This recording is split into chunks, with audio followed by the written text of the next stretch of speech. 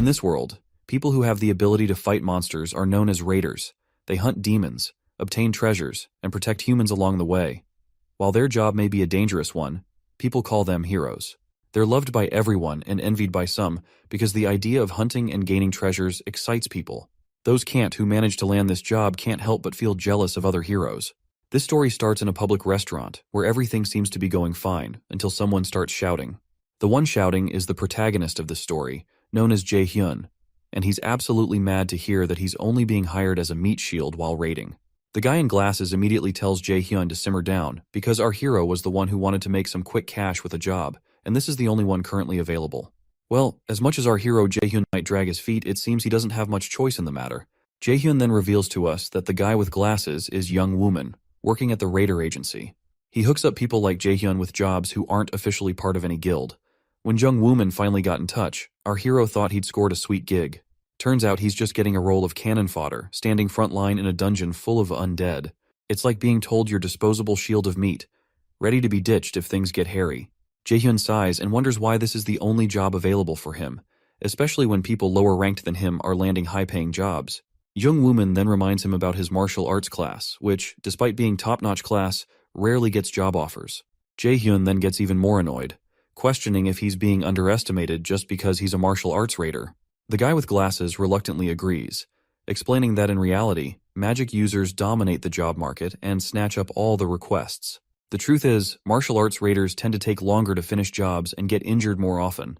That's something employers definitely take into account, and that's the harsh reality here. You see, unlike mages who stand at the back while hunting monsters, martial arts raiders are on the front lines and naturally prone to more injuries, and that is precisely why, in a fights, mages definitely have the advantage.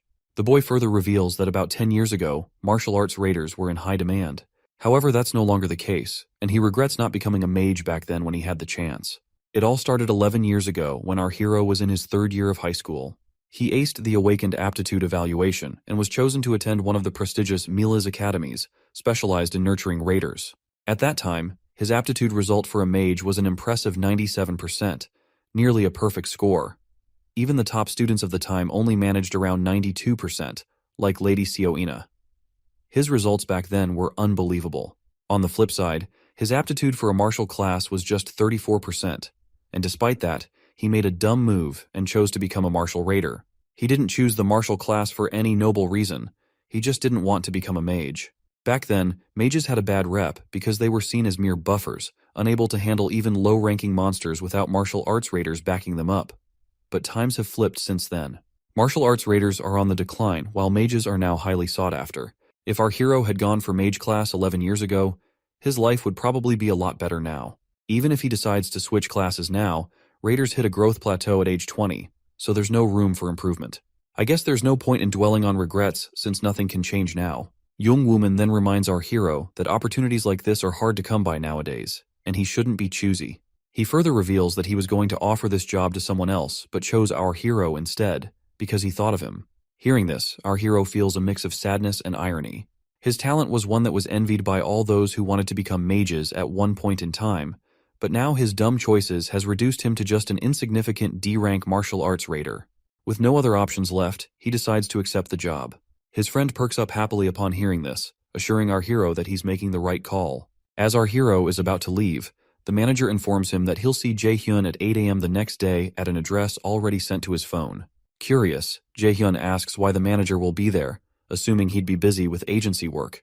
Young Wooman casually reassures him not to worry and mentions he has some business there as well, so they'll meet regardless. The next day arrives, and everyone gathers outside one of the dungeon gates. There stands our hero alone. Jae-hyun checks the time and starts feeling jittery because Young Wooman still hasn't shown up, despite saying he would be there. He lets out a sigh, thinking maybe Young Wooman should be handling more capable raiders, considering he himself is just a D-rank martial arts guy and Young Wooman's an A-rank mage. Jae-hyun wonders why Young Wooman bothers hanging around at a raider agency when he could join any guild he pleases with his skills. If Jae-hyun were in his shoes, he'd have found a better place somewhere by now. Suddenly, a thought pops into his head where someone calls him a useless bastard. It seems to be a part of Jae-hyun himself, though we don't know much about that yet. Lost in his thoughts, Jae-hyun hears someone calling out to him. It's Myung-ho, clad head to toe in armor, a friend of our hero. As they chat and joke around, Myung-ho seems pretty proud of being a martial raider. He thinks the younger generation doesn't appreciate how cool martial arts raiders are, compared to mages who he calls useless hobos standing at the back throwing fireballs. But Jaehyun doesn't see it that way at all. He feels being a martial raider is far from cool. In fact, they can barely afford food these days. Myungho encourages them both to do their best regardless of their position. He suggests they grab a drink after the raid, and Jaehyun agrees, but he quickly adds that he's broke and can't foot the bill. Myungho shoots back that it's not his turn to pay since he covered the last round. Jaehyun feels a bit awkward and embarrassed hearing this, but seeing Jaehyun's helpless look, Myungho decides to cut him some slack and agrees to pick up the tab once more. Jaehyun chuckles and apologizes for always letting his friend pick up the tab. Deep down though, he can't help but think Myungho is a bit too easy to sucker into paying again. Suddenly, someone abruptly arrives and instructs everyone to gather at the dungeon entrance as they'll be entering in 30 minutes from now. For some reason, everyone seems really worried and anxious upon hearing this, including our hero. It might be because they don't appreciate this new guy barking orders. In any case, the armored guy decides to head back to his party to prepare, while Jaehyun remains standing there, repeatedly checking his phone. While waiting for the raid to start, we learn that when raiders enter a dungeon, they need to be mindful of two things. The first is when they unexpectedly find treasure tucked away inside. Once they're pumped about the loot, their greed can mess with their heads. They stop thinking rationally, and that's when the dungeon decides to test them. Surviving that stroke of misfortune is rare.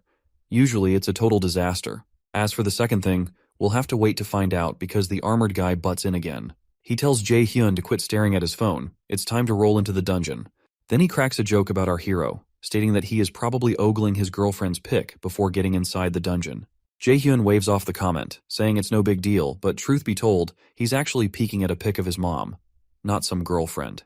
After a quick word to his mom, he heads inside the dungeon. Once inside the dungeon, the mages hang back with their wands while the martial raiders walk up in the front line. Mindless ghouls immediately appear with their grotesque faces, and an arrogant wizard starts yelling orders at the martial raiders, demanding they form up even if it means risking their lives. This is exactly why our hero despises this job. He hates being bossed around by these jerks about what he should do, but he's got no choice but to follow orders. The mages begin chanting, conjuring their elemental powers, and start throwing sizzling fireballs straight at the zombies, turning the creatures into crispy critters. Jaehyun checks out the wizards and wonders if they're actually with the Meteor Guild, because that guild was just a rookie not long ago, but it appears that is not the case right now.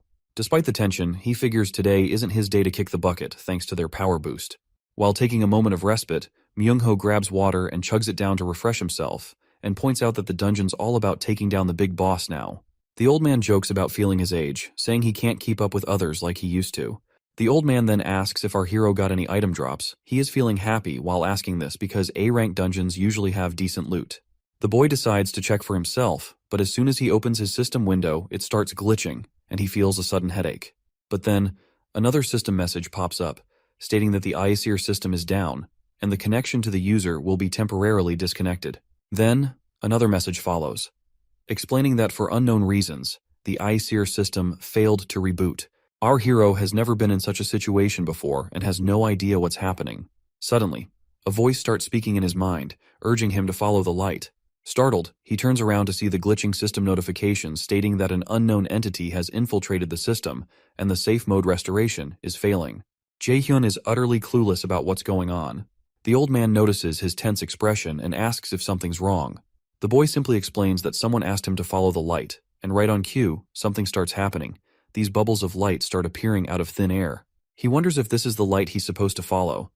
It looks like no one else can see this light other than our hero, and the old man asks why he's acting so strangely. With no clear answer, the boy's eyes stay fixed on the light. He swallows his fear and decides to check out what it is. When the old man asks where he's going, our hero assures him he'll be back shortly. After following the light for a while, he ends up in a strange place, and the system window immediately pops up, saying the Aesir system has been disabled and the status window can't be loaded. He tries to interact with the system, but it's unresponsive. Another notification arrives, stating there's partial damage and the system will attempt to reboot in safety mode. Jaehyun scratches his head in confusion, because ever since he first became an awakened at 10, the system has never gone down in those 17 years. There's never been any damage or reboots either. He wonders if the voice he heard is somehow related to the system going haywire. The system keeps glitching and bombarding him with the same failed notifications. Despite this, he continues to follow the light and wonders if something is changing within the Aesir system. A little background on the Aesir system. It's said to be named after the Aesir, the gods from Norse mythology like Odin and Thor. The system is believed to have emerged from Aesir, representing humanity's last hope and defense during the year of disaster back in 2011. During that time, a massive tree suddenly grew in the middle of the Pacific Ocean, towering to unimaginable heights in just 9 days, casting a shadow over the world. And that terrifying tree from back then was none other than Yggdrasil, the world tree from mythology. Once it fully sprouted on that 9th day, all hell broke loose. The world faced a catastrophic wave of monsters, with half of humanity perishing in the chaos and the rest struggling against famine and plagues. At the time of despair, true heroes emerged, wielding divine powers, bringing a glimmer of hope for mankind. Slowly, many people started to tap into their Aesir systems, becoming raiders to save humanity. From that point onward, Aesir has been humanity's greatest weapon against these monsters. But now our hero worries. If the Aesir system is changing, he fears things might not turn out well. Suddenly, he reaches a dead end and spots a green door right in front of him. He finds himself shocked at first, but then a smile spreads across his face when he reveals that this must be the treasure gate. Here's a bit about the treasure gates. These are secret rooms hidden within dungeons with a very low chance of appearing, even in high-level dungeons. They typically contain special items and rare materials that can fetch millions of won, which is a local currency in this world. Jaehyun's mind races with excitement as he realizes that finding an A rank or higher equipment could instantly change his dull life. He silently prays to the gods for a stroke of luck. As he steps inside, the entire place feels surreal, almost like he's stumbled into some heavenly registration office. Before him, on a pedestal, shines a brilliantly bright item. Jaehyun had heard rumors about such places in dungeons, but he never expected to stumble upon one himself. Nevertheless, he's thrilled to see the item and eagerly reaches out to pick it up. As soon as his fingers touch it, a barrage of notifications surrounds him. The first notification confirms that he successfully restored the damaged system feature. The second announces the discovery of a new piece of equipment, and the third offers to view the item details. Grinning from ear to ear, Jaehyun can't help but feel his prayer might have been answered. As he holds the item in his hands, the system panel reveals this time to be Odin's Lost Eye, a mythical ranked artifact. This eye belonged to Odin, the strongest god of the Aesir, sacrificed for wisdom at Mimir's well. Once equipped, our hero can learn rune writing and even reverse magic to dismantle or destroy it. It's the only mythical ranked item in existence, and once it's his forever. The eye shines so brightly that Jaehyun can't even look directly at it. Glancing at the system panel, he reads about its active skill, which is known as Absolute Calculation, an X-ranked skill that analyzes and destroys the structure of magic. This Absolute Calculation skill consumes mana depending on the rank of the magic destroyed. With complete mastery of rune magic, he can use magic at full power without casting spells. Another benefit is the ability to copy opponents' skills using a blank card. This eye is clearly a powerhouse with a range of incredible abilities that could transform Jaehyun's abilities as a raider. However, Jaehyun decides to sell the item because it could fetch him hundreds of millions of won as soon as it hits the market. He's relieved that he won't have to work hard or become anyone's meat shield anymore. But he considers trying it on since he's never used a mystical item before. But the system immediately warns him that once equipped, he can never part with it. The item will be stuck forever with him. He knows he can't use it effectively even if he equips it for himself, because he's already past the prime age of 20 for this kind of gear, so he decides against wearing it. After this fortunate encounter, he decides to head back to the party. Shortly after, we see the old man reassures the guild members that his friend will return, and right on cue, Jaehyun arrives. The boy immediately apologizes to the party leader for being late and promises it won't happen again. Once they're ready to proceed, the old man gives Jaehyun a gentle pat on the chest, telling him to perk up.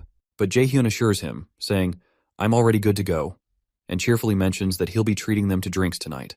This surprises the old man, who is left scratching his head, completely unsure of what happened to Jaehyun all of a sudden.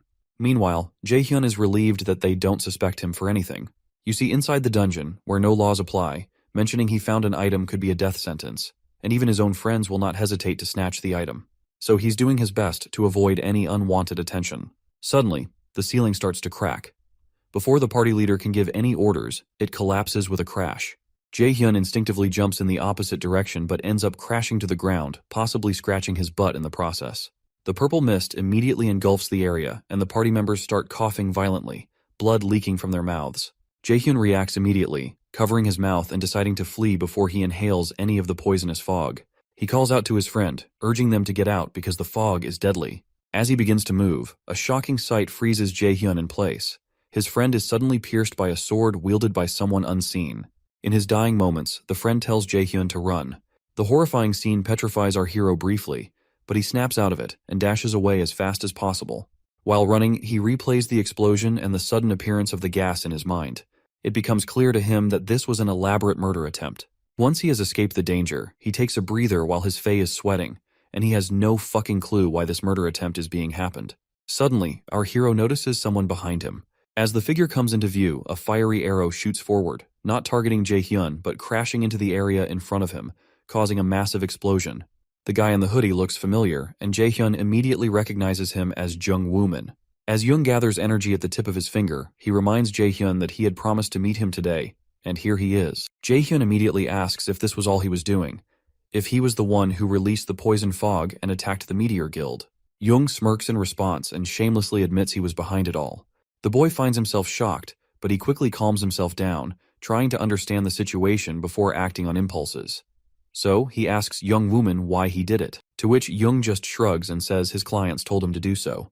Then Jung Woo-min spills that a lot of folks have it out for the Meteor Guild because they've always been high and mighty, looking down on everyone else. Jae-hyun clenches his teeth as he reveals to us about the dungeon assassination contracts. In these kinds of hit jobs, killers exploit the dungeon's close quarters to murder their targets.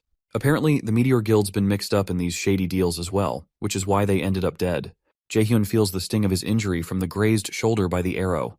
He's not sure he can go toe-to-toe with Jung Woo-min, because he is an A-rank magician, who's in the top 2% of geniuses in the whole country. On the other hand, our hero is just a mid to low-rank player. Even though he knows he's not their main target, Jae-hyun's worried they might try to take him out to tie up loose ends. Of course, like any righteous protagonist, Jae-hyun feels the urge to avenge his comrades, especially Myung-ho. But right now, he's not about to make any reckless moves. He assures Jung Woo-min that he won't spill a word about what happened to the Meteor Guild. Instead of listening, the guy in glasses launches another volley of fire chains. Jae-hyun immediately takes sidesteps to dodge the attack, but his face still gets grazed by the fiery blast. He's certain that even a split-second delay would have meant his end. The crazed magician continues hurling fiery chains aimed directly at Jae-hyun, who keeps running relentlessly, desperate to escape. He's baffled by why he's being targeted, considering he's just a lowly D-rank player.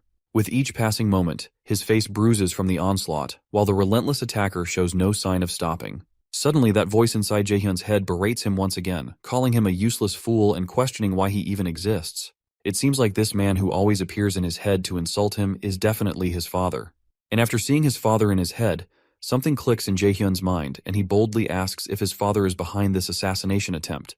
The man with glasses pauses upon hearing Jae-hyun's question, but soon bursts into faint chuckles that escalate into maniacal laughter.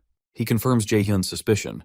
Jae-hyun is struck silent by this confirmation, his mind flashing with images of his mother. He recalls the heart-wrenching day when he cried bitterly over his mother's lifeless body. He confronts Jung Woo-min, asking if his father ordered the assassination of his mother 5 years ago during winter. The guy with glasses grimly affirms, acknowledging that he can never understand why a father would want his own son and wife dead. Jung Woo-min shoots another arrow at Jae-hyun, teasing him about his situation. He conjures up a bunch of fiery arrows, ready to blast our hero into oblivion, and before throwing down his arrows, he wishes his final goodbye. Jae-hyun stays quiet for a moment, then suddenly activates Odin's eye. Jung's confident smile takes no time and turns into pure shock as he watches Jae-hyun developing magical powers inside him. The magical powers just keep growing stronger without any sign of stopping, leaving the fool with glasses even more terrified. Realizing the seriousness of the situation, Jung decides it's time to take Jae-hyun down. He throws a fiery arrow at Jae-hyun, expecting him to flinch or run, but Jae-hyun stands his ground. As the fire arrow gets dangerously close, it simply disintegrates into nothingness, leaving Jung Woo-min's jaw practically hitting the floor. It looks like the eye has finally been activated, confirmed by the system itself. A sassy smirk spreads across Jae-hyun's face after feeling that surge of power inside his body. The system window pops up once again, mentioning the availability of a blank card. Meanwhile, Jung is losing his composure, baffled at how his magic was nullified so easily. My guy wastes no time and uses the blank card to copy Jung Woo-min's skill, known as Blitz Chain, and makes it abundantly clear that he is going to inflict a painful death over this bastard. In the next moment, he conjures up fiery arrows, while Jung Woo-min struggles to comprehend how his skill, which took him years to master, is being used by this lowly D-ranked raider. Even though he's visibly shaking in his boots, Jung Woo-min warns Jae-hyun that taking him out won't be a walk in the park. The boy unleashes a barrage of fiery arrows, confidently telling Jung Woo-min they'll settle things soon. In retaliation, Glasses Guy fires off his own arrow barrage. Their powers clash, but it looks like Jae-hyun might be gaining the upper hand. Jae-hyun keeps up the relentless assault, driving the cocky guy to flee in the opposite direction to save his own skin. Jung-wooman tries to strike back with a massive blitz chain attack, but Jae-hyun swiftly activates his absolute calculation ability, disintegrating the incoming attack while sending his own arrow straight at his opponent. Desperate, Jung-wooman throws up a barrier to shield himself, but Jae-hyun isn't done yet. He uses his absolute calculation once more, nullifying the shield and leaving Jung-wooman defenseless. The arrow strikes him directly, unable to dodge in time. As the dust settles, Jae-hyun walks up to the fallen Jung-wooman, who's begging for mercy like a dramatic soap opera scene. Tears are streaming down his face, but Jae-hyun ain't going to cut any slack. He just lets loose with a fiery arrow that finishes off the cocky guy in one good blow. After the intense battle, Jae-hyun is totally wiped out. He flops down on the ground, thinking about how he finally snagged a mythic item, only to end up facing death in such a crappy way. Death was always this scary thing he dealt with as a raider, but now that he's staring it in the face, it's a whole different feeling. He starts feeling that coldness creeping in. Then out of the blue, a system window pops up, talking about a new download. It offers him a way out. If he activates the system, then he can jump back to some past time. Knowing he's about to kick the bucket anyway, Jae-hyun just says, "Yeah, sure, let's do this." With that command, the new system, known as Nornir, activates, and suddenly we find ourselves facing divine-looking ladies conversing in a foreign language that goes way over our heads. The blonde lady extends her hand, possibly grabbing our hero's hand in the process. Just as this happens, the friendly blue system windows turn deadly red, and a notification pops up stating that our hero has become a major enemy of the High Aesir. He's also gained 2 passive skills, with half of the Aesir's gods now keeping an eye on him at all times. Next thing he knows, he wakes up in his bed, looking utterly terrified as if he's seen a ghost. He scans the room, everything feeling surreal. He stares at his hand, where a red fiery blob starts to form, and the system announces that the user has successfully returned to the chosen time period. The memories of past suddenly flashes into his eyes, where he sees his dead mother and the time when he fought Jung-wooman. He also sees his mother and rushes to hug her tightly, unwilling to let go, hoping desperately that this isn't just a dream, and in fact, this is not a dream. He was actually hugging his mom. After a while, once he is alone in his room, his chest pains sharply, jolting him back to reality. The system confirms the date as November 15th, 2020, which is the time he's been regressed back to, and his body has successfully been healed by 20%. Breathing heavily, he wonders if he's still dreaming. Looking around his familiar surroundings, he realizes he's indeed in his old home. A system notification pops up, presenting a quest titled, "A Break is the Mother of Success." His main task is simply to rest until fully recovered, with the promise of a blank card as a reward once he's restored. The boy exhales deeply, trying to calm his racing thoughts. He then reflects on how he died fighting that guy, and somehow ended up regressing 11 years back into the past thanks to this new system. 11 years is the same time when he was in his 3rd year of middle school. He checks his calendar and realizes that he has actually not been enrolled in the Mills Academy. He also finds a note from himself, which is clearly telling him to choose martial arts, but he grabs his pen and immediately scratches that out. He's not going to waste this chance on the martial arts class, because this time, becoming a mage is definitely the way to go. In the next scene, we find him having dinner with his mother, struggling to hold back tears that threaten to spill from his eyes. His mother looks concerned, noticing his recent strange behavior. When she came home earlier, he had hugged her tightly and he cried deeply. She gently asks if something is bothering him. With a forced smile, he reassures her, saying it was just a nightmare, nothing more. But those haunting memories of his dead mother are far from mere nightmares. Finally gathering his courage, he tells her there's something he wants to discuss. She encourages him to speak freely. It's clear to her that he may not want to enroll in Mills Academy. She understands the dangers and fierce competition involved in such a path. She's prepared to let him choose a regular school if he's hesitant, not wanting to impose her wishes on him. But contrary to her expectations, our boy reveals that he's considering changing his major to enroll in the magic class instead. His mother chuckles at the sudden change and quickly approves of his decision, though she's visibly startled by the abrupt switch from his earlier determination to join the martial arts major. Despite her initial surprise, she trusts her son's judgment and believes he must have a good reason for the change. With a reassuring pat on his cheek, she encourages him to pursue what makes him happy, whether it's martial arts or magic, and assures him not to worry about financial matters. She promises to support him wholeheartedly in his choice. Moved by her understanding and support, the boy starts to cry again. And amidst his emotions, memories of his father, Min Seong-oh, who is an A-rank raider, flash through his mind, reigniting his desire to become stronger to take revenge against his father. Jae-hyun is getting into serious training, starting with push-ups, and he's also earned a blank card from completing his first quest. His physique is getting toned and fit, something I envy a bit myself. As long as I'm here writing recaps for you guys, I don't think I can get back on the track for a six-pack abs grind. Jae-hyun still isn't entirely clear on what the Nornir system entails, but he's not complaining as long as it keeps functioning. His past life knowledge will let him monopolize dungeon items, and his experience as a dungeon guide will surely be useful. However, he doesn't have many skills besides his martial arts abilities. Absolute calculation and blitz chain he copied from Young Wuming.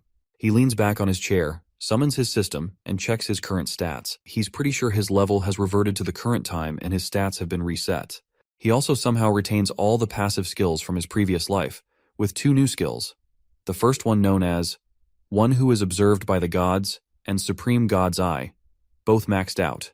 As we know, he also has absolute calculation and blitz chain skills, but he's curious about his passive skills. He then checks the One Who is Observed by the Gods passive skill, which should assist him in rapid growth through divine blessings. This skill also helped him maintain his other passive skills during the regression, which explains why he retained all his skills without reset. Additionally, it boosts all his stats by an extra point every time he levels up. Thanks to this ability, most of the Aesir's demigods are keeping an eye on him. He then decides to explore his other skills. The Supreme God's Eye passive skill is also an exceptional skill that allows him to see through false illusions and uncover the truth. There's also an active skill called Blitz Chain, where he attacks enemies with electrified chains, sometimes causing paralysis. The mana consumption increases with the number of chains emitted. Initially, I thought they were fiery chains, and I'm pretty sure you'd agree with that too. He takes a look at his other stats. Despite all of them being at abysmal levels, he's really focused on beefing up his magic stat, which is super crucial. And he knows endurance is key too. In those marathon battles, you've got to keep going without burning out. After thinking it through, he decides to use his fresh blank card to copy a healing skill, since he's already got an offensive skill. You see, even in this year of 2020, where mages get no love, those with healing skills are still hot stuff. They're treated like royalty everywhere they go, earning respect beyond just scope of rating. So he figures as a mage with healing powers, he'll still get his due respect. But here's the catch. Finding an awakener with healing skills to copy will be like hunting for a needle in a haystack. Before he was desperate and used his blank card to fight with Young Woman. But this time around, he's not blowing it like that again, because he has no clue how many cards the system will grant him. His phone suddenly rings, and as he checks it, his eyes widen at seeing Kim Yoo-jung's name on the caller ID. Kim Yoo-jung is his childhood friend, someone he's been close to for years, and who had always shared his dream of attending Mills Academy to become a raider. In his previous life, he tragically lost her in his arms, a fate he's determined to change this time around. He smirks as he reads her text message. Apparently, she's calling him to meet Saintess Yu Seongen at her seminar. This news fills him with happiness, as Saintess Yu Seongen is known for her magical prowess, particularly in the magic of sacrifice. Without hesitation, he stands up, grabs his hoodie, and quickly informs his mom that he'll be back soon. Once outside, he checks his phone again and lets Kim Yoo-jung know that he's on his way. Meanwhile, a luxurious Rolls-Royce speeds through heavy traffic. Inside, Saintess Yu Seongen sits quietly, surrounded by a busy schedule as her manager updates her on the day's events. Concerned, the manager asks if she's all right, noting she's been pushing herself lately. She reassures him she's fine, but a bit tired, reminding him that sacrifice often means giving up one's own vitality. Meanwhile, the manager appears visibly anxious, wishing there was someone with healing skills comparable to Lady Seongjun's. He fears it's only a matter of time before exhaustion takes its toll on her. Meanwhile, our duo finally arrives at the event location. The girl seems eager, practically pulling our hero through the crowd. When they stop, the boy teases her, asking if she brought him along just because she was afraid of getting lost. The girl gets annoyed and embarrassed, telling him not to accuse her like that. She falls silent, which clearly indicates she did indeed bring him for that reason. He teases her again, joking about how such a smart girl can have such a terrible sense of direction. While she's giving him a hard time, our hero is secretly grateful to his friend. If he manages to copy Yu Seongen's sacrifice ability now, it could be a total game changer for him, potentially making him one of the best connections in Korea. As the crowd settles into their seats, our eager lady and our hero are amazed at her huge following, which isn't surprising. She's the Guildmaster of Lotus. She is a top-grade healer known across the nation and worldwide. In this era, raiders aren't yet used as meat shields, but she still always puts others' safety first. Finally, she steps onto the stage and the crowd goes wild. Our hero waits eagerly for the perfect moment to copy her abilities. While he waits, he lets slip that in just 2 months, the Saintess is going to get seriously sick during a dungeon raid in Itaewon, and it's all thanks to her own healing magic. Sacrifice. He figures he's the only one who could heal her if he could copy her abilities. Meanwhile, Kim Yoo-jung's getting all hyped up, which Jaehyun finds kinda annoying. On stage, the Saintess starts her spiel about how the world's in a mess because of Yggdrasil's tree and monsters munching on people's lives. Despite all that, she throws in some hope and tells everyone to remember the awakened who can help to save humanity, and urges one of them to become a raider as well. As her speech concludes, the fans are ecstatic, and Jaehyun acknowledges her words too, stating that since it's no easy task fighting monsters on the front lines, everyone feels reluctant to become a raider. He's a living example of this for us, because he also wanted to sell Odin's Eye to avoid raiding for cash. As they moved forward, she couldn't stop talking about the Saintess, while our hero kept teasing her, which really got on her nerves. He then mentions that he has already called her mom earlier to pick her up due to her poor sense of direction. She suggests he just catch a ride with her mom, but he brushes it off, saying he has other things to handle. Before leaving, he casually mentions changing his career path to focus completely on magic and hints he'll need her to teach him later. With that, he takes off without explaining why he changed his career plans, leaving her feeling disappointed and alone. The boy starts looking around and finally spots the lady's car. A smile spreads across his face as he heads towards the car, but the manager notices him approaching and tells him they're not accepting any fan visits right now. But the boy boldly states he's here to meet director Yoo Seong-eun. The manager sighs, clearly annoyed by another raider fanatic to deal with. With an irritated expression, the man cockily tells the boy to walk off and reminds him to respect her privacy, mentioning even the director would be bothered by his presence. The boy insists he's not here for a fan meet and greet. To convince the director, he reveals that he knows Lady Seong-eun is suffering from an untreatable disease and boldly claims he's the only one who can cure her. Naturally, the director is shocked to hear this and gets absolutely furious, grabbing our hero by the collar and demanding to know where he heard such a thing. But the boy calmly reminds him not to cause a scene and gestures towards the bystanders. At that moment, the lady herself rolls down her window and directly addresses our hero, asking if he can stand by his words. He confidently says yes, assuring her he can indeed cure her disease. Although she is hesitant to let our hero get close, the lady decides to give him a chance, knowing if he's lying, he'll be exposed soon enough. His unwavering confidence, however, makes him appear even more suspicious to her. She instructs her manager to make time for the boy and arrange a quieter place where they can discuss this privately. Once they settle somewhere quieter, the lady gets straight to the point and asks how he knows about her disease. The boy apologizes but bluntly states he can't reveal that much to her, making it clear that if he has to disclose that, he won't treat her diseases. The lady chuckles at his boldness and moves on to her next question, asking how he plans to treat her. Jaehyun is honest and tells her he intends to copy her sacrifice skill. Naturally, the lady is shocked to hear this, and the manager grows impatient, yelling at our hero, questioning if he understands the meaning of a skill being unique, and demands to know how he even intends to copy something which truly belongs only to the lady. Before we proceed, here's something about unique skills. They're essentially S-rank skills, the highest level, obtainable only through blood inheritance or individual skill manifestation. Unlike other skills learned through calculative formulas, unique skills have impenetrable formulas, making them impossible to copy. This monopoly keeps them exclusive to individuals or families. The boy calms everyone down, emphasizing that if he didn't know all this, he wouldn't have come here in the first place. The lady immediately tells her angry manager to calm down, assuring him they won't take long to hear him out. She asks if he can actually pull off what he claims, to which the boy confidently agrees. We also learn that due to the penalty of her unique skill, sacrifice, she needs a higher or equal ranked skill to heal herself. Ironically, she can't use her own skill on herself, because her sacrifice skill requires a sacrifice to the gods, preventing her from healing her own body. Finally, the lady gives him the green light to proceed. As she glows with her magic, Jaehyun feels ecstatic and immediately copies her ability. The system window pops up, asking if he wants to register the new skill, sacrifice, into the blank card. Confidently, the boy says yes. Once he finishes copying, he activates his sacrifice skill, demonstrating its power by summoning it into the palm of his hand, leaving both of them shocked at the sight. Our hero decides to proceed with negotiations before healing her. But first, let's check the stats of this skill. The first benefit is that it creates a wave of healing to heal multiple allies and removes debuffs. Secondly, when used on undead monsters, it transforms into the attack skill called Judgment of Light. Lastly, since the skill was copied using a blank card, there are no inherited penalties whatsoever. So then, the lady asks what he would want from her guild. While she outwardly states this, but inwardly she feels confident that dealing with this middle schooler will be a breeze, especially since she's the representative of the Lotus Guild. The boy gets straight to the point, asking her to sponsor him. The lady chuckles, asking if he wants her sponsorship just to help him grow as a raider. Without hesitation, he confirms this, explaining that it's his big dream and that he needs the resources, connections, and support that come with sponsorship to become stronger. Impressed by his determination and skills, the lady readily agrees to sponsor him, but she places a condition. As soon as our hero hears this, he's quite amazed to see that, even though she's not in a strong position to negotiate, she remains bold in her stance. The lady reveals that her disease is a personal problem and has nothing to do with the Lotus Guild. What our hero wants is not entirely in her hands. He's asking for the support of the entire guild, which doesn't have any reason to favor him. Our hero tells her to lay out her conditions. If they make sense to him, he'll decide whether or not to shake hands with her. His mind races with all kinds of possibilities she might be plotting, but she surprises him by simply asking if he can join the Lotus Guild.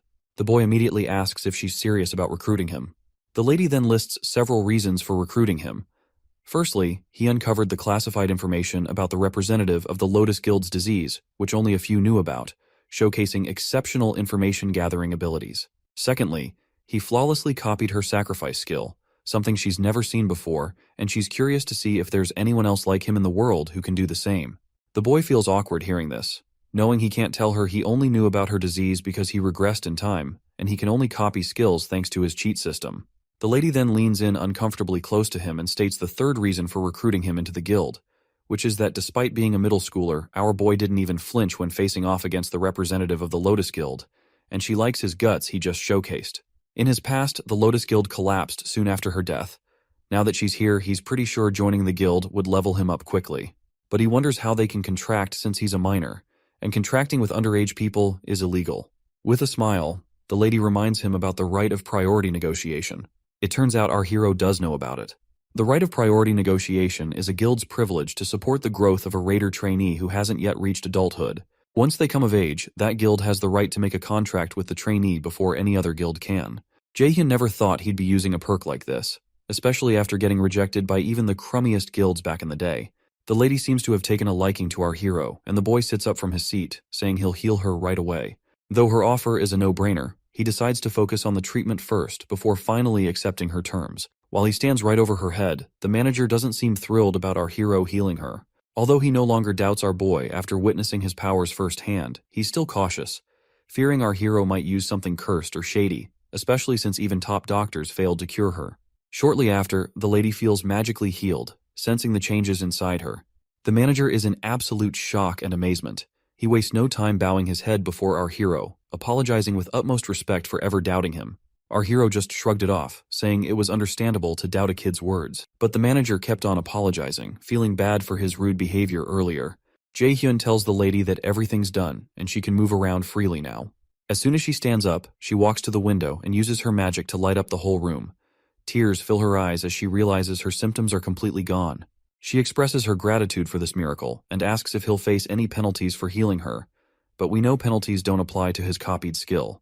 My guy assures her with a smile that she can repay him when the time comes, and the lady gladly agrees. She then brings out her card and tells him to think about the offer. She promises to do her best to make sure it works out in his favor.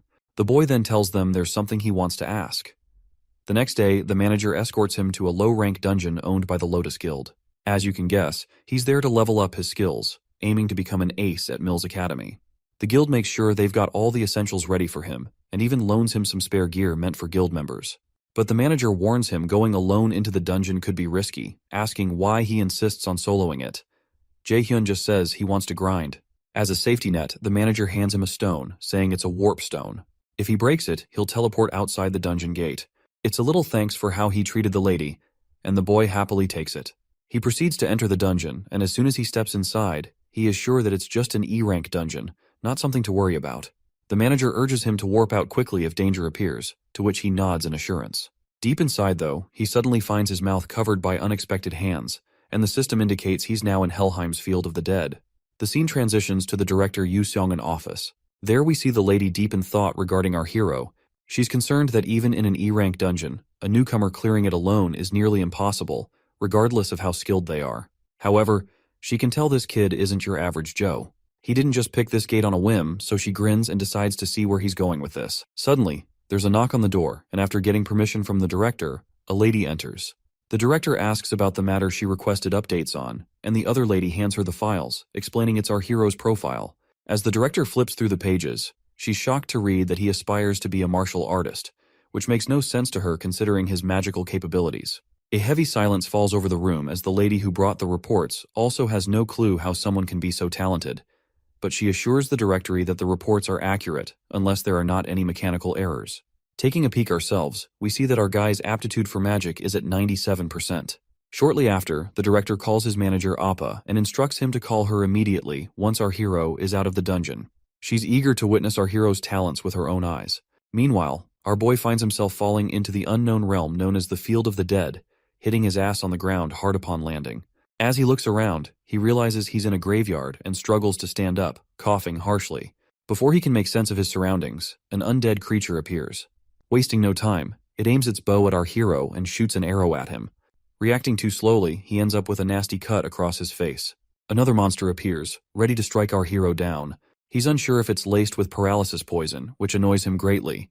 He quickly heals himself using his fancy sacrifice skill. Suddenly, more zombies emerge, and he finds himself surrounded by black souls hovering above in the air.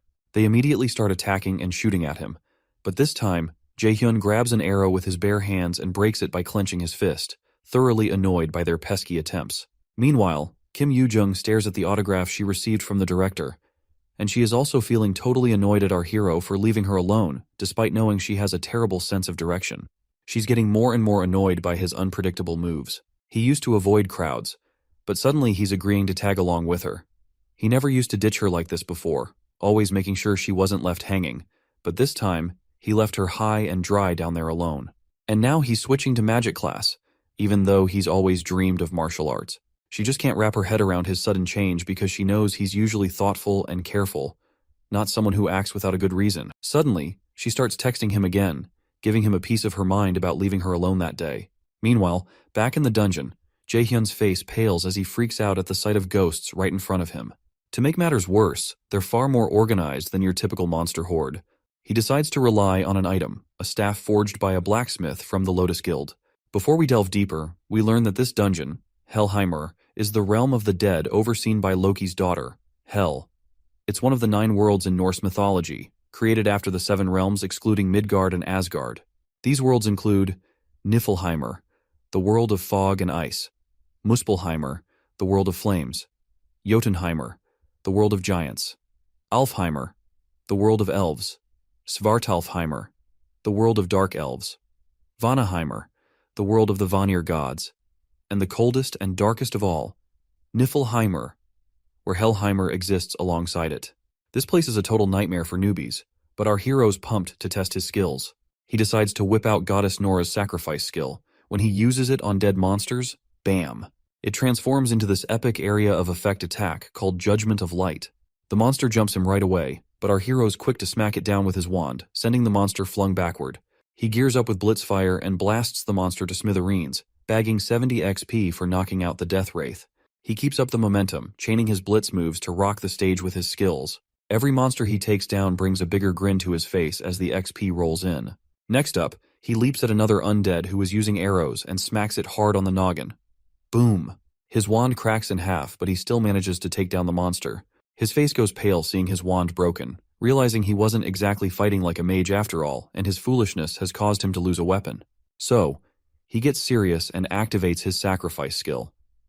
The holy judgment of light comes crashing down on the monsters, burning them to a crisp.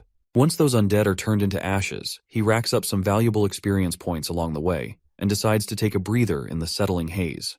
He heals himself to restore his powers, and he is relieved to have made it out alive. He's learned a valuable lesson, not to overestimate his skills. Even though divine judgment saved him this time, he might not be so lucky next time. In any case, he decides to leave the place, but he soon realizes he has no clue how to get outside. He sighs and decides to use the warp stone, but before he can, a terrifying aura of mana creeps over him from behind. When he looks back, there's nothing there. Suddenly, he senses something approaching, and in the next moment, he feels himself getting choked. He raises his busted wand and jabs it into his own thigh. Not quite sure why he's hurting himself, but he is making damn sure not to let out a single scream to draw any unwanted company. Little does he know, there's this hideous monstrosity lurking right behind him. Right on cue, the system chimes in, revealing that the dungeon boss, Nightshade, has shown up, and the gap in levels between our hero and this boss is like night and day. The system practically screams at him to bolt out of the dungeon as soon as possible. He fumbles for his teleportation stone, but before he can grab it, the monster pounces from behind, sending the stone tumbling from his hands as he hits the nearby wall and starts coughing up blood. His HP also takes a nosedive. The system immediately tells him to use a healing item immediately, but looks like he does not have any time for that because the monster is already standing before him and immediately launches another attack. Just as he braces for the worst, the monster in front of him freezes solid, leaving him staring in disbelief, wondering what the heck just happened. That's when a woman's voice, echoes through the cavern. The woman appears divine, almost like a goddess. She commands the monster not to harm him, revealing that she herself brought him here as an important guest. This half-demon, half-angelic elf informs our hero that he is destined to be the adversary. Confused, the boy has no idea who this woman could be. The lady continues, expressing her belief that he was meant to effortlessly defeat this monster as the adversary. However, it seems she was mistaken, seeing him as just an average kid with moderate mana and abilities. She questions why Loki chose someone like him to be the adversary against the mighty Aesir gods. The boy struggles to remain conscious, his life slipping away from the loss of blood. He knows he can't afford to die here, not when he's been given a second chance to make things right. Seeing the determination in our hero's eyes, the lady acknowledges his resolve but states that he's still too weak to fulfill his role as the chosen adversary. She begins to choke him, warning that his end is near. If he doesn't grow stronger quickly, she threatens to end his life with her own hands. Recognizing his importance to them, she decides to grant him another chance. She urges him to become much stronger than he is now, to defeat the Nightshade monster easily. If he succeeds, she promises him a reward, but emphasizes that he must act quickly. And then, a system pops up with the first main quest, Hell's Trials. His main goal in this mission is to take down Nightshade within 2 months, and it looks like this mysterious lady is none other than Goddess Hel herself, Loki's daughter. If he nails this mission, then the Goddess Hel will personally give him her gift, but failure means death as the penalty. As those creepy hands start dragging him into the darkness, he loses sight of everything. And as the scene shifts, we see this blonde goddess we saw during his time regression, and she still appears to be saying something to our hero in this foreign language. Suddenly he awakens in the real world. As he stands up, he realizes that his injuries have been healed completely. Checking his window stats, he sees the same quest still hovering before him, which confirms that everything he felt back then was real, and the lady he encountered was indeed Hel, the goddess who rules over Helheimer, one of the 9 worlds of mythology. He's still clueless about this whole adversary thing, and he's heard something familiar already right after getting this new Nornir system. With a pile of unanswered questions looming over him, like why he regressed and what the heck this adversary stuff is, he knows one thing for sure: he's gotta level up fast. If what that goddess said holds water, the moment he stops getting stronger, he will be killed by that goddess. But hey, he chuckles to himself, at least he's got some daring tasks ahead. Still, he's got a long road ahead. He doesn't know how to fight as a mage, and he also lacks any basic spells to handle small fry. Pulling out his phone, he sees a call from the director summoning him. He tells her he'll swing by tomorrow and is ready to make the contract. The next day rolls around, and our hero steps into the Lotus Flower Guild. The manager leads him inside, and as they walk, he understands why they are giving him so much special treatment, because his mage aptitude is at 97% after all. Arriving at their destination, our hero brightens at the sight of the lady director, exuding confidence with her long hair and a presence that catches his eye. They exchange greetings warmly. She dives into the perks the guild is offering with the contract, and our hero enthusiastically confirms they're impressive. I mean, who wouldn't be thrilled? Alongside a stipend for living expenses, the guild provides him with an endless supply of B-rank items at no cost if they break. On top of that, he'll earn a substantial profit based on his contributions in the raids. These terms are usually reserved for top-notch A-grade raiders. Before signing the contract, he reveals a condition. The lady director warmly encourages him to speak his mind. He explains that it's only been a month since he transitioned from martial arts to magecraft, making him inexperienced in magic. Therefore, he requests to be personally trained by the director herself. The manager marvels at our hero's audacity to directly confront the prestigious director without hesitation. Meanwhile, the boy asks if she agrees to his condition before signing the priority negotiation contract with the Lotus Guild. She chuckles at his interesting request and agrees to his terms. He thanks her, and she teasingly reminds him she's already got her eye on his potential and can't wait to see it in action. She presses him to display his talent first, if he's comfortable enough. Of course, our hero had already anticipated this. After all, it's the main reason the Lotus Guild is interested in him. He immediately asks what he should do to demonstrate his power. The lady simply clicks her fingers, and blue energy begins to manifest behind her, forming a mana cube, and she tells him to endure it. The boy is absolutely baffled by the sight of the mana cube. The lady quickly reminds him that a talented individual should be able to manage at least this much if he's going to sign the priority negotiation contract with her Lotus Guild. You see, a mana cube is a test that B rank and above mages use to gauge their mana sensitivity. But there's no way someone like our hero wouldn't be overwhelmed by it, as only 7% of awakened mages can endure it. The boy asks the lady if she's trying to scare him off. She reassures him that even if he fails, it won't affect their priority negotiation and they'll still form the contract. With no way out, our hero bites the bullet and steps forward. The director nods to her manager to prepare, who expresses concern about her decision since even current mage raiders struggle with the cube. The lady reaffirms that our hero isn't your average guy, so it's worth a shot. Reluctantly, the director nods and activates the cube. Once the mana cube is activated, the boy hesitates before the overwhelming energy. The lady behind him encourages him to step in, and finally, he gathers the courage to enter. As soon as he's inside the mana cube, the manager remains visibly anxious, seeing him as just a young kid. The lady reassures her that he can handle it, confidently expressing trust in her intuition that he won't fail. Inside, our hero feels like he's drifting in a vast ocean made of mana. Surprisingly, he can breathe normally, alleviating his earlier concerns about getting sick from prolonged exposure to thick mana, which could even lead to death during the test. He searches for a way out, recalling that the only escape from the mana cube is finding the singular door connected to the outer world among countless whirlpools. He gathers his resolve, searching for a way out within the mana cube. Suddenly he senses something unusual, an unassuming crystal tucked away, pulsating with immense magical power, as if containing the entire essence of the great ocean of mana. Meanwhile, the manager remains anxious while the lady continues to chuckle. Anxiously, the manager asks how long it typically takes. The lady mentions the fastest exit from the cube is 40 minutes, a record high. Upon hearing this, the manager bluntly states it'll either end in our hero's death or he'll set a new world record. The lady agrees, albeit confidently expecting the latter outcome. Their eyes widen as they witness the crystal starting to fracture. Shocked, the manager grabs his phone and realizes only 10 minutes have passed since our hero entered.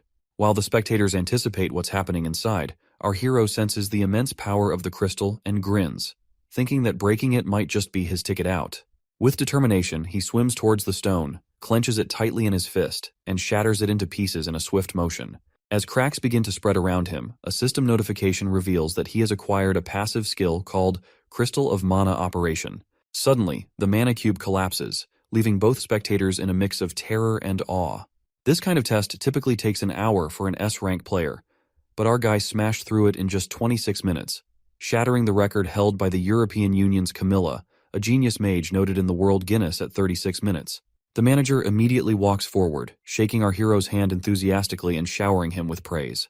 The lady also joins in, but her curiosity is piqued about how he managed to shatter the cube so quickly. The boy explains that he found a crystal inside the cube and broke it.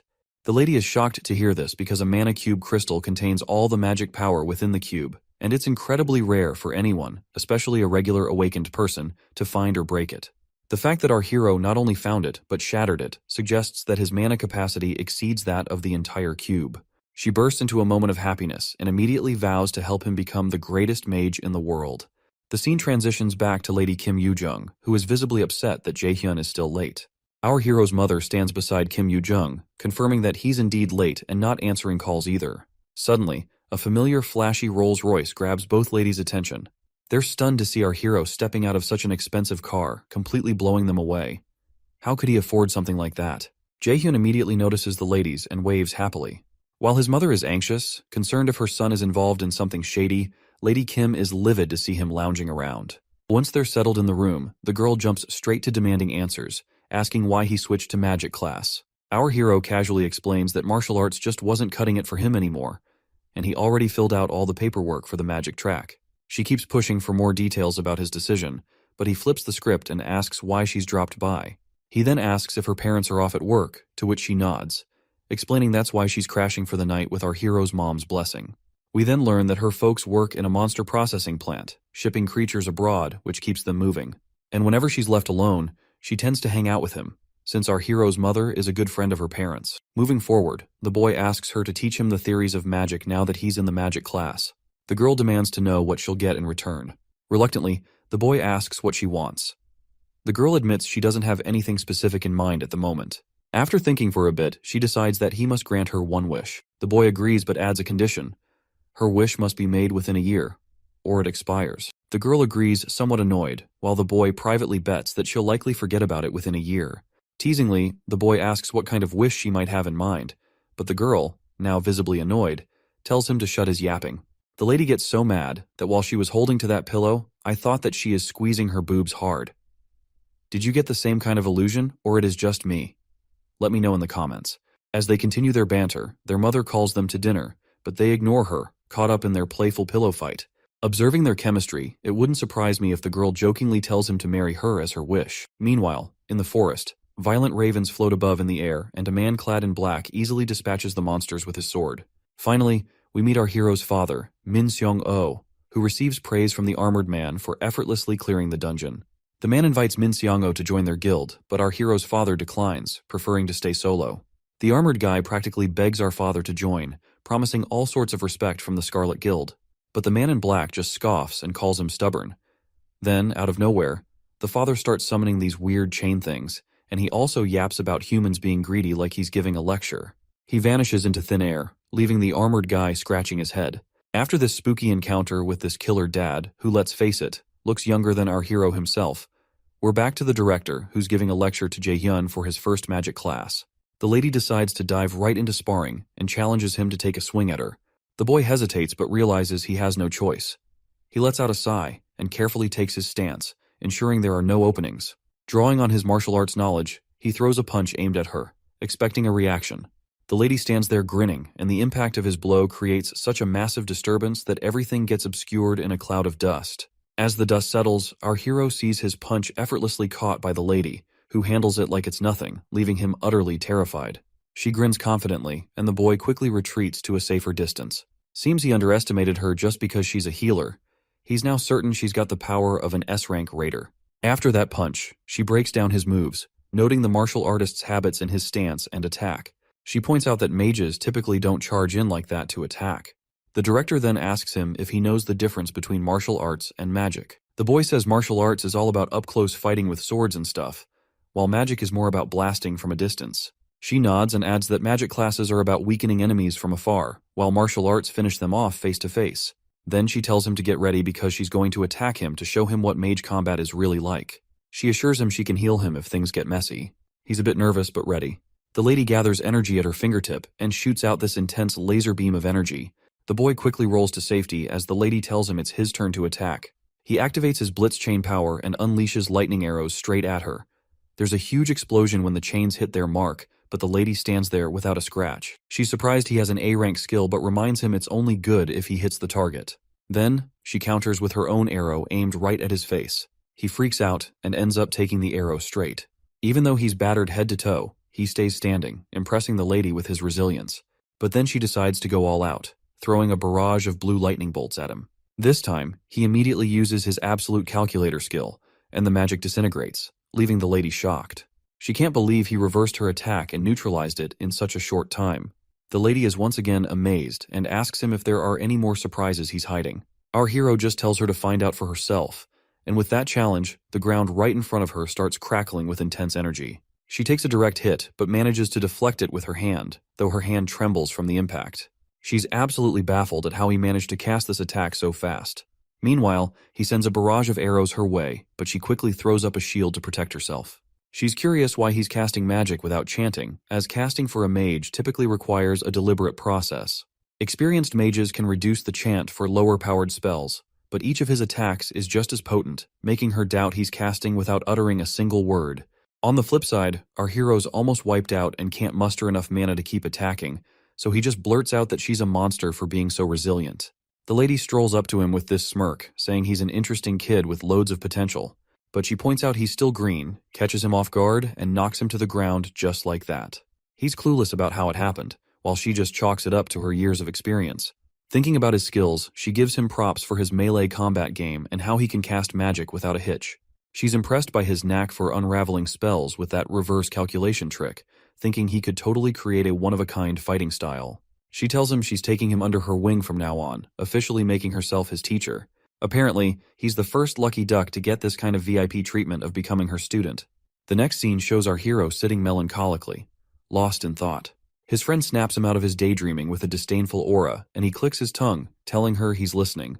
It seems she's been munching on ice cream ever since she arrived, which our hero bought for her as a tuition fee.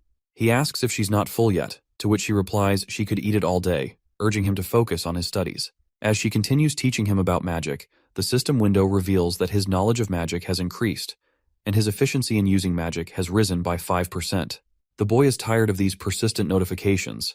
Every time he learns something new, they start to annoy him. The system feels like it's pushing him to grow constantly. It seems even Lady Kim finds it pretty strange how quickly he's picking things up. He's learned more in 2 days than most people would in 2 months. But the boy downplays it, saying there's nothing surprising since she herself can memorize forms just by looking at them. This annoying girl gets even more irritated and demands our hero to call her teacher. Her annoyance seems to stem from the fact that he's learning everything so fast, despite her being in the magic field much longer than him. She's worried he's going to surpass her sooner than later at this rate. The boy sighs and reluctantly calls her teacher, reminding her that he surely has natural talent in the field of magic, so of course he is learning faster. But let's face it, he's putting in every effort to learn magic as quickly as possible because he doesn't want to get screwed over by Goddess Hell. The lady then reminds him that when he said he was going into martial arts, she was really surprised. And she now starts yelling at him for his decision he made back then, asking why he thought of abandoning the magic field even though it was suited for him. While Yoo-jung and Jae-hyun are having their study session, Jae-hyun sees the vision of a man's face that is linked to the events that happened in his past life. Yoo-jung pulls him out of his daydreaming by asking him if he's training for the practical exam in his own time, and he affirms that a different teacher is helping him train his practical. He wonders what the vision he just saw was and is uncertain if it was just his imagination. However, he also recalls that Hell gave him 2 months to defeat the Nightshade, so he pushes the thoughts out of his mind because it's not the time to get distracted.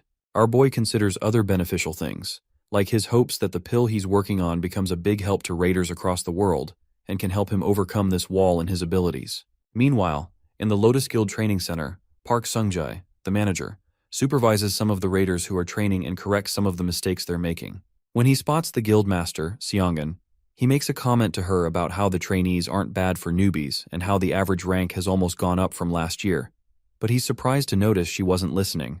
When she realizes he was talking to her, Seongun apologizes, and the manager teases her by saying she's thinking about Jae-hyun, and she affirms his suspicions. Suddenly, the manager mentions that he recalls that several other raiders have tried to learn the thing that she wants to teach Jae-hyun and have all failed. However, Seongun reminds the manager that he also saw Jae-hyun's peculiar talent. It would have been believable to say that Jae-hyun was a veteran because he didn't make a single unnecessary movement. At this point, Guildmaster Seongun is certain that if another S-rank magician is to appear in the future, it will be Jae-hyun. Presently, she's still the only magician in the country who has become an S-rank. Even so, as a healer, her effectiveness in battle is a bit low. However, if Jae-hyun were to suddenly appear like a comet right now, it would shake up the whole magic world. Sometimes later, MC works on a mana enhancement pill. Like its name suggests, it's a pill that permanently increases the mana of the awakened who takes it, and it's an item that all magicians covet. While he's working, the mixture fails for the umpteenth time, and our boy throws away the spoon in anger. At this point, he's already used up 3 sets of the ingredients, and it seems like he'll blow up all his money if this continues. In the present of November 2020, no one knows how to make the mana enhancement pill just yet, because the pill won't be invented for another 5 years. Before returning to the past, the pill's recipe was shared by a world-class alchemist. As he published the recipe, the alchemist expressed how he hopes that the pill will be of great help to numerous raiders around the world. It seems to our boy that just keeping at it like this won't work, but he gets another idea of what might have a higher chance of working, and that is finding Lee Jae-sang, since he's the one who will invent the pill in 5 years' time. Even if he ends up unable to make the pill, creating a connection with that guy won't be a loss. Since Jae-sung is presently a senior who's currently a first year at Mills Academy, he has to go to Mills Academy to meet him. While he's out, Yoo-jung comes to see Jae-hyun, and she opens the door to find a pot that seems to be possessed by some demonic power and a disgusting sink. She immediately becomes worried that something bad happened and wonders if she should call the police as she looks at the disaster all over the house. Wielding a frying pan as a weapon, she looks around the terrifying wasteland. In the past, right as the Yggdrasil appeared and monsters started pouring out, there were a few people who established themselves the quickest. One of them was a man called Lee Jae-shin, also known as Quick Blade. When the first awakened vanished without a trace, Lee Jae-shin appeared as if to take over his mantle as the first S-rank raider in Korea. Lee Jae-sang, the person our boy is out to meet right now, is the youngest son of Lee Jae-shin. When Jae-hyun reaches the transportation building, the attendant asks him where he would like to go, and he requests to take a portal to a place called Daegu. Daegu currently lay abandoned due to the monster outbreak, and it's a city where monsters poured out from all sides, and you had to worry about your life from the moment you stepped in. Shortly after, our boy gets close to the Mills Academy in Daegu and has to walk a bit more to get to the main entrance. When he gets in, he wonders where he could find Jae-sung. Although Jae-sung was in the combat department, he wasn't very talented. The probability of Jae-sung, who dislikes fighting, making use of Milas's combat facilities is very low, so Jae-hyun decides to look around the classrooms first. As he walks forward, he notices a crowd and walks up to see what they're looking at. When he forces his way through, he's hit by Jae-sung, who's thrown back by an attack from whoever is whooping his behind. Our boy helps Jae-sung up, and the kid apologizes for hitting him. Jae-hyun, however, doesn't reply to his apology, but only locks eyes on Jae-sung's opponent, who asks him who the heck he is, and if he has any business with Jae-sung, whom he calls a stutterer. Before he can talk, the bully places a hand on our boy's back and asks him if he's the brother of the stutterer. After all, they don't look one bit alike. But Jae-hyun doesn't bother giving any response to this shithead. However, the bully clarifies that they're having an important discussion and advises him to wait outside if he doesn't want to end up in a bad situation. Before the guy can finish his statement, our boy slaps away his hand. Finally, Jae-hyun tells the kid it would be best if he went to the nurse's office and asks if he can walk. But Jae-sung just stares at him in confusion. Annoyed, the bully steps forward and grabs Jae-hyun by his collar, calling him a bastard. The angry bully demands to know if he doesn't understand when spoken to nicely and asks him if he wants to die. However, our boy mentions that this is the second time someone is grabbing his collar, and he doesn't know why people keep doing that so often lately. He remembers his lessons with Yu-jung about having a clear image in his head, then calculating the magic formula, constructing the spell, and then executing it. As he recalls Seongun, the image our boy chooses is a beam of light that shoots out like an arrow. Suddenly, the system notifies him that the skill called Holy Arrow has been activated. Just by pointing his finger, our boy releases a blast of the Holy Arrow into the big guy's chest and throws him backward, even knocking out spit from his mouth. As the big guy screams in pain, Jae-sung watches in shock as he realizes this stranger just cast a spell without incanting. The other onlookers also wonder what the heck just happened, and they wonder how this guy was able to cast and how he was able to fire a holy arrow that broke the arm of a prospective warrior. As the students begin to chat that it's possible that the big guy is just weaker than he seems, the big guy becomes annoyed. If this goes on, his reputation is going to be destroyed, so he pledges not to let this bastard go without leaving a dent. As he holds on to his broken arm, he generates a sword. When Jae-sung notices it, he calls out to Jae-hyun to be careful, but the angry bully swings the sword to injure Jae-hyun. As the sword closes in on Jae-hyun's face, he remembers how Master Seongun had taught him how to create a barrier by evenly wrapping mana around his body, so attacks violently bounce off. He immediately activates his mana barrier skill, and the bully's huge sword bounces off like rubber until it swings out of his reach. A look of terror crosses the big guy's face, but he's unable to react quickly enough because our boy soon grabs his face and asks him if he's done with his tricks. As the bully attempts to call him a crazy bastard, Jae-hyun doesn't let the words fully come out of his mouth before he blasts a holy arrow into his face, violently knocking him backward and breaking his nose. A huge thud occurs as the bully crashes into the ground, and Jae-sung watches in awe as he wonders who this stranger is. When Jae-hyun eventually locks gazes with him, the kid shrieks in fear, but Jae-hyun only walks past him towards the unconscious bully, who's still enveloped in smoke. Jae-hyun crouches near him, and he's surprised by how good he got the guy. Soon after, our boy brings out a potion. He regrets having to use the potion he bought for this, but it can't be helped, so he pours it on the injured bully. Immediately, the bully's face completely heals up, and our boy is impressed by its effectiveness. Once that's done, he turns to Jae-sung, who's still pretty shaken up, and proposes that they get going to the nurse's office. As they head to the nurse's office, Jae-hyun stops when they reach somewhere where no one can hear them talk. Confused, Jae-sung stares at him, and he suspects that Jae-hyun came looking for him because he knows who he is. Eventually, he musters up the courage to ask Jae-hyun if his father sent him by any chance. Intrigued, Jae-hyun replies that his father didn't and asks how he would know who his father is, but it's clear that Jae-sung isn't buying it. Eventually, Jae-sung asks him why he came looking for him, so our boy informs him that he has a favor to ask. When Jae-hyun mentions that he would like him to make a certain pill, Jae-sung becomes shocked and states that he doesn't know how to make things like that. Confused, Jae-hyun tells him he's good at alchemy, and when he brings out the potion he used on the bully, he asks Jae-sung if he wasn't the one who sold the potion on the black market. Shocked, the kid wonders how on earth he found out, because there's no way he could have found his information from the black market. Jae-hyun knows what's on his mind, and truthfully, He's not wrong because the black market is a transaction system that completely hides the user's identity. The sale of items, product price, recipient, and everything else happens through the Ether system, so it can only be secure. Fortunately, the black market works normally with the Nornir system that Jaehyun possesses, which made him able to buy this potion and made things much easier. Once more, Jaehyun asks Jaesong if he made the potion, and Jaesong utterly denies it. But our boy immediately tells him he's not very good at lying. Eventually, Jaehyun tells him he completely understands why he would like to hide it, but he explains that he doesn't have much time. Jaesong recalls how he had listed the potions on the black market and wonders if it was a mistake to register his potions on the black market. He hadn't thought that things would become like this because he had only done this to try to earn some money. He knows that he's going to die if his father finds out, so to stop that, he bows to Jaehyun and pleads that he keep it a secret from other people. Eventually, Jaehyun explains that he didn't tell him this to blackmail him, but he only needs an excellent alchemist that can help him make the elixir that he wants. After Jaesong thinks about it for a while, he asks Jaehyun who on earth he is, so our boy explains that he's a prospective student of Mila's academy and calls him senior. Eventually they both sit, and Jaesong, who's still tense, requests that he tell him about the pill he wants to make. Our boy informs him that he wants to make a mana enhancement pill, a pill that permanently increases a raider's mana. Shocked, Jaesong gets up and asks him if permanently increasing someone's mana is even possible.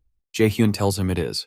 Immediately the kid's engines begin running, and he wonders what kind of ingredients would be needed to create such an effect. As he begins to think of the things that could be needed for the mana pill, Jaehyun is surprised to notice that the kid's aura has changed, and he's stopped stuttering. Apart from that, Jaesong was able to guess most of the ingredients just from hearing the effects, which shows he's truly talented, and Jaehyun decides that he has to win him over. Eventually, Jaesong stops talking and concludes that it would be better to ask another alchemist since it's such a great elixir, but Jaehyun refuses because he wants to ask him and even promises to provide everything he needs. Although it's true that with the recipe, other alchemists might be able to create the pill, the one who possesses overwhelming, incomparable talent is Lee Jaesong. Finally, he asks Jaesong if he'll do this favor for him, and the kid agrees. Regardless, Jaesong clarifies that he doesn't know if he'll succeed or not, so our boy tells him it's alright even if he fails. Confused, Jaesong asks him if it's alright since he'll be the one taking the loss, so Jaehyun assures him that he's investing because he thinks that he has the ability, and he admits some investments can result in failure. As Jaehyun tells him he looks forward to working with him, tears fill up the kid's eyes because this is the first time that someone has ever believed in him like this. When Jaehyun notices this, he's glad he's been able to make a connection with him. The next morning, while Jaesong is alone in his room, he thinks about the events that had transpired just hours ago, and he wonders if he's even had anyone believe in him this much in his life. Because he's a coward, not as talented as his other siblings, and lost his mother early, he was eventually left alone and was unable to gain the approval of his father. So to him, it's odd that someone would trust him enough to tell him that it's alright to fail. The fact that he, who had nothing to show for himself, received such trust for the first time, reaches deep into his heart and makes him begin to cry. Meanwhile, Jaehyun's main quest is to deal with Hell's trial by defeating Nightshade within the time limit and getting Hell's recognition. The mission comes with a reward of Hell's gift, and he had 2 months to fulfill the mission, with a penalty of death looming over his head if he fails. Presently, he has only 10 days and 23 hours to perform it. Sometime later, Jaehyun goes to the training center to spar with Seongun, and he manages to dodge her blue lightning attacks. As he moves forward to close the gap between them, he's targeted by some blasts, but he creates a shield to protect himself. He quickly activates his own holy arrow attack and blasts her with it, but she's already covered up in a magic shield. However, she notices a crack in the shield, and she's surprised our boy has grown this strong already. After the smoke clears, both of them lock eyes with one another, as if at a cowboy standoff, until Jaehyun starts to burn bright with yellowish streaks of lightning around his body as he activates his blitz chain skill. But Seongun looks quite ready for his attack. As they both prepare to attack, the manager steps in and tells them to wrap it up because their time is up and they've both worked hard today as well. The manager is surprised that the training hall made with arc metal, which takes a significant amount of strength to create even a little of, has been destroyed by their sparring session. If he hadn't stopped them in the middle, the hall would have been obliterated. While they're resting, Seongun tells our boy that he's grown strong at a truly unbelievable rate. Apparently, he can cast more spells now, and his strength is now ridiculously high. Suddenly, she asks him if he's studying the theory separately, so he affirms that he's learning it from a friend. Excited, Seongun declares that it's better than she expected, because she was worried since she couldn't help him with the theory too. She comments that it seems like Jaehyun has an intelligent friend, and he reluctantly agrees she is. but he considers how the real problem is Yu-jung's weird-ass personality. Before they leave, Shongun reminds Jae-hyun that he had said he wanted to try raiding a dungeon again, and he affirms that he wants to test out the effectiveness of the training thus far. Because of that, Seongun believes that the E-rank dungeon that he entered should be a breeze with his current skills, so she asks him to do his best. The only issue is that it's not an E-rank dungeon he entered, but a C-rank one where he encountered Hell and Nightshade. He wonders if he can defeat a C-rank boss monster alone, but he decides not to worry too much about it since he's prepared well enough and he can only focus on the battle. Sometime later, Jae-hyun goes to see Jae-sang, who meets him with the pill he's worked hard to create. Soon after, Jae-hyun ingests the mana enhancement pill, and his magic stat increases by 15, and the unbelievable effects shock him. Alchemy is fundamentally a profound and difficult science. Even when creating the same item, its effect could differ greatly depending on the skills of the alchemist. If Jae-hyun had taken the ingredients to a different alchemist, they probably wouldn't have been able to give him an item that could even increase his magic stat by 5. Eventually, our boy smiles and reminds Jae-sang that he's truly talented, but Jae-sang says it's because he could believe in him, and he thanks him. Shortly after, our boy takes his leave, and he believes he's ready to defeat Nightshade the next day. Meanwhile, Hell speaks with her dragon Garmer and informs him that it seems that they'll be receiving a delightful guest that day. With 9 days and 22 hours remaining on the timer, he has to clear the dungeon. Our boy returns to the gate of the dungeon. He's given a complete probationary Valkyrie set, with which he gains a passive skill called Mana Plundering. Soon after, he enters the dungeon, and the portal system informs him that he'll be transported to Helheim's Land of the Dead because of the Nornir system he possesses. He falls through the portal and finally lands in the Land of the Dead. If he defeats Nightshade, he'll be able to meet Hell again. Suddenly, he hears a voice behind him refer to him as the adversary, mentioning Loki and Nornir. Soon after, the monster speaking to him fires arrows at him, but our boy protects himself with a magic barrier. As he turns back, he notices several monsters coming out of the ground, and he recalls how Shongjun had told him that what she wants to teach him is the combat style of a battle mage. These battle mages are also called swordsmen by warriors, and it's a hybrid combat style that uses both magic and physical attacks. But until now, no one has managed it. As Jae-hyun turns back to blast the monsters behind him with holy arrows, he considers how this fighting method is not as powerful as being a long-distance magician, and is lacking compared to a close-distance warrior. As he pummels one monster into the ground, he realizes the fighting style is in an awkward position because it specializes in neither, but Seongjun seems to believe that it's going to be a different story for him. He soon begins to destroy the monsters. Meanwhile, while manager Sungjae is guarding the entrance of the dungeon, he senses that someone else is there, and he recalls that he didn't get a report that someone else would be coming here. He immediately wields his sword as a red car rushes towards him. When the driver parks, a woman who recognizes him as senior mentions that it was rather hard to find him. When Sungjae realizes it's an old acquaintance named Yeonju, he stows away his sword, and he asks her what she's doing here, and about her guild. She explains that she's on the job right now too, and that she figured she'd see him again while taking care of some work for the guild, but she had checked at the Manhwa guild and couldn't find him. However, manager Sungjae wonders what nonsense she's spouting, especially since Yeonju hasn't contacted him even once since they graduated from college. Eventually, he replies that it's nice to see her after so long, but he considers that she isn't someone who would come to a remote place like this just to see him. As she steps forward, Yeonju asks her senior if he's managing this dungeon, but he informs her that it isn't something an outsider should concern themselves with. Regardless, she keeps speaking and mentions that managing dungeons is usually not a part of his responsibilities, and asks if he got demoted. When he doesn't answer, she mentions that she was curious to know if the rumor that Guildmaster Shongun is sick is true. Manager Sungjae's face becomes grim, and he informs her that it's obviously just a rumor. When he asks her where she heard something like that, she comments that there are plenty of listening ears, and that their curator guild has a lot of them. Intrigued, manager Sungjae wonders if she's saying that they have spies in their guild, so he thanks her for letting him know and informs her he'll deal with that. When he grows impatient, he asks her if that's all because he probably has to head back and start the cleanup now, so she also asks him if he knows a kid named Min Jae-hyun. The question alarms manager Sungjae, and Yeonju mentions that this kid has been visiting Manhwa Guild and meeting Guildmaster Yu Songun quite often, so she wants to ask if he knows the reason for it. Confused, manager Sungjae informs her that he doesn't think that is something an outsider should care about either. Eventually, Yeonju sighs and walks away. As she leaves, she informs him that she didn't expect him to tell her anything because she knows how inflexible he is. But the reason she came all this way is because she should at least pretend to do something deserving of her salary at the guild. Eventually, she gets into her car and drives off.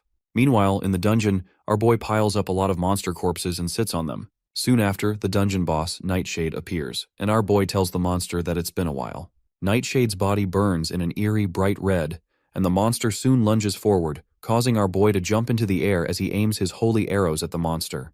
While midair, he fires the arrows down into the monster's eyes and mouth, destabilizing it for a while before he lands back on the ground. The monster doesn't seem to be injured and removes its hand from its face, unveiling its bright red, eerie eyes. It releases several blasts of energy towards our boy, who spots them and quickly calculates the place to step to avoid the incoming attack.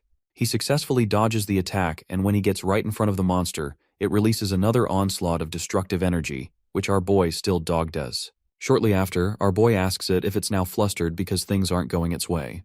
Jaehyun activates his lightning chain, and he directs the chains at Nightshade, who manages to knock away the anchor of the chains. However, our boy redirects the chain's anchor and wraps the monster's midsection with the chain. Due to the monster's violent reaction, our boy decides that this attack is still not enough to subdue it, so he rains down several holy arrows and goes right for its eyes. The resulting attack is quite painful and causes blood to ooze out of the monster's face. Regardless, Nightshade refuses to go down easy and continues to thrash around until it breaks itself free of the lightning chains. Soon after, the system warns Jaehyun that the boss monster has entered a berserk state, and its strength has increased by 1.5 times, and so has its dexterity.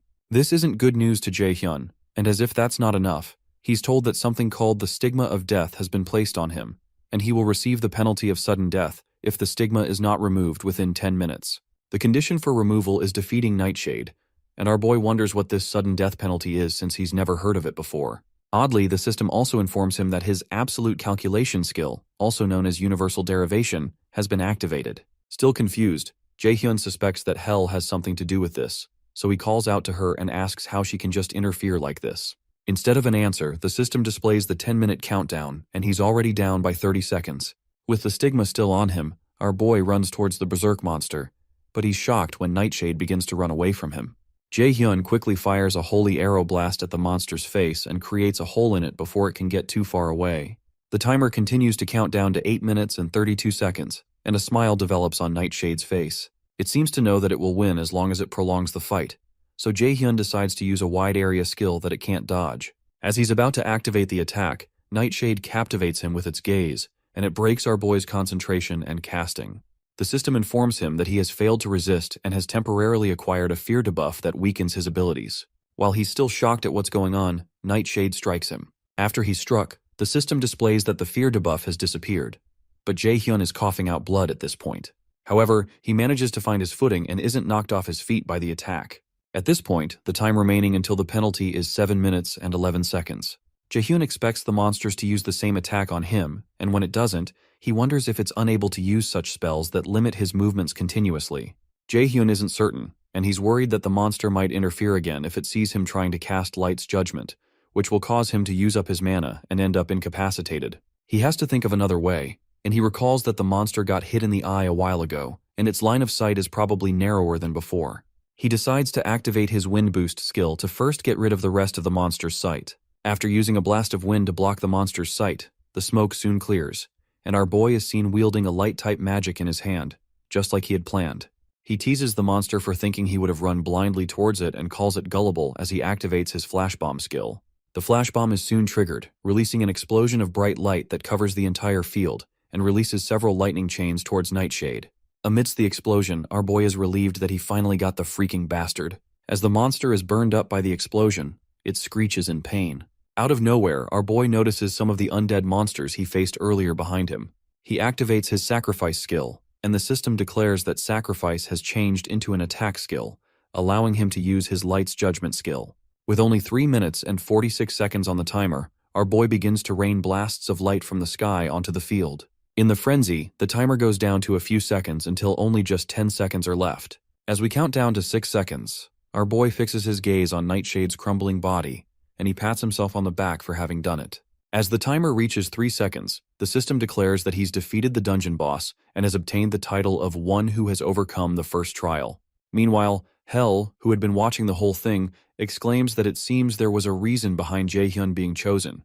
She stretches forth her hand and asks the boy to come to her temple. After defeating the dungeon boss, the stigma of death disappears, and our boy receives some experience points, a crafting item called Nightshade's Core, as well as an equipment item called Shadow Armor. He's also told that he's gained 3 levels and has obtained the title of the one who has overcome the first trial. After checking his qualifications, the system informs him that Hell is calling on him to come to her temple. Moments later, he's transported in front of a huge entrance that leads into Hell's temple. At the entrance, he sees a huge monster burst out of the darkness towards him. Our boy leaps backward due to fear, but Hell calls out to the monster, named Garmer, and asks it to show their guest in. Jaehyun follows Garmer into the temple, and he calls out to Hell. Hell tells him that she didn't expect him to have succeeded, and she congratulates him for overcoming the trial she gave him, referring to him as the child born with the fate of the adversary. Confused, our boy asks the reason she gave him the Nornir system and made him go through a trial like this. But Hell only smiles as she watches him, then states that he has to grow as the adversary. Still confused, Jaehyun asks why he was the one specifically chosen to be the adversary, so she adds that it's because he was born with that fate from the very beginning. Apparently, he's destined to be the adversary to the great Aesir and to become the one who will kill the great god, Odin. She explains that this is what Loki and the rest of them expect from him. When Jaehyun says he doesn't understand, Hell informs him there's no need to understand, because they had no hope of it happening in the first place. When Jaehyun becomes angered by her pointless answers, she places a finger on his lips and states that he must feel wronged because he probably cannot comprehend why he would have to be controlled by the gods. As she moves closer to him, as if to enclose her lips upon his, she reminds him that this does not only concern the gods who are against the Aesir. While speaking, she pushes him into a portal behind him and informs him that the world is heading to its end, and Odin wishes to have everything under his control. To stop this, the strength of the prophesied adversary is needed. As our boy falls through the portal, he protests that she shouldn't let him go because he still has more questions to ask. But Hell only tells him to grow strong because she looks forward to the day they meet again. After Jaehyun is transported away, Hell turns to someone who is standing nearby and asks how long he plans to continue watching, since she doesn't remember inviting him there. Shortly after, Jaehyun falls to the ground in the real world, and he's annoyed that he was unable to get any real answers. As he sulks, the system informs him that he has received Hell's gift, which is a passive skill called Hell's Blessing that makes all abnormal inflictions on him invalidated. Meanwhile, the old man who was spying on Hell asks her to forgive his discourtesy because he just couldn't resist when he heard that Hell was meeting with the boy. He asks Hell how she feels after meeting the boy in person, and she replies that she doesn't know because it's too early to decide, especially since the adversary has only taken his first step forward. She admits that the growth of the adversary was to a greater extent than she expected, and he won despite the stigma she gave him and stood before her in the end, which is a fortunate miscalculation on her end. The old man is relieved that the boy is doing a good job. Eventually, Hell asks him what he wants because she knows he has more to say to her, referring to him as Mimir, a figure in Norse mythology. Mimir, however, claims he doesn't know what she means, and the goddess accuses him of trying to feign ignorance till the end. As she continues to speak, Mimir asks her to calm down and admits that it seems he can't deceive her after all. Hell further states that the adversary's left eye is without a doubt the one Odin had sacrificed at the Well of Wisdom. She's certain that Mimir and Loki are concealing a secret from her, but Mimir pleads that he would wish to tell her, but it's still too early, so she agrees to wait.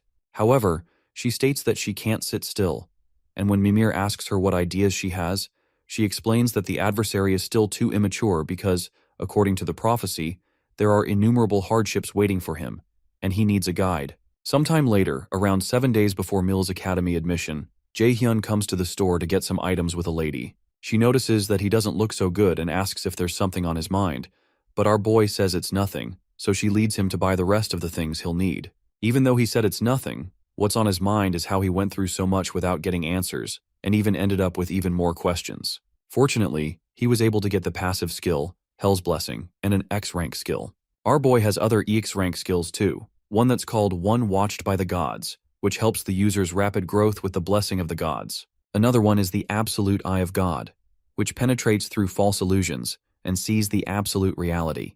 The X rank is a rank that Jaehyun had never heard about with the Aesir system, and the X rank is short for extraordinary, and it seems to be a skill that exists outside the norms of the Aesir system. As he considers that the reason the gods against the Aesir provided him with these skills is for him to kill the great god, Odin, he becomes overwhelmed once more. He's soon brought out of his deep thoughts when he notices the lady he came with paying 300 million won for a mere mana blade, which is just an expendable item. As she brings out a long list on her phone of things they still have to buy, Jaehyun becomes worried. Hours before, this lady, named Park Hana, had approached our boy and told him she's from the Manhwa Guild. Apparently, Seonggwen wishes to give him a gift, seeing his admission to Mila's is right around the corner, and he had thought they would be coming here to buy a few elixirs and artifacts at best, but this is on a totally different scale. After offloading several bags in Jaehyun's hands, she proposes they go take a look at armor now, but Jaehyun stops her and says they don't have to buy armor since he has something that he can use. He shows her a shadow armor equipment that he received from Nightshade that gives him the stealth skill once equipped. Since it's B-rank protective gear, he's certain that there's nothing they can buy that's better than this, especially since it also provides stealth. When Hana notices his armor has stealth skills, she asks him if he also needs an artifact that grants the stealth skill, since that's an item all raiders would desire, even though it would be difficult to obtain in a place like this, but Jaehyun says he doesn't. He adds that it would be difficult to get one unless he's lucky to find one in a dungeon, especially since there aren't that many people who learn stealth. Hana agrees because the only raider who possesses the skill in the country is her brother. She walks away right after saying that, and Jaehyun asks her what she means, so she informs him that manager Park Sungjae is her brother. That information shocks Jaehyun, and as she walks away, he can't believe it because Hana and Sungjae act nothing alike. Out of nowhere, his eyes begin to shine bright, and the Nornir system informs him that an unknown entity is resonating with him. He begins to feel queasy, and he suddenly sees a light trail that he had seen from the treasure gate. When he dashes back to follow the light, Hana calls out to him, but he tells her he's only going away for a moment. While he's following the light, his Absolute Eye of God skill is activated and pierces through the false illusion and shows the truth. The system informs him that the Absolute Eye of God's first low-rank skill has been opened, and he's obtained the skill called Detection. Detection is also an extraordinary rank skill that allows him to check unappraised items as well as invalidate an opponent's stealth or phantom skills. While he watches in surprise, the Nornir system activates the detection skill. In another place, a close combat match occurs and is soon concluded after a guy named An Hoyeon beats his opponent. Some men in the audience talk about how phenomenal Hoyeon is, but clarify that the difference in his talent and that of his opponent is too obvious, which is the reason why they say he's a future S-rank raider. When Hoyeon leaves the fighting ground, his father commends him for having done a good job. However, his father warns him not to get excited because this was an obvious win. With no excitement in his eyes, Hoyeon states that he knows, so his father proposes he goes to prepare for the next planned activity and asks him to go take a shower.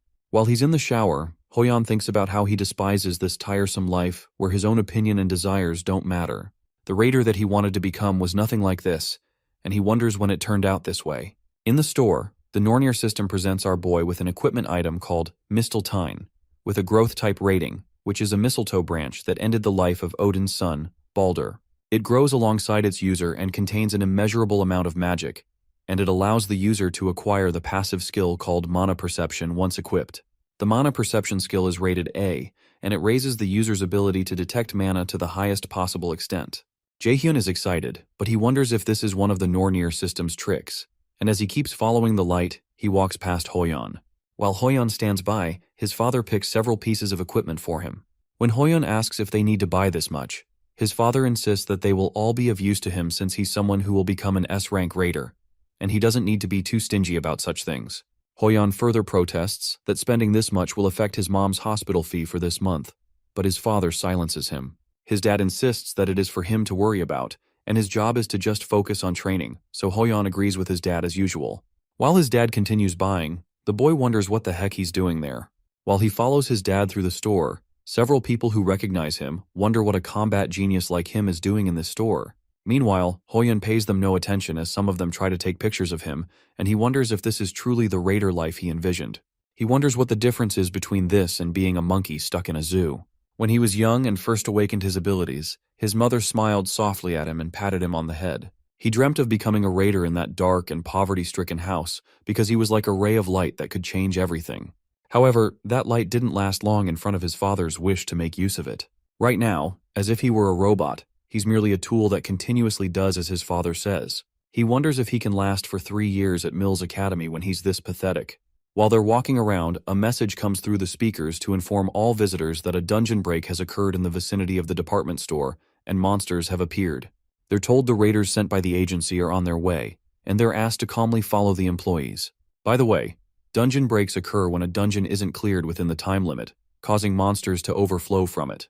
Some of the employees signal to the people to follow them and try to calm them down. As Hoyeon's father goes towards the evacuation, he asks Hoyeon why he's just standing behind and not following. His father reminds him that he's a genius with the potential for complete control over Korea in the future. If he gets hurt in a place like this, it will only become a disadvantage during the mill's enrollment event.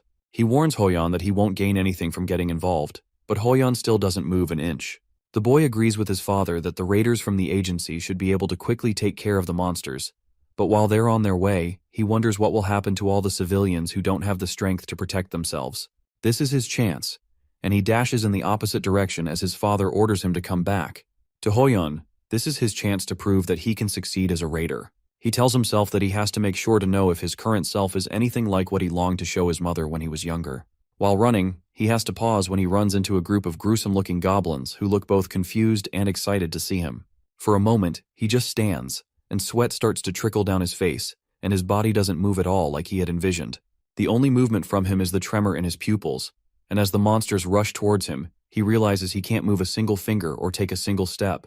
He tries to force his body to move, and as one goblin gets close enough to slice him with its sword, he wonders why he isn't moving when he had known this would be dangerous, and had dreamt of becoming a raider for so long. These are low-level monsters, and he wonders why he is scared of them. But before the monster can reach him, Jae-hyun stomps it into the ground. Hoyeon watches in surprise, and he trips on his backside while this strange new person asks him if he's on Hoyeon. A while ago, our boy had bought an item in the store with 50,000 won from his own money when Hana called out to him in a panic. She asks him what is wrong and why he suddenly rushed over to the unappraised items corner, but she only sees a piece of rock in his hand that he had purchased. Jae-hyun wonders if what he bought only looks like a piece of rock to other people, but he doesn't explain it to her, and he says it's nothing. While he's talking, the announcement comes through the speakers about the dungeon break that occurred in the vicinity of the department store. Before Hana can respond, our boy runs off again and breaks through the department store window to jump outside. Leaping downwards, he sees the group of goblins right under him. When he lands on the ground, he rains down several holy arrows on the monsters, taking down several of them instantly. As the others watch him in confusion, Jae-hyun realizes there are more of them than he thought. It might be difficult to take care of them without any casualties, but he tears through their little goblin flesh with his lightning chain, and more onslaughts of holy arrows. As he jumps across the city, he finds Hoyeon ambushed by several goblins, and he leaps on the stupid goblin that's about to clap the boy. Confused, Jae-hyun asks the boy if he's on Hoyeon. Our boy hadn't expected that he would meet the unfortunate genius at a place like this. On Hoyeon, who's still shaken, asks who he is, but our boy doesn't reply and informs him that he'll be needing his help. While Jae-hyun is still talking, Hoyeon notices a goblin behind him and warns him, but Jae-hyun doesn't move an inch and tells him he knows. Without turning around, our boy activates his lightning chains and tears through the upper body of the zombie-like knife through butter. Hoyeon's eyes widen, but Jae-hyun tries to explain to him that they can't let the monsters reach the residential area. When our boy asks him if he's just going to keep sitting on the floor, he quickly gets up to get a weapon. It's strange, but the moment Hoyeon heard those words, the fear that was suffocating him disappeared. This is who a raider is, and what he has to do right now is save people. They walk a bit further and run into another group of goblins. Jae-hyun asks Hoyeon if he knows how to use a skill called Taunt, a skill that provokes enemies in the surrounding area, so he asks the boy to keep the monster's attention on him and to provoke as many as possible. Jae-hyun asks him if he can do that, and Hoyeon nods in approval. As he summons his sword, Hoyeon realizes he can't hesitate any longer and has to do whatever he can. He activates his active skill, known as Taunting Roar, and sticks his sword in the ground, releasing a huge amount of energy that causes all the monsters in a 50-meter radius to watch him. The Taunting Roar skill draws the attention of all the goblins, and Jae-hyun realizes that Taunting Roar is a skill higher level than Taunt, and he's surprised that this boy can use it continuously. Jae-hyun recalls his past life and that before he regressed, Hoyeon only became a B-rank raider. There's no mention of whether it's because of the weak mentality he showed a while ago or some other reason. Contrary to his present fame, Hoyeon had a quick downfall, and that's why he was called the unfortunate genius. However, Jae-hyun believes that a weak temperament can be fixed. As Jae-hyun activates his lightning chain, he's certain that Hoyeon is a valuable card that he can make good use of.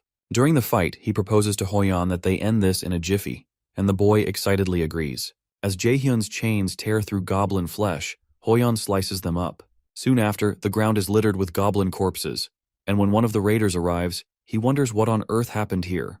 The boys watch him expressionlessly, and the man introduces himself as Park Kyung-hoon from the raider agency, asking the boys if these goblins were taken care of by the two of them. Glancing at Jae-hyun, Hoyeon says they were, and Raider Kyung-hoon recognizes his facial features as belonging to the famous An Hoyeon. Kyung-hoon has heard a lot of people call him a genius, but he should only be at an age to enter high school. The other guy standing next to Hoyan seems to be of a similar age, but he still can't believe that they took care of these many monsters by themselves. Confused, Kyung-hoon confesses that he doesn't know how to report this to the higher-ups. However, Jae-hyun mentions that he wanted to talk to him about that. He asks Kyung-hoon to say the agency took care of things since no one would believe that they were the ones who killed all these goblins anyway. Confused, Kyung-hoon states that this is a clear violation of the law, but our boy explains that it would only be if there were anyone who saw what went down. Kyung-hoon explains that since they're a governmental organization, it's not something he can take care of any way he wants, but he assures him that he'll keep everything on a down low if he doesn't want to attract any attention. He adds that the boys will receive the reward for hunting the monsters. However, Jae-hyun states that it's fine and proposes that he give all the reward to Hoyan and keep the fact that he was here a secret. Since he's been sponsored by Manhwa, he's not lacking money either way, and it's better not to attract too much attention with the Mills enrollment coming up. Also, he considers this as a way of having An Hoyan in his debt, which would be much more beneficial. After a short pause, Kyung-hoon asks them if that's all, but as Jae-hyun is about to leave, Hoyan asks him what he means by what he said since he's the one who did everything. Our boy stops and explains to him that he has his own circumstances. The truth is, he doesn't plan to attract the interest of his father this close to the Mills enrollment. He didn't pay attention to it before he regressed, since his combat aptitude was so low, but he plans to pay attention to it now. His father still doesn't know that he shifted his focus to magic, and he doesn't know what problems might occur if he learns of his actions. Right now, he decides he needs to lie low, because revenge should be as quiet and covert as possible. He needs to grow strong where that man can't see him, and wait for the very last moment before ripping his throat out. Meanwhile, Hoyan wonders what he should do. He couldn't have done this by himself, so it's not right for him to take this person's credit like this. But with this money, he might be able to relieve his mother's disease, even if just a little bit. He wanted to be a raider that wouldn't have to stand in shame before others, but if, because of that, he missed a chance and his mother were to pass away, he doesn't know if he would be able to hold on. Jae-hyun watches him, and he figures that Hoyan's trouble with accepting this doesn't seem to be his pride, and he wonders if there's another reason. To help him choose, Jae-hyun asks him to think carefully because his actions were clearly worth that much. He reminds him that if he hadn't moved, someone would have lost their life, so Hoyan agrees that he's right, especially because his dream would become meaningless if he hesitates like this, and his mother dies. Eventually, he assures Jae-hyun that he'll pay back this debt someday. As Jae-hyun proceeds to take his leave, Hoyan asks him for his name and contact number. Jae-hyun notices he's speaking to him using polite speech, so he reminds him he doesn't have to since they're the same age, but he informs him that they're both prospective cadets at the Mills Academy, so they should be seeing each other more often. On the day of the Mills Academy enrollment, Jae-hyun and Yoo-jung are seen in the crowd. Meanwhile, some other students spot Hoyan, whom they refer to as the Genius Warrior, and they speculate that he's a totally different species from them. They notice a beautiful lady behind him, and it turns out her name is Seo Ina. Our boy notices that Ina is already gathering attention, as is expected of someone whose name was always on the list of most popular raiders in his past life. If he could bring Seo Ina over to his side as well, he would have more cards to use. But the only problem is that she's different from the others, so there's no need to force things right now, especially since he already knows other resourceful people. Suddenly, Yoo-jung interrupts Jae-hyun's thinking by saying it's disgusting to keep staring at Seo Ina like that, no matter how pretty she is, but Jae-hyun asks her what nonsense she's spouting. Soon after, a man steps on the podium and tells the new cadets of Mills Academy that it's nice to meet them. He introduces himself as Chairman Gu Ja-in, and our boy recognizes the face of the chairman from his past life and calls him a bastard in his mind because he had done something wrong to Kim Yoo-jung. He turns to her and tells her to be resolute because no one knows what might happen at Mills, but she wonders why he's suddenly saying that and assures him that she's going to do really well. After enrolling, Kim Yoo-jung was a genius who made it to the top 3 of the magician's ranking, and Jae-hyun assures himself that he won't let her die this time. Chairman Gu Ja-in announces that they'll now begin the Mills Academy's entrance ceremony, and cynically adds that there is a special event prepared, a game where the seniors and the freshmen steal each other's name tags in a demiplane. When he announces that the freshman hunt will now begin, a magic circle appears under their feet, which startles the students. As Yoo-jung jumps away because she's startled, our boy grabs her hands because it's dangerous to get separated. Meanwhile, manager Park Seung-jae recalls that today is Jae-hyun's entrance ceremony, and Seong-eun wonders if it's time already because she wanted to send him a message and wish him good luck. She realizes he won't be able to see the message anymore, and asks manager Seung-jae if the freshman hunt will also take 3 days this time. He affirms that it will happen in the demiplane for 3 days. Seong-eun considers that it's a shame that she won't be able to contact Jae-hyun for another 3 days. but Sungjai informs her he figured this would happen, so he sent a message in her stead. Excited, the guildmaster asks him if Jaehyun replied. Meanwhile, Jaehyun and the others are transported to the demi-plane, and he asks Yoojung, who is still disoriented nearby, if she's alright. When he looks behind him, he sees Seo Ina, the black-haired lady with hazel eyes, born as a genius with a magic aptitude of 92. In his past life, she was someone who changed people's perception of magicians and became an S-rank raider, following in Seongun's footsteps. In the Yeonhwa Guild, manager Sungjai informs Seongun that Jaehyun has replied that they don't worry.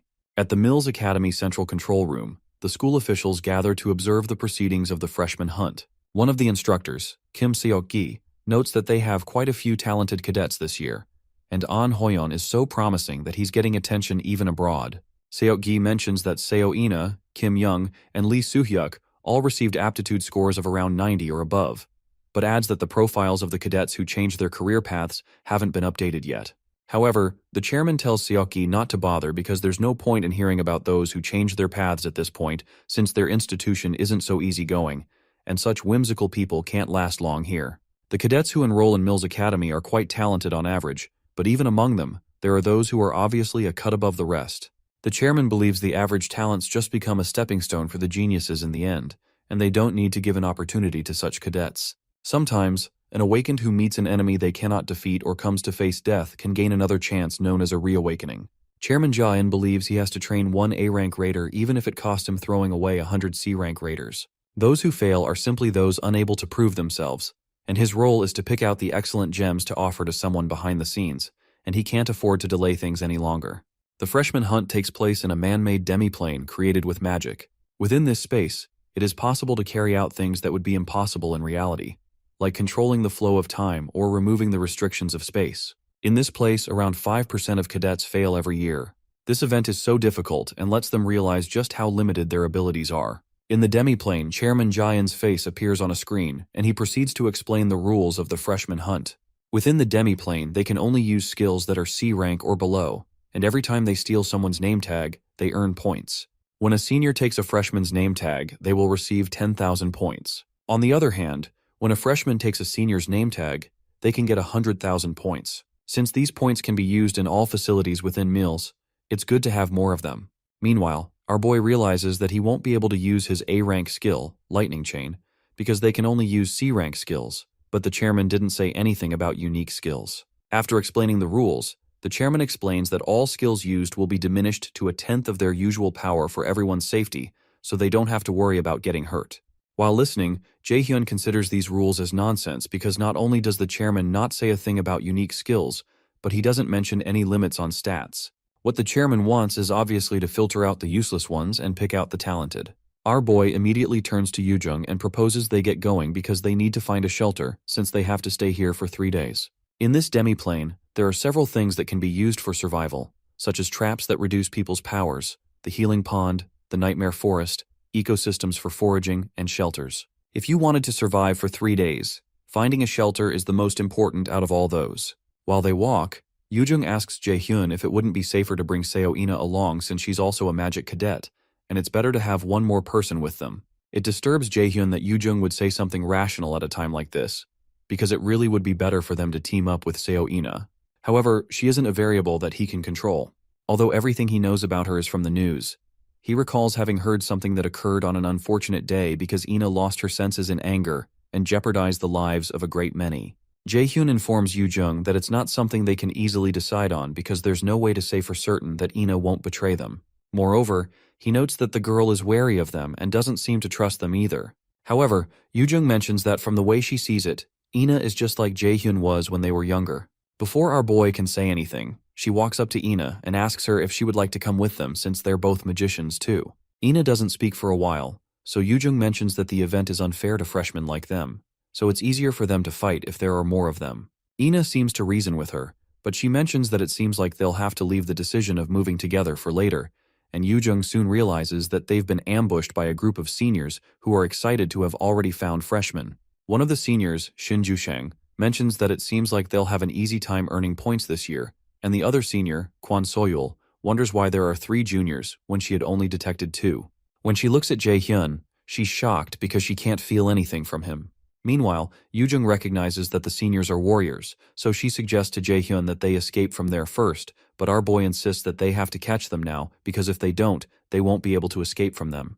From what Jaehyun remembers, Kwon Soil has a particular ability that allows her to find any target she focuses on within 300 kilometers called Search. If they don't defeat them now, they might round up other seniors and attack them together. Jushang tells Soil that once they get a lot of points this time, he's going to eat a ton of good food. But Soil warns him not to be careless because there's something strange about Jaehyun.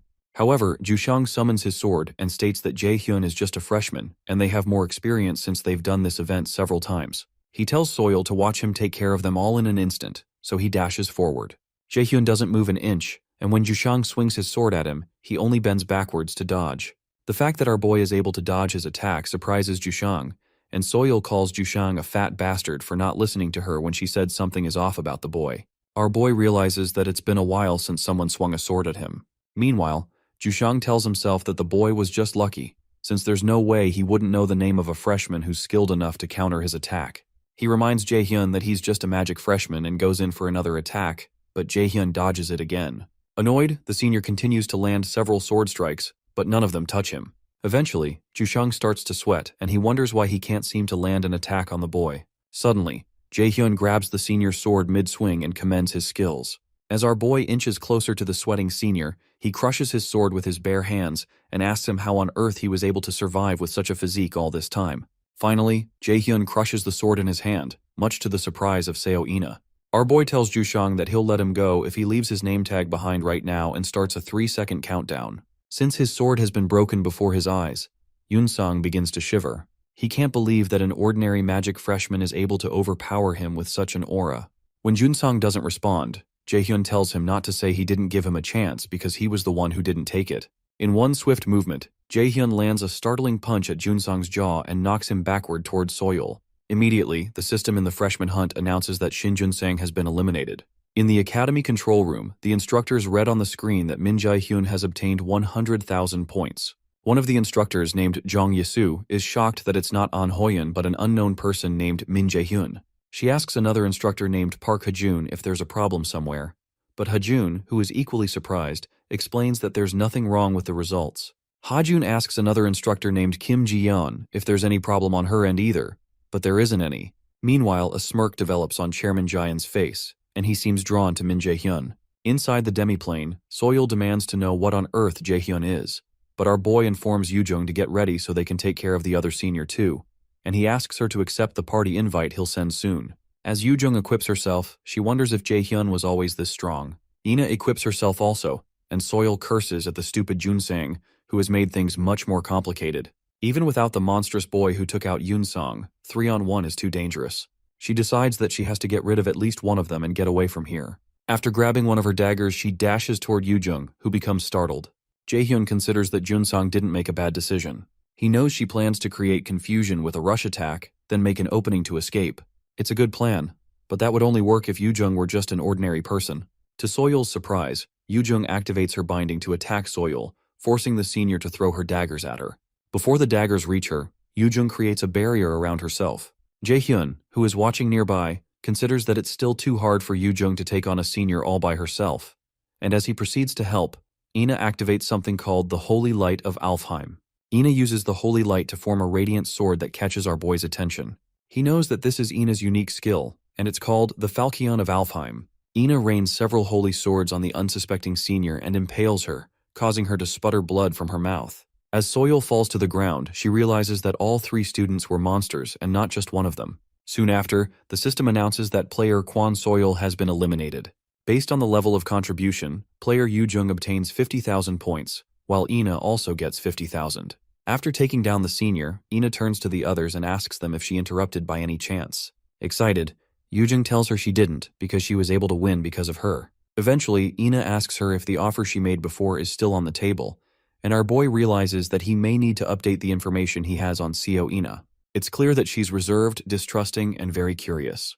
Soon after, the system informs the 3 of them that they've formed a party and placed Jaehyun as the leader of the party. Sometime later, close to a shelter at the Nightmare Forest, some footprints are evident, and some students figure out that people have passed that way before, and it seems like they entered a shelter. The seniors are looking for the freshmen who were able to eliminate Kwon So-yul and Shin Jun-sung, so they decide to stop searching and just keep an eye around this area.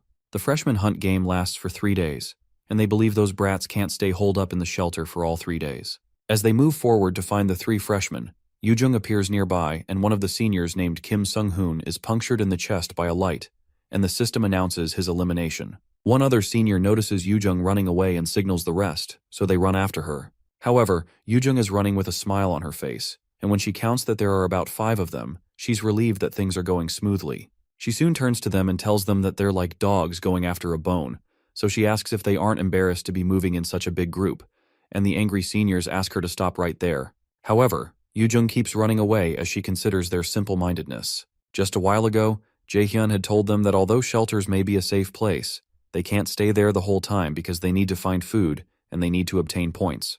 The girls are surprised, but our boy plainly tells them that they need to hunt some seniors. In the present, Yoo-jung keeps running until she finds some mushrooms, which are, in fact, a Class 1 organism that can reduce one's abilities. She's glad that she's found it and has succeeded in luring over the seniors as planned, but she becomes worried that her endurance is slowly reaching its limits. Using the wind boost skill, she blasts herself far away from them and leaves things in Jae-hyun's hands.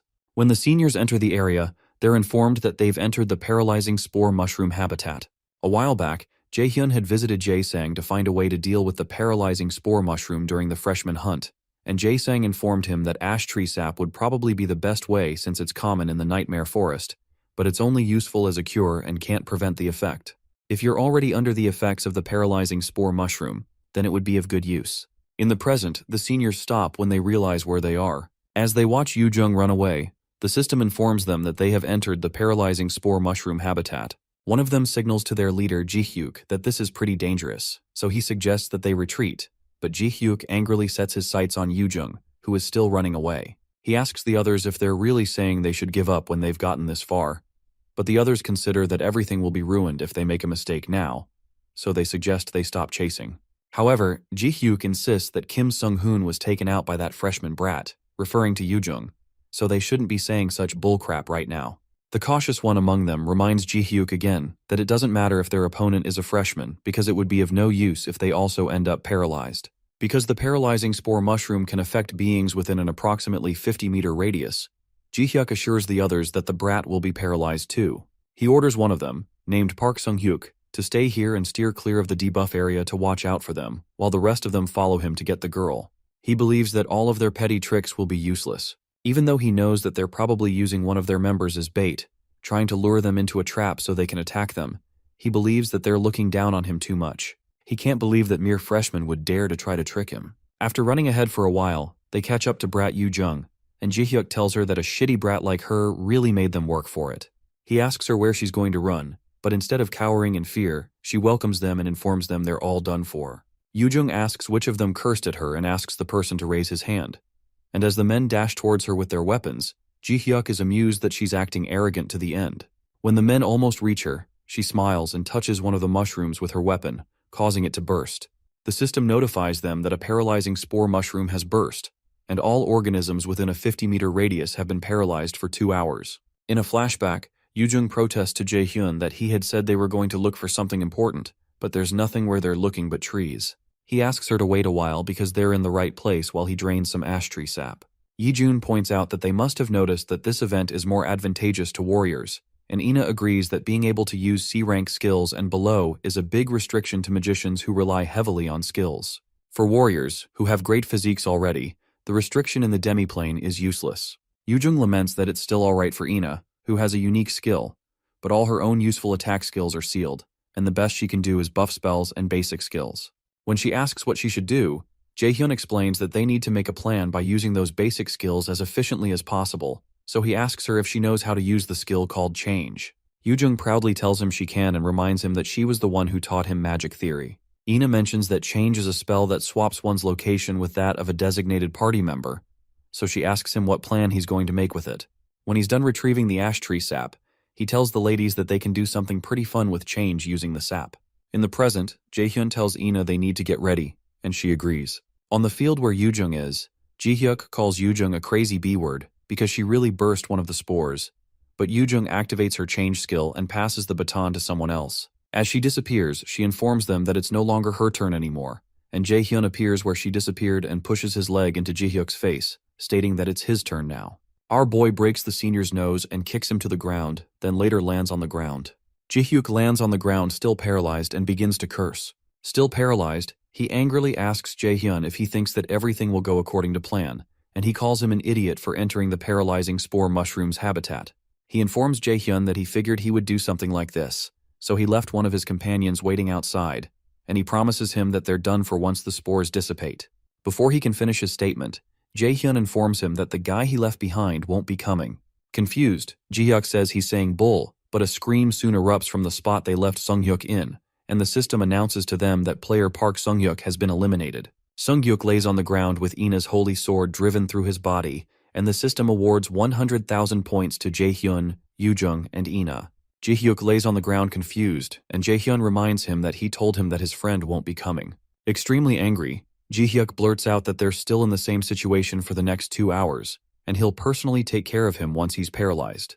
While he's still talking, our boy takes a step forward and asks him what he means by them being in the same situation. That sight shocks the heck out of Jihyuk, and he wonders how this boy is moving right now. He protests that this is impossible, and Jaehyun agrees with him that it is. However, Jaehyun asks him to take it up with the gods. The truth is, our boy is unaffected by the paralysis debuff because Hell's blessing completely negates any abnormal inflictions on him. Now sweat begins to drip from Jihyuk's face, and he warns Jaehyun to stay away from him.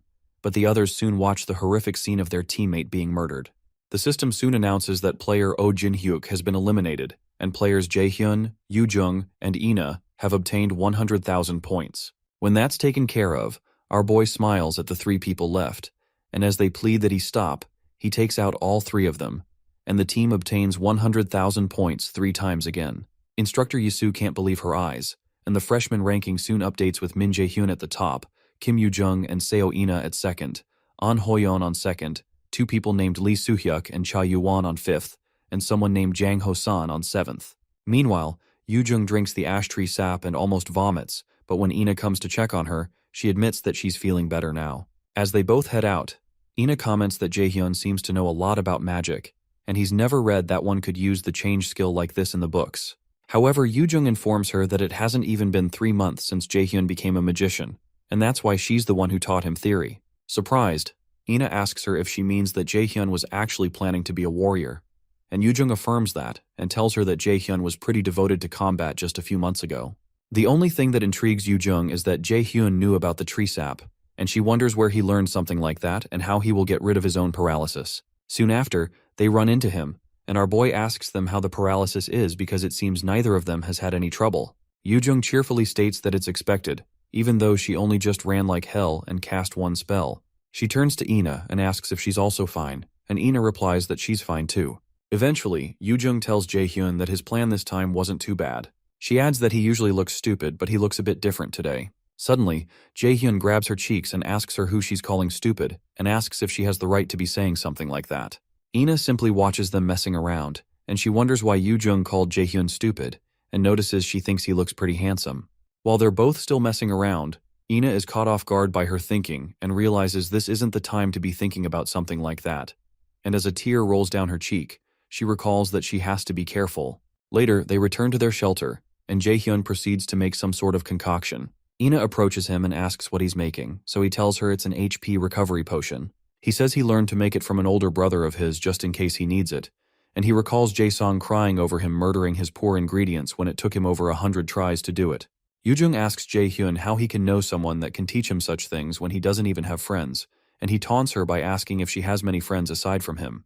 The comment stings, and Yoo-jung laments that that was a bit unfair. Suddenly, Ina tells Jaehyun that he's really amazing, and it's like he's not someone their age. She says he's so skilled that it's like he's lived a decade more. Confused, Jaehyun doesn't say anything, and he wonders how she got such great intuition since she was able to get the timing right. Eventually, Yoo-jung butts in and says it's time to stop chatting because they need to eat if they plan to get anything done tomorrow. She tells our boy to wait and see because she'll go and make something, but he tells her not to bother since they can eat some of the fruits they foraged. Annoyed, Yoo-jung asks why he said that and asks if he doesn't trust her, so our boy asks her to tell him the color of the cookie she made during home economics in middle school if she wants him to trust her. After thinking for a while, Yoo-jung recalls that they seem to be purple, so Ina asks her if she put in some blueberry jam. However, Jaehyun clarifies that that's not the case, but Yoo-jung can't cook, and he recalls how they had to call the teacher because he passed out after eating the cookie. To clarify things, he states that he can't cook either, so Ina mentions that she knows a little about cooking and asks if she can cook for them. Surprised, Jaehyun asks her if she can cook, so she says she used to cook every day when she was living with her grandmother. As she ties up her hair to start cooking, our boy recalls that there was never much information on Seo Ina's family life. Since she just mentioned that she used to live with her grandmother, our boy wonders if that means there's some circumstance around her parents. After a short while, Ina finishes her cooking and serves it to the others. When Yoo-jung tastes it, she hugs Ina and declares that the food tastes delicious. Jaehyun also keeps munching and agrees that the food is delicious, and he's surprised they can eat something this good at a place like this. The compliments from them warm Ina's heart, and a smile forms on her face because it's been a while since she felt like this. Meanwhile, in the Mills Academy control room, Instructor Seok-gi mentions that the much-anticipated cadet, An Hoyeon, is in 4th place. It's more surprising that the 1st and 2nd places are magicians, which is truly incredible, and Instructor Yasu still wonders if there's a possibility that it's a system error, because there seems to be no other way to explain this. Chairman Ja-in, on the other hand, seems to be beaming with excitement. Until now, such scores were only shown by warriors, and he can't seem to wrap his head around this new situation. A party with only 3 magicians is leading the event by taking out a group of seniors from the get-go. Excited, the chairman asks Instructor Kim Ji-yeon to rewind the paralyzing spore part, and he watches Jae-hyun kick into Si-hyuk's face when he appears. He's enthralled by the fact that the boy could have such judgment in a situation like that. In addition, he has the ability to overwhelm warriors. Just calling him a magician or even a freshman is truly unbelievable. Suddenly, Instructor Hajun calls out to the chairman and explains that he's brought the profile of Jae-hyun that he requested, but he's not sure if it's the correct file. Confused, the chairman asks him what he means by that, and when Hajun begins to stutter, the chairman tells him to calm down and speak. Eventually, the instructor shows the profile that displays that our boy's aptitude score is 97%, and he's a warrior class. The information shocks the chairman, but his shock soon turns into a maniacal grin, and he finally says that this is very good. He states that he wants to personally see how talented this Jae-hyun is, and Instructor Seok-gi asks him if he's saying that he wants to interfere personally. The chairman zooms in on Hoyeon and proposes that they make an interesting scenario, so Instructor Seok-gi mentions that he'll prepare everything. Inside the demiplane, Jae-hyun's group keeps taking out other people and keeps earning points. At one point, Yoo-jung is surprised that they've earned up to 1,100,000 points, and Jae-hyun replies that this is good because it's certain that they're in 1st place. However, Yoo-jung asks him if they really have to leave their shelter, so Jae-hyun replies that it can't be helped because the seniors are too afraid to come there anymore. Ina agrees with Jae-hyun that they need to move if they want to gain more points. Eventually, Yoo-jung agrees with both of them and asks what the record for the highest points obtained in a freshman hunt is. Ina informs her that it's 1,140,000 points. As they keep going, our boy senses something, so he signals the ladies to get ready because someone's coming. While they're standing, someone blasts past them, and Jae-hyun notices that this power seems to be way more than the level they're restricted to. The system announces that the connection to the demiplane is unstable and that the restriction on the player is broken. Jae-hyun tells the new fellow that he didn't think they'd meet again like this, and it turns out the fellow who has been loosed from his restriction is Hoyeon. When he asks Hoyeon what he's doing, he doesn't reply and keeps looking at the ground, so Jae-hyun wonders if he's unable to hear his voice. Ina warns Jae-hyun to be careful because she doesn't think this guy's in his right mind, and it's like he's being controlled by something. So, our boy suddenly recalls that this is the chairman's handiwork. Before he regressed, something similar happened back then at the Mills Festival. That day, which was supposed to leave the young cadets with happy memories, instead left horrible red stains that couldn't be forgotten. The cause of the event was Gu Jian's unique skill called indoctrination. After all his evil actions became known, just before he was arrested, Jian created a horrible event to turn the world's attention away from himself so he could hide. On that tragic day, numerous cadets lost their lives, and Gu Jian escaped. For Jae-hyun, it was also the day that Kim Yoo-jung lost her life. In the present, Hoyeon activates his sword, and Jae-hyun realizes that he needs to get Hoyeon to return to his senses first. Suddenly, a screen appears from the Nornir system, and a subquest to save the cadet under mind control is given. His job is to break the spell off the cadet under the mind control spell and save him. The difficulty is C-ranked, and the reward is 1 blank card, with a 2-hour time limit given for this quest. Jae-hyun is surprised by the subquest but is more surprised by the mention of a blank card as a reward. The thought of getting a blank card that he can use to copy another person's abilities excites him, and Yoo-jung tells him she'll help him. But he tells her he's fine and asks the ladies to leave quickly. He asks them to get as far away as they can and see if they can get some points while they're at it. Yoo-jung stands there confused, and she reminds him that his opponent is the famous genius warrior, so he can't defeat him all by himself. But our boy only smiles at her and asks her if she thinks he can't. For a while, Ina hesitates, but she finally agrees to leave, and Yoo-jung is shocked by the fact that she's agreeing with Jae-hyun. Frustrated, Yoo-jung decides to play along and suggests they go gain points like he said, but she asks him not to get hurt before she leaves. She rushes into the woods and drags Ina, who is still looking at Jae-hyun, and she asks him to beat Hoyeon up or steal his name tag and then come find them. After the ladies leave, our boy mutters to himself that it won't take too long. A few hours ago, after Hoyeon just took out one of the seniors, he wonders if his last kill made a total of 600,000 points. He's glad that he managed to survive for 2 days and knows he just has to hold on for one more day. Since he's in 4th place, he wonders how 1st place is still out of his reach even after he had worked pretty hard, and realizes this is what is expected of Meal's Academy.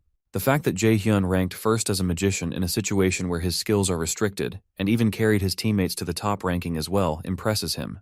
However, he decides that he can't lose either, and he still has to work hard because there's still time.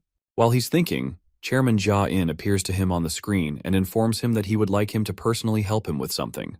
The chairman uses his indoctrination skill on him and tells him he has a small favor to ask him. After Hoyeon's eyes light up from the indoctrination, the system issues him a warning that someone has infiltrated his mind. As the power overtakes him, he wonders what he's doing where he is. Soon after, the system informs him that his mind has been corrupted. After that happens, he immediately realizes that he has to take out Jae-hyun.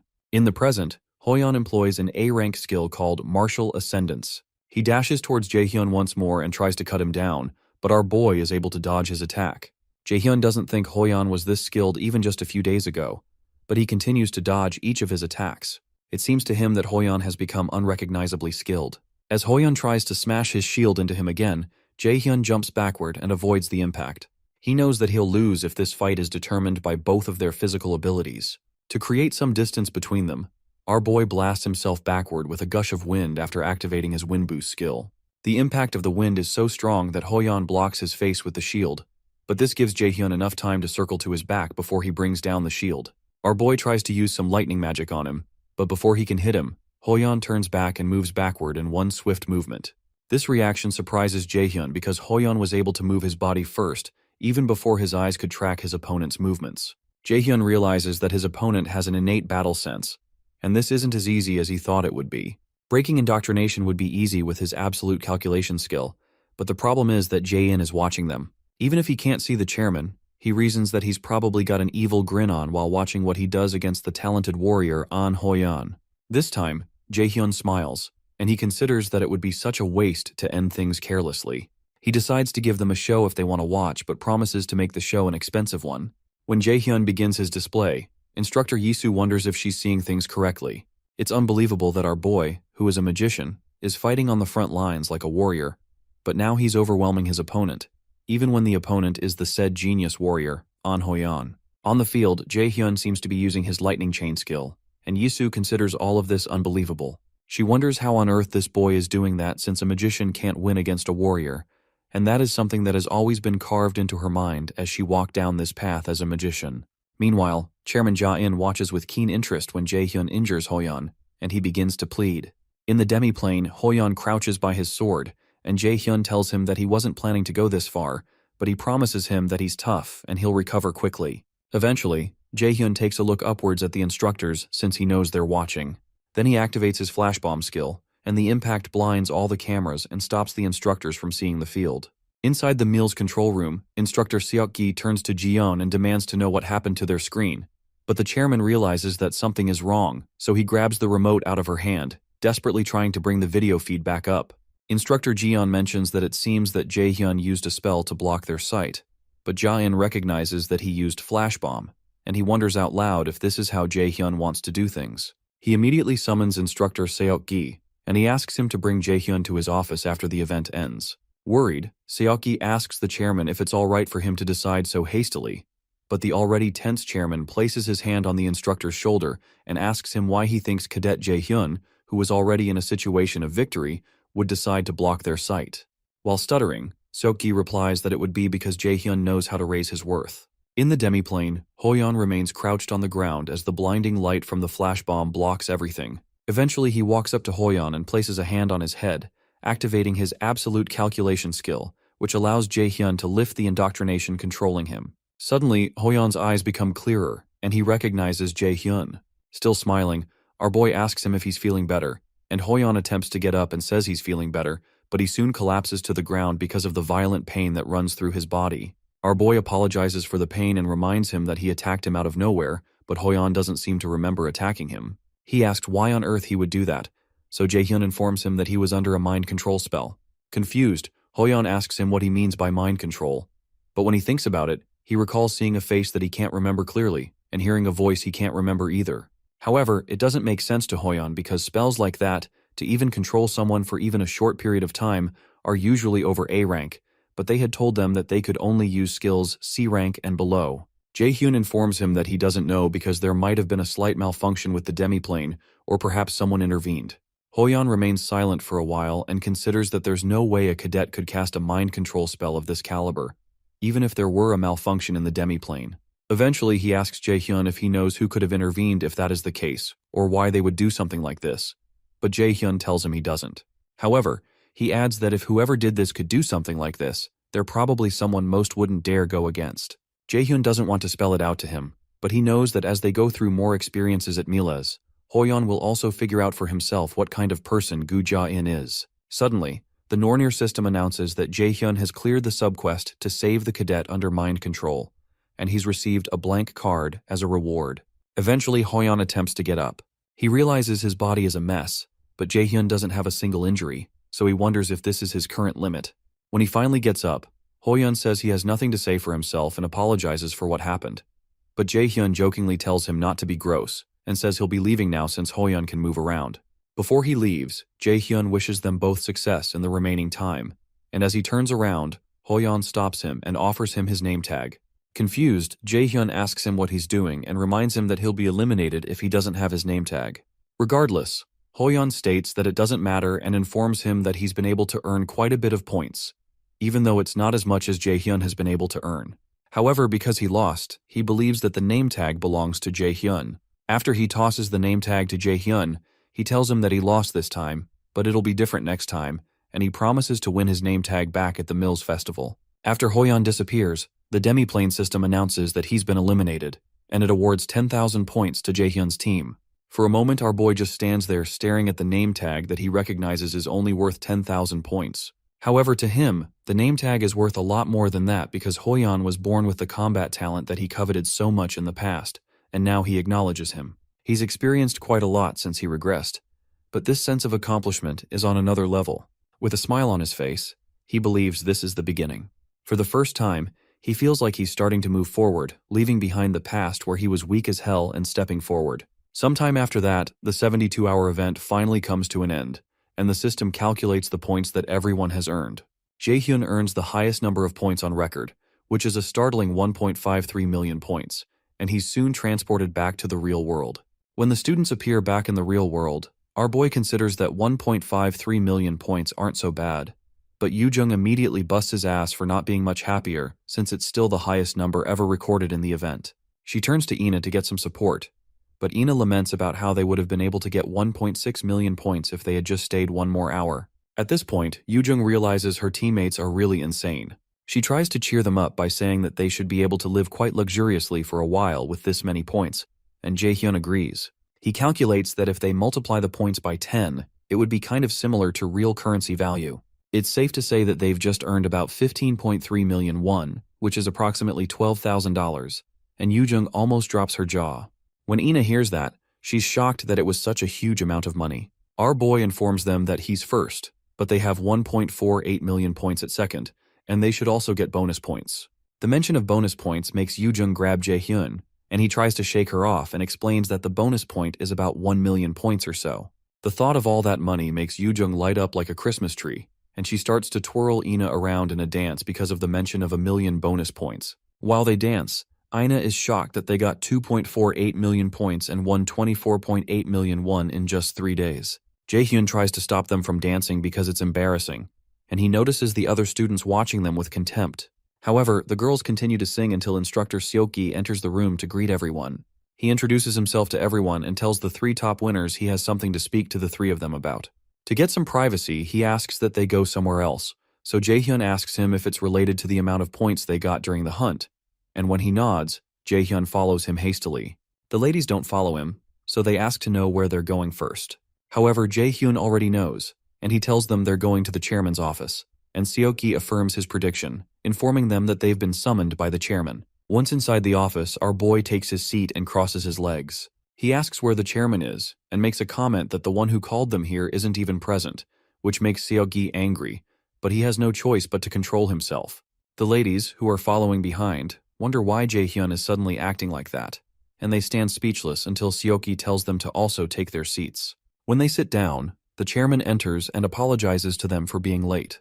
The 2 ladies stand up, and Yoo-jung loudly introduces herself, and Ina follows suit, while Jaehyun just sits there. The chairman cheerfully tells them that he knows who they are, and Yoo-jung revels in that. Jaehyun tells the chairman that he's late and he almost fell asleep waiting for him. The comment surprises the ladies, and even Seoki becomes tense as he wonders if this kid has lost his mind. A moment of silence continues in the office for a short time until the chairman says he has no excuse for being late. He finally adds that he needed some time to prepare to talk to them, but Jaehyun immediately tells him that they're actually the ones who have no excuse since he called them out right after coming out of the demi-plane for 3 days without giving them a chance to wash up, so they had no time to prepare. The chairman's face tenses again, but this time he just laughs. Jaehyun realizes he's putting on an act and figures that it's because he's interested in the people in front of him. Finally, the chairman informs them that he brought some very beneficial news for them. He congratulates them for being the elite of the elite who secured the top 3 spots in this year's freshman hunt, especially Jaehyun, who took first place. When he says that, Jaehyun says it's all thanks to his party members, and he wouldn't have been able to do it all by himself. That comment makes the chairman hesitate as usual, and he wonders if the boy has no wish to show off his abilities. He finally agrees with Jaehyun but comments that he's also observed all his actions, and he noticed that they beat the freshman hunt's record of 1.14 million points by an overwhelming amount. When he claps and comments that the result was unbelievable, the ladies thank him for the compliment. But Jaehyun asks him where he's driving at, which makes Yoo-jung worried again. After hesitating for a while, the chairman explains that the Mills Academy would like to offer them a few special privileges. First, a suite room from the dormitory buildings within the academy will be offered for free. Second, priority in the use of the academy's facilities that usually need to be reserved in advance. Third, if they ever are unable to get a satisfactory score in the school tests, they will get a chance to retake the test. After listing out the offer, the chairman asks them what they think and explains that they will be signing a partnership contract with Mila's Academy should they agree to their offer. But Jaehyun states that he rejects the offer before the chairman finishes his speech. Our boy explains that the benefits sound nice, but those are all things they can earn by themselves in a month or so, especially since Mila's is very much a meritocracy after all, so he doesn't think they should get them while paying an unnecessary fee. Eventually, he grabs the offer out of the chairman's hands and starts reading through the terms. He reads that after signing a partnership contract with Mila's, once they start working as raiders, they would have to donate over 30% of their earnings to the school for at least 5 years. At this point, the chairman looks pretty grim until Jaehyun finally tells the chairman that this isn't to reward them, but to strike them down. When he asks the chairman if he's mistaken, the man pauses for a while and says there's nothing he can do about it if that's what Jaehyun thinks, especially since they can't be forced into signing a contract. He tells them that he leaves the decision up to the 3 of them, and the ladies look at each other to read how the other person is reacting to the whole thing. After a short pause, Yoo-jung apologizes and states that she would like to decline the offer, and so does Ina. The chairman covers his face as if in deep thought, but the veins on his hand bulge out in anger. Eventually, he says that it's a shame because this was the best offer he could give them. However, the chairman mentions that he will give them another chance to think about it, so he locks his gaze onto Jaehyun using his indoctrination skill and asks him if he still does not plan to change his mind. Immediately, the Nornir system informs him that something strange has infiltrated his mind.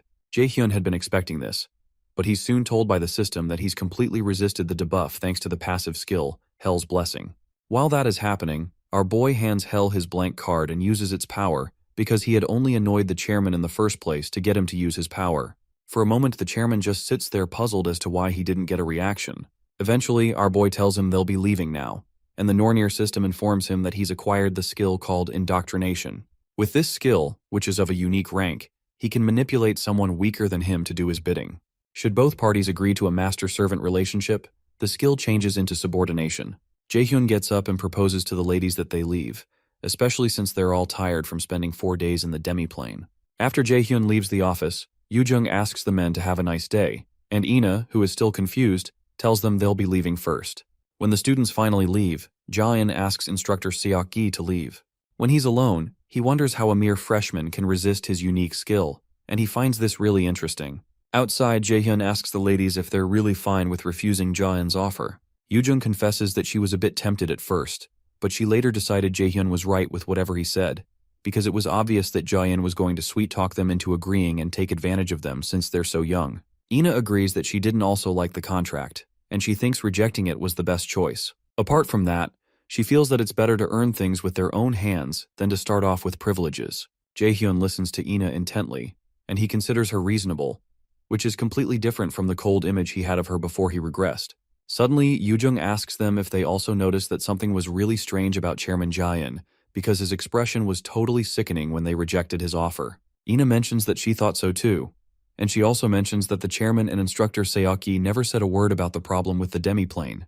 Jaehyun listens to them talk, and he notes that Ina has really good instincts. Eventually, she asks Jaehyun if he knows anything about Chairman Jaehyun by any chance, so he asks her why she'd think that.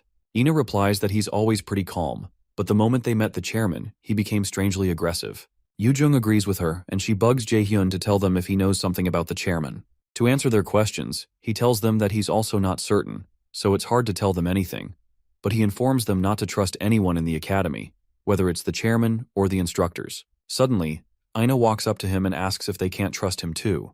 And while Jaehyun pauses, Yoojung steps behind Ina with an eerie look in her eyes and tells her not to trust Jaehyun either. She points out Jaehyun's fierce look and narrates how he once left her stranded in the middle of the streets instead of taking her home, and Jaehyun asks her why she's suddenly bringing up something that happened a long time ago. Annoyed, Yoojung grabs his hair and calls him a jerk, reminding him of how hard a time she had back when it happened.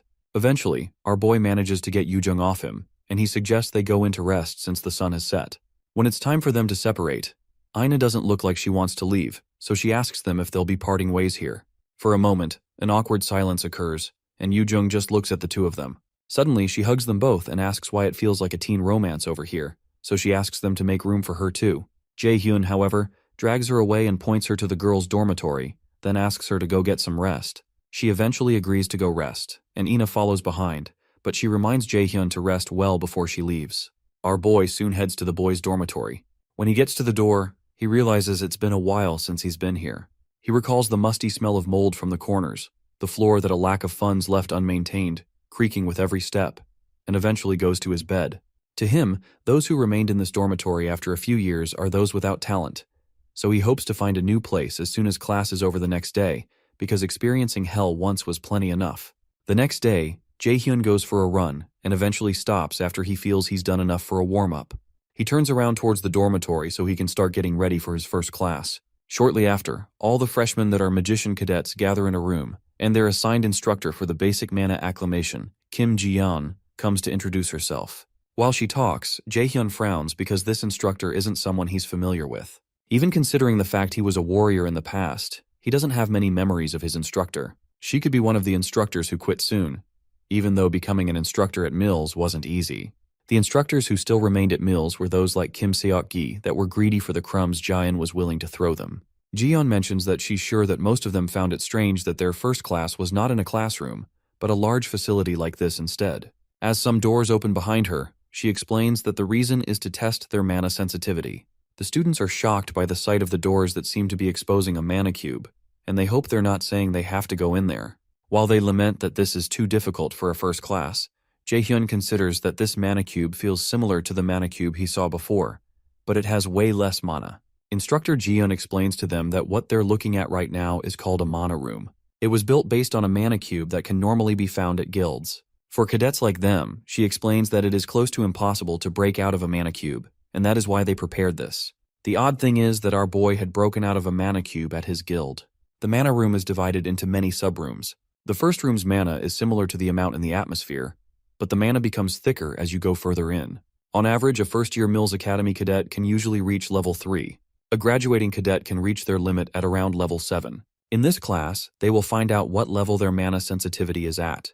Jiyeon asks the cadets to form a line and follow behind her. She informs them that they can raise their hand if they have trouble during the test, so they can follow the assistant instructors out of the room. Soon after, she enters one of the mana rooms, and the cadets follow her in. After everyone enters, Instructor Jiyeon notes that none of the cadets seem to be having trouble at level 1. She decides that they move to level 2, and when they enter, some of the cadets begin to pant, and the instructors have to help them out. After they leave, Jiyeon asks the rest that are still standing to follow her to level 3, and when they enter, almost half of the class raises their hands, but Jaehyun, Yoojung, and Ina do not seem to be affected at this point.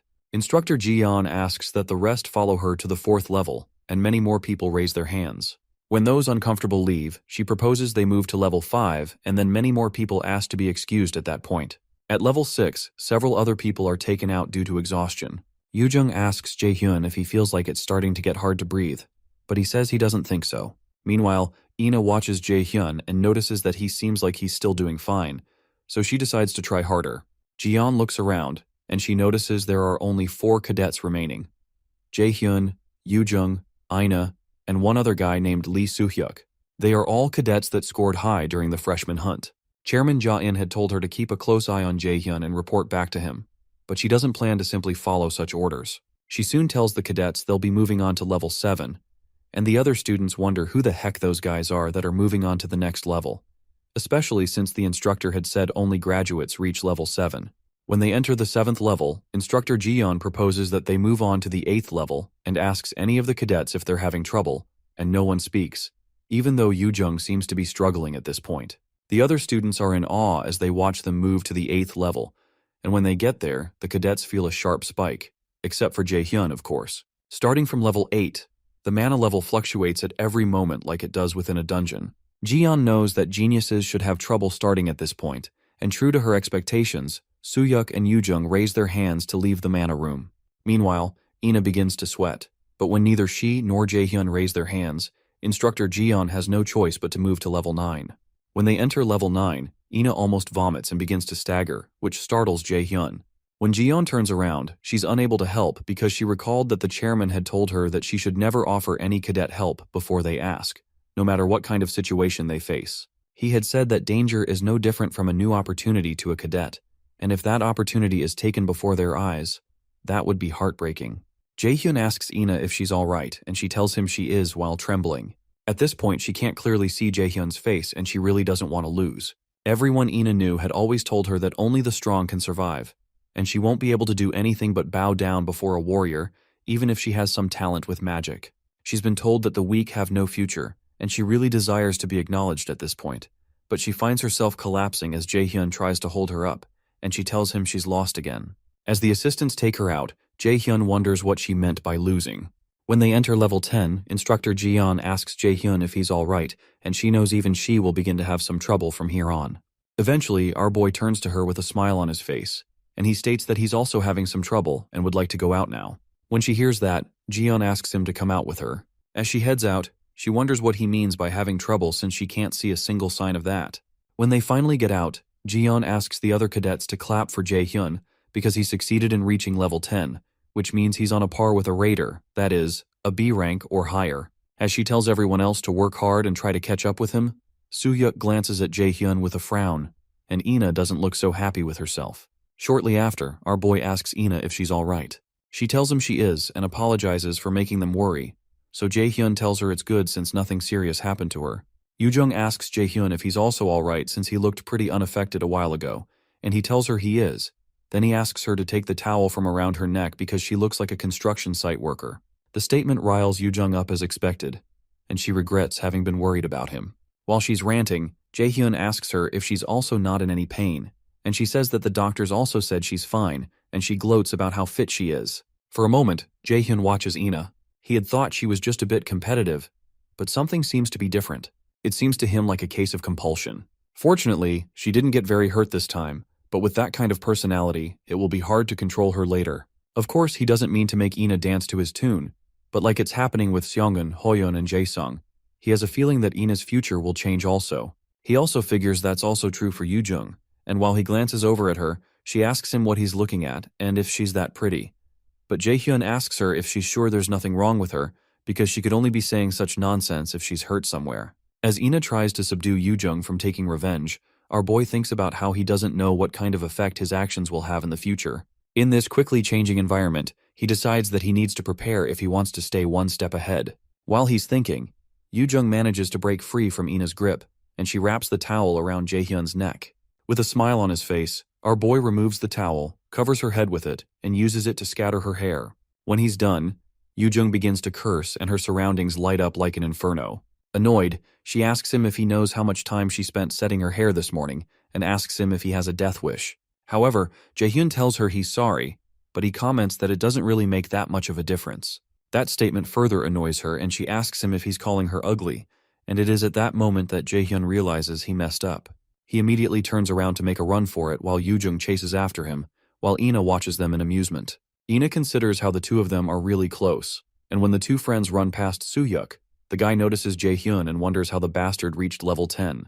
While he's looking, a friend of his named Kim Minsu comes by to say hi and asks him what he's thinking about so deeply. Soohyuk asks Minsu to tell him everything he knows about the guy that's getting his hair pulled out by the lady, and even though Minsu wonders why Soohyuk is talking to him like a slave, he explains that Jaehyun is the first guy to get first place in the freshman hunt as a magician. Soohyuk tells him that he knows that, but what he wants to know is where a guy like that came from all of a sudden.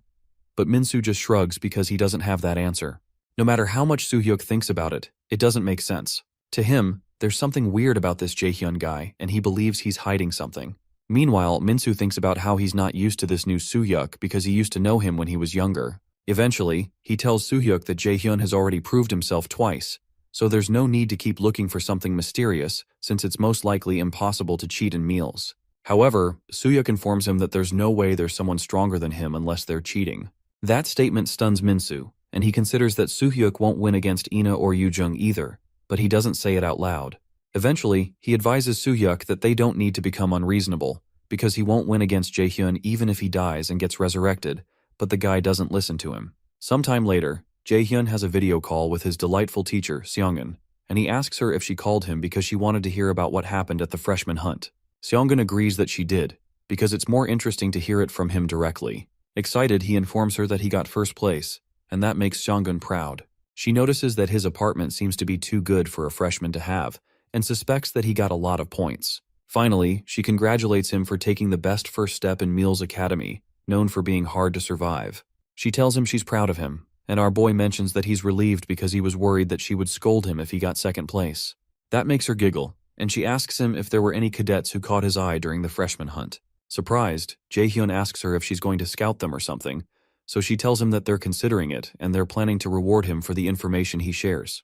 Jaehyun explains that telling her isn't hard, but to think he'll get a reward for something like this, he asks her if she's not being too generous, but she insists that she's doing this because she knows he won't cooperate if she offered 10 times the amount in the future. Eventually, he mentions Ina, Yujung, and Hoyeon, saying those three are the ones that can be recruited by Yeonhwa. When he hesitates to mention someone else's name, Seongun asks him to speak, so he adds that he knows someone who isn't a freshman, but would be good to recruit from the upperclassmen. Seongun promises to give him a big welcome. After they end the call, the guildmaster thinks of Lee Jae-sang, whom Jaehyun had mentioned, and she recognizes him as the youngest son of the S-rank raider, Lee Jae-sin. During the call, she had mentioned to Jaehyun that Jae-sang is not as talented as his other siblings, and she knows that Yeonhwa might have some problems with Lee Jae-sin's Zephyr Guild by taking Jae-sang in. With such a risk, Seongun asks Jaehyun if he still thinks they should recruit the boy, and he says he does because Jae-sang will become the world's best alchemist in the near future. After they end the call, manager Sung-jae informs her that Guildmaster Ms. Baek Ji-hyun has arrived. Seongun asks him to escort her in, so Ms. Ji-hyun steps in with Yeonju behind her. When they step in, Seongun comments that they arrived exactly on time, so Ji-hyun responds that time is also a very valuable property to a merchant. Ms. Ji-hyun stretches her hand to Guildmaster Seongun and states that it's been a while, but Seongun politely tells her that she doesn't think they're close enough to greet each other so familiarly and asks her to take a seat. When Ji-hyun has her seat, Seongun, still smiling, asks her what the master of the Curator Guild wants with her. Ji-hyun is amused by Seongun's straight-to-the-point nature and comments that becoming close will really be difficult, but she admits that she also likes it. Eventually, Ji-hyun mentions that there seems to be someone Yeonhwa has been raising quite well, so she asks how much she can purchase Jaehyun for. Seongun tells her that it's unfortunate that Yeonhwa Guild doesn't think of its members as commodities that can be bought, so she suggests that Ji-hyun look somewhere else. However, Jihyun asks her if the child would agree with that, so Seongun tells her there are some things that can't be bought with money, but remarks that she most likely wouldn't know. Eventually, Jihyun replies that she didn't think Seongun would take her offer anyway, and it doesn't matter because she only came as an act of courtesy. Amused, Seongun informs her that her thoughtfulness is quite unpleasant, but Jihyun thinks that's a shame and decides to leave since it's getting late, and Seongun doesn't seem to want to talk to her either. As she gets up to take her leave, Seongun retorts that she's glad that she noticed that she doesn't want to talk to her, and Jihyun jokingly responds that a sharp eye is also a merchant's virtue. The next day, after an endurance test at the Mills Academy, the cadets wait for the system to analyze the results of the endurance test. An Hoyeon ends up first with 101 points, while Jaehyun comes in second with 99 points. The result makes our boy hiss, but he had expected that he won't be able to compare to a combat genius like Hoyeon. However, he doesn't consider second place a bad result. To him, there's no need to rush, but he also keeps in mind that he hasn't reached his goal. When Jaehyun turns to the ladies, he notices their disturbed looks, and Yoojung eventually asks him what the hell he is, and she asks how a magic raider can get second place and contend with An Hoyeon in an endurance test. When she demands to know how that's even possible, our boy informs her that it's not strange since he started out as a warrior, but that explanation still doesn't satisfy Yoojung. When she tries to protest again, Jaehyun tells her there's no need to focus on only magic so much, and she needs to also focus on her health. That remark makes Yoojung grim again, and she threatens to one day show him he's not as important as he thinks he is, but Ina soon holds her back so she doesn't start another fight. Meanwhile, Instructor Seokgi watches them nearby and he realizes that Jaehyun is a dangerous guy, just like the chairman said. The boy's muscular endurance is not something a magician should possess, and that makes Seokgi wonder what on earth he is up to. Soon after, the students hear the bell that signals that their next class is about to start, so Seokgi tells the students that their second endurance test is called the AR evasion test. Jaehyun recalls this test from the time before he regressed, and he knows it was the test that examined numerous cadets on their talent and made them hit their limit. Seokgi explains that they'll be gathered in a room with top-tier cutting-edge facilities called the AR test room. The AR combat measurement system in front of them will help test each cadet's ability through virtual battles with opponents created within augmented reality. Jaehyun listens intently, and he realizes that Seokgi is not planning to do this the easy way. Normally, what they would do is eliminate the monsters materialized by drones while analyzing their pattern of attack, but they will only focus on assessing their evasion abilities this time because it's an endurance test. However, if they defeat monsters, they will receive higher scores. Seokgi hands the cadets some objects that look like earphones, and when Yoojung asks, Jaehyun explains to her that they're receivers that can analyze and record the combat simulation. After noting Jaehyun's correctness, Seokgi adds that this receiver is used to implement augmented reality. It stimulates the brain and using the projector creates the realistic illusion of an actual monster. Through drone cameras, 3D images are augmented into the surroundings, making it seem like there are real monsters present. The use of such devices is for safety and to avoid the possibility of getting hurt. What Seokgi doesn't tell them is that the receiver stimulates the brain such that they can still feel about a fifth of the opponent's attack damage. The aim is not to shock the cadets but to create a certain level of caution to increase their possibility of survival in dungeons. Seokgi explains that the AR system has a total of 100 levels, but they will be evaluated only up to level 10. The test will be done in teams of 4, and they will now be grouped and called in order for the test. Before the test begins, the teams are formed, and Team 3 contains 2 warriors and 2 magicians, including Jaehyun and Soohyuk. Jaehyun considers that it's pretty balanced. While he's thinking, Soohyuk calls out to him and asks him if he's Min Jaehyun. Our boy replies that he is, so Soohyuk tells him that he heard that he got first place in the freshman hunt, but there's something he can't just understand. He wonders how a magician can get first place and reveals he believes there's a special reason for that, so he asks Jaehyun to teach it to him. After pausing for a while, Jaehyun asks him if he's considered the possibility that there's no such thing, so Soohyuk informs him that he'll have to expose it in that case, even if he has to use force. Excited, Jaehyun smirks and asks him why he didn't just say that his goal from the start was that he wanted to fight with him. Soohyuk, who is also smiling, informs him that it's nice to see that they understand each other. The 2 other ladies on the team become worried, and one of them wonders why they're acting like that since they're on the same team. The shorter lady wonders if they'll be alright, so she tries to separate them. But Instructor Seokgi soon calls their team onto the field. When they step into the field, the system begins a 5-second countdown and informs them they'll be facing a skeleton warrior. The skeleton warrior soon manifests, and Soohyuk decides he needs to step back first to create some distance. Before he can move, Jaehyun dashes forward at breakneck speed, much to the shock of the others on the team, and the ladies try to warn him that it's dangerous. Surprised, Soo-hyuk asks what the hell he's doing and wonders what Jae-hyun thinks a magician can do at the front line. While Jae-hyun makes his way to the front, he wonders why there are still such taunts aimed at him, but he decides that it'll be best to show a bit of his ability here.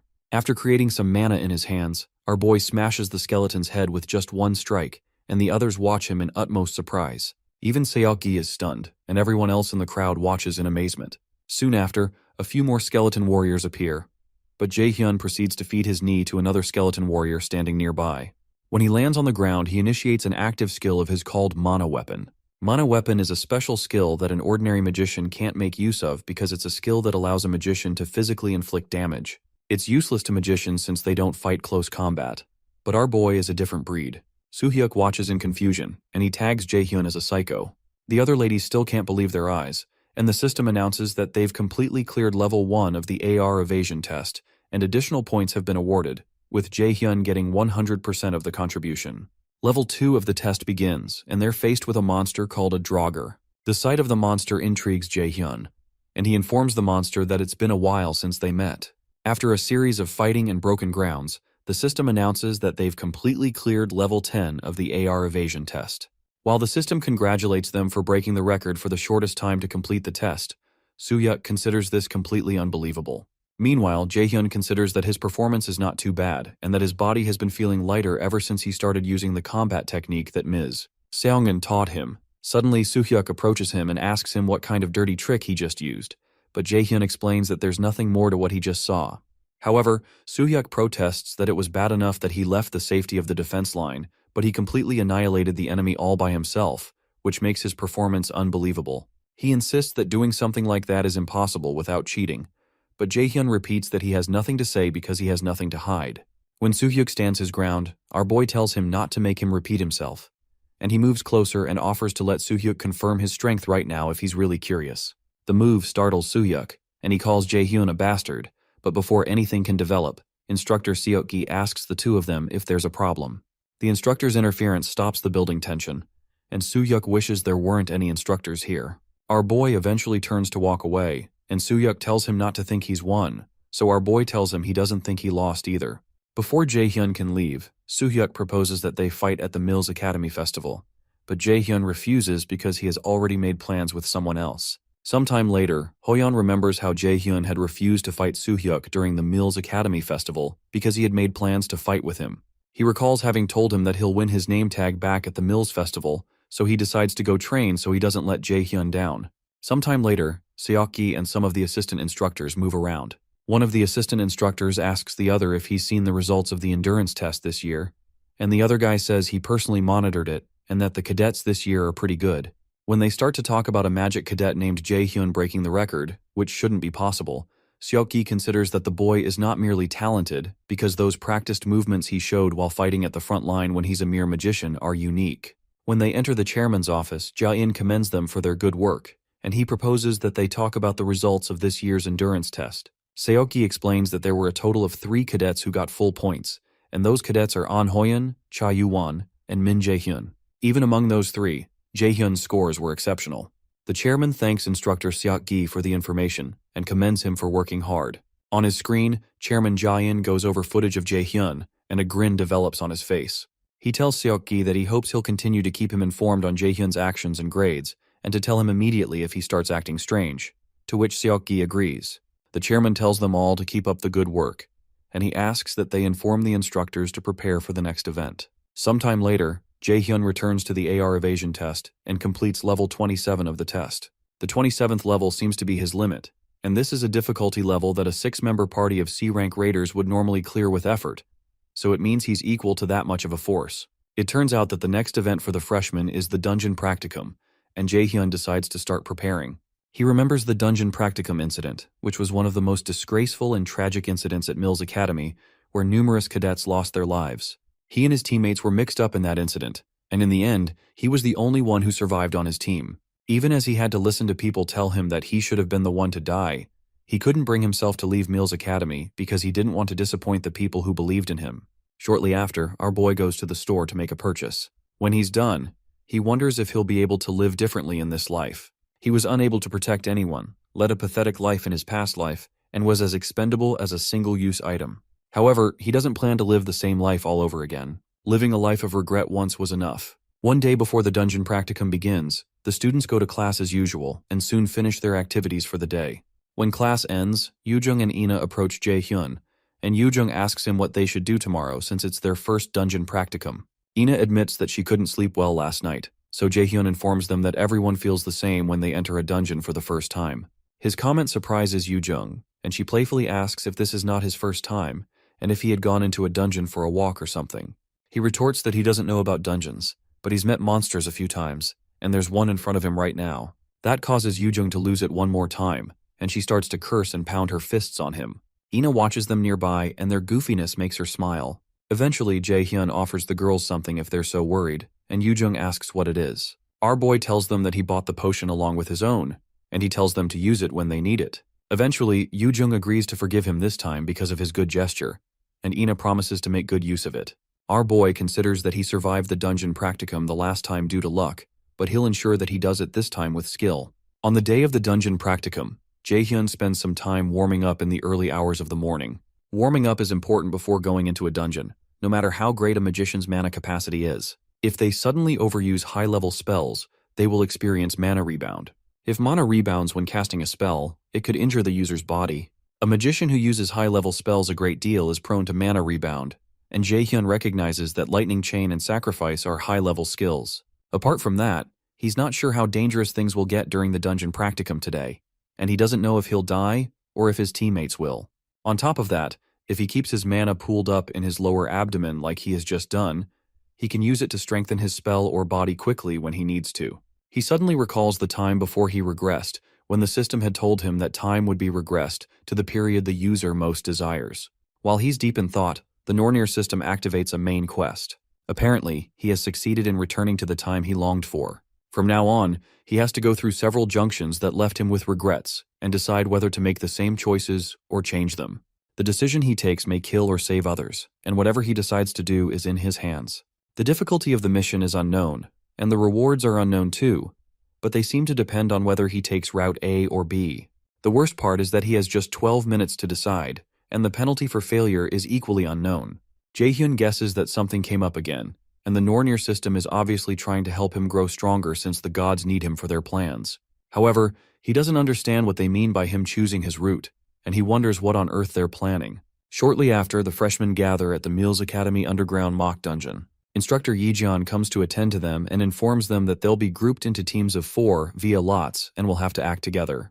When the students begin to murmur, Jaehyun guesses that the others think it's not fair. Real monsters will appear in this dungeon, and if you're lucky, you can clear the dungeon easily, but if you're unlucky, you'd be part of a low-ranking cadet team struggling to raid the dungeon. When the murmuring continues, Yejeon silences them and explains that their scores in the dungeon practicum will be part of their official tests. Apparently, only low-level monsters that they can defeat will appear in the dungeon practicum, and Yejeon tells them all to try their best. While she's speaking, Jaehyun reasons that this is Chairman Jia-in's trap. Like the instructor said, most of the monsters that appear here are low-level, but if things go like they did before he regressed, boss-level monsters will be mixed in. He recalls the D-rank boss monster, Kobold Lord, and even though it isn't a difficult opponent for him, he doesn't plan to follow along with Jia-in's plans, except that the small gap Jia-in will leave open in this dungeon practicum might actually give him the opportunity to end him.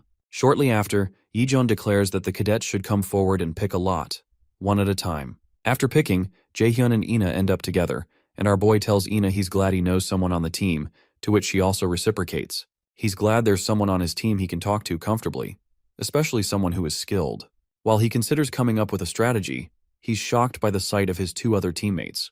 The lady introduces herself as Warrior Kim Jina, and the guy introduces himself as Warrior Park Sungwoo. Sungwoo cheerfully asks if they're also on Team 3, but Jaehyun recalls how these 2 people were his teammates in his past life, and they ended up getting killed by the boss monster after they asked him to run away while they took care of things. Suddenly, our boy understands what the Nornir system means by him choosing his route, and he can see the choices in front of him. When the new 2 warriors step forward, our boy realizes this is what the Nornir system wanted from the start. So he shakes them and introduces himself as Jaehyun, and introduces Ina also because she's clearly shy. It amuses Sungwoo that Ina is shy, but he's certain that they'll all get along as they spend time with one another. And Jina agrees that they'll all get along well. Our boy realizes that these two warriors are the same as they were in his past life, and he's happy with how cheerful they are with Ina. Once they've gotten introductions out of the way, Jaehyun proposes they make plans first. The other two agree, and one of them suggests making Jaehyun the team leader. With the quest the Norner system showed to him still in his mind, our boy sits down to explain the plans to them. He reminds them not to get weak no matter what pops up in the dungeon, because if the warriors in the vanguard start to falter in particular, the whole party will end up annihilated. The warriors are intrigued by Jaehyun's tactical intelligence, and Sungwoo says this is expected of the person that got first place in the freshman hunt. Sungwoo realizes the details of the strategy are no joke and says he's memorized all 6 parts of it, and Ina says she has too. Soon after, Instructor Jeon steps forward to inform the cadets that their planning period is over. From now on, they will officially begin the dungeon practicum, and she asks the team leaders to come forward. Jaehyun steps forward, and when he looks to his side, he notices Hoyeon coming forward as the team leader of Team 4, which Yoojung is part of. He's glad that Hoyeon is the team leader because that means Yoojung won't get hurt. When the team leaders step forward, Jeon instructs the team leaders who are ready to lead their teams into the dungeons assigned to them and wishes them good luck. Shortly after, Hoyeon leads his team into the dungeon assigned to them. One of the party members notices that the place is pretty damp and has a musty smell, which enlightens her about how dungeons are in real life. Yoojung asks the rest if kobolds will probably come out since it's an underground dungeon, and their other male teammate agrees that they probably will because he heard underground dungeons have a lot of ore. Excited, Yoojung hopes that there are diamonds around somewhere, but while she's talking about it, she suddenly pauses when she senses something, and Hoyeon immediately announces that something is coming, so he asks them to go to their positions. Yoojung quickly goes into action, but the other cadets don't look so confident when they notice that they're surrounded by kobolds. As if it's not enough that they're monsters, the kobolds are equipped with digging equipment. Hoyeon informs his team that the kobolds are weak monsters, but it'll be difficult to deal with them if they swarm them, so he charges at them and proposes they finish this quickly. Yoojung uses an explosion from her holy force and activates her flash bomb skill, causing a release of a huge explosion that blinds the monsters, giving Hoyeon the chance to cut them down. While the other two teammates fight with the monsters, Yoojung activates a move called the Wind of Helheim and activates a skill called Air Blast. She releases several blasts of air towards the chest of the kobolds and knocks them to the ground. After they take down the monster, Hoyeon asks if everyone is fine, and the ladies reply that they are. When they turn to the other male, Seho, they notice he seems to be choking, so they rush to help him, and Yoojung wonders what's wrong because she's never heard of kobolds using poison. When Yoojung looks up, she realizes that the boy isn't choking because of poison, but because of an overwhelming wave of mana hitting him. In front of them is a huge kobold boss, and the students freeze. Shocked, Hoyeon asks why there's a kobold lord here. Meanwhile, in the dungeon assigned to Team 3, Gina confesses to Jaehyun that she knew he was strong, but he's really amazing. She asks him how many monsters he's dealt with so far in their walk through the dungeon, but Jaehyun insists it's nothing because things just happened. However, Gina insists that it's nothing because they will be able to clear the dungeon without anyone getting hurt if things continue like this. When Jaehyun looks to his side, he notices that Ina is distracted, so he grabs her hand and asks her if other people still make her uneasy. She admits that they do, so Jaehyun realizes she's really shy. But then, there were rumors that no one had seen Ina speak more than 3 words at a time. While moving forward, the team runs into a room filled with ores. Our boy realizes that this is different from what he remembers, and this clearly must be Jaehyun's doing.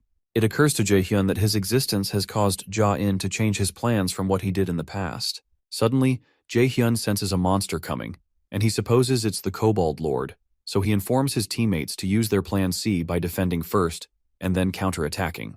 When Jaehyun tells them to be careful because this monster is different from what they've encountered before, Sungwoo becomes worried that a stronger monster is coming, especially because they had been told that only weak monsters appeared here. Suddenly something breaks in through a nearby wall, and the cadets are shocked to see a Kobold Lord. They wonder what a boss monster is doing here, and as Ina is about to run backward, she recalls what Jaehyun said about the whole party being annihilated if any of the warriors in the vanguard start to falter. She quickly activates the magic armor around the warriors, and Sungwoo struggles to focus because of the sheer size of the monsters. Eventually, Jaehyun activates his taunt skill, and when the Kobold Lord attacks Sungwoo's shield, Sungwoo calls out to Jaehyun. Our boy rushes towards them and creates a mana attack in his hands, and he blasts the Kobold Lord. Ina is shocked by the amount of power that Jaehyun's attack packed, and she hopes that such a great attack would deal a great deal of damage. But the monster easily gets up as if nothing happened. The sight makes Jaehyun laugh, and as he witnesses the destroyed parts of the monster repairing itself, our boy confesses that he didn't expect anomalies. As its body heals, the Kobold Lord smiles at them, and Jaehyun starts to wonder if a Kobold Lord with regenerative abilities isn't too much to handle. Suddenly, the Norner system identifies the existence behind the Kobold Lord as something called Odin's Raven, so it gives him a special quest called the Raven Hunter. The special quest requires him to kill all of Odin's ravens that are weighing down on him and the gods against the Aesir. There are 5 objectives, and the mission is an S-rank difficulty with a reward of a blank card and class increase, with a penalty of death. Meanwhile, outside the dungeons, Instructor Jiyeon goes through footage of Jaehyun's previous fights, and she wonders how the boy can give such a performance as a magician. She's an A-rank magician herself, but such battle skills that Jaehyun shows are unthinkable to her. She considers that the chances of Jaehyun's Team 3 taking first place in this dungeon's practicum are high, and when one of the doors opens, she's surprised to see Cadet Seho being helped up by Hoyeon, while Yoojung tells her that there's a big problem. Still shocked, Jiyeon asks her what happened, and they inform her that a Kobold Lord appeared in the dungeon. She's surprised that they could run into a Kobold Lord because there's no way it could have gotten in, and Jiyeon begins to wonder what on earth is going on inside the dungeons. Meanwhile, the assistant instructors come to help Seho, who has a mild case of mana addiction, and they ask him to take deep breaths. Soon after, Yoojung asks Instructor Jiyeon if Team 3 has not come out yet, and she's told they have not. Hoyeon doesn't believe it because he's sure that Jaehyun and Ina are too skilled to be unable to escape the Kobold Lord easily. After hesitating for a while, Jiyeon places a call through to Chairman Ja-in, who sounds surprised to hear from Instructor Jiyeon, even though he has a smirk on his face. She informs him about the appearance of a B-rank monster, and she requests rescue personnel, and the chairman acts surprised to hear that something like that happened. He tells her not to worry too much because he'll send a support team, so he asks her to wait on site. After he hangs up the call, Instructor Jiyeon experiences a strong feeling of uneasiness, but can't explain it. Meanwhile, inside the dungeon, Ina, Gina, and Sungwoo grow tired. The system informs Jaehyun that the existence behind the Kobold Lord is Odin's Raven, with 2 ravens named Hugin, which translates as thought, and Munin, which translates as memory. Odin gathered all kinds of knowledge from across the realms and used it to rule over Asgard. Eventually, Jaehyun calls the Kobold Lord a follower of Odin, showing the ravens that he recognizes their presence. Apparently, the mana he feels is close to B rank, and it's a regenerative Kobold Lord. Even though our boy has grown strong, this is a difficult opponent for him, and he wonders whether he should run. To him, running would be the smartest choice. That's what he always did before he regressed, hiding behind his selfish reason of self-preservation. But his life was a continuous string of regrets. He considers this a second chance, and he doesn't care if this is someone's test for him because he's going to protect them this time. Immediately, Jaehyun tells them all to run straight out of the dungeon while he distracts the monster. Sungwoo asks him what he's talking about and asks how he will deal with the monsters, but before the words can come out of his mouth, he's ambushed by 2 kobolds from behind. Fortunately for him, Jaehyun quickly blasts them away with some holy arrows, so he asks Jungwoo to shut up and get out of there. As the Kobold Lord swings his huge weapon again to smash Jaehyun into the ground, our boy tries to explain to the others that he can't fight and protect them at the same time. As the monster is about to pound our boy into the ground, Ina calls out his name in fear, but as he turns around to face the monsters, a shield appears between him and the monster to weather the impact of the strike. Surprised, Jaehyun looks to his side and realizes that Ina activated the shield. She informs him that she can help, and our boy knows from the look in her eyes that he can't convince her out of this. He wonders if this is another change he has created in the future. Then he asks Ina to stay with him while the others go back to the entrance of the dungeon and tell Instructor Jiyeon about the situation.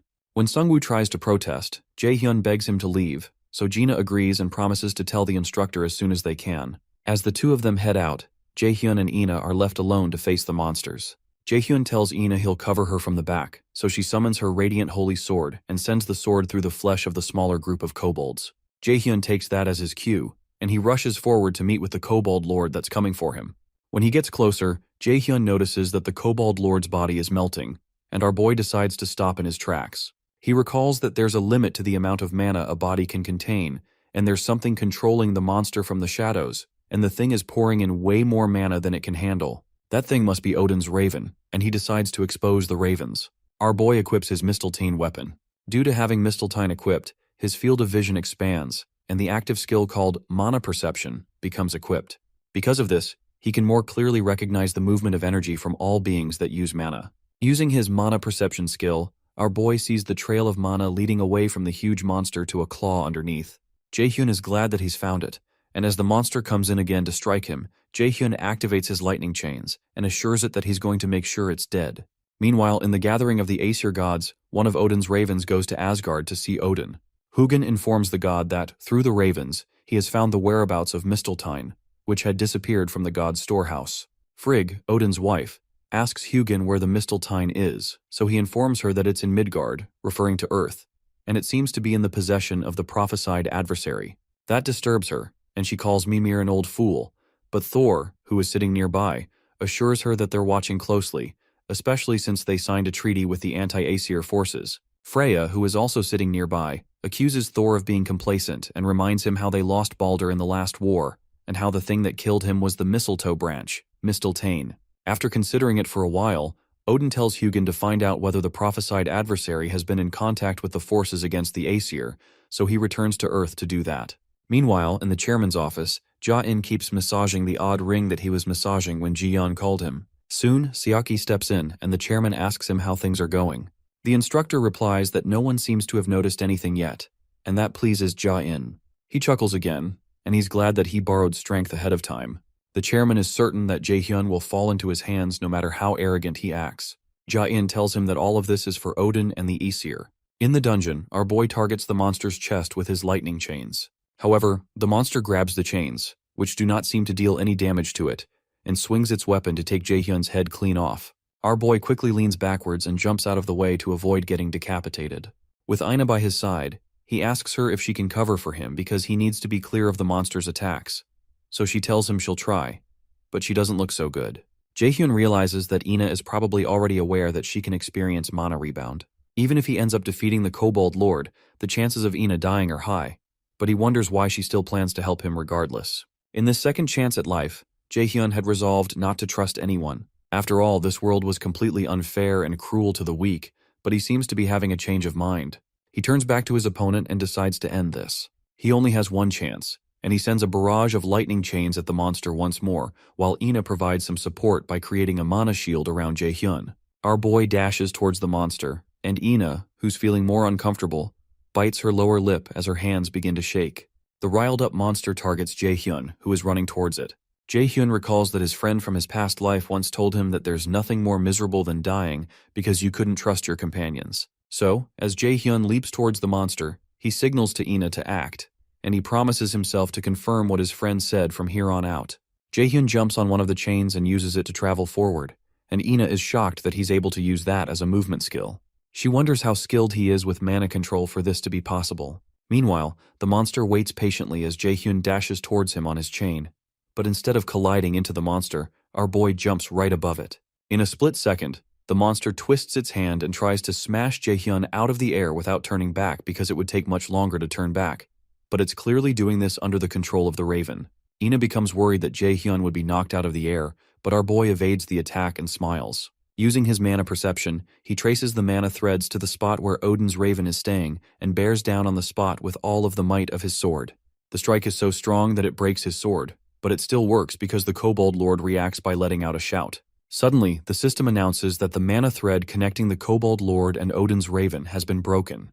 When Jaehyun lands on the ground, the Kobold Lord crashes behind him, and our boy walks forward to see the face of the being behind all this trouble. When he steps forward, Jaehyun finds Hugin crumbled after being hit by his strike. He asks the Raven what the hell Odin's goal is and steps on its head when it doesn't respond.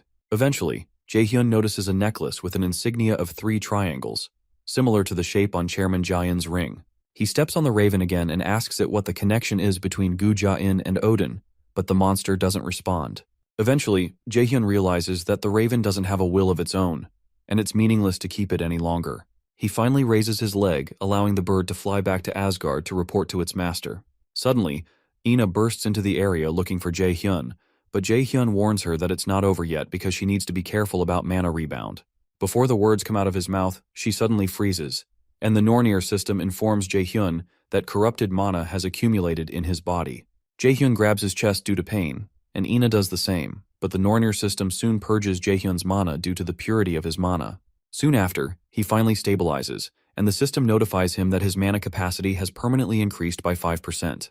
Jaehyun is glad it worked, and he's told that he has succeeded in hunting the first of his prey from the special quest called Raven Hunter.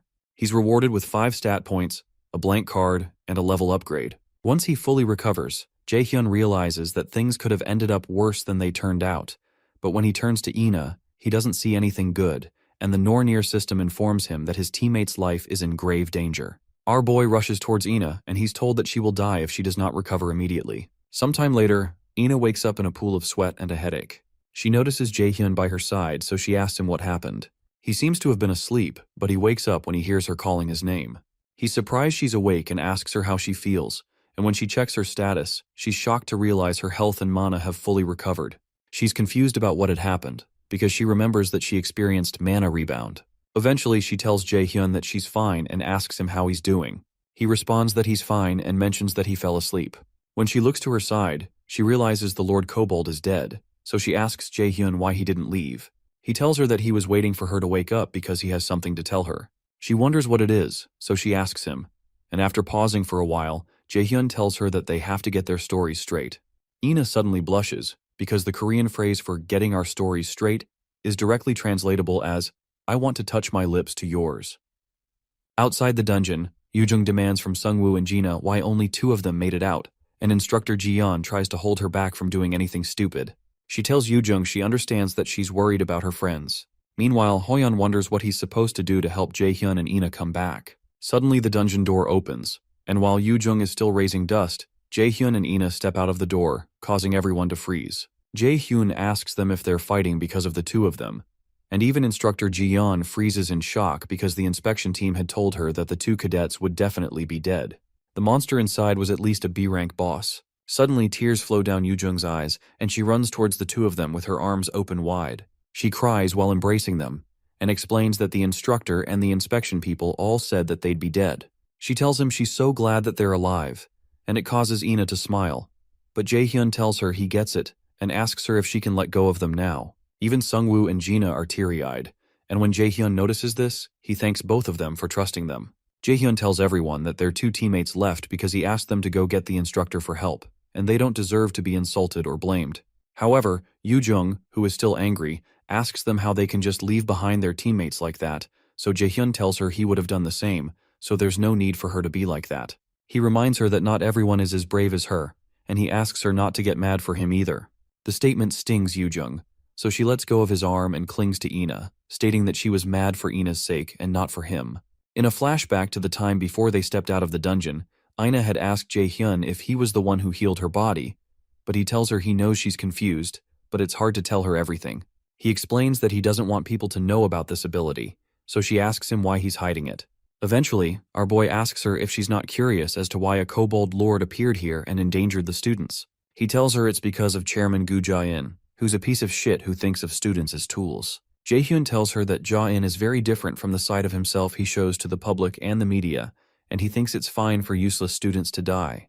Ina realizes that's why Jaehyun is against the chairman and why he's hiding his ability, and he confirms it. After pausing for a while, she reminds him of some things he said to her the day they went to the office.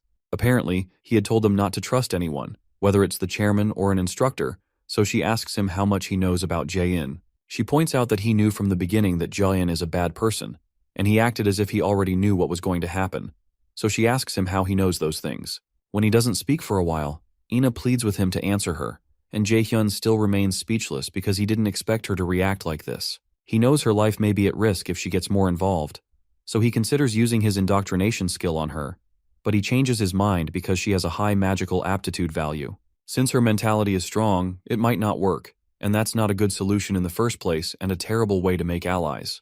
Eventually, he apologizes but tells her he can't tell her more than what he already has, so she asks him why he can't. Jaehyun finally explains that it'll be too dangerous for her too if he tells her any more than this, and he asks her to let it go for now. In the present, Instructor Ji-yeon bows her head and apologizes to Jaehyun for not being able to rescue them from the dungeon, and she tells him she's glad he's okay. However, he tells her it's fine, especially because she didn't put them into the dungeon knowing what was going to happen.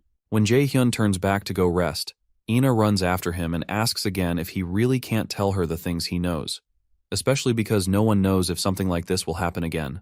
But he apologizes that he can't tell her and expresses his hope that she'll keep the promise she made. After Jaehyun leaves, the Nornir system informs him that he's cleared the main quest, which is the first turning point, and the rewards depend on the route taken. He's told that he took Route B, which is different from the choice he made in the past. Because of that, he's given something called Idun's Golden Apple. Sometime later, Chairman Jae-in says that he has disappointed him. Seok-ji apologizes to the chairman, but the chairman insists that he will tolerate it once, but expresses that he hates having a useless subordinate. With an eerie look on his face, Ja-in turns to the instructor and asks him if he understands what he means. While trembling, Seok-gi promises not to disappoint him again, and Ja-in tells him he better not. The chairman tells Seok-gi to make sure to tame Jae-hyun in the next event before his patience runs out.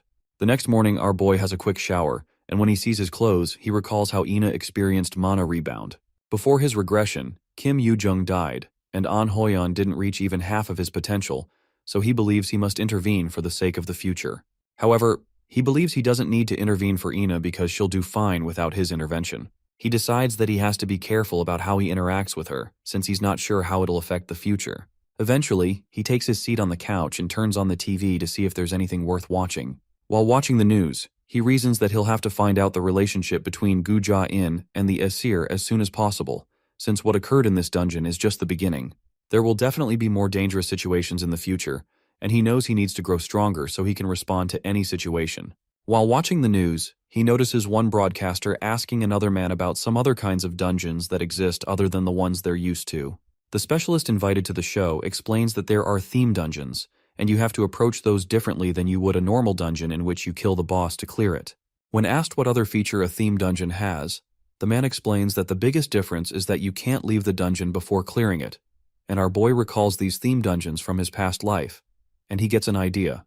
The specialist further explains that raiders who want to raid theme dungeons need to become a character of the theme and clear certain requirements. It could be regarded as a kind of roleplay, and what raiders want in these kinds of dungeons are rare item rewards. Apparently, there's a hidden piece that raiders also call God's Arrangement, and this item is the reason raiders are desperate to clear such dungeons despite their difficulty. After hearing that, Jae-hyun smirks and realizes this is his opportunity to get what he needs the most. Meanwhile, Ina enjoys a cup of tea with Yoo-jung, and she apologizes to her for making her worried.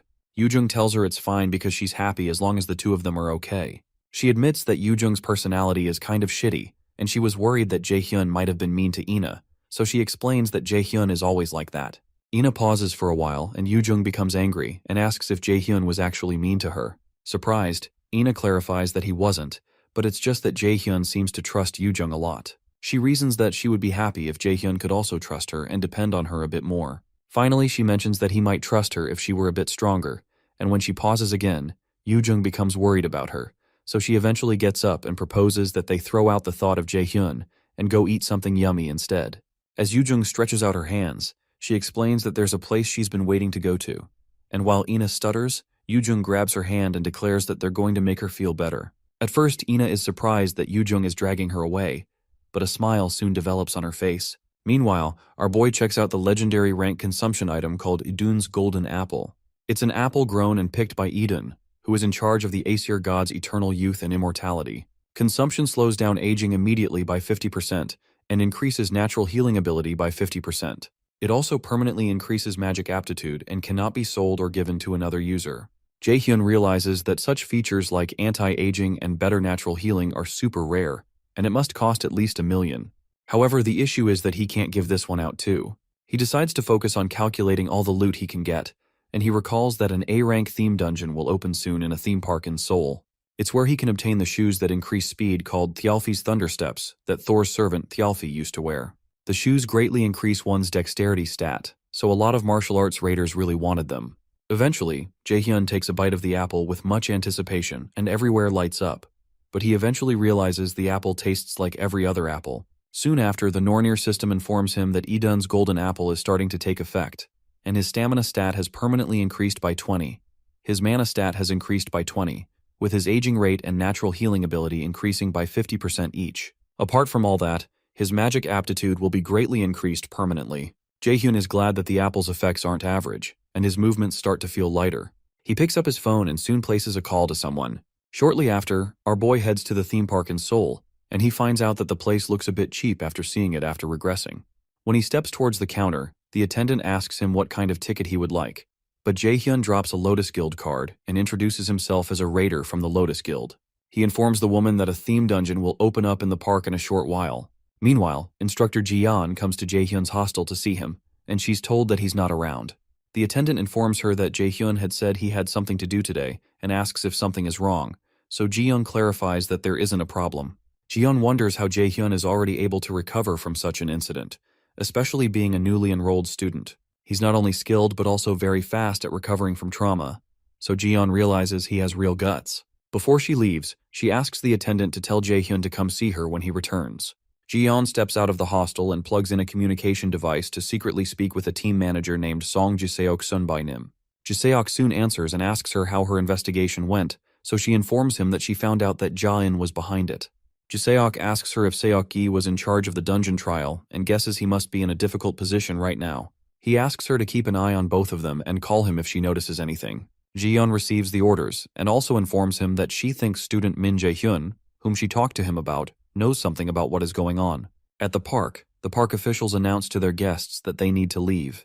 Jaehyun is surprised by how quickly they responded, and he realizes the Lotus Guild is really influential. He recalls the call he had with teacher Xiangin to inform her about the dungeon that's about to appear. When he expresses total certainty, she gives him permission to mention their guild's name on the condition that he prioritizes his safety if things become dangerous. He's amused by her condition, so she tells him that it's not that she doesn't believe in how capable he is, but no teacher in the world wants their students to be in danger, since anything can happen in a dungeon. In the present, the Nornir system informs our boy that the theme dungeon called Neverland in Ruins has appeared. Apparently, a special item will be rewarded if 3 missions are cleared consecutively. A special quest called Big 3 is added, and his mission is to clear the 3 missions, which have a difficulty of A rank, with the reward of Thialfi's Thunder Steps. A 24-hour timer begins, but the failure penalty isn't stipulated. Jaehyun realizes things are just as he remembers from his past life. In a flashback, he recalls that another raider showed up and began to talk about how she could easily tell that the Viking was a mission location. In the flashback, she states that she was so smart that she could easily find some of the rides in the park, the haunted house, and the parade. Her name is Seo Ah-hyun, a 16-year-old theme dungeon raider. She openly declares that her skill, Cognition Accelerant, is pretty awesome. To her, there's nothing she can't do if she just uses her brain a bit. She talks about how excited she is to hear it's a theme dungeon, but she's not disappointed. Jaehyun recognizes her as a self-proclaimed genius with an IQ of 150. She was all excited about her own power and bragged about it, but ended up being killed by those who were envious. Thanks to that, Thialfi's Thunder Steps went to some other random person. This time, Jaehyun figures it's going to be better for him to take the Thunder Steps this time. Soon after, the Nornir system asks him if he would like to start the Viking mission, the first mission out of the Big 3, and he agrees. He's soon transported to the Viking dungeon, and the system tells him the ending of this story is being changed. Jaehyun is transported away, and not long after, Seo Ah-hyun appears close to the place he disappeared. Shortly after, our boy is completely synchronized with the character of the dungeon, and he's told that he's playing Thialfi, a warrior who survived the invasion of the Vikings. The first mission of the Big 3, called Thialfi's Grudge, is soon added. In the theme quest, Thialfi's Grudge, the god of thunder, Thor, envied Thialfi's quick feet, and kidnapped Thialfi's younger sister, Roskva, as a hostage in order to force Thialfi to work for him. Our boy is to become Thialfi and save his younger sister Roskva to resolve the grudge. The difficulty of the mission is a B rank, and the reward is an active skill called Commander's Shout. The failure conditions of the mission are Roskva's death and Thialfi's death, but the failure penalty for him is death. Thialfi, servant of the god of thunder, Thor, and fastest in the 9 realms. He was originally a human, but he began to despise the Aesir because he lost his family to the Vikings who worshipped the Aesir. Jaehyun is surprised to learn that Thialfi hates the Aesir because this isn't the original story according to what is popularly known. And Jaehyun wonders if this is another conflict between the Aesir and the Nornir. Suddenly, Jaehyun hears someone call out to him using Thialfi's name, and the person asks him to wake up. When he gets up, he feels a sharp pain in his head but doesn't know where he is. When he looks around, he realizes he's in a ship he stole in order to find Roskva, and when he looks to his front, he recognizes the person who woke him up as Frederick, the person who came up with the plan to steal this ship. Frederick asks him if he's okay, and as he's about to reply, the ship collides with another ship, causing the entire ship to wobble. Before they know what's going on, a group of pirates enters their ship, and it looks like they're in trouble. Jaehyun doesn't know what's happening, but it's clear he's going to have to postpone finding Roskva for a bit. Jaehyun immediately tells Frederick he'll leave this to him, and he jumps into the next ship, even while Frederick tries to stop him. When our boy jumps and lands on the other ship, the men are startled, but one of them starts to make fun of him for jumping into the enemy's territory when he should be hiding. They begin to call him names and threaten to kill him immediately, but our boy doesn't say anything. When he notices a girl tied to the middle of the ship, he recognizes that it's Seo, the same girl who had boasted about her abilities, so he wonders what she's doing here. Immediately, the Nornir system informs him that the lady tied up is Thialfi's younger sister, Roskva. Seo Ah-hyun prides herself as the owner of a genius brain and also a great raider-to-be. She considers herself an amazing person, but somehow she found herself locked up in this dungeon. Just 3 minutes before the emergency announcement at the park, she had told her friends she wanted to go to the bathroom. Now that she's stuck, she calculates that there's a 0.6% chance of a dungeon appearing where she is, and a 0.0003% chance that she'll get locked up in a theme dungeon. After lamenting about her luck, she decides not to think about it but to think about a way out of here. After tearing up because she doesn't want to die here, she hopes a raid team might have already arrived. As she hopes to run into one of them, she spots Jae-hyun standing in the middle of the park, so she tails him. She wonders who he is because he doesn't seem like a part of a raid team, so she decides to follow him. In the present, Jae-hyun wonders why he ended up meeting her again of all the people he could meet, especially after they even made an announcement for everyone to escape. While he's lamenting, the pirates prepare to poke him full of arrows, but our boy creates a mana shield to protect himself from the onslaught of arrows. While they fire, he wonders why he's always surrounded by abnormal people. He soon creates a punch packed with mana and knocks them all down with one strike. Eventually, our boy decides to be optimistic. Even though Seo is a bit of a bitch, he knows she'll be helpful for the raid. A new and bigger opponent appears and tries to slash Jae-hyun with his sword, but our boy slides out of the way to avoid his attack. Since he can't send Seo out, he decides that it'd be better for him to use her. After evading the first attack, he lands a punch on the big guy's face and sends him rolling backward. He'll have to first take care of this situation and then figure out what to do with Seo after. The other pirates rush out to deal with him, so Jae-hyun tells them he doesn't have time right now, so he asks them to come at him all at once. After a short while, he takes out all the men and walks up to Seo, then tells her she can stop pretending to sleep. Jae-hyun asks her if she's supposed to be Roskva, but she only hisses and admits that she's been found out. With a smirk on her face, she asks him if he's supposed to be Thialfi. Jae-hyun affirms that he is, and he crouches down to speak with her. But he suddenly cracks the structure she's tied to with a punch, causing her to tremble. With a crazy look in his eyes, Jae-hyun tells her he can tell what she's thinking about right now, so he advises her not to try any of her funny ideas. It's clear the threat worked because Seo nods eagerly and hiccups. Soon after, the system informs Jae-hyun that he's cleared the first mission of the Big Three, and he's being sent to the field. He and Seo soon appear in the park again, and they sit across from each other at a table. In Seo's eyes, Jae-hyun is a magic class raider that moves like a martial arts raider. She guesses he's roughly the same age as her and has a shit personality. As she wonders who this strange person is, Jae-hyun finally breaks the silence and asks what kind of skill she has. Seo stutters and eventually reveals that her skill allows her to be better at swordsmanship. She believes that Lai should trick Jae-hyun since there aren't many middle schoolers who have skills. Since he has a shitty personality, she plans to use him to her advantage, but while she's thinking, Jae-hyun tells her that's not all there is to her skill. When he tells her he hates liars, she insists that she's not lying and she has a D-rank skill called Beginner Swordsmanship Revision. After a short pause, Jae-hyun informs her that her skill is called Cognition Accelerant, and he explains that it makes it feel like time's slowed down and quickens the user's thoughts. It's usually used in leadership positions, but it's effective for analyzing and figuring out the opponent's mind. When he asks her if he's wrong, she's utterly perplexed and asks him how he was able to figure out her skill. Immediately, Jae-hyun gets up and tells her he can't take her around with him because she still seems to be planning to lie and use him. He tells her he's not that stupid and turns around. But she pleads with him to wait and apologizes with tears streaming down her eyes. She begs him not to leave her alone there because she'll absolutely die if he leaves her behind. Jae-hyun asks her how he can trust her, and she offers to figure it out. When he hears that, our boy smiles and proposes she write a contract in that case. She's initially confused, but she soon understands what he's saying when they draft up a contract. The first term of the contract is that she can't act in any way that will harm Jae-hyun. The second is that she must obey all of his orders. The third is that Jae-hyun will guarantee her safety until clearing the Neverland theme dungeon. And the fourth is that she will never talk about this contract. She grabs her hair in frustration as she reads the contract. This contract is enforceable using Jae-hyun's subordination skill that comes with his indoctrination skill. He can hold supremacy through a contract, and he knows this is the best way to use her since she's a real pain in the ass. Eventually she agrees to sign it, and a binding chain appears around her neck and arm after she does. The system declares that Seo has been subordinated, and the subordination will not be broken even after clearing the question, as it is a subordination through contract. Jae-hyun tries to cheer her up by saying it's a pretty good condition since it's not like he has control over her mind, but she retorts that there's no way it'd feel pleasant to have someone else in her mind. When she says that, he tells her she can break the contract since he never forced her into this, and he can just leave her here. But before he can finish his statement, she assures him she'll do her best. Meanwhile, in Hell's temple, someone tells Hell that he noticed the little adversary seems to be working hard, especially since the glares of the Aesir gods have gotten rather sharp. He shares that the Aesir gods will definitely be upset if he leaves now, so he asks Hell to be his eyes because he'll need to stall for time until the adversary is ready.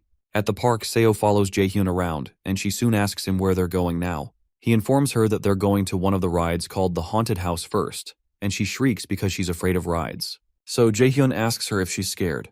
However, she asks him if he really thinks she'd be scared of that and asks what kind of middle schooler is afraid of something like that. Jaehyun responds that someone like her could be, but when she insists that she's not afraid, he agrees with her. When they get closer, our boy tells her to prepare to go in, but she pleads that she needs time to do some deep breathing. The system declares that they're starting the second mission in the haunted house, and they're soon transported there. They're to escape without breaking the 3 rules, and some of their skills will be locked. Jaehyun asks Seo what her role is in the dungeon, and it seems to her she's a cameraman because of the camera given to her. So she asks him what his own role is. Our boy explains that he's some horror streamer, and it's been a while since they've had a guest. Suddenly, a huge man appears by their side and greets them. Seo looks like she's about to explode, but the man soon introduces himself as Alfred, a butler of this mansion, and he explains he's serving Countess Flandier. The butler explains that the Count instructed him to come greet them, and the Nornir system informs Jaehyun that he's received the second mission. In the second mission, called the Flandier mission, they've been invited by Countess Flandier, the owner of the Flandier mansion, but this place is creepy and holds a terrible secret. Their job is to use the camera to reveal the truths of this mansion and escape, and the difficulty of the mission is A rank, but it has a reward of an active skill called illusion. The mission will be a failure if they're unable to escape within the time limit and reveal the mansion's truths, and the penalty is death. Alfred soon invites them in because the Countess had emphasized to him that he must treat them to the best of his ability. Our boy looks slightly tense, but Seo is dripping with sweat. Alfred offers to guide them to the dining room first since they must be tired from the journey. Once inside, Jaehyun sees a vase with a tag that shows it's for the most beautiful and foolish little girl. Seo notices a pretty painting of a little girl and a dog, so Alfred informs them that it's a portrait of the owner and Sean, the dog. Our boy figures the girl must have been 12 or 13, so he mentions that the Countess must really treasure her childhood, seeing that she put up a portrait like this. Alfred agrees that the Countess values her childhood because she has very dreamlike happy memories, but he says this with such a ghastly expression that it makes MC uncomfortable and Seo teary. Eventually, the weird butler tells them to follow him. As they both follow behind, our boy knows he has to be alert. The system told him the context of the first mission, but didn't do so for this second mission, which means he'll have to figure out all the secrets himself. He looks over at Seo, who is freaking out, and he asks her if she's good, pointing out that she was lying when she said she wasn't scared. However, Seo interjects that she's only jittery because she's not gotten used to the place yet. Soon after, Alfred tells them they've gotten to the dining table, where he shows them the feast that Countess Flandier has prepared for them. Still with that creepy look in his eyes, he tells them to dig in and slowly disappears behind the door as if waiting for them to eat poison off the plates. When Alfred leaves, the two of them pause for a while. Eventually, Seo mentions that it would definitely be a bad idea to eat the food, so Jaehyun suggests that they explore since the butler isn't here yet. As he's about to move, Seo tells him to wait so they can get some information before they go. When he waits, she focuses her attention and activates her cognition accelerant skill. The skill makes her very aware of her surroundings, and after a short time, she informs Jaehyun that she's discovered a few things about the mansion. Our boy is surprised by how fast she got information, so he asks her what it is. Seo states that she thinks the owner of this mansion is a kid that's about 12 years old, and when Jaehyun asks her why she thinks so, she explains that the nearby chair and the lobby are proof of that. The seat of the chair where the owner sits is higher than the others, which means she's much smaller than the other people who sit in the other seats. Apart from that, all the shelves in the lobby were pretty low, and only the lower handles were used. Jaehyun considers that it truly makes sense, so he proposes that they go check somewhere else. Seo follows him around, and she expresses her wish to take the camera she got back with her because it's a really expensive one. When Jaehyun suddenly stops, Seo walks up to him and asks what's wrong, but he tensely tells her that this is not the time for jokes because they're locked in here. Outside the theme dungeon appearance, raiders and news reporters arrive 2 hours after the appearance, and a particular reporter mentions that an employee of the park had revealed that there is a raider from the Lotus Guild inside, and a middle school student, Seo Ah-hyun. She also expresses their concern to find out whether the two kids will be able to make it out okay. Nearby, a raider named Sun by Neem standing nearby curses when he realizes that their inability to get into the theme dungeon early enough will stop them from getting promoted soon. His pal, Kyung-hoon, the same raider who had shown up after Jaehyun and Hoyeon dealt with the goblins, mentions that there was no way they could know that a theme dungeon would break out in the theme park. Sun Bae-nim mentions that if the civilian council judgment of them falls, then Kyung-hoon may also be demoted too, despite having been promoted with the goblin incident, and Sun Bae-nim recognizes that his own promotion will be nullified. Kyung-hoon thanks him for the positive words, and Sun Bae-nim reiterates that they're going to be blamed for all this. He asks Kyung-hoon to check who the two people who are in the dungeon are, and Kyung-hoon is surprised to find out that it's Jaehyun. He recalls that he heard that the boy enrolled in Mill's academy, and he wonders if Lotus already scouted him. When Sun Bae-nim notices his expression, he becomes worried and asks him if there are two people instead of three. But Kyung-hoon assures him that he believes that this theme dungeon is going to be cleared. Inside the haunted house, Seo is petrified when she learns that they're locked in. She starts to tremble and asks Jaehyun what will happen if they're trapped in here and never make it out. But he asks her to calm down because this is a dungeon, and there must be a way out. She has no choice but to agree with him due to her desperation, so she decides to look around a bit more for an escape.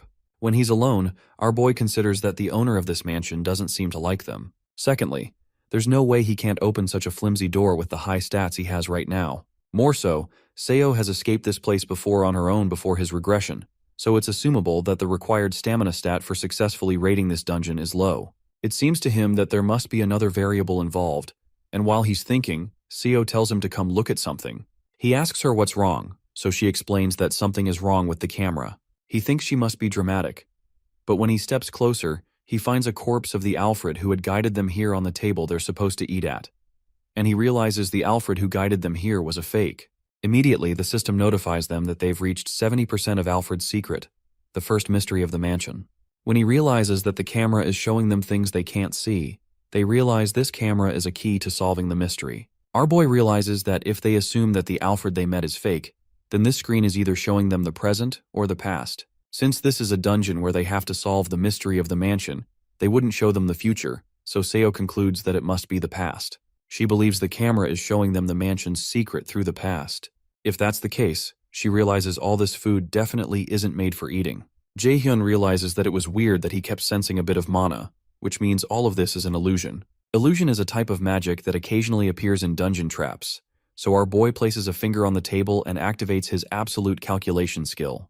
For some reason, the system tells him that there was a failure with activating the absolute calculation skill because the skill is not allowed here. When he realizes that won't work, he turns to Seo and asks her what she's looking for under the table. She mentions that she feels like some device for opening a door might be there, because the only thing in the entire room that's different on the camera is Alfred being on top of the table in place of the food. She believes the key to escaping must be here, so it gives Jaehyun an idea to solve the mystery. Our boy immediately turns on his mana detection skill, and when he focuses on the table, he notices a beam of mana emanating from one of the plates filled with pudding. It confirms his suspicions, since locking magic is fundamentally tied to other objects or calculations. So, in order to destroy the magic, you need to destroy either the object or erase the calculation. He informs Seo that the key must be inside that pudding, but for some reason Seo is scared of going close to it because of the gory picture of the real Alfred's dead body. When Jaehyun taunts her by asking if she's scared, she screams at him that she's not and proceeds to stick her hand into the pudding to find the key. After searching for a while, she finds a key, and the system informs them that they have succeeded in undoing the second secret of the mansion, the seal of magic illusion, so they'll receive extra rewards once the dungeon is cleared. Meanwhile, the fake Alfred watches the two guests from a pearl in another room and becomes worried that the guests did not like the meal. He states that they can't be lacking on how they treat their guests, and he promises that he, Butler Alfred, will never disappoint the Countess. Eventually, he walks out to go do something about it while laughing like a maniac. Inside the hall, Jaehyun and Seo make their way to a well-lit room.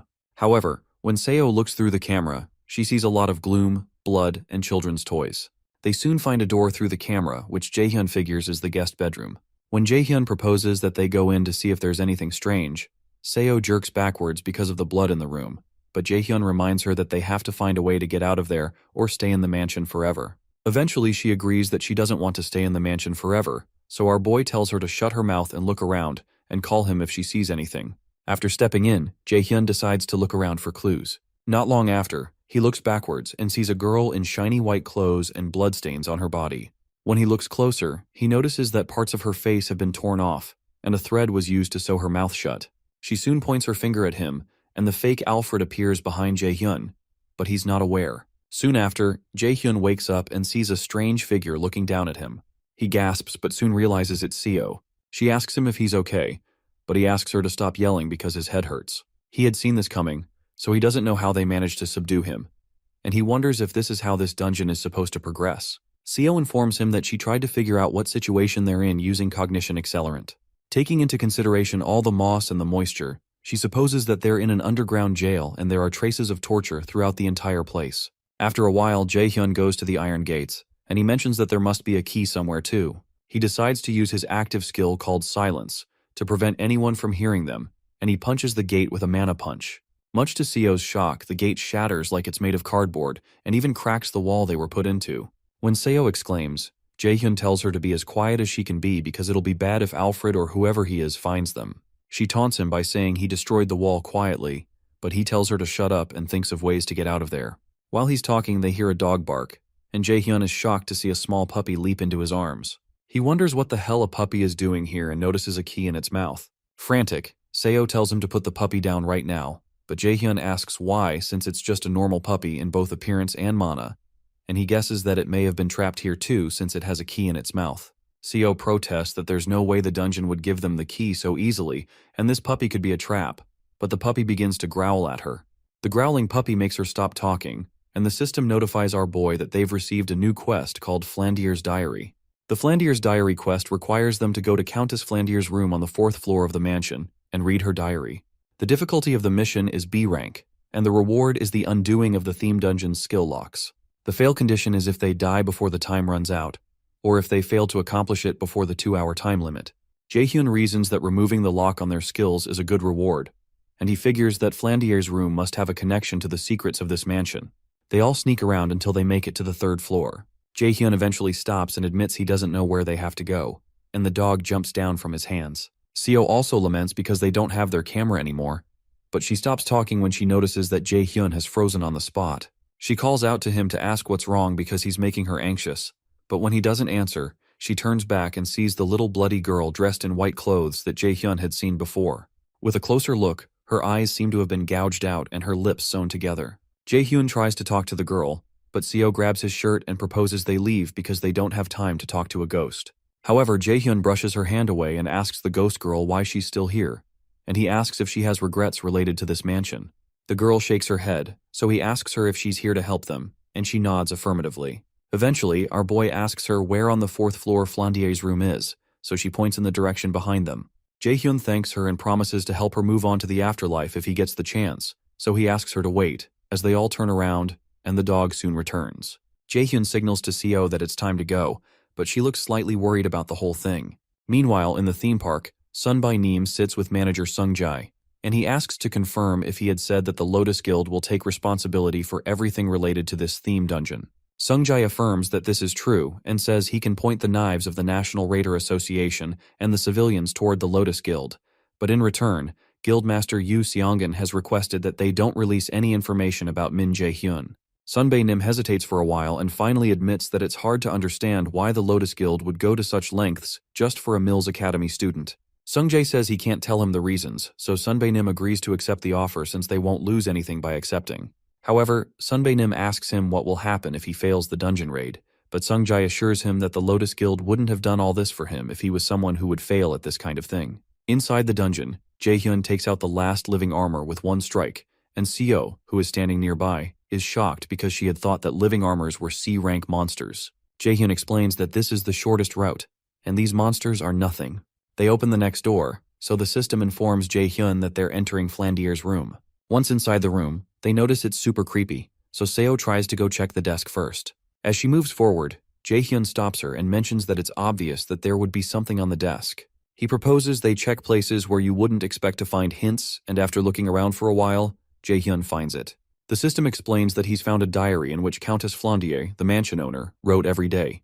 The first entry he finds is from May 7th of the year 1474. Flandier mentions her skin is looking paler every day, and all of the doctor's attempts do not seem to be working.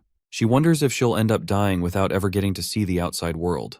In another entry on May 10th of the same year, she talks about how she's excitedly waiting for her great parents, who had promised to buy her a doll she'd been wanting from the city. In another entry on May 12th, she writes how she got a letter stating that her parents died from an attack by thieves. The page is stained with her tears, and she wonders if they would still be alive if she hadn't asked for that doll. In another entry on May 15th, she writes that the funeral is over, and she became the owner of the mansion since she's the only one left of the Flandier bloodline.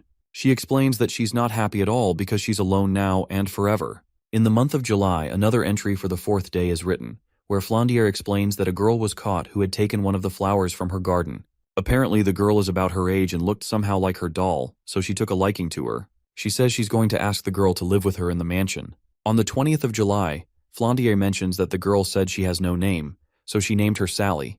They played every day in the mansion, and she expresses how happy she is to make a friend and hopes this continues every day. In another entry on the 8th of September, Flandier mentions that Alfred left the house without a word.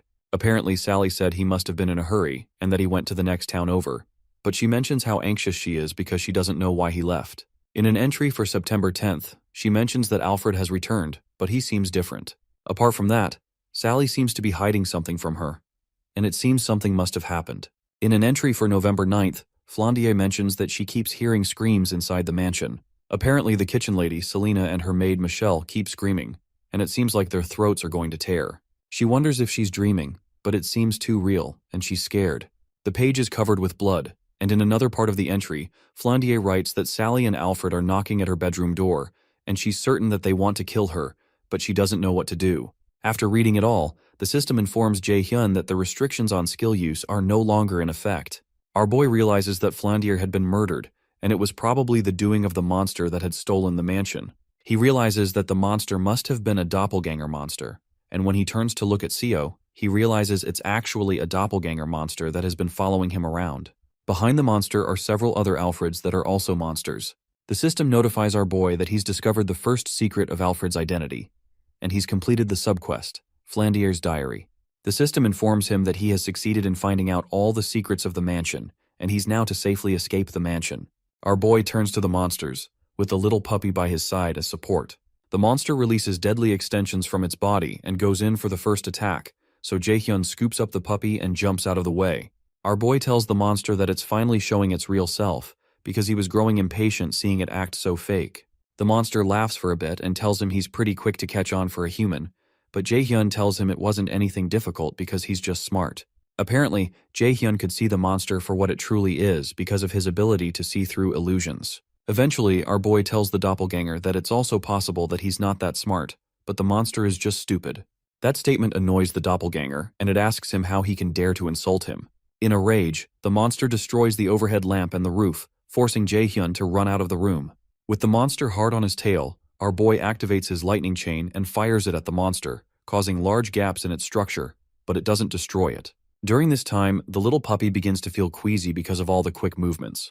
The doppelganger is a B-rank monster that's dangerous because of its ability to copy another being's skill and appearance.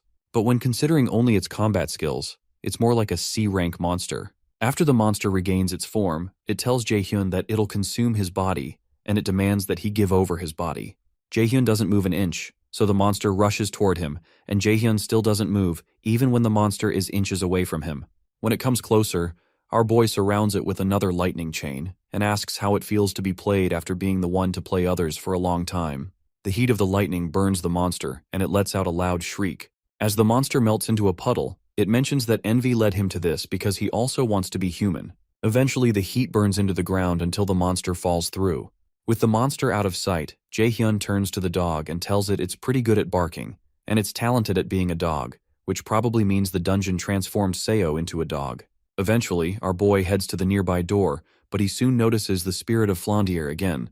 But this time, she looks just like she looked in the painting. She has a smile on her face and waves at him, which makes Jae-hyun smile back at her. As he opens the door, he tells her goodbye, and the system informs him that he has cleared the second mission.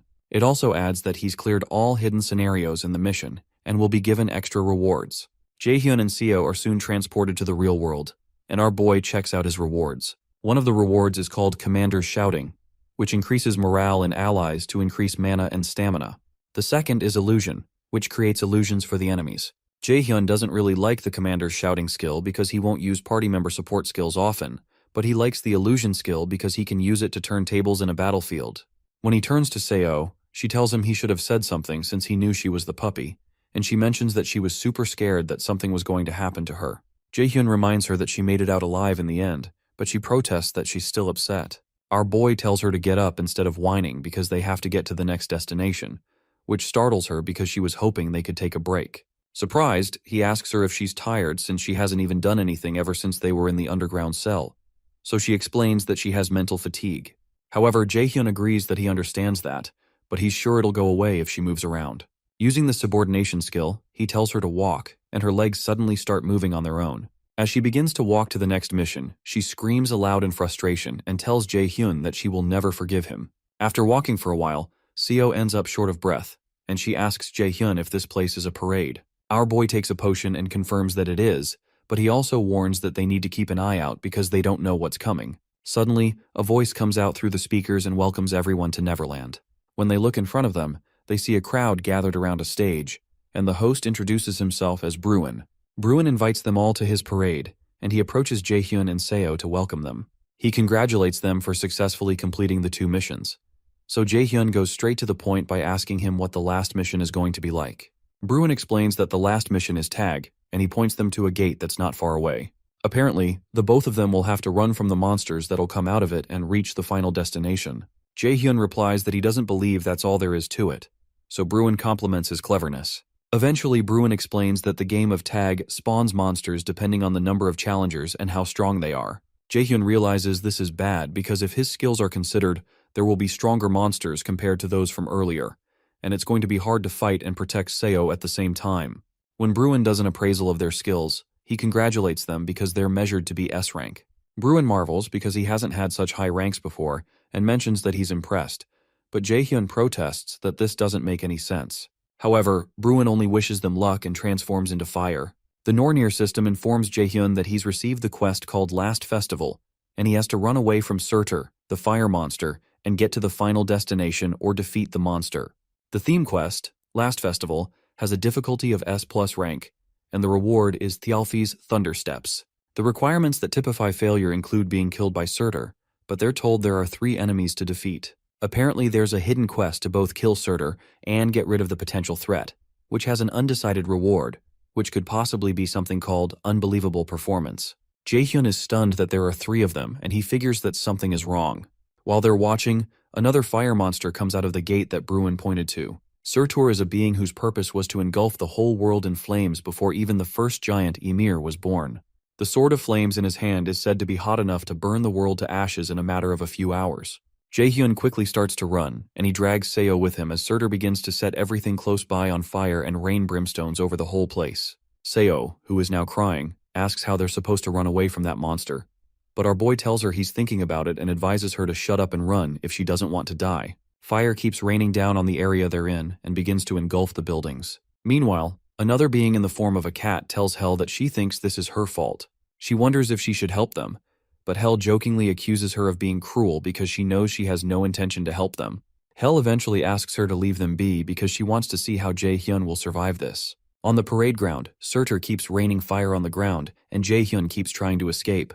He realizes it's too dangerous to fight the monster directly, so he has to avoid fighting him head-on and find the goal. Seo soon informs him when she finds the destination, so our boy rushes there and tells her to hold on for a bit longer. Our boy activates his skill called Haste, which increases his speed, and he dashes toward the final destination. His plan is to distract the monster and use Seo to get to the goal. Meanwhile, Surtur asks which fool summoned him, and he rains down much more fire in a frenzy, which almost 2 players miss by the skin of their teeth. Jaehyun curses, then tells Seo to keep her mind alert and listen to him. He tells her that they'll split up and keep running, so he tells her to run straight to the merry-go-round. Seo asks him if he's going to distract this thing, so he asks her if she wants him to use her as bait instead, then tells her to just run. As she makes her way toward the final destination, Jaehyun ends up face-to-face with Surtur and signals to him, calling him a bastard. The monster looks down at him, then blasts him with fire, but our boy quickly jumps out of the way. He jumps on the pinnacle of a nearby tower and asks Surtur how he's going to catch up when he's so slow. The monster begins to release fire from his mouth due to rage, so he smashes the building Jaehyun is standing on with one strike, but Jaehyun jumps out of the way again. Meanwhile, Seo almost reaches the destination, but before she can get there, Surtur sends down fire to destroy the destination. She's forced to stop, confused as to what the heck is going on, and Jaehyun wonders the same thing. Soon enough, the system announces that the goal has been destroyed, so the quest's clear condition, other than the hidden quest, has been changed to impossible. At that point, Surtur calls Jaehyun an ignorant fool and asks how he can dare consider himself to be a match for him. Our boy realizes that the only way out is to kill Surtur, so he stands his ground. The next time Surtur sends a ball of fire at him, Jaehyun easily blocks it without moving out of the way. Surtur commends his impressive skill because there have only been a few other people who could defend against his attack. Eventually, the monster reaches for his sword and swings it toward Jaehyun to see if he can block this too. Regardless, our boy doesn't move out of the way and prepares to block it. Nearby, Seo realizes they might really end up dying at this rate, so she decides to use her cognition accelerant skill to find something she can do to help. While Jaehyun is defending himself against the onslaught of fire, Seo calls out to him and informs him that she has found a way to beat the giant. Jaehyun leaves the battlefield to go meet Seo, so Surtur asks him how he dares to run away from him. When our boy runs far away into one of the standing buildings to speak with Seo, she explains they can use the water tank. Apparently there's a water tank on the outskirts of Neverland, and if they lure the monster there, they might be able to damage it if they use water to get rid of its flames. Jaehyun reasons that they might truly be able to damage its head or heart if they can deal with the flames, and Seo further explains that this can only be a copy and not the original giant from the myth. She believes that this monster would die if they were to destroy his weak points. She explains that she'll use her skill to predict Surtur's route and tell him so he can lure him to the water tank. Soon after, Jaehyun goes out and runs toward the water tank, but he relies on Seo to call out the number of steps to take in what direction and what to do to avoid the next attack that Surtur is going to direct at him. At one point, our boy stops, so Surtur calls him a weak human and asks him if he's given up on running. Jaehyun turns back at him and tells him he's not running. Our boy mentions that he heard that Surtur is nothing compared to the Aesir gods, and he's just working as a gate guard right now, so he's not in the position to call him weak. That statement stings Surtur, and when he only exclaims, Jaehyun asks him if he's also scared of him, who is a human too. Surtur, now blazing through his eyes, calls our boy a bastard, and when Surtur strikes him with fire, a surge of water bursts out toward him. It turns out that Jaehyun had activated his illusion skill, so Surtur didn't know he was standing right in front of the water tank and not Jaehyun. The water is so great that it covers up the monster and temporarily puts out the fire around his body. Without hesitation, our boy leaps into the air with his mana-packed sword and strikes it into the monster's heart, pushing him to the ground. With his back on the ground, Surtur accuses him of using a dirty trick, but Jaehyun says it doesn't matter since he won. The giant warns him not to be arrogant because he only fought him with a copy of himself, and dealing with the original form won't be this easy. Shortly after, Surtur dematerializes, so the system informs Jaehyun that he has cleared the last mission of the Big Three, and he has cleared the hidden route and will get extra rewards called Unbelievable Performance, as well as an item called Surtur's Undying Flames. Seo, who is standing nearby, is glad that it's all really over. The cat that was watching them realizes that Jaehyun didn't need help after all. He finds him interesting and admires his willingness to get stronger, but Hel mentions that Jaehyun is nothing more than just a vessel. The cat doesn't believe what Hel said because she's the one who's always curious about how Jaehyun is doing, and he also believes that it's too early to let the Aesir know about the boy, but they need to focus on helping him become stronger so he can get strong enough to kill Odin, the leader of the Aesir. Meanwhile, our boy is given the S-ranked Thialfi's Thunder Steps, who stepped up to the position of a god of light as a human. The equipment will reinforce strength and dexterity and grant a skill called the Step of Light, which is also S-ranked. Jaehyun is shocked by how amazing the equipment is, but he soon notices an odd expression on Seo, so he wonders if she's trying to pull something on him. He uses his subordination skill on her to force her to show that she got an item called Roskva's Seal that increases one's strength and gives one a skill called Courage, which resists the state of fear and increases dexterity. While Seo laments about how annoying he is for using the subordination skill on her again, Jaehyun considers how he doesn't have any interest in any of her rewards, but he's more interested in her cognition accelerant skill. He decides to hold off on duplicating it since he can summon her any time. Shortly after, Bruin shows up to congratulate them, but as they are about to leave, he calls Jaehyun the Great Adversary, just like Hel and the other gods call him. That surprises Jaehyun, but when he turns back to ask him why he called him that, Bruin disappears. Meanwhile, everyone waits eagerly for those who entered the dungeon until the shield around it breaks. When the two survivors come out, people begin to rejoice, but Sunbai Nim forces his way through because they need to discuss some things with the survivor. However, He gets to the front to discover that Jaehyun has disappeared, much to everyone's surprise. Seo is left on the stage like a deer in headlights, and everyone turns their attention to her. When Kyung-hoon shows up, he suggests that Jaehyun may have hidden himself if he's an assassin class, but Sun Bai-nim protests that Agent Kim Ji-yeon had told him that Jaehyun is a magic class, and particularly a battle mage. Meanwhile, Shungun is impressed when she learns that Jaehyun vanished after accomplishing such a feat. Sometime later, our boy is glad to see there are no articles about his feat online, and he figures the Lotus Guild must have done something to cover things up. The way he was able to escape the people on the scene was by using Thialfi's Thunder Steps, which made him ridiculously faster. Another thing he got from the mission is Surtur's Undying Flames, which is single use and can imbue a flame attribute to a weapon. However, Jaehyun considers how this incident with Surtur makes him realize that he's still weak. He doesn't want to have to use dirty tricks to win against his opponents, or win without having someone by his side. He wants to be someone others fear to approach, and he wants to leave behind his weak past so he can protect his friends and family, so he plans to become stronger. Meanwhile, Chairman Ja-in commits to a mission of reporting everything about Jaehyun to instructor Jong Yi-soo, and she assures him she won't disappoint him. When she leaves, Ja-in thinks about how excited he is about the next event, where he plans to get rid of all the dirty things in his way. On the ground, he litters pictures of several students whose faces he has crossed with an X.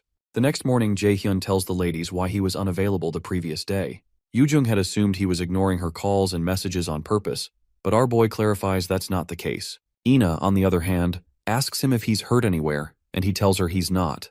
Yoo-jung thinks he has bad luck getting into such troubles, and she wonders if God hates him. Suddenly, Soo-hyuk walks up to them and mentions that he saw our boy's annoying face here. He tells Jaehyun he can't play any stupid tricks on him this time, but when Yoo-jung asks our boy if he knows who the strange new kid is, Jaehyun tells her he doesn't know him.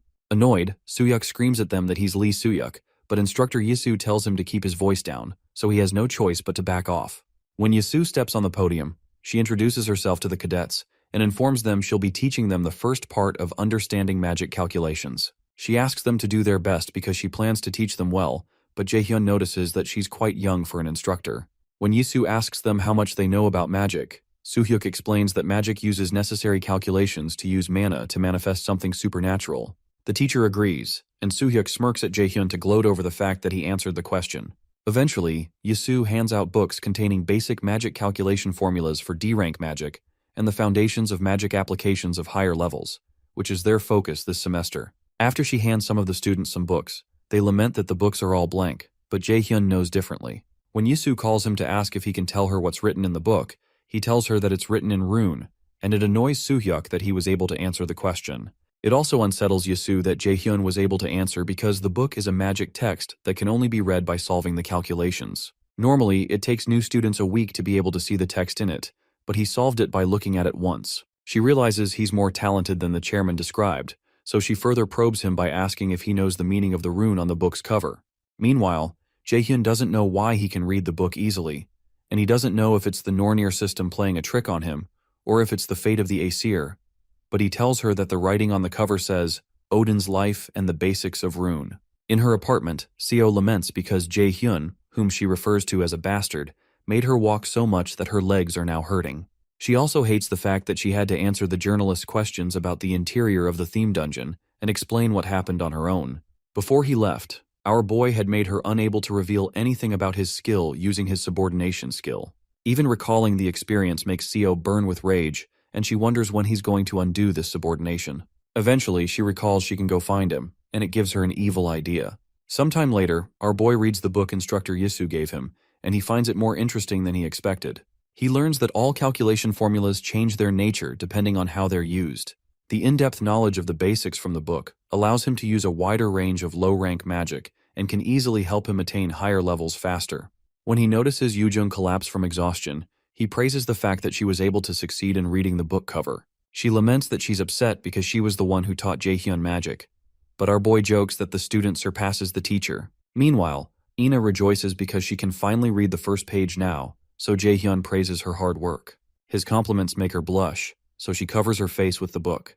Jaehyun notices that Ina has been treating him differently, and he wonders if it's because he drew a boundary the day they came out of the dungeon.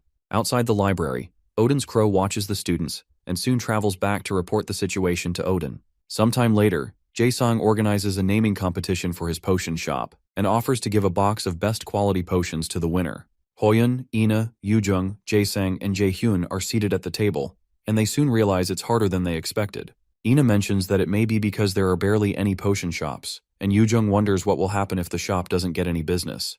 Jae-sung explains that survival is the most important thing to a raider, so there's no way a potion business would fail. He reminds them of their experience when they tried the potions and declares that this is revolutionary. A few days earlier, our boy considers how a raider would do anything to get stronger. Although, to get stronger, money is more important than effort.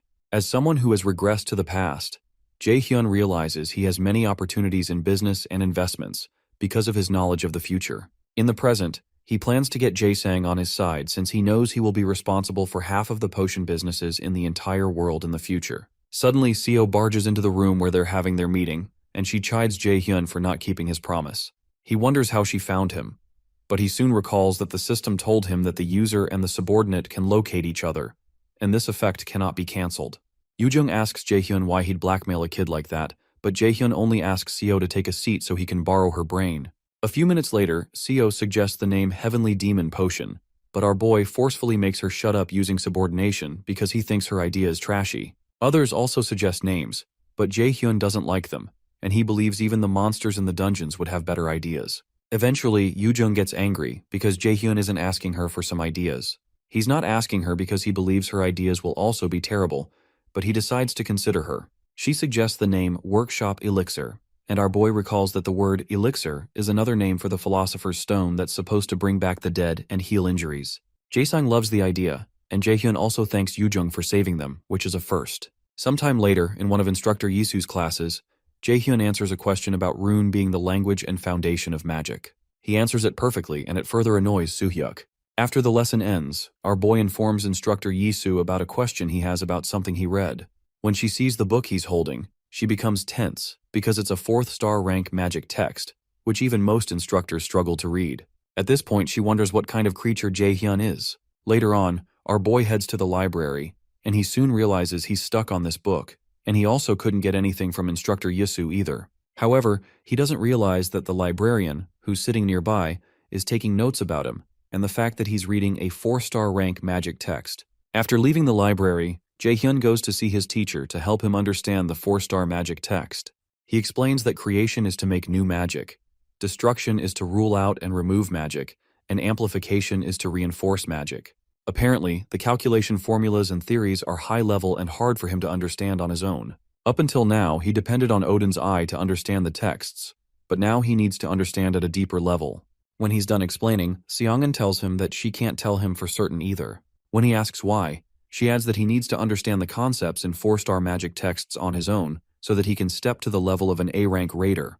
When she notices he's still confused, she decides to at least tell him a discipline to help him learn amplification. She manifests a cloth in her hand and hands it to him, and Jae-hyun is pleased that this will help him grow stronger. Sometime later, our boy returns to the AR battle system room and battles with the monsters with the sash that his teacher gave him tied around his wrist. He looks pretty exhausted, and he soon activates his magic arrow skill and blasts it at the monsters, but they easily slash the arrows with their swords. Shongun had told him to repeatedly use one magic skill while having this item she gave him equipped. The item is called Gleipnir, a rank B item. It's a string that sealed Fenrir and an imitation item that was modeled after Gleipnir that temporarily decreases all stats by 50% when tied around a user. His teacher told him to focus on just one skill and analyze that magic skill's formulas again and again. When Jae-hyun asks her what this has to do with learning amplification, she tells him that's up to him to find out. In the present time, Jae-hyun notices his entire body feels heavy and slow because of his decreased stats, and it's worse than he imagined. Some days later, Yoojung notices the dark circles around our boy's eyes, and she asks him if he's okay. When he tells her he thinks he's fine, she informs him that she can detect him from 100 meters away because of the smell from his pain relief patch, and informs him that he's been living in the AR test room for a week now. Ina looks worried about Jae-hyun, and Yoojung adds that it's not good for him to overwork himself. He thanks Yoojung for her care, but reminds them that there's a quiz in 2 days, and he heard they're not done decoding the book and may have to take extra classes if they fail the quiz. Upon hearing that, the girls rush off to study. Eventually, our boy returns to the AR battle system room for another session, and he perfectly clears test level 41. The Nornir system informs him that his understanding of the formula has greatly increased, and his magic arrow's efficiency has increased greatly, causing the magic arrow skill to increase to level 2. Because of this, Jaehyun understands that amplification in the 4-star magic text means to level up a skill by increasing one's proficiency with that skill and understanding the magic's formula. Jaehyun realizes he's around the highest level of a B-rank raider, or the beginner level of an A-rank raider, just like Seongun had said. He remembers that they had initially approached each other to use each other, but now it really feels like a student-teacher relationship. Meanwhile, instructor Seok-gi goes to see the chairman. The chairman doesn't look very excited to see him, and Seok-gi realizes that he has to recover his reputation, which has hit rock bottom because of the mock dungeon incident. He informs the chairman that the guild experience event preparations are complete, and the chairman asks him if there are no faults with the thing.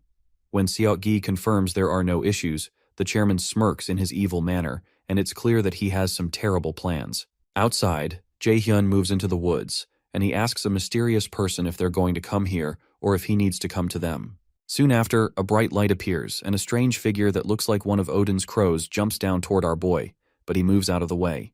When the being is close enough, our boy lands a kick that sends it rolling into a nearby tree. Jaehyun tells the being that it must have missed the news that its colleague went through hell the last time he tried to kill him. Suddenly, our boy notices some other creatures trying to ambush him from above, and it's clear that Chairman Jae-in is on the move for these creatures to have the boldness to come at him inside the academy grounds. Jaehyun surrounds himself with magic arrows and tells them that they messed with the wrong person, then fires them at the bird-like creatures, knocking them backward.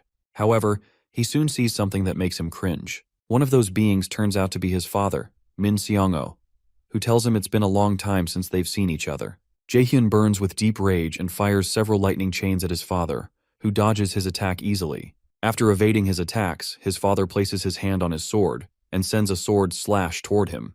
Jaehyun gets cut on his side because he can't escape the slash quickly enough, especially because he didn't even see his father draw his sword at all. The slash Song-o sent created such a deep gash in the ground that it would have cut Jaehyun in half if he didn't move out of the way. After a moment of silence, Seong-o tells our boy he was looking forward to seeing him after such a long time, but his personality seems to have gotten much more aggressive. However, Jaehyun tells him to stop calling him son, because he never thought of him as his father. Surprised, Seong-o mentions that our boy must be in his rebellious phase, but Jaehyun tells him to cut the bullshit and state why he's here. For a moment, Seong-o looks at Jaehyun and recognizes that he possesses the power of the prophecy, but he believes there must be a limit to how strong he can become. Eventually, he asks Jaehyun if the resistance against the Aesir got in touch with him, and when Jaehyun looks shocked, Seong-o gets his answer. He sends sword slashes to cut down Jaehyun, but our boy manages to create a barrier to protect himself. Regardless, the strength of the slashes breaks the barrier and burns up some of his clothing, so Jaehyun wonders if this is really the power of an A-rank raider. His father tells him he's gotten stronger, but Jaehyun still can't wrap his head around how he knows about the Aesir, and he wonders what he's been hiding. Eventually, he asks Seong-o if he intends to kill him, and he tells him he doesn't plan to. However, Seong-o considers that the great adversary's growth is unbelievably fast, and at this rate, he will become a great obstacle not far in the future, to his plans and to the Aesir. He decides to use divine power to stunt the great adversary's growth, so he tells Jaehyun he'll take his limbs. Seong-o amplifies the power of his slash and directs a huge strike toward him. Jaehyun hopelessly stands there as the immense power moves toward him, until it's mysteriously stopped by the cat that was conversing with Hell. Seong-o asks the cat if the contract between the Aesir and the resistant Aesir was broken, or if he's just decided to challenge the great Odin. The cat tells him that he's not sure what he's talking about, and Jaehyun doesn't understand how the cat just spoke. The cat soon transforms into a female being, and tells Seong-o to go away because they still have business with this child. Our boy can tell from the mana coming from her that she's stronger than Seong-o, and he doesn't know what the heck is going on. When Seong-o asks her if she really has to make matters worse, she cuts herself and lets out drops of blood on the ground, and the droplets soon transform into monstrous hands that attack Seong-o. Seong-o blocks the attacks, and the hands become larger and the strikes stronger. While still attacking, Seong-o tells the girl that Loki has gotten weak enough to depend on a mere human to end the war between gods. However, the girl reminds Seong-o that he's also a mere human who's trying to kill Odin, so he's not much different. Eventually, Jaehyun's father decides to leave for now, but he warns her that he'll make sure she takes responsibility for the contract with Asir if she gets in his way next time.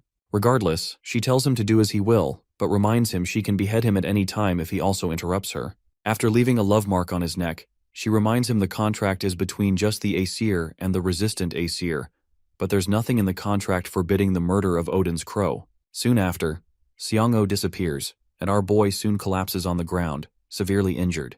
The girl walks up to him and tells him it's nice to meet him. She introduces herself as Hell's alter ego, Hella, and says she's his observer and his guide for the 5 trials. Sometime later, our boy returns to the academy to heal himself.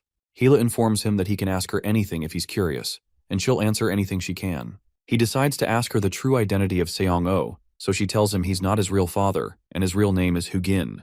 Apparently, he's one of Odin's crows, and his name, Hugin, is a mythical creature that controls and feeds on the human mind. Hugin borrowed the power to manipulate memories from another crow, Moonin. Hugin has also been lurking around Jaehyun, pretending to be his father, in order to keep an eye on the prophesied great adversary. Our boy is shocked to learn that Seong-o is not his real father, so Hela decides to show him since that'll be easier. She points her finger at him, which triggers him to recall his backed-up memories. In a flashback, he goes back to his childhood home. He witnesses his father calling him useless and despising the day he was born. His father didn't like the fact that he awakened, and ever since he unlocked his mana, his days were filled with violence and abusive words. However, his mother always tried to save him and defend him from his father. Suddenly, he finds it hard to breathe, and somehow it occurs to him that he seems to have forgotten something that he should never have forgotten. Suddenly, memories of good experiences with his real father, who had always tried to give him sweets against his mother's wishes, resurface. He remembers how much of a happy family they were, and tears begin to trickle down his face. As he looks at the picture of his real father, he begins to cry profusely, and he wonders how he forgot. After his memory is restored, he returns to the present, and Hela tells him he's finally free from the memory manipulation. With tears in his eyes, he asks her why Seong-o did that to him, and she tells him it's because he was born as the fated great adversary. The mention of the prophecy and him being the great adversary annoys Jaehyun, and he asks her what these things mean and why they're all making his life so hard. After a short pause, Hela explains how 10,000 years ago, the first Ragnarok happened, and that's when everything began.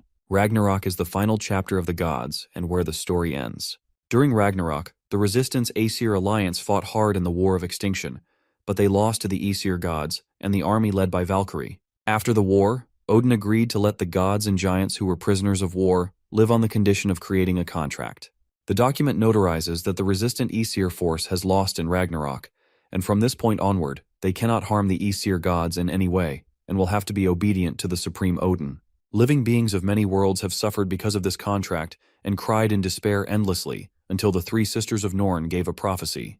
They prophesied that 10,000 years from now, when the second extinction comes, the weakest being will bring down Odin and Asgard and open a new world, and that prophesied great enemy is Jaehyun. When Jaehyun confirms that the plan of the Aesir resistance is to use him to kill Odin, he asks what Odin's plan is and what he gains from all this. Hela informs him that Odin wants the 9 realms in the palm of his hands, including Midgard, where humans reside. Meanwhile, in Asgard, Odin finds it irritating to have to watch some inferior being just because of a prophecy. Heimdall, who's standing nearby, mentions that Jaehyun is just a human who cannot amount to anything compared to them. However, because the resistant Aesir are determined and they can't afford to show weakness in such times, Odin grants Heimdall temporary authority.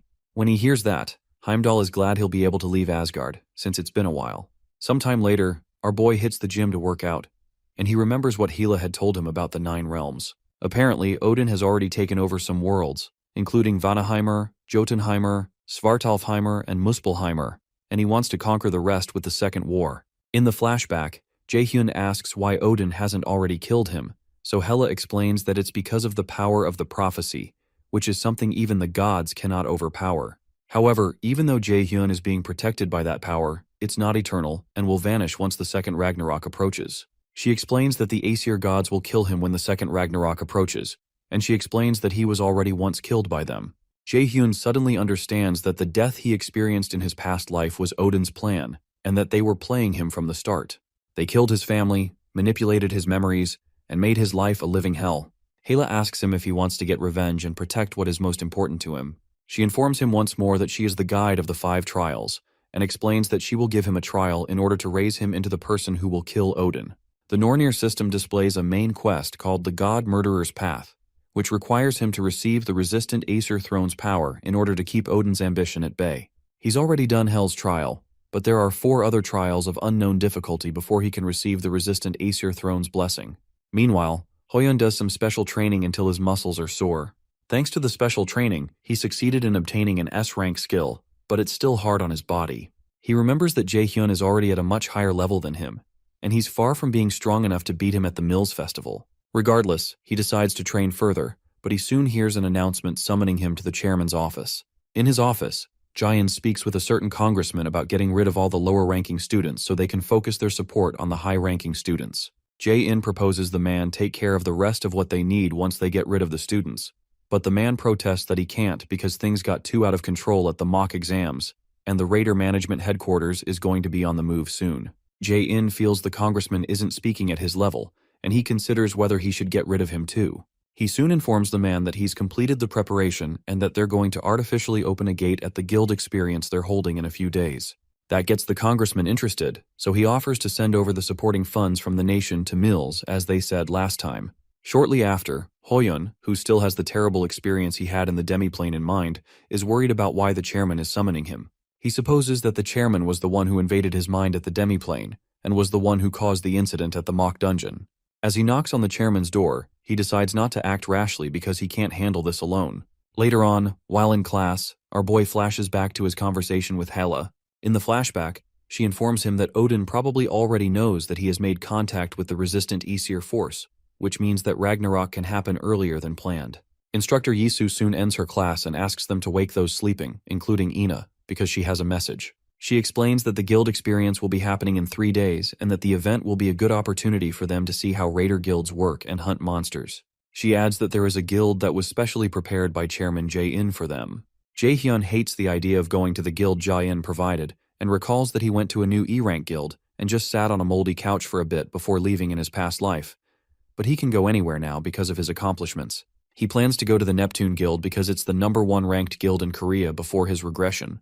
However, Instructor Yisu reads out a guild priority list, which offers a student they covet to experience their guild in exchange for a special point. Yisu announces that Jae-hyun, Ina, Yoo-jung, and 3 others were chosen by the Lotus Guild, and Lee Soo-hyuk was chosen by the Neptune Guild. Yoo-jung is ecstatic about the Lotus Guild, and our boy realizes this is why his teacher asked for the names of the skilled students. Yoo-jung begins to weep because she'll get to meet Guildmaster Yoo Seong-in and almost chokes Ina with a hug. But she has to stop when the 3 of them receive an emergency message from Hoyeon to show up at Jae-sang's workshop.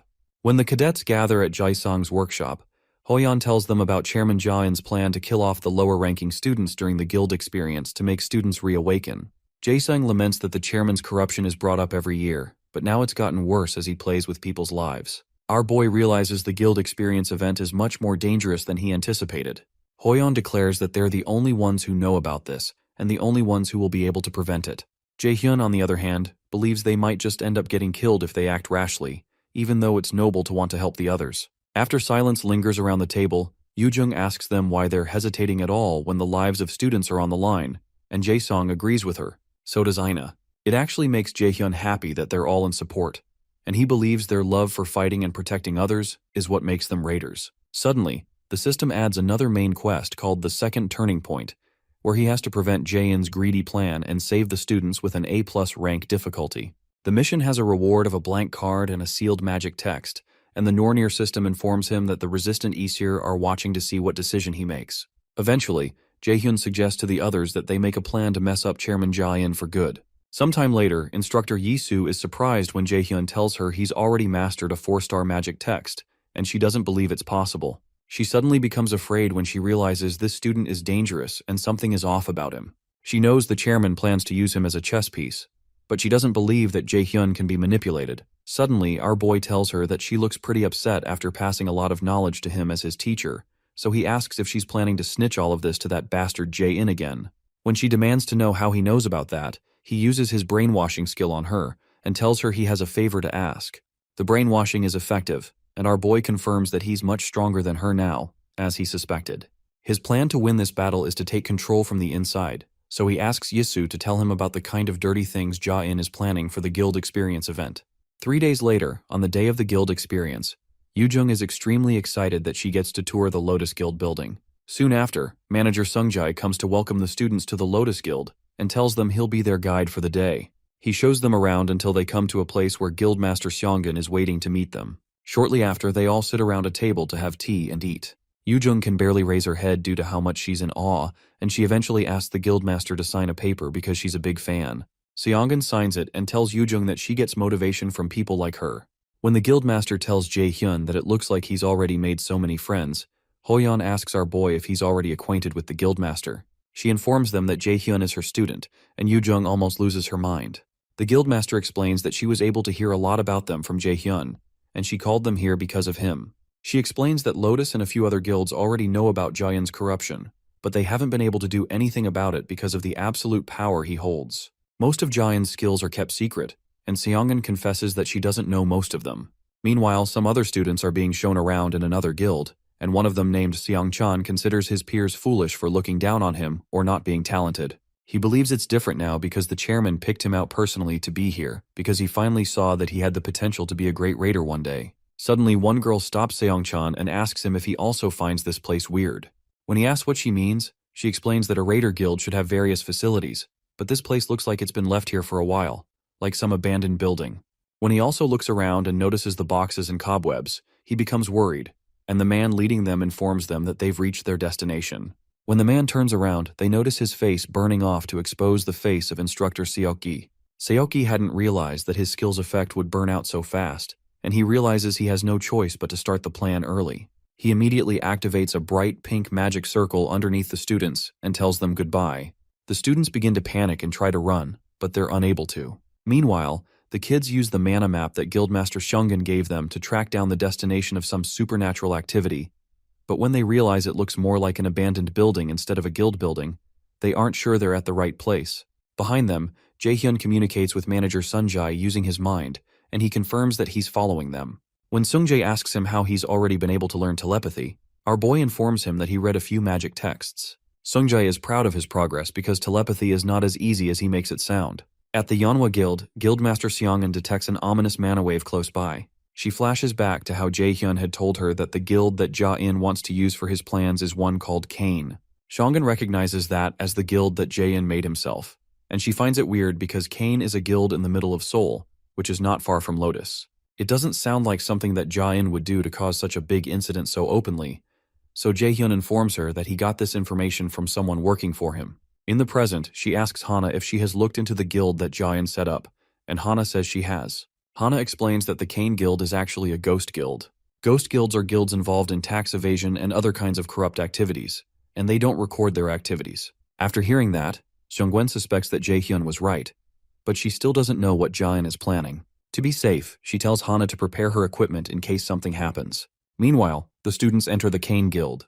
Yoo-jung doesn't think this is the place because it looks abandoned, but our boy assures her this is the place the rotting mana is coming from. The mana Jaehyun is sensing feels off, and he suspects he may have to send the others out and face this with manager Sungjae. When they move in closer, they sense the remnants of some advanced magic that was just activated. While looking around, the pink energy appears again, and our boy tells the others to get out immediately. Before they know it, they're surrounded by the magic circle and are unable to move. They soon hear a voice that calls them fools and summons them to Svartalfheimer, the realm of the Dark Elves. As they're being transported, the Nornir system informs Jaehyun that the dungeon is dangerous compared to his level, and he's to leave the dungeon immediately. Meanwhile, the leader of the Dark Elves commands his subordinates to arise because it's time to feed on new prey. The kids are soon transported to Svartalfheimer, and Jaehyun recalls that it's said that the Dark Elves in Northern European mythology have powers comparable to the gods. However, the powers were weakened when this place became a dungeon. Hoyeon is surprised that Chairman Ja-in can use this kind of advanced teleportation magic, and he wonders who he really is. Jaehyun agrees because a mere human should not be able to interfere in the transfer system of the 9 realms, which means there must be another being involved. They all realize they're not in a good situation, but they're all surprised when manager Sungjae shows up. Sungjae informs them that Jaehyun had asked him to come here if something went wrong, and Yoo-jung is relieved that they're not going to die after all. However, Sungjae clarifies that the situation isn't really better just because he's here, because even A-rank raiders struggle to survive in the world of the Dark Elves. He plainly tells them that they'll all die if they let their guards down.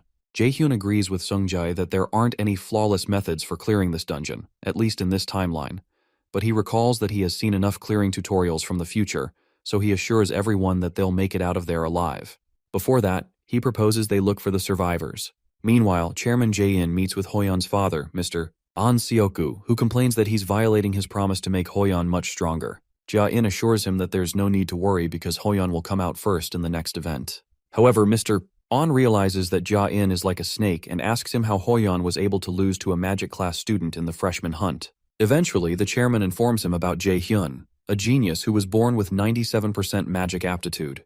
That figure shocks Mr. An, and he decides to take his leave. Apparently, An Seogu used to be a military officer, and his deep connections with the central government are of value to Ja-in. However, this is not enough reason for Jae-in to intervene in the new event, because he doesn't want to play games he knows he'll lose.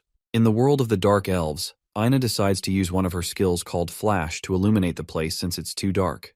But Jaehyun asks her to wait and uses a level 3 Flash skill that has stronger rays of light. Yujung is surprised, so our boy explains that he leveled up Flash from D rank. Ina wonders how this was possible because leveling up a skill is only possible once you're an A rank raider, and Hoyeon is shocked that Jaehyun is already this skilled. While they move forward, manager Sungjae considers our boy's ability to level up skills, and he wonders how he's never seen such a thing even though he's trained countless new raiders. He secretly wonders how much stronger Jaehyun can get. As they continue to move deep into the dungeon, Jaehyun suggests that they rest for a bit, and Sungjae agrees since they've been walking for a while. Because dark elves are used to the dark and can turn off Flash easily, our boy turns off the light so they can get used to the darkness. The kids soon take some mana potions that Jae-sung had prepared for them in advance to replenish their mana. When Hoyeon mentions that the survivors must be somewhere beyond the fork, Jaehyun uses his mana perception to check around the dungeon. He detects that the middle road leads to the room where the boss is, but he suddenly detects an incoming object and grabs the arrow mid-air before it pierces through Ina's chest. Our boy activates his absolute calculation skill, and everyone gets into fighting mode when they notice that they're surrounded by dark elves. Everyone watches in shock as Jaehyun crushes the arrow in his hands. Yujung quickly activates a mana field around her friends, and Ina activates a skill called Slow to try to slow down the elves. She soon summons her Radiant Divine Sword and begins to attack the elves. Meanwhile, Hoyeon activates his martial arts Polar Extreme skill and creates a distraction that allows the others to attack further. When he gives the signal, manager Sungjae jumps towards one of the dark elves with his dagger and battles with it head-on. Our boy decides to join in on the fun, so he activates his lightning chain, which is now at level 5, and he strikes several of the elves with his chains. According to the tutorial on how to clear Svartalfheimer, the dark elves' weapons and armor are all made from magic, which means he can destroy all of it with absolute calculation. He signals Yujung and Ina to only use fire-type magic, so they decide to follow even though they don't understand. As one of the elves throws his spear at him, Jaehyun tells Hoyeon to use provocation skills to simplify the enemy's movements as he burns the spear with his fire. Hoyeon soon uses his provoke skills to draw the monster's attention to himself, and Jaehyun asks Sungjae to kill the dark elves whose movements have been dulled. Sungjae follows through, but he wonders if Jaehyun knows something about the dark elves. Using his level 5 stealth skill to completely erase his presence, Sungjae tears up dark elf flesh. Meanwhile, our boy uses his fire strike skill and lands a strike that destroys one of the dark elves. Yujung also activates her Flame of Eternity to create a fireball that covers a large part of the area and forces the elves to move. As the dark elves advance forward for an assault, Ina activates her fire arrow and takes them down. As one of the elves wonders how these humans know their weaknesses, Hoyeon's sword goes through his back and comes out of his chest. The elf is infuriated that a mere human dares to attack him, but while he turns back to face Hoyeon, Jaehyun's lightning chain comes to finish him off. Shortly after, the entire fight ends, and Jaehyun proposes they keep moving since they don't have much time. He informs them that he feels some of the survivors' mana, and he worries that they might die if they're late. In the academy, Chairman Ja-in berates instructor Seok-gi for messing this up greatly again. Seok-gi apologizes and tries to explain that he didn't expect an outsider to walk into the guild building, but the chairman doesn't take that as an excuse. Seok-gi tries to assure him that there's no need to worry because it's common for civilians to die in sudden gate appearances, and they can just cover this up, but the chairman thinks that's a load of crap. Seok-gi suddenly starts to bleed from his mouth, and the chairman tells him that the transfer spell does not work on civilians without mana, which would mean some rats who can use mana when in. Jae-in tells him to hope this goes smoothly because things won't go well for him if any of the students make it out alive. As the chairman exacts more pressure, Seok-gi begins to bleed from his nose and eyes.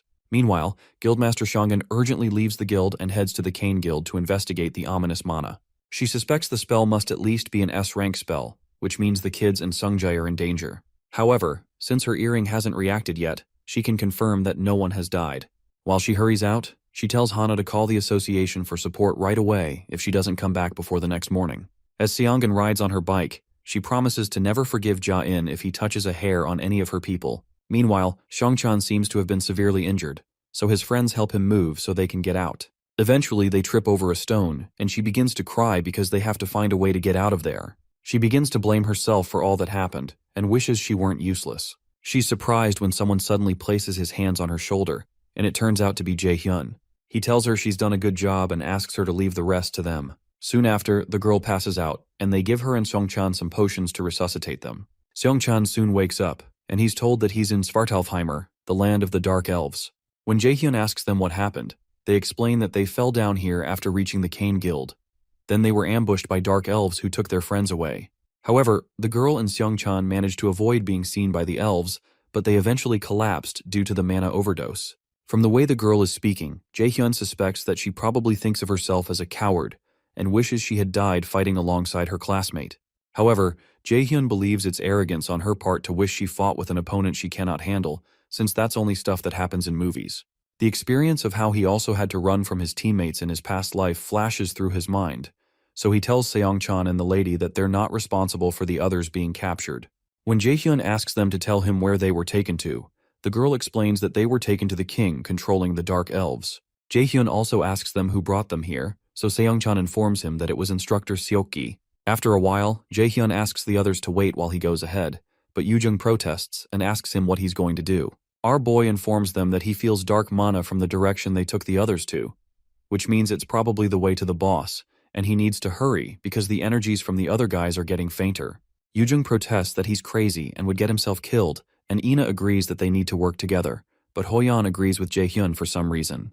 Our boy explains that they won't be able to fight against Dark Elves one-on-one and win, and they need to stay back to protect the injured. Yoo-jung tries to protest but eventually keeps quiet because she doesn't have any other ideas. Sung-jae also reluctantly agrees but asks Jae-hyun to come back immediately if he encounters something dangerous. Hoyeon leaves the others in Sung-jae's care, but Hoyeon assures him that he'll protect the others with all he has. As Jae-hyun makes his way into the dungeon, Seong-chan's friend wonders if he will be okay, so Sung-jae assures her that he will because he's strong. Meanwhile, Yoo-jung wipes tears from her eyes, and she assures Ina that Jae-hyun will be fine when she notices she's also distressed. Suddenly, Sung-jae notices something, and he tells the others to keep quiet because the enemy is approaching. As he reaches for his daggers, a beam of energy blasts past his head and injures him deeply, knocking him to the ground. Suddenly the Dark Elves approach them, and one of the stronger Dark Elves points out that these humans have been disturbing them like flies. Meanwhile, our boy keeps going forward, and he realizes he has to take care of this quickly because something might happen while he's away. He soon opens a huge door and runs into the king, who has been waiting for him and has prepared something special. As Jae-hyun is about to speak, his earring begins to burn, and he realizes the manager's presence is growing fainter. Before he can act, the door closes behind him, and the king tells him he can't leave this place unless he survives fighting with his soldiers. Jae-hyun comes to a crossroads because he has to save the others. But when he remembers Hoyeon's promise to him, he decides to trust the others while he deals with this. The Dark Elf King begins to mock him and asks him what he's going to do, so Jae-hyun creates a wall of fire around himself and assures him that they're all going to die here. In the outer part of the dungeon, Sung-jae still lies on the ground with the sword that injured him by his side. Hoyeon rushes to his side, and he realizes that the manager is in terrible condition and may have been poisoned, which means these beasts are aware of the weakness of an assassin-type raider. The leader among the elves summons his sword back to himself, and he decides to deal with the minions, as he puts it, since the most annoying one is out of the way. Hoyeon confirms his suspicions that they were waiting for Jae-hyun to leave to attack, and Ina mentions that the guildmaster must have noticed that manager Sung-jae is down. She recalls that Seongun had given Jae-hyun an Ivaldi earring that would signal her once any of them were in danger, and she had promised to come if there's an emergency. In the Dark Elf Palace, Jae-hyun burns with rage and literal fire as he tears through Dark Elf flesh. He covers himself with fire and approaches some of the elves, but he notices stains of blood on their mouths, so he tells them they're going to have to throw up what they just ate.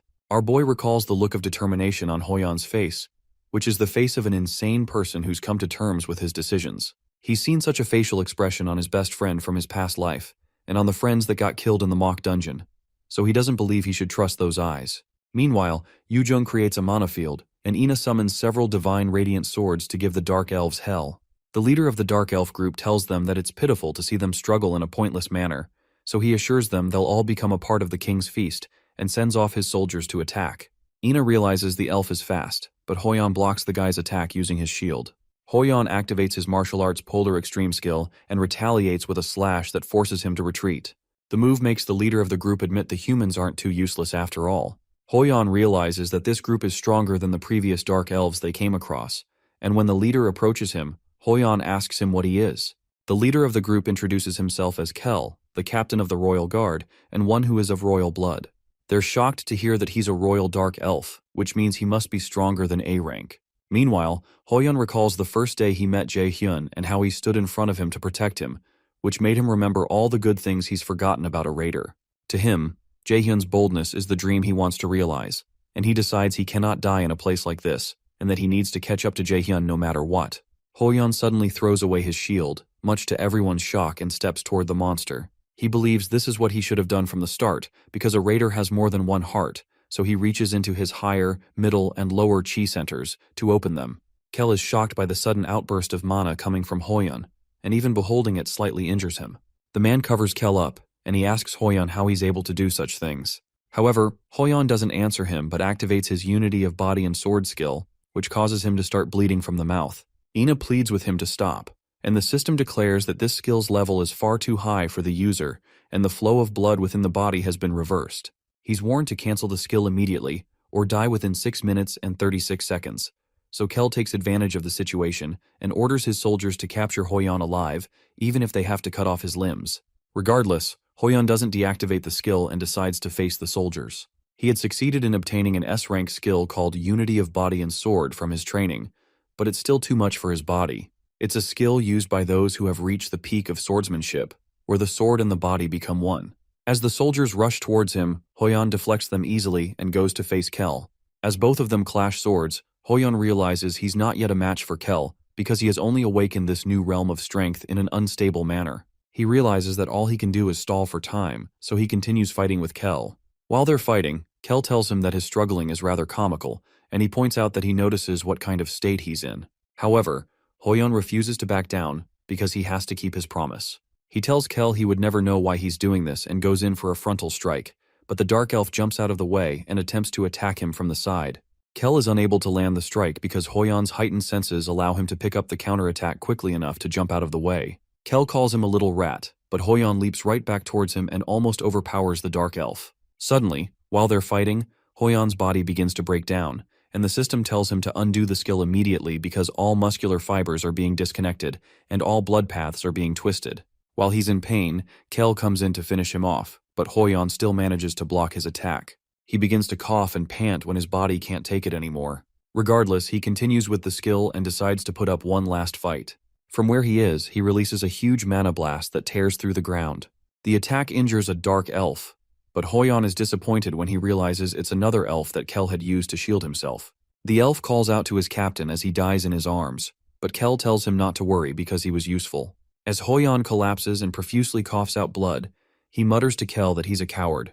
The words barely come out of his mouth before Kel rushes towards him and drives his sword through him. Meanwhile, tears flow from Yujung's eyes as she watches the horror and calls out to Hoyeon. Inside the palace, Jae-hyun kicks Dark Elf behinds using chains of fire. He's still unable to set the captured students free, and when he recalls that he had asked Hoyeon to give him just 10 minutes to kill the king and save the others, he becomes worried. Just then, one of the Dark Elves comes at him with a spear to kill him, but our boy waits for him to get close and covers his face with fire. Meanwhile, the Dark Elf King laughs as he watches the entire thing. He calls Jae-hyun a fool and asks him if he thinks he can win against the number of soldiers going against him. Jae-hyun asks him why he can't, and the king tells him he's very arrogant despite being a useless human. Jae-hyun recalls that he heard people call him useless way too much while growing up, and he's sick and tired of it. Suddenly, the Dark Elves begin to struggle to breathe, and our boy starts to burn bright as several of the elves collapse. The surprised king asks the soldiers why they're immobile and not attacking, but he doesn't know our boy is activating his Chains of Inferno skill. As the soldiers try to attack, Jae-hyun takes out several of them using his chains, and he thanks the king for giving him the chance to try out his new skill. Hundreds of dark elves burn because of the fire of the Inferno, and the infuriated king calls Jae-hyun a bastard. He threatens Jae-hyun that he won't let him live after what he has just done, but Jae-hyun simply approaches him and asks him if he's serious right now. The king is certain that it's impossible for a mere human to be this powerful, and he realizes he cannot win against him. He threatens Jae-hyun that he will regret this, and informs him that the other 7 kings will definitely destroy him even if he succeeds in killing him here. While the king is still talking, Jae-hyun uses his Step of Light skill to run towards him in the blink of an eye, and he lands a punch on his face. Along with the punch, he releases a fiery explosion in his face that knocks the king away. Finally, he tells him it's none of his business what the other kings do and proposes that they come find him if they're pissed. Meanwhile, Kel drives his sword through Hoyeon's chest. Ina watches in despair because she wasn't able to do anything while her friend was injured because she's weak. She's losing someone once again, and this time, there are only the leftovers. Kel walks up to her and grabs her by the throat, planning to gobble her up. Yujung calls out to her, but she only cries in Kel's hold and tells herself she can't lose. Suddenly, a bright mana overshadows the place, and it turns out to be Guildmaster Seongun, who asks Kel if he hurt them. She asks him to think hard before answering because he will die if it's true. Her aura fills up the entire place, and Hoyan, who's bleeding to death, is glad that he was able to hold on till help arrived. Once more, Seongun asks Kel if he hurt the people on the ground, and the overwhelming weight of her aura begins to make him sweat. Kel realizes that he can't ever win against this lady from the strength of her mana, so he plans to take the kids hostage to have a chance against her. He boldly declares to her that the gnarly sight is his masterpiece, so Seongun asks if that's so. She suddenly activates her sacrifice skill to heal them all at the same time, consuming her own life power. Kel is surprised that she can use healing magic this fast, and he wonders what the hell is going on. Eventually, Seongun tells Kel that she doesn't like it when people put a hand on her people, so she blasts him away with a torrent of energy. The blast knocks him backward and starts to consume his flesh until he begins to fade away. Yujung watches in awe when she realizes that Seongun didn't attack Kel with any skill, but only shot out concentrated mana. Seongun rushes to Sungjae's side to heal him, and she's able to stabilize him.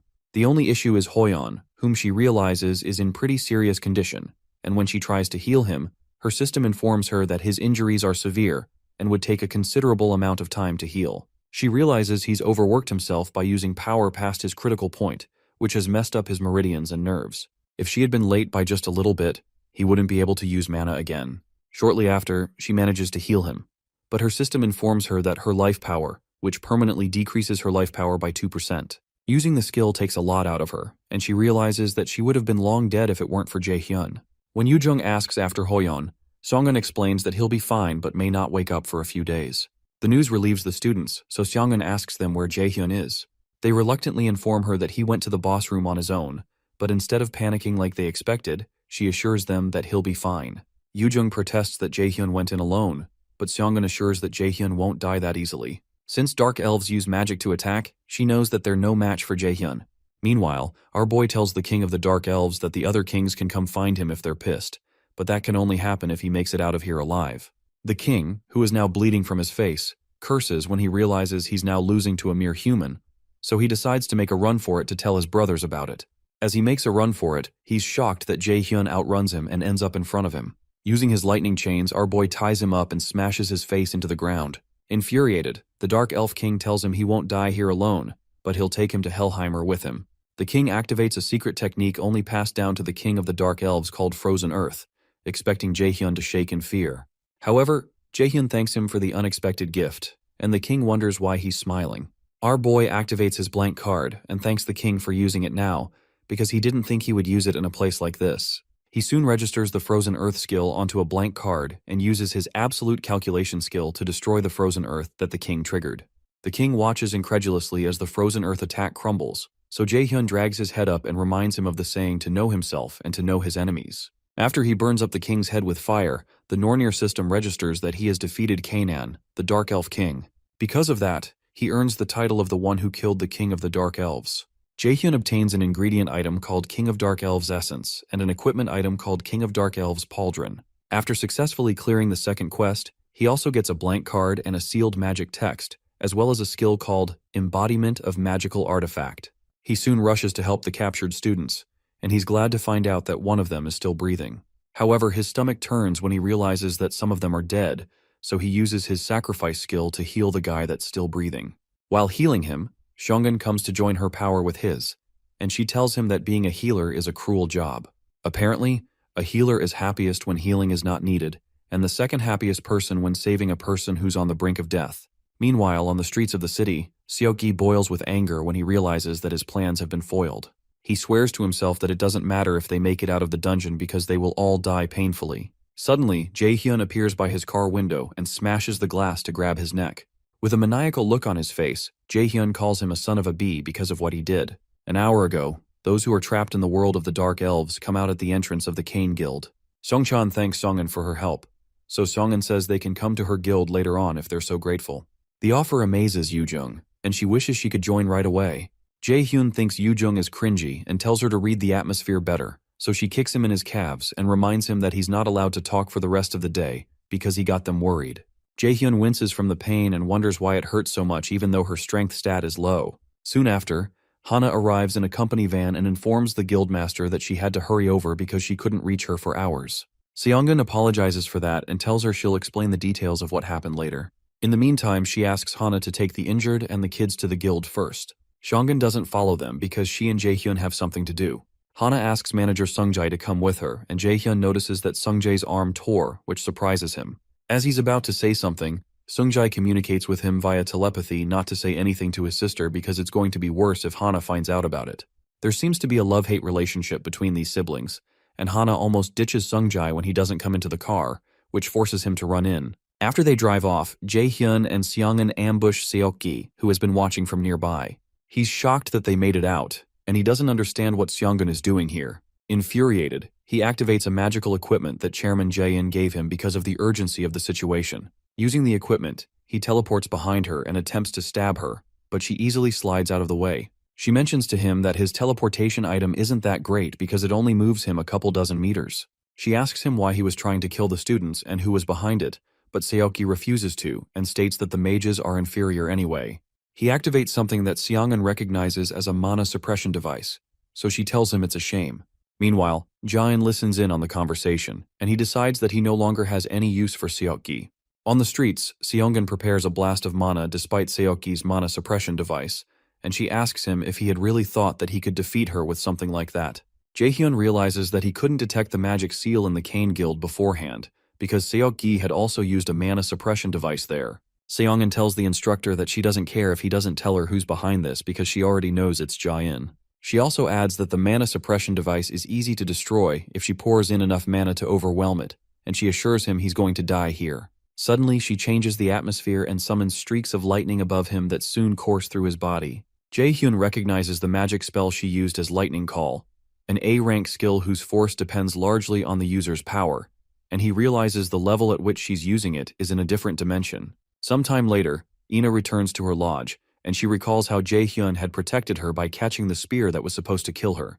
She realizes he was able to inversely calculate the spell in a short period of time, which means she's still got a long way to go, but she makes sure to find time to thank him later. Meanwhile, reporters storm the Mills Academy to hear what they have to say about this matter, and they desire to have a word with Chairman Jae-in.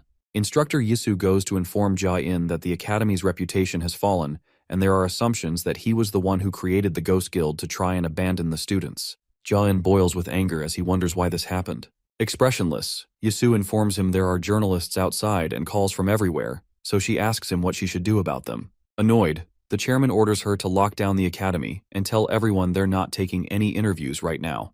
When she leaves to handle that, Jae-in realizes there must be a traitor inside Mills for such information about his plans to have leaked. It's clear that Seokgi is probably dead, so he decides to take an eye for an eye. The chairman places a call to someone and offers to pay anything he wants for a media cover-up. A few days later, Jaehyun intentionally collides with Hoyeon while they're in the hallway, and he comments that he's looking fit. Hoyeon is glad to see him and says he's only well because of him and the guildmaster. After a short pause, Jaehyun asks him why he almost killed himself, and when Hoyeon struggles to answer, Jaehyun warmly assures him that he just needs to keep moving forward with that kind of mindset. He encourages him to do as he pleases and think of the reasons later. However, before he leaves, our boy reminds him to look out for himself because the other guys worry about him. For some reason, the thought of doing what he wants to do energizes Hoyeon. Later that day, our boy checks out his stats and checks his A-rank title as the one who killed the king of the Dark Elves. The title increases his mana and his attack power when facing a dark-type monster and will trigger the anger of all Dark Elves and make the user a target when this title is equipped. He excitedly equips the title and decides to leave the essence of the Dark Elf King ingredient to Jaesong, since he loves handling new ingredients. Our boy also gained an active skill called Realization of Magical Artifact, a skill that creates necessary armor in battle using mana. This skill surprises Jaehyun, so he quickly equips it because he's amazed. Jaehyun realizes that the value of this new skill doesn't really lie in its rank, but in its utility. On the black market, a piece of C-rank armor goes for tens of millions of won, so that means he can make armor of that value each time. Suddenly, the knife given to him, named Misteltein, begins to react until the system notifies our boy that all the effects of Misteltein have been unlocked because he has fulfilled all the conditions. Because of this, he obtains a passive skill called Genius of Armor Making, and all the equipment he creates from now on will have their rank increased by 1. This is ridiculously great news to Jaehyun, and he now understands that the full effects of Mistletoe weren't working because he hadn't fulfilled the full conditions before. Since he's getting all these benefits, he decides to begin training with them. The next morning, many students are seen preparing for the Miles Academy exams. Because of the difficulty of the exams, they're nicknamed the Grave of Students because of the intense competition. The exams are both theory and practical, where the practical involves potion making and pocket-plane dungeon raid tests that are broadcast live to the entire nation. Meanwhile, Hoyeon is woken up by Yoojung, who threatens to beat him up, and he apologizes that he sleeps whenever he reads. The frantic Yoojung reminds him they just have a few days left until the midterm exams and warns him against getting a failing grade. Nearby, Ina also struggles to understand what she's reading. Hoyeon realizes that he and Ina suck at theory, and she had offered to tutor them to help out. Both of them eventually give up and accept the fate of retaking the exams, but Yoojung tells them to stop saying nonsense and explains the next subjects they have to them. A few days later, after the students finish one of the tests, some students talk about how the test was, and notice the top-tier students, Ina, Yoojung, and Jaehyun, talking with one another. The students suppose that they're all geniuses and did the test with their eyes closed. When Yoojung asks Ina how the test went, she suddenly blanks out. Jaehyun and Yoojung make fun of Ina and Hoyeon and state that books are their enemies, which makes Ina chase them around. Meanwhile, Soohyuk watches Jaehyun, and he tells Minsu that he'll beat the arrogant bastard this time for sure, but Minsu just thinks Soohyuk is in his emo phase. Sometime later, Yoojung creates a potion in Jaesung's workshop that explodes in her face, so Jaehyun makes fun of her. He tells her that his own potion is much better and tries to get Jaesung to support him, but Jaesung reluctantly declares to both of them that they're going to fail at this rate. He states that they both have no talent in alchemy, and he breaks their hearts into little pieces. Our boy realizes he has to train more to avoid a failing grade, so he asks Jaesung if there's a way for them to avoid failing. After giving it some thought, Jaesung proposes that they use a special item, which is a monster called moonlight fireflies. Apparently they reside in very clean areas, and not even 100 appear on the black market each year. If they can create a powder out of their exoskeleton, then they'll be able to maximize the effects of the potion. Shortly after, Jaehyun and Yoojung approach Kwon Soil Sunbai, one of the seniors they defeated in the freshman hunt. After telling her it's been a while, she looks at them in surprise and asks them why they're here. Our boy tells her that he would like to ask her for a favor, but she tells him to piss off because she's not going to do anything for him. However, he asks her if she's going to reject it without hearing what he has to offer, but she still refuses because all he can probably offer are some points. Our boy offers her 30 million won in cash, which shocks Yoojung, and Soil lights up at the mention of that amount of money. Soon after, they head to a place called Jolabuk do Muju, near Mount Daeogyu, and they bring Jaesung along. An hour earlier, Soil listened to their offer and believed it was doable, but explained that even with her inspection skill, she still needs traces in order to find something. When she asks if they have a way, Jaehyun assures her he's going to bring along a very talented alchemist. She asks who, and Jaesung soon appears, but she doesn't rate Jaesung as a talented alchemist. Our boy asks her if she knows him, so she replies that they were in the same team on their first freshman hunt. Apparently, she didn't even know he was into alchemy, and had considered him a good-for-nothing that was forced into martial arts class, especially because he wasn't really of any help back then. While they're out in the woods, Soil tells Jaesung he's got a different vibe from back then, and now looks like he's having fun, which surprises him. Moonlight fireflies are nature's monsters that appear normal in the real world. Jaesung leads them to a good spot where they can easily find fireflies, but Soil reminds him that it's getting hard to see in front of them from this spot. Regardless, Yoojung notes that the scenery doesn't seem to be affecting Jaesung, so our boy informs her that Jaesung had told him that he likes bugs, and that creeps Yoojung out. After looking around for a bit, our alchemist finds a trace of a moonlight firefly, so Soil swings into action to find them. After activating her skill called Inspection, she finds something that she believes are moonlight fireflies. They soon begin following the path, but they soon realize that it's not the way they came, and they notice that it's kind of creepy. However, Soil insists that her skill is guiding her here.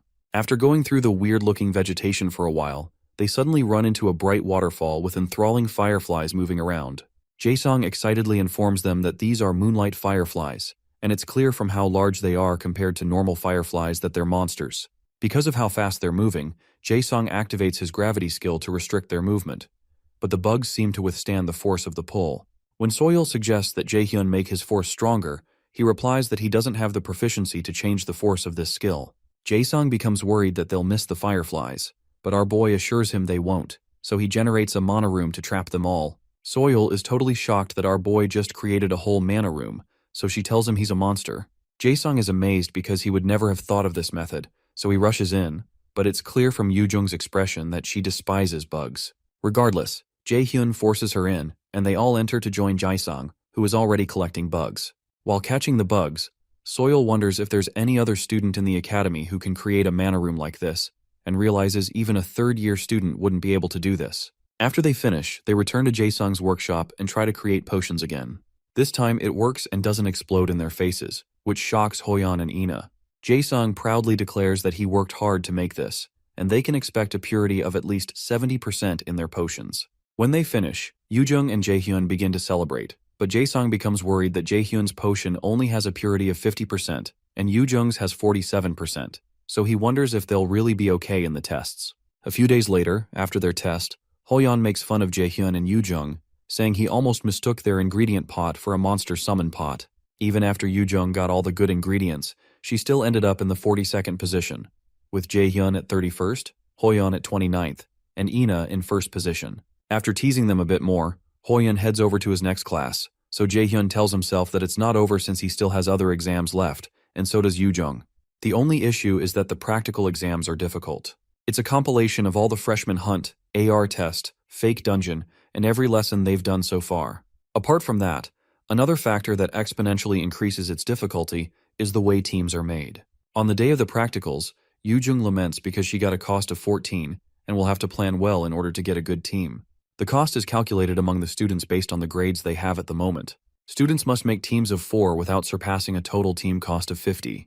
In this exam, Hoyeon has a cost of 17, Ina has a cost of 15, and Yoo-jung has a cost of 14. Jae-hyun had a cost of 6 in his past life, and he remembers that he was excited because he got to enter a good team, but the results were the worst. He considers it a crappy way of choosing teams, as the higher ranks choose the lower ranks because they have higher costs and can easily accommodate those with lower costs. Suddenly, our boy is approached by one of the cadets whom he knows from his past life. This same guy had insulted him for being a lower rank, but in the present, he's asking if he's the genius student who got first in the student hunt and did great in the fake dungeon too. In the past, this guy made fun of him and told him to know his place during their exams. In the present, he cheerfully introduces himself as Chu Han-sung, but Jae-hyun simply dismisses him.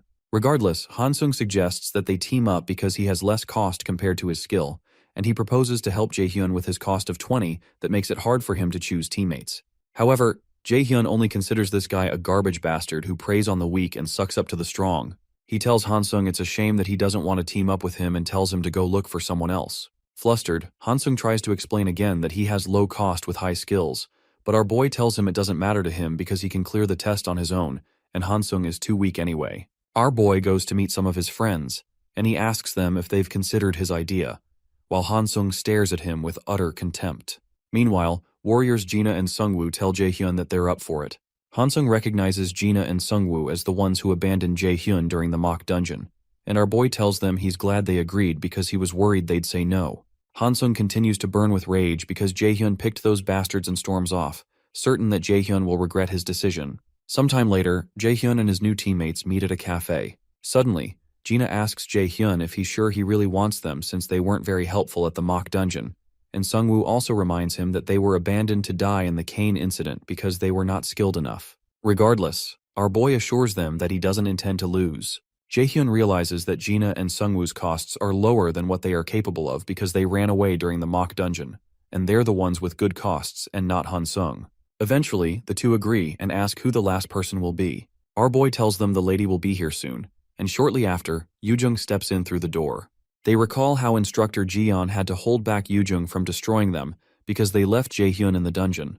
When she steps in, she directly asks Jae-hyun why he called her to team up with these guys. Meanwhile, Chairman Jae-in reads about how the Mills Academy is losing its title as Korea's top academy, and he's at risk of being driven out because of the incident. He angrily smashes the computer because those bastard reporters still wrote these articles even though he paid them so much money. He realizes the media is turning their back on him, the mighty Jae-in, and it's clear that the Lotus Guild is most likely responsible for this. He decides that he has no choice but to lay low for now, even though he'll have to take some losses. He has to wait for the media to calm down and then return to his original plan for the sake of a seer. Meanwhile, in the cafe, Yoo-jung sits defiantly while watching the two warrior cadets. She eventually agrees to overlook the issue, but she asks Jae-hyun if he's really okay with this. Our boy declares to them that he wants them to believe that asking them to run was realistically the best option they had, and Yujing has no choice but to believe him. She eventually asks him the real reason he wants them on his team, since he can easily get full points on the test on his own. Truthfully, our boy chose them because they all share resentment against Jia-in, and he's certain they will keep whatever happens between them a secret. He eventually admits to them that he has a plan to bring down Jia-in using the event, and they all look at him in shock. On the day of the practical exam, the students gather, and one instructor, Park Hajun, comes forward to take charge of the second part of the practical exams. Our boy considers that this Hajun is just one of Jia-in's minions who is here to replace Seokgi. Hajun explains that the exam will be streamed to the entire nation to show the students' skills to the world, so he asks them to do their best and wishes them luck. The students are immediately transported to a place known as the Pocket Plain, which seems to be filled with lava. Our boy's team is Team D, and their mission is to clear all stages and return with the boss's core. The quest on the first floor is to eliminate all monsters on the floor and find the stairs leading to the second floor. The place is clearly hot, and Jae-hyun informs them that they're in a dungeon that was modeled after Muspelheimer. Our boy suggests they begin by mapping out the dungeon because they need as much information as possible to respond to any problem, and because there are items he'd like to get too. Yujung explains that one of the items they need to get is frostgrass, because long exposure to the heat in this place will slow them down and will be dangerous in other ways. Sungwoo commends Jaehyun and Yujung because they seem to be good at this stuff, but our boy explains that it's the basics of dungeon exploration, and survival is the priority of a raider. Soon after, Jaehyun activates his mana detection skill until he finds frostgrass. After tracing the mana, they find a field full of frostgrass, so Jaehyun suggests they take as much as possible and keep it in their inventory. Since Sungwoo had said he got fair grades in alchemy, Jaehyun leaves the job of making potions to him. Suddenly, they're notified that viewers will enter the room soon, and they're reminded to be careful of what they say and do. Students need to perform for the viewers of the entire nation, and they need to satisfy the viewers. Jaehyun doesn't like the idea, but he finds it useful in some ways. While they're picking grass, he informs the others that 4 C-rank monsters are approaching, and he orders that they go with Formation B. They all get into position as several lava slimes approach them. Jungwoo activates his Provoke skill to draw them to him, and Jaehyun advises them all to fight the monsters using items to try and keep their distance, since the monsters explode if they touch a spot on them. They all prep their weapons but don't make a move as the monsters continue toward them. When they come up close, Yujung calls out to Jaehyun, but he tells her it's not time to act yet.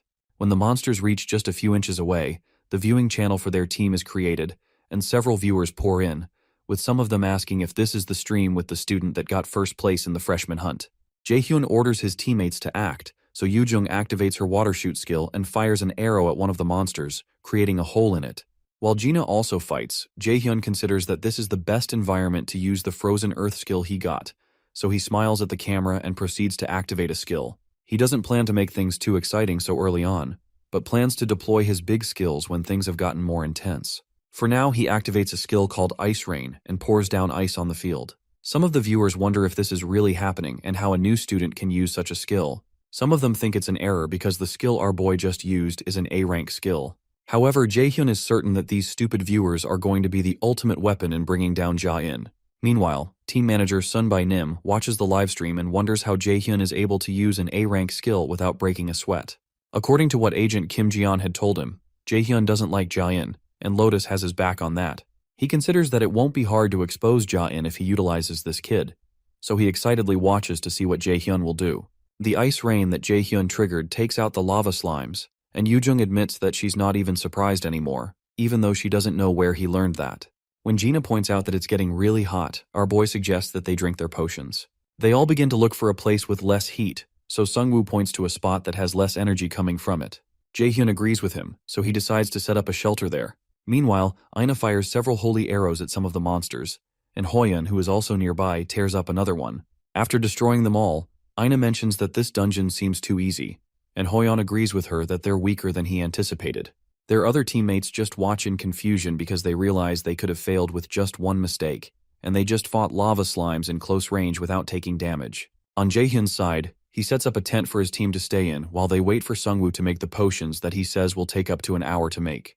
When Jaehyun teases Yujung about making slight remarks to try to speed up Sungwoo, she protests that she didn't mean that, and they start fighting again. Gina laughs because of how close they are, but Yujung claims they're not. Shortly after, Jaehyun talks with the guys about his secret plan.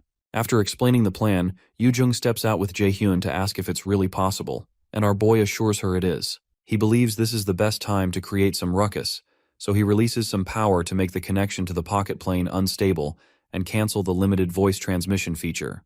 The viewers wonder what Jaehyun is doing and why he's working alone with Yoo-jung. While they wonder if the others have failed, Jaehyun assures the viewers that his members are fine, which surprises them because they shouldn't be able to hear the students talk. Jaehyun had played with the formulas of the pocket plane a bit so he can speak, so he tells everyone it's nice to meet them and declares that he'll start the real stream now. Meanwhile, Jaehyun almost bursts due to anger while watching Jaehyun's display. Jaehyun can't believe this is happening, and he doesn't understand how Jaehyun was able to interfere with the formula of the pocket plane, which was created by dozens of mage raiders, himself, and many of the Academy's mage instructors. Instructor Ha-jun, who is standing nearby, suggests that they punish Jaehyun, but Ja-in clarifies that he wants to but cannot because there are no rules for this kind of situation since it was never expected. However, there is the rule that an Academy student cannot disclose Mills' sensitive information to the public, and he can be expelled if he violates that. Suddenly, the chairman overhears Jaehyun talking about him on livestream.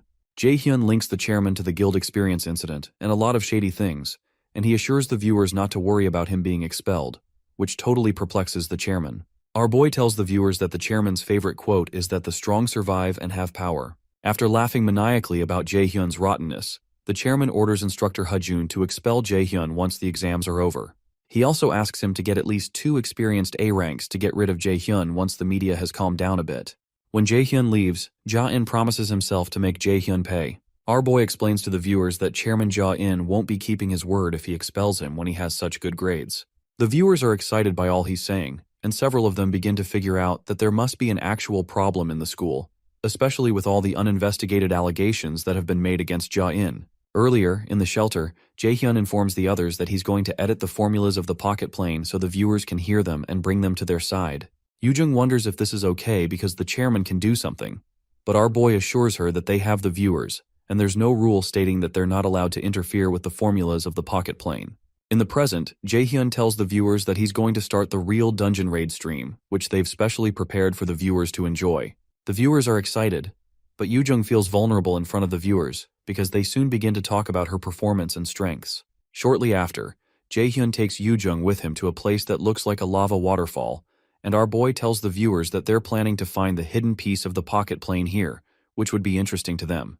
The viewers are ecstatic at the mention of a hidden piece, so Yoo-jung begins by activating her heist skill, while our boy activates his wind boost skill, as well as his gravity skill. Jaehyun plans to show the viewers how a regressor raids a dungeon. Meanwhile, in the Mills Academy, instructor Kim Ji-yeon informs manager Sun By-nim that she'll get him into contact with Jaehyun right after the exams. He asks her to get into contact with Jaehyun as soon as possible and bring him over to their side, and even offers to let Jaehyun have control over the conditions. Ji-yeon accepts the mission and thinks it'd be a big advantage in the long term if the raider management can take Jaehyun, but the only problem is that Ja-in is also after him. In the pocket plane, our boy puts his hand around Yoo-jung and drags her towards the lava. She hesitates and asks him to wait, but he just continues to run towards the stream of lava while she screams. The viewers keep chatting with one another, and they don't yet understand why they're jumping towards the lava. However, Jaehyun lands on an invisible platform near the lava stream, and Yoo-jung is extremely relieved that there's a hidden foothold there just as Jaehyun had said. He tells her to hold on to him and cast the spell and ensure she doesn't make any mistakes in her time calculations. Jaehyun is in awe of the first person who actually found the hidden piece here in his past life, even though he knows Chairman Ja-in hid it here under the sponsorship of the nation and didn't intend for a student to take it. After following all the footholds, they finally land on a spot where they can stand, so Yoo-jung asks him if the shiny thing in front of them is the item he was talking about.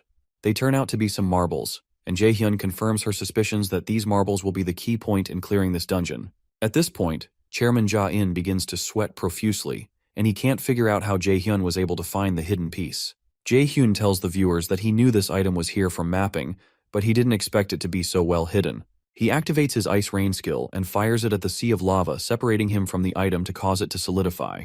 He and Yoo-jung make their way down towards the item, and Jaehyun asks the viewers if they know what the item is. Most of them don't seem to know what it is, and when they demand that he tells them, he informs them that this is fire essence. Apparently, this item will be one of the most important items for clearing this dungeon, and the pocket plane system displays that this fire essence is a rank B item that exponentially increases flame resistance ability temporarily when consumed, but whose effect will not appear the second time. Normally, Schools create an environment that is as close to a real dungeon as possible and motivate students using a reward that is hidden. But it's odd that this reward was hidden in a way that ordinary students could never obtain it. The viewers go crazy at the sight of the fire essence items because they're really expensive in equipment shops, and they figure that Mills Academy is investing more than 10 million per team for the midterms. After getting the first item, our boy proceeds to go for the next thing on their list. He wishes he could see the kind of face Chairman Ja-in is making right now, and he hopes to see how he will look when he shows him the rest of the gifts he has for him. When night comes, they return to the shelter, and Yoo-jung laments that the potion is too bitter. Our boy tells her he knows, but she'll need to eat it because it'll make it easier to clear the dungeon. Eventually, Yoo-jung works up the nerve to consume it and suddenly collapses. Confused, Jae-hyun asks Sungwoo if he poisoned her or something, but Sungwoo denies it. After that, Jae-hyun explains that they're almost done with stage 1, and they need to find a way down to the second floor. In the academy control room, Instructor Jiyeon comes to ask Instructor Ha-jun how the situation is looking. He jokingly reminds her that he's the one in charge, so he asks why she came here and if she doesn't believe he can take care of his duties. After a short pause, she tells him it's possible he can't, which makes him frown. With Seoki gone, the administrative authority of the second round of practicals was supposed to be Jiyeon's, but Ha-jun managed to worm his way through and took the authority from her. Eventually, Ha-jun sarcastically apologizes to her because he's getting ahead of her even though they were hired as co-workers, but Jiyeon tells him she doesn't care about that stuff. He tries to poke further and asks her what she means since it's normal for her to be envious of the position, but he doesn't get any response from her. That frustrates him, but Ha-jun reminds himself that he has the chairman's admiration now, and Jiyeon is no longer better than him even though she was 2 years ago. Soon after, Jiyeon tells Ha-jun that he better take a close look at the rope he's holding to make sure it's not thoroughly rotten, then she steps out. Ha-jun finds her words cringy, and he considers her arrogant. He knows she's referring to his affiliations with the chairman, and he's certain that the chairman will regain his reputation since the obstacles they have now are nothing.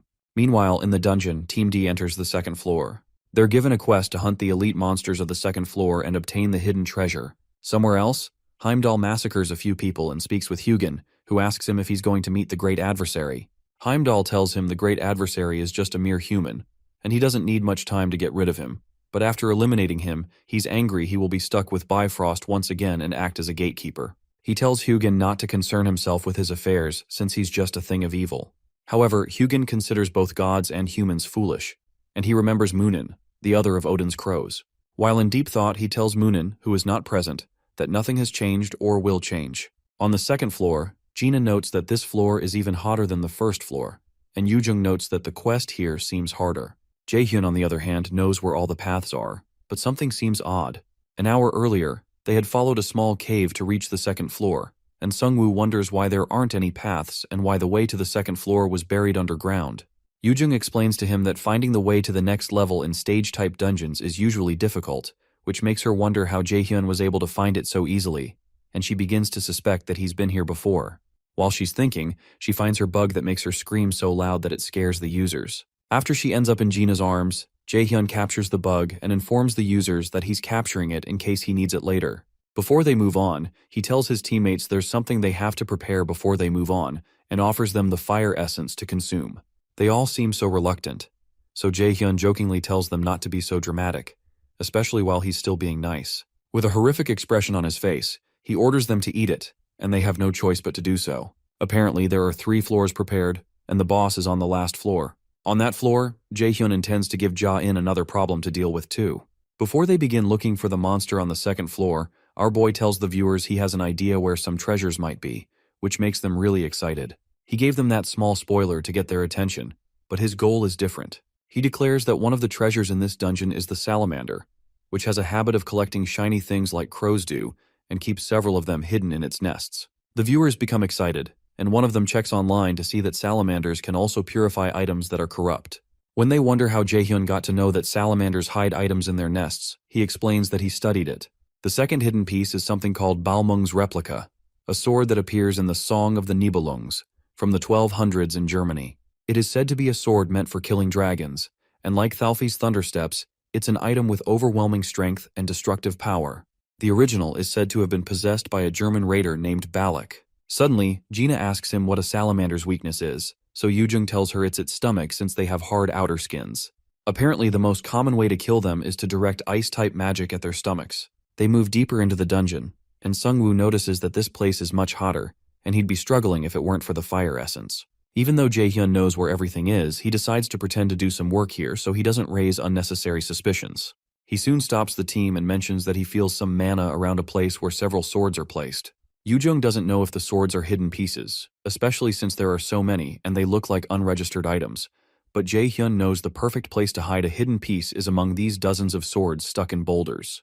Although Jain messed with things so that students can't find it, Jaehyun doesn't have time for his tricks and activates his detection skill. After looking around for a bit, he eventually finds it and pulls it out of the boulder. Once he pulls it out, the Nornir system informs him that he's found the copy of the Tainted Balmung, a rank A item that is Dragon Slayer Siegfried's beloved sword. It has a sealed effect that raises strength by 70 and agility by 30, and a passive S-rank skill called Dragon Slayer, which heightens a user's physical abilities when fighting draconic species. However, the effects of the sword cannot be activated because it is tainted. Some of the viewers wonder how he knew that specific sword was the hidden piece, but some of them believe Jaehyun has his ways. They continue their journey, and Yoo-jung tries to track the salamander down, but Jaehyun reminds her that they need to wait a bit since she had said that the salamander is weakest after it has just fed, and the king salamander eats only once a day at night. Yoo-jung asks him if it's a wise idea to stall for time, since salamanders are sensitive to smell, and they might get attacked first if they stay there. He proposes that they need to find a way to prevent that and brings out the bug from earlier, which causes Yoo-jung to freak out again. When she tries to run away, he holds her down because she's the most important part of this plan. The bug is called the bomb centipede, and it expels a liquid when it feels threatened. The liquid is known for smelling so bad that it induces tears, and this stench is what Jaehyun plans to use in this hunt. Shortly after, the salamander shows up after detecting the stench. Yoo-jung prepares for the salamander and reminds Jaehyun that he had promised her something for doing this. Because she was terrified, Jaehyun promised to give her a magic staff that teacher Seonggun loved if she did this. Truthfully, he was just going to give her a random staff, and he's certain she'll kill him when she finds out. The viewers watch in exhilaration as they wonder if their plan is going to work. Jaehyun assures the viewers that Yoo-jung specializes in wind magic, and Yoo-jung creates a small wind to trap the scent of the bug to send to the salamander's nest. The viewers are impressed because this is only possible because she has impressive control over mana, and the humans start to feel bad for the salamander. Upon smelling the bug, tears start to roll down the salamander's eyes, so Jaehyun tells the others to remember the plan to wait and only move when he gives them the signal. He soon activates his level 2 ice spear and strikes the monster that's writhing in pain, knocking it to the ground. Jaehyun waits for the moment the monster breathes out fire, and when it does, he brings out the Balmung sword and throws it into the monster's mouth. Yoo-jung calls Jaehyun a psycho, and the viewers wonder what on earth he's doing. Meanwhile, Jain almost drops his jaw when he sees what Jaehyun did, and he's certain there's no way a new student would know this since he left it out of the syllabus on purpose. On the second floor, the monster begins to vomit the sword, so Jaehyun signals the others to move, and the warriors immediately stand in front of him to block the sword with their shields. Jaehyun soon picks up the sword, which is now shining differently, and the viewers still go berserk due to confusion. To explain what has happened, our boy opens the equipment status, and it displays that the tainted Balmung sword has been purified. The viewers almost lose their minds because of the high stats of the sword. He explains to them that there's a power of purification in a salamander's core that can purify items. The viewers are surprised at Jaehyun's level of experience since he's a new student, and when he wields the sword, they wonder why a mage would be wielding a sword. They expect him to give the sword to the combat class warriors with him, but he doesn't. Sunbae Nim, who is also streaming anonymously, informs the others that Jaehyun is a battle mage. Jaehyun steps in front of the monsters and activates 2 skills named Agile Steps and Flexible Movements to help his movements, as well as his wind boost. With one swift movement, he leaps towards the monster and cuts off one of its arms. After he jumps down, he activates another skill named Ice Edge to create an icy spike. Sungwoo signals to him that the salamander's stomach is exposed since it doesn't have one arm, so Jaehyun leaps towards it and stabs it in the stomach. The viewers are speechless for a while, and they can't fathom what they just saw. Meanwhile, Seo uploads something online, and she wonders why Jaehyun made her do something so annoying. She has just uploaded an article about Jaehyun's real identity, citing the achievements he had at the Neverland dungeon since Jaehyun had initially covered up his identity at the Neverland incident. This article is meant to go against those who are saying what Jaehyun is doing is computer-generated. Meanwhile, on the second floor, after taking out the salamander, Jaehyun tells the others he's found something called the Ring of Transcendence. The Ring of Transcendence is a B-rank equipment that momentarily amplifies mana to increase the force of magic and grants the active skill known as Overdrive. However, because of the lack of something called the Rock of Transcendence, the rank is lowered, and the state of overdrive is unstable. Overdrive is a rank A skill that amplifies mana to increase the force of skills by 1.5 times for 5 minutes, but will leave the user unable to use mana for 5 minutes after activating the skill due to the lack of the Rock of Transcendence. Since there's only one ring, Jaehyun suggests they do rock, paper, scissors, but the others suggest he take it since he did most of the fighting,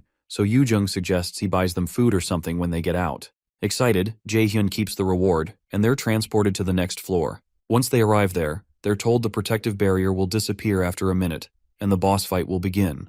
They're protected by a magic barrier that doesn't break even though the boss monster pounds on it.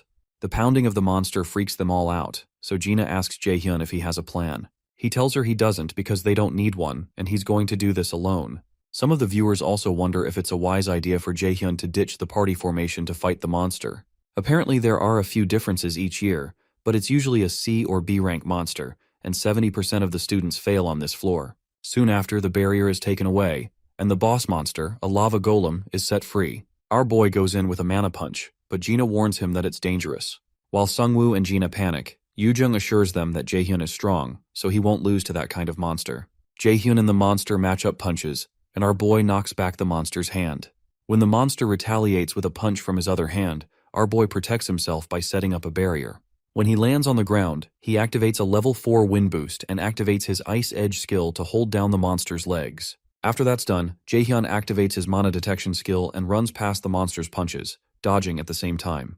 While he's moving, Jaehyun recalls that lava golems are sturdy and have heavy attacks, but there is a way to defeat them. He activates a skill called Bind to create chains that hold down the monster, then rains down a myriad of ice on the monster using his Ice Rain skill. Although the bind magic soon breaks, the ice hits all the golem's joints and cools them, making it hard for it to move its limbs. Excited, our boy activates his water ball skill and shoots water at the ice around the monster's joints, causing all of its limbs to immediately split apart. As the monster crumbles, the pocket plane system informs them they've defeated the pocket plane boss monster. Some of the viewers ask to confirm if that was really a boss fight, and the other teammates just watch in shock. Yoojung calls him an insane bastard and feels like he's already so much farther in skill than she is. Shortly after, the system informs them they've obtained the golem's core, but Jaehyun doesn't believe the test is over since he still has to ensure that Jaein falls today. The system asks them if they'll return to reality, and Jaehyun rejects the option. He tells the viewers that the boss fight was too short, and he has something to show them all, which is to fight the hidden boss. The viewers become curious about what's going to happen next, and Jaehyun leads the team to a place where he says he feels a strong mana presence. When he turns back, he realizes none of his teammates want to follow him in, so he assures them they won't die, no matter how much it hurts. When they enter, the system notifies them that they've found a hidden door, and a special quest is being created where they have to defeat the hidden boss of the hidden floor and return to reality. Ordinary students can't even detect the presence of the hidden door, and they can't even make it to this point even if they stumbled upon it by luck, which is why Jaein planted the hidden piece here. He turns to the viewers, who can't believe that this guy has found a secret floor when the others are still struggling on the second floor. Jaehyun already knows the method to summon the hidden boss, but he decides to at least pretend to look around a bit. Suddenly, Yoojung points to an altar that looks familiar, and after a while, Yoojung realizes it's quite similar to the pattern on the golem's core. Our boy puts the golem core into the hole in the altar, which causes bright light to fill the entire place. Jaehyun asks them to get back, and the pocket plane's hidden boss, the Red Drake, begins to appear over the altar. Their mission is to all survive, defeat the enemy, and obtain the heart of the Drake to obtain special privileges as rewards. As the Red Drake forms, the viewers can't believe their eyes because even veterans struggle to handle a Drake. The viewers begin to react negatively because of how difficult the pocket plane was set up, which is the reaction Jaehyun was hoping to get. However, his absolute calculation doesn't work on Drake's physical attacks, but he knows he can still take it on by himself. In the control room, Chairman Jaein watches in total shock because his plans to ensure this year's midterms go by quietly so he can deflect the media's attention seem to have been destroyed. He realizes that Jaehyun has interfered with the entire pocket plane this time, but Instructor Hajun protests that there's no way a student can do that. When Jaein insists that it's Jaehyun, Hajun tries to kick his behind so that he can get promoted in no time. Eventually, the chairman admits that he's glad that it's Jaehyun that's behind this, because there won't be any problems if his goal is to get an item, as they can minimize the hate to the Mills Academy if he successfully clears the dungeon. Ja-in is concerned that Jaehyun enraged the Drake, and he assumes it's because he doesn't know any better. He hopes that Jaehyun kills the Red Drake, but when he turns to the screen, he soon finds out that Yoojung has been hurt and is bleeding from the mouth. The students begin to panic because the pocket plane's protective system is broken and they need to get out, which makes Jae-in panic. The viewers become worried because the students shouldn't be able to get hurt in the pocket plane, but it's suddenly happening. When the students' HP bars disappear because the pocket plane has become unstable, some of the viewers become worried that the students can actually die. This development further enrages the chairman, and he calls Jae-hyun a son of a B-word. Meanwhile, our boy wonders how the chairman must feel to be manipulated and have things fabricated just like he used to do. Some of the viewers begin to complain about how Ja-in is running the academy facilities, and they suspect that Ja-in is doing all of this on purpose to harm the students. They begin to protest about how many times these things have happened, and how their school keeps pushing kids to the brink of death. He was taken aback by how good her acting was, and when she suggests that she should have just gone into acting and that her looks are wasting away in this school, Jae-hyun pleads with her not to make him laugh since he has to keep up a sad expression. He eventually leaves her alone so he can go handle the Drake. As he faces the monster, he knows he can easily defeat it, but it wouldn't be fun. The monster attacks him with one of its claws, but he quickly jumps back to dodge it. He activates a skill called Mana Weapon and pulls out his purified Balmung sword. The viewers believe that Jae-hyun may be able to win with this sword, and they begin to root for him. Our boy activates the special skill of the Balmung replica called Dragon Slayer, which makes all attacks on draconic species 300% stronger. He sends a double sword slash towards the red drake, further enraging it so much that it slams its tail on the spot Sungwoo is standing. Sungwoo manages to block the attack, and our boy remembers there are two things to do. He recalls the day Hoyun had seen in his books that a drake's weakness is a mole on its heel, so our boy leaps behind the monster and deals his next attack on its heel. To finish the fight, he activates his skill called Overdrive, which makes all of his skills 1.5 times more powerful. Moments after, he activates his Frozen Earth skill and freezes the entire place, including the red drake. The viewers watch in shock and can't identify any A-rank skill that can do what he just did. As they start to speculate if Jae-hyun is S-rank, our boy cracks the frozen drake and defeats it. After defeating it, Jae-hyun leans over his sword and tries to conceal his grin as he hopes that Jae-in will like his gift. In the chairman's office, he begins to receive several calls from the members of the school board, blaming him for everything. Even though he tries to clarify that he didn't cause this, it dawns on him that no one is believing him, which has never happened to him before. He asks instructor Ha-jun about the reporters and journalists, and Ha-jun informs him that he's contacted all the reporters they have connections with, but they rejected his offer because they can't trust Mila's anymore. When Ha-jun mentions that he thinks someone has done this on purpose, Ja-in angrily strikes him with a magic attack that launches him across the room. Ja-in is certain that there's no way Jae-hyun could have done this alone, and someone must be helping him. While he's thinking about who it might be, one of his workers bursts in to inform him that the Lotus Guild has sent an official document regarding the disciplinary actions to be taken on Mills Academy and the imprisonment of the chairman. Apparently, Xiang'an had drafted the document about the incident that occurred during the midterms, referring to it as a serious matter that put students into possibly life-threatening danger, just like what happened during the guild experience. Xiang'an states that he consistently puts the students on the brink of death and has been known to engage in bribery of the higher-up politicians for his own interest, among other things. For breaking 17 other laws related to raiders, Guildmaster Xiang'an orders his immediate arrest. Annoyed, Jae-in protests that the Lotus Guild has no right to directly get involved in this matter because only the National Raider Association's management headquarters can. When he reads the document further, he learns that 4 main guilds, 29 other guilds, and the National Raider Association management agree with this. Jae-in reads the document speechlessly when several raiders break into his office to arrest him. Meanwhile, when the students leave the pocket plane, several reporters gather outside to interview Team D about the incident that occurred inside.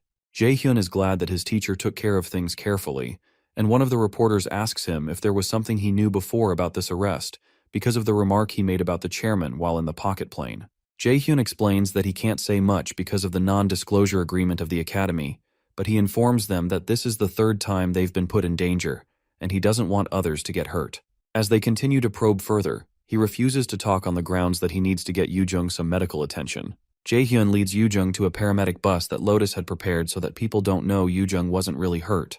Meanwhile, Jae-in is led out of the academy by the police of the National Raiders management, and several folks soil him with raw eggs. As they throw eggs on him, the crowd chants that the chairman step down. Shortly after, when they're all inside the ambulance, Yoo-jung bursts into laughter and accuses Jae-hyun of being a terrible actor. When he asks her if it was that bad, she begins to mimic him. It all amuses teacher Xiang'an, so she asks him what he was thinking when he planned all this because he would have been the one going under if things went wrong.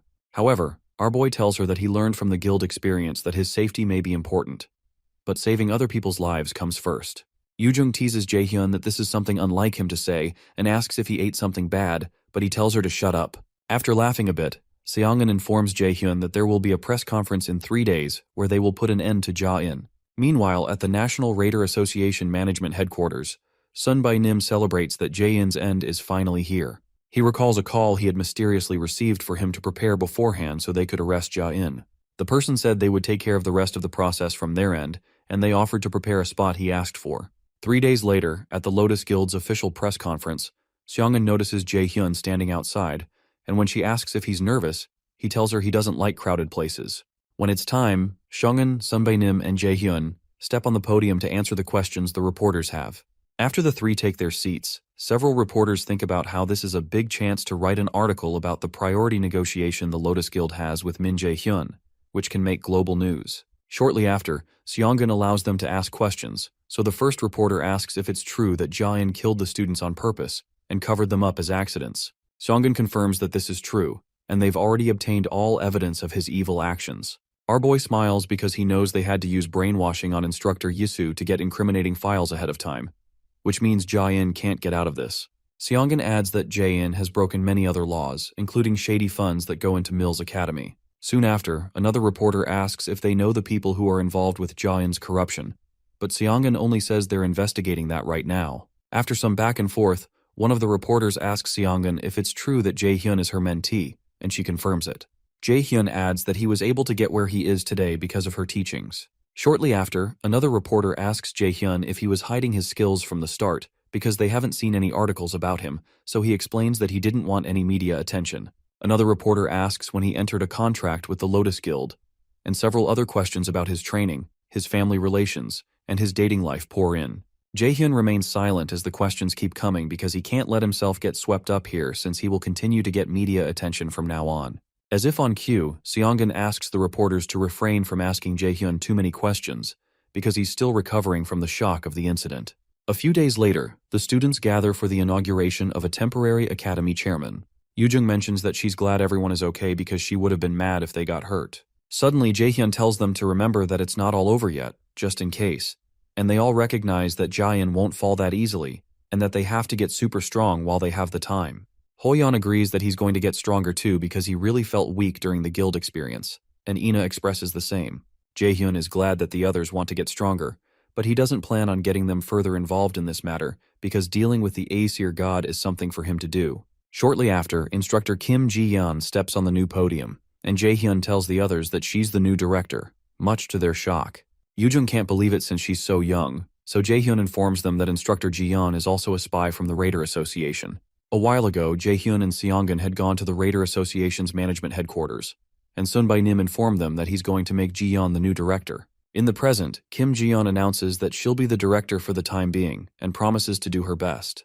Later, the group goes to hang out, and Jae-hyun wonders what the heck is going on as he watches Yoo-jung do some karaoke. Our boy had thought he would finally get to rest, but it doesn't seem so. A few hours earlier, Yoo-jung had banged on his door and ordered him to open up. When he does, she reminds him of the promise they made to go to karaoke once they were done with exams. Apparently, they had made an appointment at the best karaoke place around there, and they drag Jae-hyun with them. In the present, Jae-hyun decides he might as well take the stage to show off his karaoke skills since he's already here. The others look at him in despair, and one of the regulars curses out that someone is terrorizing his ears and requests that such people be banned from karaoke. When he's done, Ina comments that she can see he's also human like the rest of them, and Hoyeon jokes that people can't be perfect at everything. Our boy gets a score of 10 out of 100, and Jae-hyun hands the mic to Ina since she's next. When their hands touch, the mic slips out of her hands, and she begins to blush. Luckily, our boy catches it and grabs her palm to place the mic there. For a while, Ina's face looks quite red, and when Jae-hyun asks her what's wrong, she says she's okay. Finally, she asks them not to expect much from her performance because she's embarrassed, but Yoo-jung assures her she's most likely better than Jae-hyun. Ticked off, our boy protests that his skills are quite average, but Yoo-jung is certain he has no self-awareness. After they quiet down, Jae-hyun wonders how Ina's singing is and plans to clap even if she's not good. However, when she begins to sing, he realizes she's ridiculously good at it. Meanwhile, Heimdall walks on the streets of Earth, and he spots Hela around. Eventually, she shows herself and tells him she just came to say hi and to ask how his little outing is going. Heimdall accuses the resistant Aesir gods of doing really interesting things this time, but Hela retorts that it's nothing on the level of what Odin and the Aesir gods have done. Heimdall makes fun of Hel for holding on to the pointless hope that a great adversary of the prophecy will appear and free them, and when she tells him they can never tell, he states that a mere human can't bring down the Aesir gods. When he steps forward, Hel stops him from going further. He tells her to move, but she explains that she can't allow him if he's going to meet the great adversary of the prophecy. Annoyed, Heimdall asks her if she wants to die, but she reminds him he can't use his powers properly here on Earth, and she has the advantage here. However, Heimdall reminds her to be better prepared for her own death if she plans to kill him here. Regardless, she states that she's ready for that because her job and role right now is to stall time for a small break. Ina sings quite well, and she soon turns to ask them how she did when she's done. They look so stunned, and Yoo-jung asks her how she's so good at singing, while Hoyeon accuses her of hiding this from them all this time. When Jaehyun asks her if she took choir classes, she says she didn't.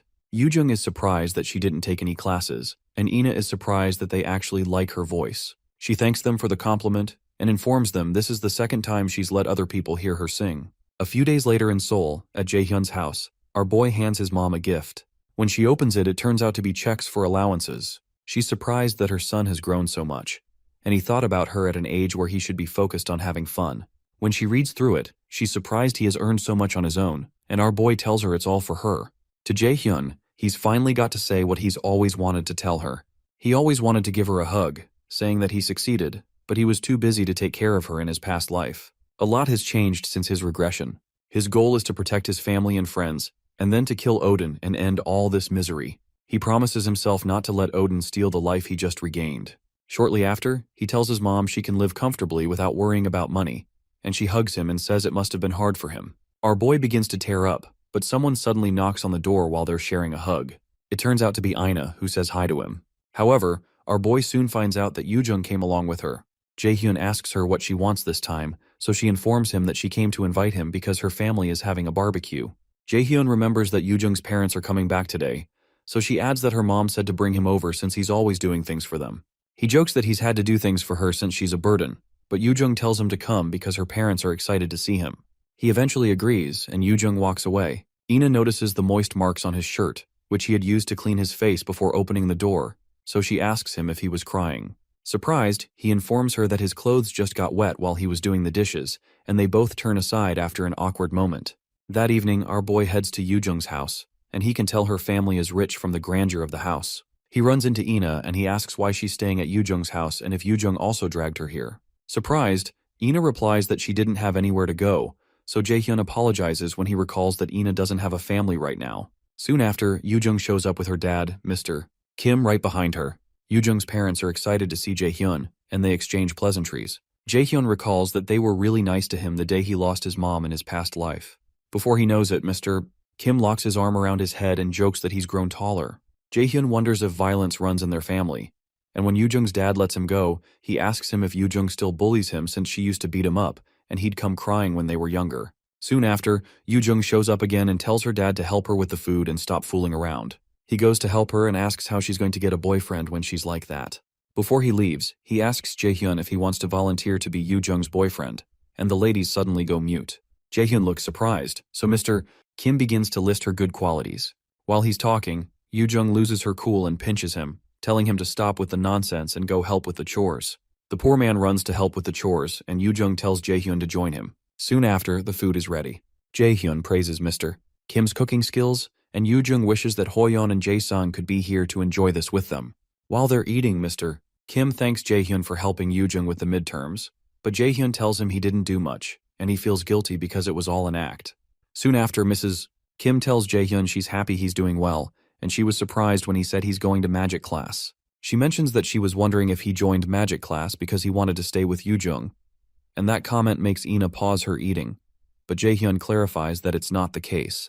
Mrs. Kim compliments Jaehyun on how he becomes more handsome each day, and expresses her hope that Yoo-jung would bring home a boyfriend like him. Yoo-jung angrily tells her mom to stop talking and eat because her food is going to get cold. When our boy notices Ina has stopped eating, he asks her if something is wrong, but she tells him it's nothing. Meanwhile, in Hoyeon's house, his father berates him for spending his time saving dying students because he felt bad for them. Mr. An calls his own son a foolish bastard, and he realizes that he would have been arrested alongside Jain had he been a tiny bit late. He calls Hoyan a piece of shit son, and tells him to shut up as he tries to speak. He reminds him that he needs to become South Korea's best raider and get everyone under his feet. He tells him he has to bring down that Jaehyun no matter what, but Hoyan tells him to stop. Hoyan realizes that all his attempts to convince his father don't work because his father always tells him to step on others to climb the social ladder. He tells his father he doesn't want to live life the way he wants him to because this is his life after all. Annoyed, his father grabs his arm and asks if he knows what he's saying, but Hoyan slaps his hand away. Our warrior turns around and leaves the house despite his father ordering him to come back. Hoyan realizes he doesn't want to win against Jaehyun using dishonest means, and he plans to improve through fair methods. Meanwhile, Yoojung's parents go out on a late-night movie date, so Jaehyun commends the fact that her parents are still on good terms. Shortly after, our boy decides to go, and Yoojung asks him if he's leaving already. Our boy asks her what she means since it's almost midnight, but Yoojung insists that he hang out a bit more. After hesitating for a while, Yoojung states that her dad will be mad at him if he does so, and when she asks why, he says he doesn't think they'd be happy with him staying over so late when they're not home. Regardless, Yoojung states that they won't get mad if he doesn't do anything bad, and she makes Ina agree with her. Eventually, Jaehyun decides to stay back. Shortly after, Ina says she's been curious about something and asks them if they're both dating. They both furiously deny it, so Ina says she guessed so because they're really close, and their parents are close too. Yoojung clarifies that she and Jaehyun only like each other as friends, and Jaehyun leaves shortly after. While he's heading home, Hella approaches him and informs him that he has to go through his second trial as soon as possible. She explains that they cannot stall any longer because Odin has begun to act. Sometime later, Odin has a meeting with the Aesir gods and is annoyed to find out that there's still no news from Heimdall. Thor tells his father that he's overly concerned about the prophecy's adversary since he's just a human, and an insect can do nothing against a god. Frigg joins her voice to Thor's and tells Odin a human is not a threat to the king of the gods, and reminds him he worries too much. However, Odin informs her humans are creatures that can endlessly learn and grow. At the moment, they cannot kill the great enemy because the prophecy's power can protect him for 10 years. But Odin doesn't want to eliminate the possibility that the adversary will grow more powerful within that time period. Frigg believes that the power of the prophecy that is protecting the great adversary is quickly weakening, and they may not have to wait 10 years before they can kill him. Odin tells her that all their plans will have to be precise because fate has never prophesied their victory. Meanwhile, Jaehyun learns from Hela that the power protecting him from the Aesir is fading. He asks why, since he wasn't attacked by the Aesir until he turned 27 in his past life. So Hela explains that it's because too much of the prophecy's power was used to bring him back to his time period. Apparently, going against the flow of time is not allowed even for a god, and it's surprising that the prophecy's power even held out for this long. In fact, Hela believes that someone she doesn't know had paid dearly to make this possible. When Jaehyun gets home, he's shocked to learn that he's fighting against Heimdall, the white god who looks into the near future and wears a big horn. Since he's already on Earth, Jaehyun worries that they won't have time for this test, but Hela assures him that she's stalled for time. Meanwhile, Heimdall is tied down by Hela's power, and he wonders how Hela can dare to store him, the great Heimdall, in a place like this. While still bound, he screams to Hela not to think she can keep him in such a petty prison. Hela tells Jaehyun she had to use quite a bit of power, but it'll delay Heimdall for a while. When Jaehyun asks where the second trial is going to take place, as if on cue, the news comes up about the recurrent failure of the 11th Great Ruins raid. The news states that a guy named Balak from the European Association joined the raid, creating a lot of hope. But the first trial, called Proof of Qualification, could not be cleared again, and it seems they're not confident about their next attempt. Hela tells Jaehyun that the next trial is in Iceland, the mythology's center and where the giant of the Great Ruins secret is hidden.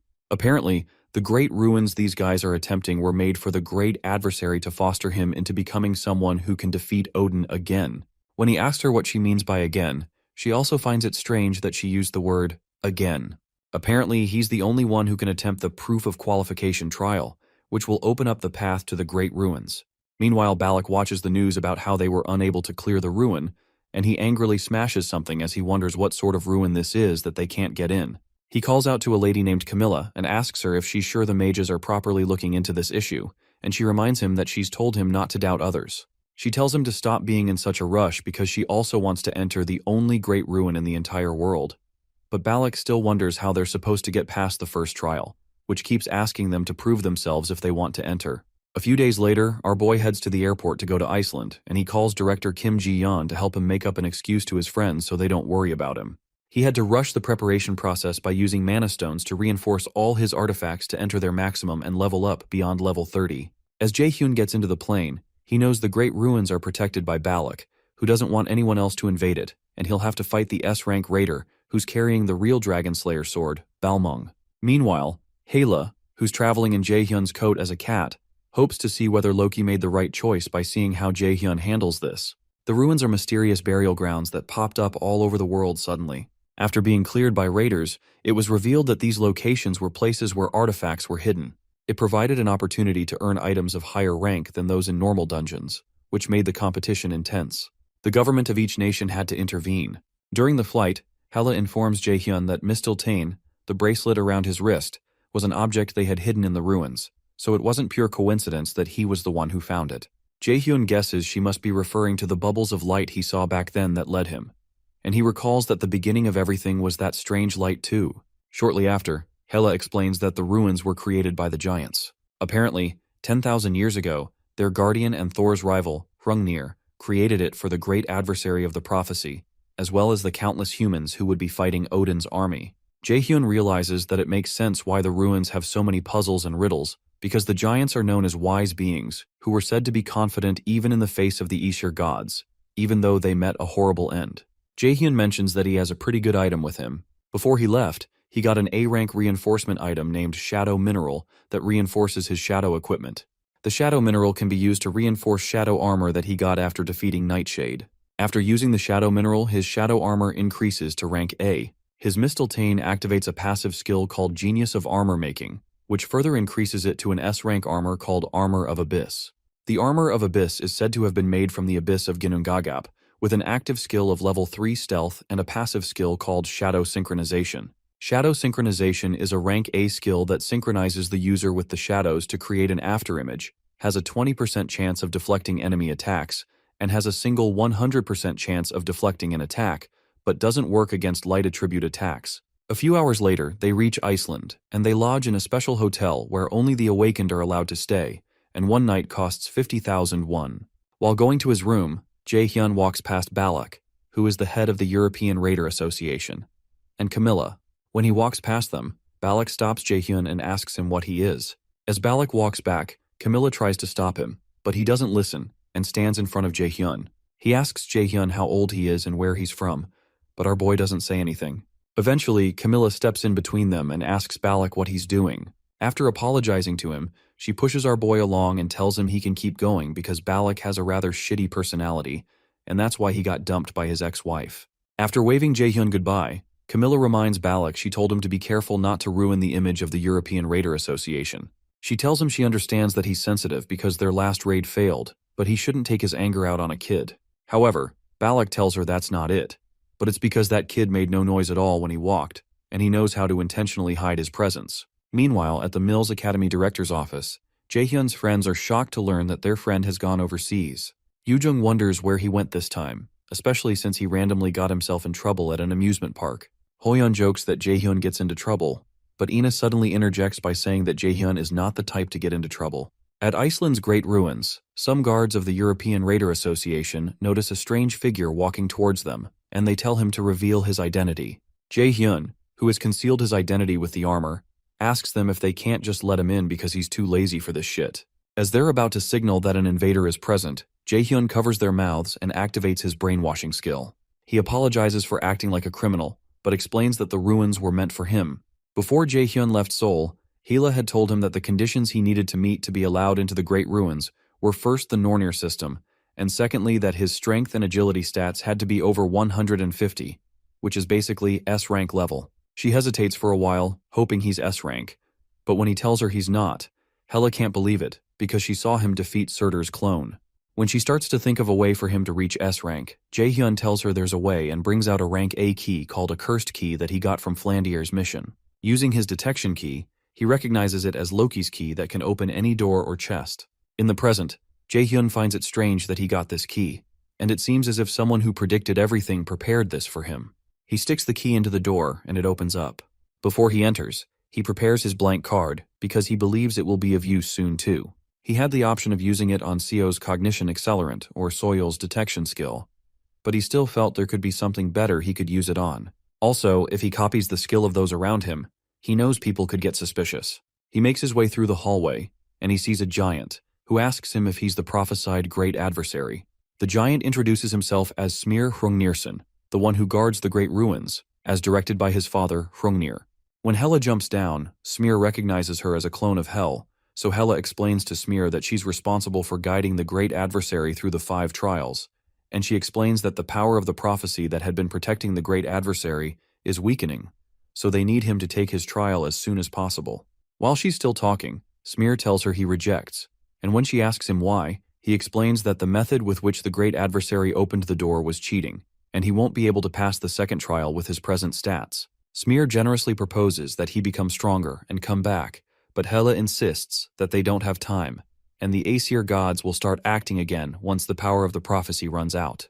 However, Smir insists that rules are rules, and he's fairly certain that Jotunheimer, which he wished to protect, is already covered in ashes, and there is no home for the giants to return to. Since it's already too late, he wonders what difference it makes if they're any later, so Hela realizes that the giant is in despair. However, Jae-hyun, who has been boiling with rage, asks them what kind of crap this is. He asks Smir if he's kidding him and tells him he's not a charity organization. RMC explains that he's not something they can use when they need it and then discard, and the only reason he's letting them all control what he does right now is because he sees value in using them too. He activates his level 5 lightning chain skill and tells Smir that he'll need him to move out of the way.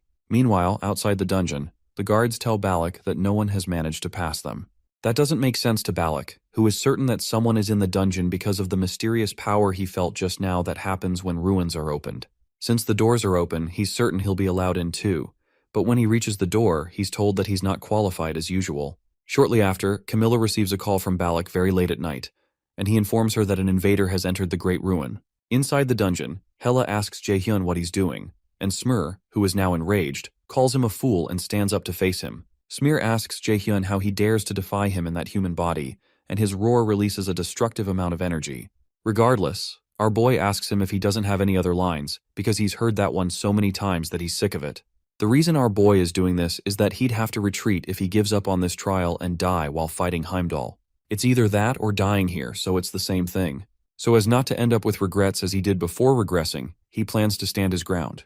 Shortly after, Smir tells the great adversary that his courtesy ends here and releases a huge arrow from the top that aims right at Jae-hyun's head. Oddly, our boy doesn't move out of the way and uses his absolute calculation skill to destroy the arrow. Next up, he uses his wind boost to launch himself towards Smir. The giant realizes Jae-hyun is coming straight for his heart, and he wonders if the great enemy is really planning to take him down and walk away. Smir wonders what's driving Jae-hyun to do all this, and our boy senses the feeling of intense pressure similar to when he fought Hugin. He feels this when he's against an opponent that he can't presently win against, and he has no intention of caving this time. Shortly after, he activates his Frozen Earth skill and freezes the ground. Smir notes the skill and says he doesn't know how Jae-hyun was able to get his hands on a secret skill of Dark Elves, but he crushes the ice on the ground with one punch and reminds Jae-hyun he's weak regardless. A look of despair first crosses Jae-hyun's face, but then he smirks. He asks Smir if he's moving the way he expected just because he's stupid and tactless. Our boy soon activates his level 5 fire skill and another level 5 skill called Air Blast. Jae-hyun mixes the ice with fire and shoots them at the giant, blocking his view. He soon activates his level 3 stealth skill to conceal himself, and Smir wonders if he really expects this pathetic trick to work on him. When the fog clears, Smir realizes he disappeared and is unable to find him. Soon after, Jae-hyun leaps toward him and slashes at his neck with his sword. Meanwhile, at Seongun's office, the curator guildmaster, Ms. Baek Ji-hyun, comes back to tell Seongun that she wants Jae-hyun. Seongun doesn't see the point in repeating this pointless conversation, but Ji-hyun offers to give her the right price in exchange. Seongun insists that Jae-hyun isn't an object to be sold, so Ji-hyun offers her an item known as Nidhogg's Fang. Seongun hadn't expected the curator guild to offer an S-class item, and she wonders if that's how badly she wants Jae-hyun. However, Seongun smiles and asks her if she plans to lure Jae-hyun directly with this item if Lotus Guild declines their offer, and from Ji-hyun's response, it's clear that that is her plan. Intrigued, Seongun tells her that she should have gone to Jae-hyun instead, but Ji-hyun tells her they prefer to resolve issues in a gentlemanly manner. Ji-hyun gets up and stretches her hand, telling her she'll be expecting her decision. Once again, Seongun doesn't return her handshake, and Ji-hyun takes her leave. Meanwhile, Jaehyun slashes at the giant's neck, but Smear isn't injured. Smear asks Jaehyun if this is the method he's chosen, and reminds him that Odin and the other Aesir gods are strong, and there's no guarantee his efforts will yield any results. He asks Jaehyun if he still believes he can move forward, but our boy tells him it's better than sitting around doing nothing. He activates his realization of magical artifact to create a mana blade and then activates his genius of armor making to level up the mana blade he created. Regardless, Smear tells the great adversary that he knows nothing because there is no value in what he's doing, but Jaehyun tells him he's the one who chooses whether his actions have value or not. In a flashback, Smear remembers when his father told him he alone is the one who chooses his value. Jaehyun doesn't hesitate and moves forward to land attacks on Smear, but a sudden outburst of energy from Smear makes Jaehyun unable to move. Smear asks him if he can take responsibility for what he said, and the weight of the energy starts to make Jaehyun bleed from the mouth. In extreme pain, he wonders what he should do and how he can win against this monster, but suddenly, the pressure disappears. Smear reminds him that he just said he's the one who chooses the value of his actions, but also informs him that such claims are only allowed for those with power. Smear offers to give him a chance to prove himself worthy, so he can let him in while Hela hides nearby. After considering it for a while, Jaehyun makes Smear an offer to withstand his ultimate attack just once, and Hela jumps out and asks Jaehyun what he thinks he's saying. She reminds him that Smear possesses divinity, and that his present human form isn't capable, but Smear accepts the offer. Smear summons a spear to evaluate if he's worthy of his words, and if he's a being who can resist great fate. Hela tries to stop Smear, but he doesn't listen to her and launches the spear right at Jaehyun, who stands there like a deer in the headlights. The immense power of the spear shakes the entire building and eventually creates a large gap where it's targeted. After the smoke clears up, Jaehyun remains alive, and he asks Smear if that proves it. He had used his shadow synchronization skill, and the system tells him that the skill will have a 20% likelihood of activation from now on. Smear is surprised, but a smile soon develops on his face, and he allows Jaehyun to go in while Hela just stands there speechless, wondering what a strange human Jaehyun is. As our boy makes his way in, Smear informs him that there are 3 trials of wisdom prepared for him in this ruin. When he asks Jaehyun if he's not afraid, Jaehyun tells him he is, so Smear tells him that's good. While walking into the ruins, Hela asks Jaehyun how he did what he just did, and he says he's not sure either. As they walk further in, they encounter 2 ladies, who welcome him and introduce themselves as Norn, the gatekeepers of the first trial of wisdom. Hela tells Jaehyun that she can't intervene from this point onwards and warns him to be cautious. The ladies tell him that one of the 2 of them is an angel and the other is a demon.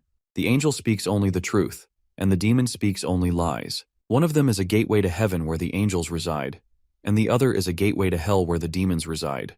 Apparently, whichever gate he chooses, he'll be able to reach the next step of the trial.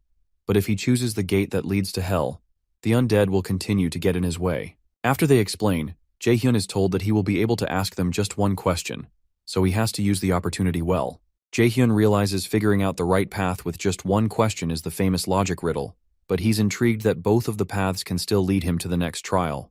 When he decides to ask his question, the Norn tells him there's no need to hurry because there's enough time for him to think, but Jaehyun replies that he doesn't need to think deeply about this. After he points to one of them, he asks her what realm her gate leads to. Jaehyun recognizes this riddle as one called Angel and Demon, a pretty famous riddle that has a pretty well-known solution too. If you ask where they live, the angel will tell you the way to heaven, and if you ask the demon, they will also point you to heaven. The lady he asks walks in front of a gate close to her and says, "This is her gate." She asks him if this gate is his choice, but Jaehyun tells her he's going to go through the second gate instead. After he makes the choice, Hela is shocked and follows him in. She asks him if he's out of his mind and why he would intentionally choose the gate that leads to hell, but Jaehyun reminds her of the saying that nothing is hard work when you're young. Eventually, he reveals to her that he chose this gate because they told him the undead will try to stop him, and Hela suspects he has other plans. When the undead start to come out, Jaehyun activates his sacrifice skill and switches it to an offense skill called Judgment of Light. Using the Judgment of Light, he incinerates them, and he keeps leveling up.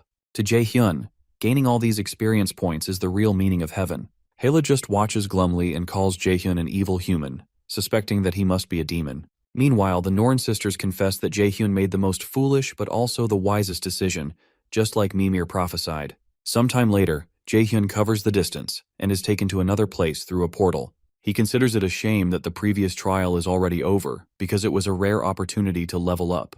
In the second room, they find a complex magic activation on the ground, and our boy guesses that this test condition must be that he has to find a way to escape.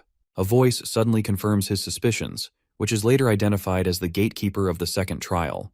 Hila recognizes this voice and wonders how he is here, but the voice asks her to let him introduce himself. The voice introduces himself as Mimir, the one who made the Nornir system and the one who set his fate. Mimir explains that Loki came to him a long time ago to ask for advice on how to foster the last hope, the great enemy of the prophecy, and how to free oneself from Odin's eye. The answer to that was the Nornir system. Shocked that he's meeting the one who created the system he's using, Jaehyun asks him why he didn't explain his plans from the start. So Mimir informs him that it's hard to approach him because of the contract with the Aesir gods, and the Aesir system that all the Awakened used held them back. For a while, Mimir and Hela chat about how they won't be able to guarantee that the great adversary will be alive if the war they're expecting happens earlier than expected. Eventually, Mimir explains that the reason he's not intervening is to test if Jaehyun is worthy. Apparently, he was unable to say anything to Jaehyun before because there were too many eyes, and the reason they're able to converse like this is because they're inside the Great Ruins. Jaehyun decides to ask Mimir a question. He recognizes that since he was chosen by fate to be the great enemy, his will shouldn't matter. So he asks Mimir why he asked how he felt about the matter right before he died in his past life when he was most desperate. Meanwhile, Yoojung and Ina wonder what Jaehyun is doing overseas that's making him not answer his texts. While they all talk about Jaehyun, Yoojung laments that she just wants to be with him. But before the words come out of her mouth fully, she becomes embarrassed and quickly corrects that she said that because she's the only one who can put up with him. Shortly after, Seo talks about her plans to attend Mila's academy soon and how she's already looked into their room sizes. So Hoyeon sincerely asks her what she will do if she ends up failing the entrance exams. The question leaves her in despair and she accuses him of being mean, which shocks him. Ina finally says she hopes Jaehyun comes back soon, and Yoojung agrees. In the Great Ruins, Mimir answers that they didn't want to leave the fate of the world in the hands of someone who couldn't even get up on his own. So he gave him an opportunity to change his fate back then. Jaehyun mentions that he has many more questions, but he guesses Mimir won't be able to answer them all. Eventually, Mimir offers to give him a hint about the truth if he passes this trial. To explain the second trial, Mimir tells him that he has to offer one of the objects in the room by placing it on the altar. However, he has to keep two things in mind. First, that this is to earn wisdom, and secondly, that he only gets one chance.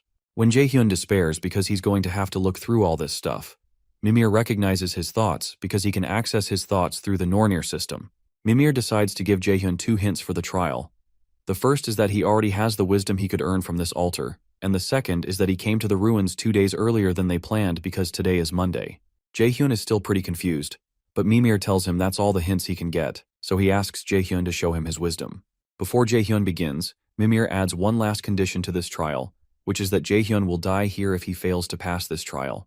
Annoyed, our boy thinks within himself that Mimir is a real son of a B-word because he knows he can hear his thoughts. The cursing makes Mimir laugh, and he tells him he has an hour to bring up an answer, and an hourglass is set up. Jaehyun thinks about what Mimir said about him already possessing the wisdom, and how Mimir meant he was supposed to come here on Wednesday. None of that seems to relate to this trial, so he decides to calm down and think back to where it all began. Before he does anything, Jaehyun decides to try out his mana detection to check out all the items, but he doesn't pick up anything special. He keeps thinking about the wisdom he already possesses, and Wednesday, as the time continues to count. Eventually, he decides there's only one possibility remaining for what Mimir expects from him. After he generates a spear, the Nornir system asks him what he will sacrifice to the altar, so he decides to sacrifice himself. The system reminds him he only gets one chance and asks if that's his choice, so he cheerfully says it is. Suddenly, the magic circle under his feet lights up, and Mimir tells him that he gave the correct response. Jaehyun recognized that the wisdom he already possesses refers to the knowledge of runes that he earned after obtaining Odin's lost eye. Second, the word Wednesday is rooted in the term Day of Woden, and Woden is Odin's other name. Odin is said to have sacrificed himself in order to gain knowledge of life and the afterlife. If that has something to do with this trial, then it's clear that he needed to offer himself on this altar. Eventually, Mimir asks him if he knows the meaning behind the choice he just made, so Jaehyun tells him he knows Odin was hung upside down on Yggdrasil and speared through for 9 days. He tells Mimir he's someone who's willing to put his life on the line if it's to get what he wants, so our boy removes his armor and stabs himself with the spear in his hand, despite Hela's protest. As he drives the spear through his stomach, he asks Mimir if this is what he wanted to see. Jaehyun recognizes that sacrificing oneself means enduring the threat of death. To end things a bit sooner, Our boy activates his realization of magical artifact skill to create another spear and stabs himself with it again. Yahello clamors for him to stop, but Jaehyun generates another spear, and as he's about to stab himself, Mimir tells him it's enough, and then drops him back onto the magic circle. When he drops him, Mimir tells him he's changed quite a bit, and no longer needs his advice. Jaehyun is surprised that the injury is gone, and Mimir tells him the test is over, and that he's shown him he's better than he thought him to be. To keep his end of the promise, Mimir gives Jaehyun 3 words that he says will become a sentence again, and will guide him to the truth. Jaehyun protests that he's using an indirect method to answer his questions, but Mimir pleads with him that he has to answer like this to avoid the eye of the Aesir gods. Mimir informs Yahello that even she doesn't know about the thing he's about to say, which surprises her. The first word is raider, the second is eye, and the third is shinier. Jaehyun can't seem to make sense of the words, and he wonders what they're supposed to mean. To help him, Mimir leaves him with one last piece of advice: to doubt the system, as he believes that will help him reach the truth. After Mimir leaves, Jaehyun considers his words carefully. At a glance, all 3 words seem to be pointing to him. Raider is his job. The eye refers to Odin's lost eye, and his present is shinier than his past. However, it doesn't explain why he specifically used the word shinier, and why he should doubt the system. To offer some comfort, Yahello tells him she'll also think about what it could mean and proposes they move on to the next trial. As they move forward, Smear shows up and informs Jaehyun that the last trial now awaits him. Smear tells him the huge mirror in front of him is the next trial. Apparently the mirror is known as the Mirror of Erd, the first of the 3 Norns. It's an artifact that shows the past. Jaehyun will see the memories of a Jotun, and he's to watch the memory and come back to tell Smear the answer he has earned to pass the trial. Jaehyun asks him if there's an answer he's looking for, but Smear tells him there isn't, and any response he has is not for him to judge. Once he's ready, Smear tells him to place his hand on the mirror, and Erd, the 3rd Norn sister, touches his hand from inside the mirror. She's glad he's finally here and tells him she's been waiting for him. She tells him she's Erd and intertwines her fingers with his. As she holds him, she explains that she's waited a long time for him, holding on to this broken past, which is a fragment of the past that an old being wishes to show him. She leads him toward the first piece of the memory, and takes him to a place that Hel, who is following behind, calls Jotunheimer, the land of the giants. Because of how Jaehyun and Erd spoke, Hela asks Jaehyun if he's met Erd before, and he says he's not sure. Erd soon asks them to quiet down and look at the past in front of them, but explains to Jaehyun that he won't be able to change anything because this story has ended. It's merely an echo of the past that Hrungnir, the once great Jotun, relayed unto the great adversary. When Jaehyun turns back, he sees Hrungnir asking the once young Smear what he thinks a good lord should be like. Smear responds that a good lord needs to be strong in order to protect others, and Hrungnir agrees but explains that a good lord should know to share with others and take care of them, while also being able to acknowledge his own shortcomings. He tells Smear he hopes he will become a Jotun like that someday too, but Smear replies that he's weak and scared of a lot of things, including Thor's hammer. Smear laments that he could never have any value as a lord, but Hrungnir tells him not to judge his value so easily, because the only one who can decide his value is himself. When they hear that, Jaehyun and Hela realize that it's that statement that made Smear open up to him. Suddenly, a frantic giant enters the room to inform Hrungnir that Thor and the Valkyries have invaded the city. Hrungnir tells Smear not to worry, because he'll do all that he can to protect them. After that first vision, Erd explains that it was a dark past, but the misery of the giants did not end here. She decides to show him the second piece, and he's suddenly translated to a time when the city is burning. Everywhere he looks, corpses and blood fill his sight. Hela mentions that this is the War of the End, Ragnarok, right before the contract was written, and the man standing over all the corpses is the god of thunder and lightning, Thor. Jaehyun beholds Thor and realizes he's way too strong for him as he is right now. Even if he reaches S rank, he can't face a monster like him. Eventually, he asks the women what he needs to do to become as strong as Thor, and Hela tells him he has to pass the 5 trials. In the vision, Thor mentions that he always hated giants, and he's intrigued that they're not giving up but still want to fight him. To show his respect for such warriors, he offers the king of the giants, Hrungnir, a chance to avoid a massacre of his kind if he will fight him one-on-one. Shortly after, Hrungnir comes out and asks him if he will truly let the others go for the price of his head, and Thor swears on his name to do that. Hrungnir accepts the offer, and Thor promises to return soon for their fight.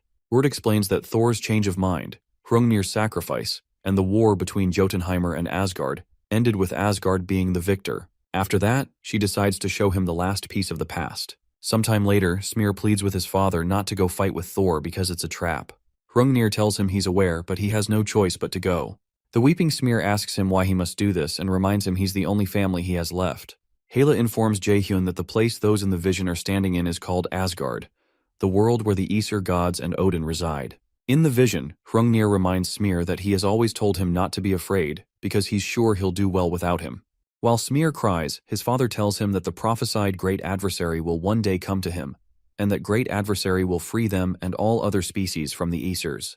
Before he leaves, Hrungnir tells Smear to protect his grave, the Great Ruins. Jaehyun realizes the ruins are the memorials for the giants who died and a symbol of a hopeful future. In the vision, Hrungnir speaks to Jaehyun directly and tells him he knows he'll be seeing this memory in the future, so he asks him to help his child, Smear. Hrungnir soon steps out to meet Thor, who has been excitedly waiting to fight him for a while. Hrungnir asks Thor if he's satisfied now, but Thor says he isn't. The god summons his hammer and says he'll only be satisfied after he kills Hrungnir. Thor fires streaks of lightning at the giant, who blocks them with his weapon. After he stops, Hrungnir asks Thor why he's killing innocent lives for the sake of his greed.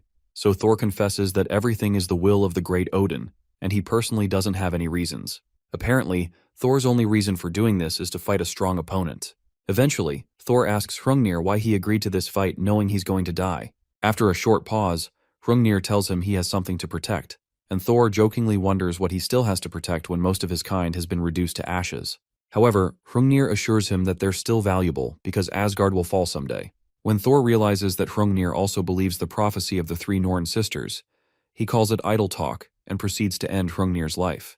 Before Hrungnir is taken out, he speaks directly to the great enemy again and tells him that the path he must take is chosen solely by him and him alone, and he tells him to have a firm will. Apart from that, he asks him to tell Smear that he's sorry. Thor soon throws his hammer at Hrungnir's weapon. The sheer force of the attack destroys the weapon and smashes Hrungnir's head. Jaehyun finds this ending really messed up, and he suddenly brings out his blank card to get back at Thor. Luckily for him, the Nornir system tells him he can use a blank card.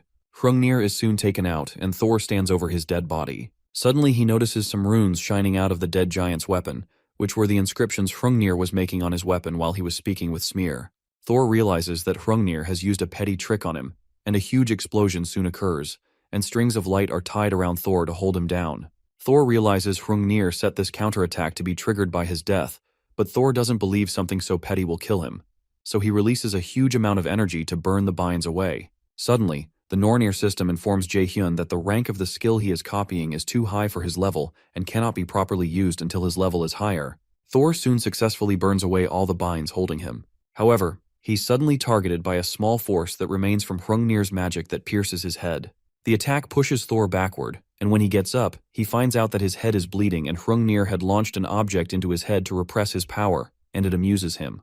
Because Thor's power has been repressed, the system allows Jaehyun to register Thor's passive skill known as Lightning God's Power. Yahello asks how it's possible to use a blank card on someone inside a memory, and tells her it wouldn't be possible if this was just an illusion. However, it's not an illusion but a fragment of the past that's being passed down to the future generation, which means that Hrungnir's sacrifice wasn't meaningless after all. Jaehyun is able to register the Lightning God's power, which is of legendary rank. He now possesses Thor's lightning, which greatly increases the efficiency and potency of all lightning-type skills. It increases lightning damage by 300% and lightning efficiency by 50%.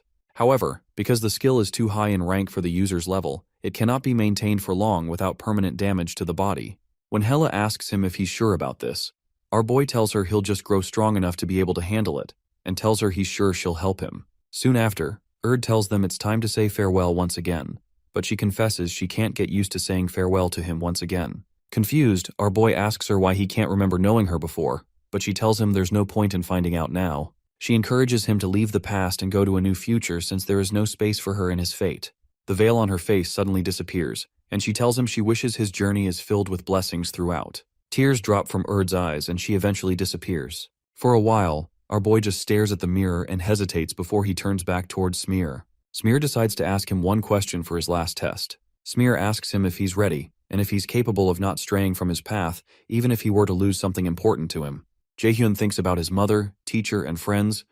Then he replies that he can't. He confesses that he'll be shaken up, sad, and in pain, just like Smear, but he'll get up again because he must move forward. Smear likes the answer and tells him he's qualified to pass this trial. Immediately, the system notifies him that his level has gone up by 4, and he's obtained the title the one who overcame the second trial. Apart from that, he's notified that he's received a gift from Hrungnir. Before Jaehyun leaves, he tells Smear that his father told him to tell him he's sorry, then leaves. When Smear is alone, he says out loud to his father that he never resented him for what he did. When Jaehyun reaches the gate of the dungeon, he's shocked to find the entire European Raider Association waiting for him. Hila realizes the men are very skilled, and it's going to be hard to sneak out. Jaehyun finds it unsettling that they would treat him like a thief, but he understands they feel that way because the European Union put a lot of money into the rights to raid this place. Our boy knows he can't take on 2 S ranks at once with the skills he has right now, so he asks Hela to take care of things while he stalls for time. Hela informs him she'll send a signal, so she asks him to distract the men until then. Jaehyun finally steps out in his armor, and Balak steps out to meet him. Balak asks him if he cleared the dungeon, and Jaehyun asks him what will happen if he did. Enraged, Balak points his spear at his neck, and he's certain that the intruder cleared it since he doesn't feel mana coming from the ancient ruins, but he doesn't understand how he was able to. Jaehyun recognizes the sword with Balak as the original Dragonslayer sword, Balmung, the real S-rank artifact. Our boy informs Balak that this ruin was meant just for him, and they never would have succeeded no matter how many times they tried. Annoyed, Balak asks him if he's saying they're not good enough, and Jaehyun tells him it's possible. He reminds him that he couldn't even get in because he failed to prove himself worthy, and Balak almost curses at him. Annoyed, Balak tells him his original plan was to bring him to their side, but he's changed his mind. He tells our boy he won't kill him because there are a lot of things he can find out from him, and Jaehyun is glad he fell for such an obvious provocation. Eventually, Jaehyun tells him to try to kill him if he can, and he generates a sword he was able to get thanks to encountering Balak. Our boy recreates the rank S Dragonslayer sword, Balmung, and Balak just stares at him in confusion. To answer his questions, Jaehyun reminds him there's no law that states there can't be 2 Balmungs. Balak immediately attacks him, but our boy moves backward using his Step of Light skill. The angry raider keeps trying to attack him, but Jaehyun keeps dodging each attack. Eventually, when he stops, Jaehyun tells him he's slower than he expected. This further annoys Balak, who confesses that there are not many who can dodge his sword even among S-rank raiders, and he wonders who on earth Jaehyun is. Shortly after, Camilla shows up and warns Balak to be careful because the sword the intruder is holding has the same mana as his Balmung. Jaehyun reminds Balak that he won't kill him, but he's going to take his limbs. Recalling that Hugin had said just that to him, our boy asks Balak to stop talking because he's about to trigger his PTSD. Balak looks at him confused, so Jaehyun references an article he read about him that said he went through a divorce and decides to ask why. Suddenly, Camilla tells Jaehyun he's crossing the line because Balak's wife divorced him because he has a shit personality and he's boring. She doesn't make the matter any better, so Balak tells Jaehyun they'll continue this conversation in the interrogation room. Hela soon informs Jaehyun that she's ready and asks him to wrap things up, but he asks her to hold on a second, which further infuriates her. Our boy enjoys this opportunity to fight an S-rank raider, so he activates his overdrive skill and equips his incomplete B-rank Ring of Transcendence to momentarily amplify his mana to increase the force of his magic. After he activates it, the system warns him that he'll not be able to use mana for a while after using this skill. Camilla is shocked to witness that his mana has suddenly changed, so she warns Balak to back off. Balak creates a barrier around himself as Jaehyun releases a mana force field, but the power of the force still shatters the mana barrier, which is unbelievable. Jaehyun recalls that the Thor he saw in Hrungnir's memories was ridiculously strong, and he assumes Heimdall is the same. He decides that the only way for him to get stronger in a short period of time is for him to continue fighting stronger opponents. Immediately, Balak tries to slash him again, but our boy dodges the attack. Both of them soon collide, the force of their individual Balmungs releasing an explosive energy in their surroundings that knocks Balak several feet into the sky. Shocked, Camilla catches him with her magic, and she wonders how this intruder was able to defeat the European Union's leader like this. Balak lies on the ground unconscious with blood gushing out of his mouth, and Camilla decides she can't let a monster like this roam around the city. As Jaehyun takes his leave, Camilla turns to him and asks him if he really thinks she'd let him run away. She activates a skill called Hellfire and another called Wind Chaser, releasing a huge dark energy. Meanwhile, the Nornir system informs Jaehyun that his mana usage will be restricted for the time being as a penalty for the overdrive skill he used. When Hela realizes our boy can't do anything, she decides he's had enough fun and takes them out of there. On the other end, Camilla senses that the mana response disappeared before her attack even reached her opponent, and she considers tracking him. However, Balak, who is now back on his feet, tells her to give it up because it's too dangerous to go after him. He proposes they go back to the main base, and Camilla asks him if he's sure of that since he hates contacting them. Surprised, Camilla tells Balak he's different from usual and asks him if something happened, so he informs her that the intruder purposefully didn't kill him. When she hears that, Camilla decides to contact the main base. When he's left alone, Balak realizes he may not know the man, but he's certain they'll meet again, and he won't lose again when they do. Meanwhile, Hela berates Jaehyun for being so impulsive, but he only laughs and tells her they can go back home now. The next day, after Jaehyun lands at the airport, he receives a call from Ina.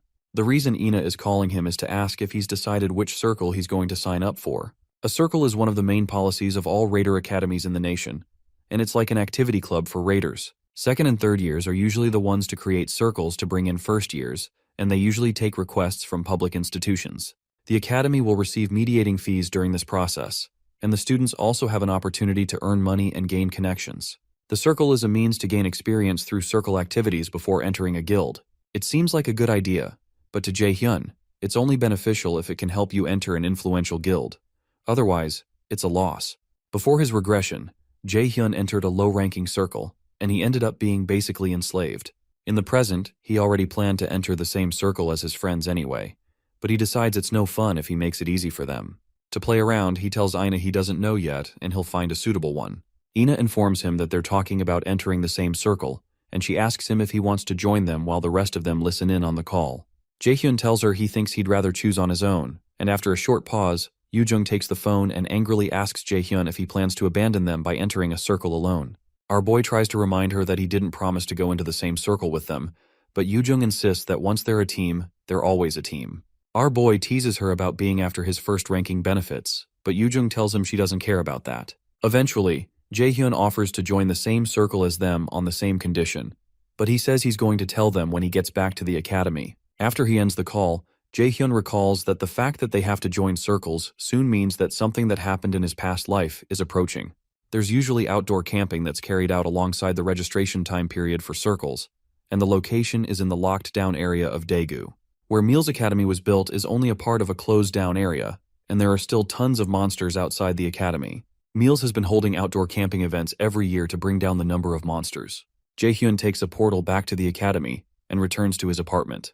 While having a chat with Hela, she suggests they look at the gift that Hrungnir gave him. Suddenly Hela freezes, and when Jaehyun asks her what's wrong, she reminds him that she had told him she stalled for time by tying down Heimdall, but she just sensed that he's been freed. Meanwhile, Heimdall breaks through the fabric of space and crawls out into a locked-down area. He's annoyed that he was embarrassed like that by a clone. When he looks around, he notices the area is locked down and wonders if Hela was trying to keep him away from humans. He's very annoyed, and as if to make matters worse, a nearby monster spots him and jumps down behind him to have him as lunch. Heimdall doesn't even turn around to look at the monster, so it bends forward to gobble him up since he's not putting up a fight. As the monster covers his head in its mouth, Heimdall tightens his fist, releasing a huge amount of energy that tears the monster's head into bits. Heimdall decides to have some fun and meet up with our MC to test him. Meanwhile, Hela laments when she realizes that Heimdall is going to a shut-off area near Meal's Academy. From our boy's expression, she suspects he knows why Heimdall is going there, so Jaehyun informs her that that is where Milla's students are going to be camping. Hela becomes worried when she realizes what Heimdall wants. Apparently Heimdall has the ability to read the immediate future, so he must have read Jaehyun's future. Our boy realizes that it seems his friends are going to get involved in this, and it makes him bothered even though he had been expecting it. He decides to prepare as much as he can to fight Heimdall head-on, so he decides to check Hrungnir's gift to see how much it can help. Jaehyun opens Hrungnir's gift, and he gets a consumable item called Giant's Blood. The item is a rank S+ item that contains both power and wisdom to increase his strength and wisdom stats. However, the item can only be used when he meets the minimum requirements of strength and wisdom, so Jaehyun suspects this is why there was a requirement of being S rank to enter the Great Ruins. He'd have to get a wisdom and strength rank above 150 to use this item, and that requires him to become S rank. Apart from that, Jaehyun receives a passive skill called Hrungnir's Rage, an extraordinary rank skill that allows all damages against Aesir gods and Valkyries to become double. Hela cheerfully asks him what he thinks about the skills and boasts that this is the reason she had said he needs to hurry with the second trial. Jaehyun is also pleased, and he pets her head because he's glad she hurried him up. However, Hela jumps out of his reach and asks him what he's doing. Eventually, she calms down and transforms back into her human form, then tells him she knows a way to help him. The next afternoon, Jaehyun is seen bleeding from his eyes and nose after trying to use Thor's lightning skill. He laments to Hela that this is not easy, so she tells him it's expected since the skill he obtained is a legendary rank skill, which cannot even be compared to S rank or extraordinary rank. She warns that he'll destroy his body just trying to use the skill if he doesn't manage to level up enough, and Jaehyun realizes he needs to learn to use the skill as soon as possible. Sometime later, while he's taking a stroll, he thinks about a way to level up. He remembers the special quest, Raven Hunter, that the system gave him a while back, which required him to get rid of all Odin's ravens. He's only taken out 1 out of 5, and he needs more for a blank card and a rank increase. This seems to be the only way for now, but it doesn't seem to be a good idea because time is running out. He also considers that he can take care of any permanent body damage incurred from using Thor's ability for too long using sacrifice, but that won't get to the root of the issue. Suddenly, a nearby car honks at Jaehyun, so he waits to see if it's friend or foe. It turns out to be Guildmaster Jihyun, who tells Jaehyun it's a coincidence to run into him in a place like this. Our boy recognizes her, so she asks him if Lotus is treating him well because she heard he signed a contract with them recently. Jaehyun immediately realizes why she's here to see him, and jokingly asks her if she's not too busy to be meeting him here coincidentally. Eventually, he asks her if she perhaps ran a background check on him or something, which surprises Jihyun. Because of how tense the situation is, Hella decides to excuse herself. Nearby, Sungjai hides his presence with his stealth skill. He soon places a call to Seongan to inform her that the Curator Guild has gotten into contact with Jaehyun. He also informs her that he thinks Jaehyun has found out he was following him around based on how he looks toward where he was standing. Shortly after, our boy meets with Jihyun privately to ask why she wanted to see him. She directly informs him that she wants to scout him, so he reminds her that she knows he's already in a guild. To make the offer interesting, she offers Nidhogg's Fang, and our boy's eyes widen. She seems to be casually offering to give him an S-rank item of astronomical value. Meanwhile, Hela goes to Hel's temple to ask Hel to lend her some of her power. Hel reminds Hela that she's just a fragment of herself, so her power would be unstable in her hands even if she were to give it to her. Hela agrees that she probably won't be able to use it properly or may die trying. Although she acknowledges that even if she survives receiving the power, she probably would die soon, Hela decides that she wants to do this because that's what she's for. As the guide of the 5th trial and the compass for the great enemy, she believes she solely exists for his sake and for prophecy. Hel protests that there should be another way to do this, but Hela confesses that she's actually curious to see the future that Jaehyun will write amidst all the struggles, even if she won't get to see that future. When Hel realizes she's made up her mind, she agrees to give her power but wishes for her to be happy regardless of the decision she makes. Meanwhile, Sungjai tells Seongan that he thinks Guildmaster Jihyun is going to try to convince Jaehyun herself. Although he believes that Jaehyun isn't one to be fooled by money, Seongan reminds him that Jihyun has something more valuable than money to offer. Seongan realizes that Jihyun judged Jaehyun's potential to be better than she herself had done. Surprised, Sungjai asks her if she's going to let Jaehyun be, so she replies that it's not in her hands because Jaehyun is well on his way to being the world's strongest raider. Regardless, she states that she has never and will never let someone take something she's interested in. In the Curator Guild meeting room, Jihyun asks Jaehyun what he thinks about her offer. Recognizing that he's only seated with her because he wants something, she asks Yeonju to bring Nidhogg's Fang to the table, and it catches our boy's attention. Nidhogg's Fang is a renowned blade that was ranked 2nd after the Balmung in Jaehyun's life, but Jaehyun playfully asks her why she's showing him this. Eventually, Jihyun proposes to Jaehyun that they become honest with each other. To fulfill her desires, Jaehyun's aura suddenly changes, and he asks her to say what she wants, which shocks Jihyun since he's just a student. She refuses to let herself show fear, and Jaehyun tells her he knows she's trying to conceal her fear. She's surprised, which makes him eventually smile as he acknowledges her offer to give him Nidhogg's Fang to join the Curator Guild. Jihyun reminds him no one else can offer him something this valuable, and our boy agrees because only a crazy guildmaster would invest so much into a 17-year-old. However, our boy points out that Curator doesn't hire battle-type raiders, so Jihyun confesses that she judged that it's time their guild changed, and he'll be their first battle-type raider. When Jaehyun probes further because he feels there's more to this story, Jihyun admits that stealing him from the Lotus Guild and gaining connections in the Raider Association are the real reasons she offered him Nidhogg's Fang.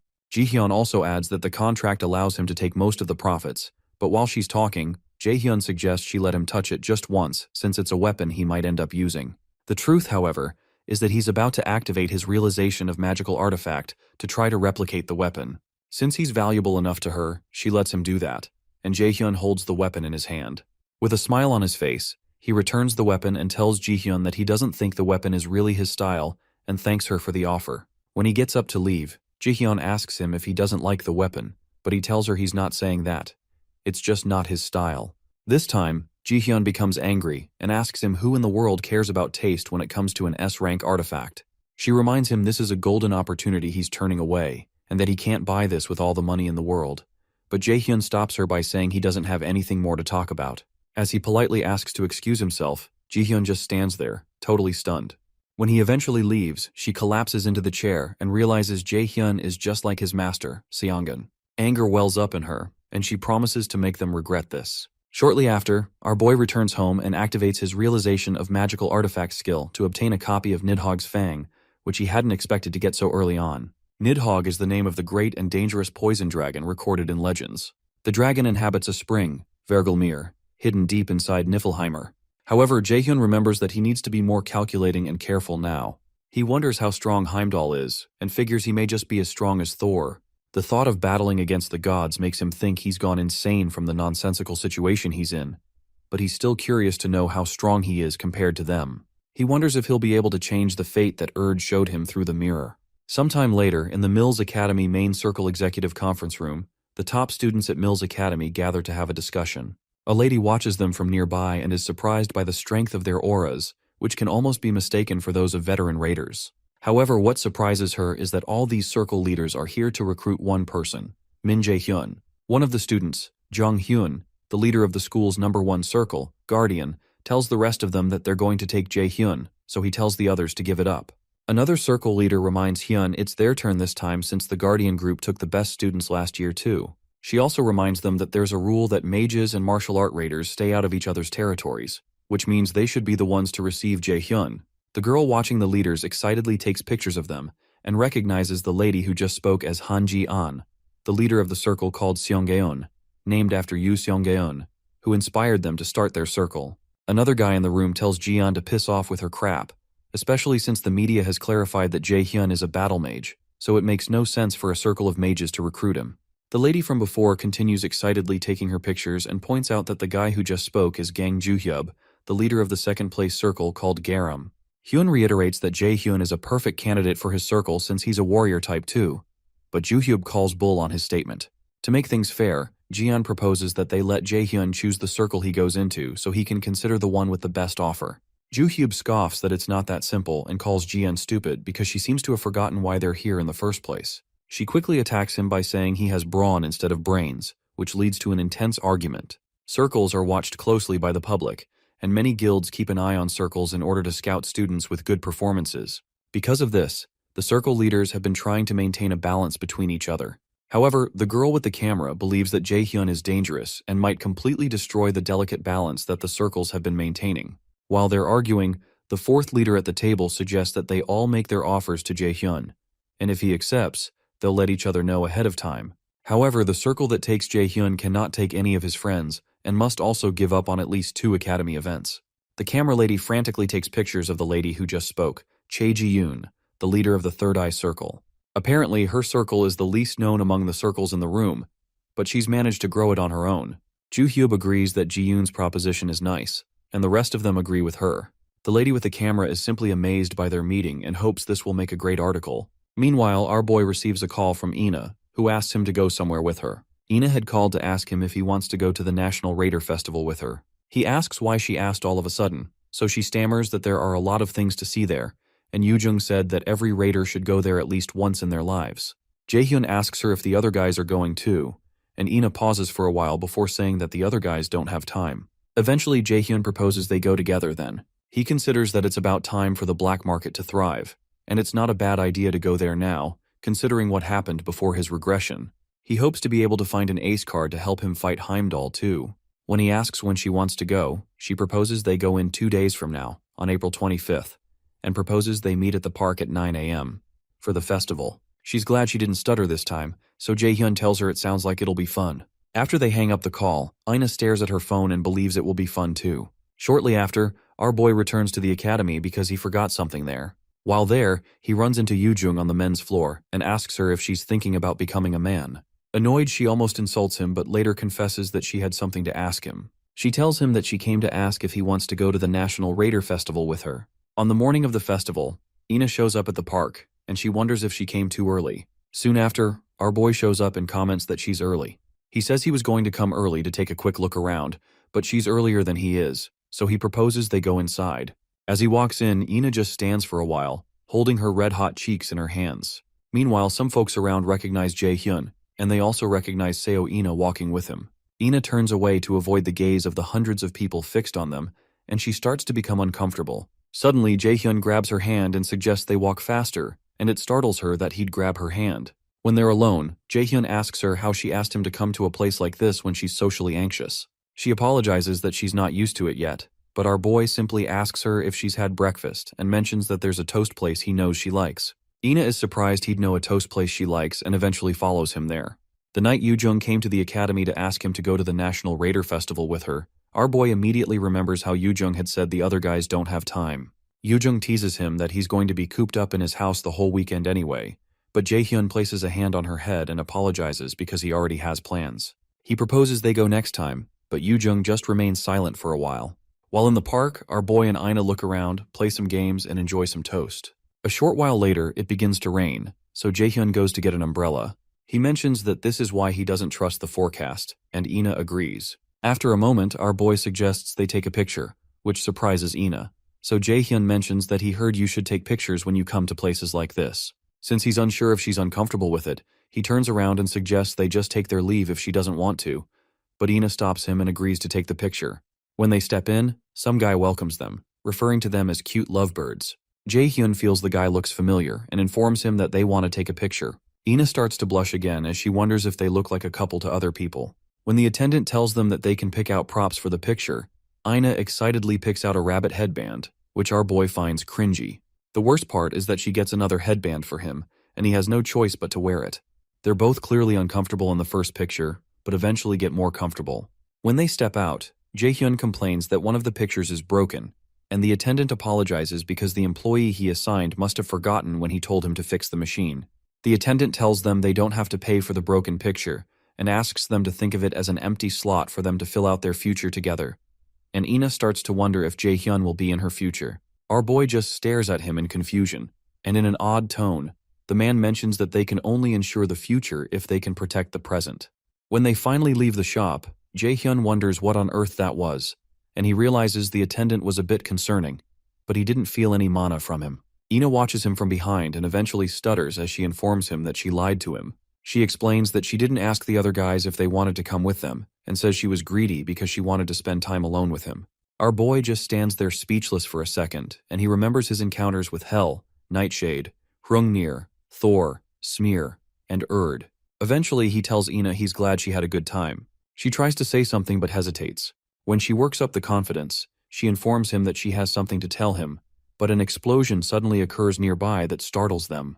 Immediately, an announcement is made to all the visitors of the festival that there has been a dungeon break. Several raiders are dispatched to deal with the issue, and the visitors are asked to evacuate to a safe place as the fire covers the area. Shocked, our boy realizes that this level of mana isn't coming from a dungeon. More so, the mana smells like blood, and Jae-hyun wonders why. One of the raiders tells the visitors they need to run away because it's dangerous, and he tries to guide them to a safe place to run to. Ina mentions to Jae-hyun that they need to get out of here, but our boy tells her they aren't, then activates his mana detection. He tells her they'll likely die either way because of that bastard that appears to be directing the people to safety. The guy directing people suddenly laughs because Jae-hyun caught on quicker than he expected. He asks Jae-hyun if he's the great enemy, and Jae-hyun immediately tells Ina to get out of here. Before she can respond, the guy speaking with Jae-hyun appears in front of Ina and attempts to punch her at breakneck speed. Regardless, our boy covers the distance since he has super speed and grabs his hand. Jae-hyun asks him what he is.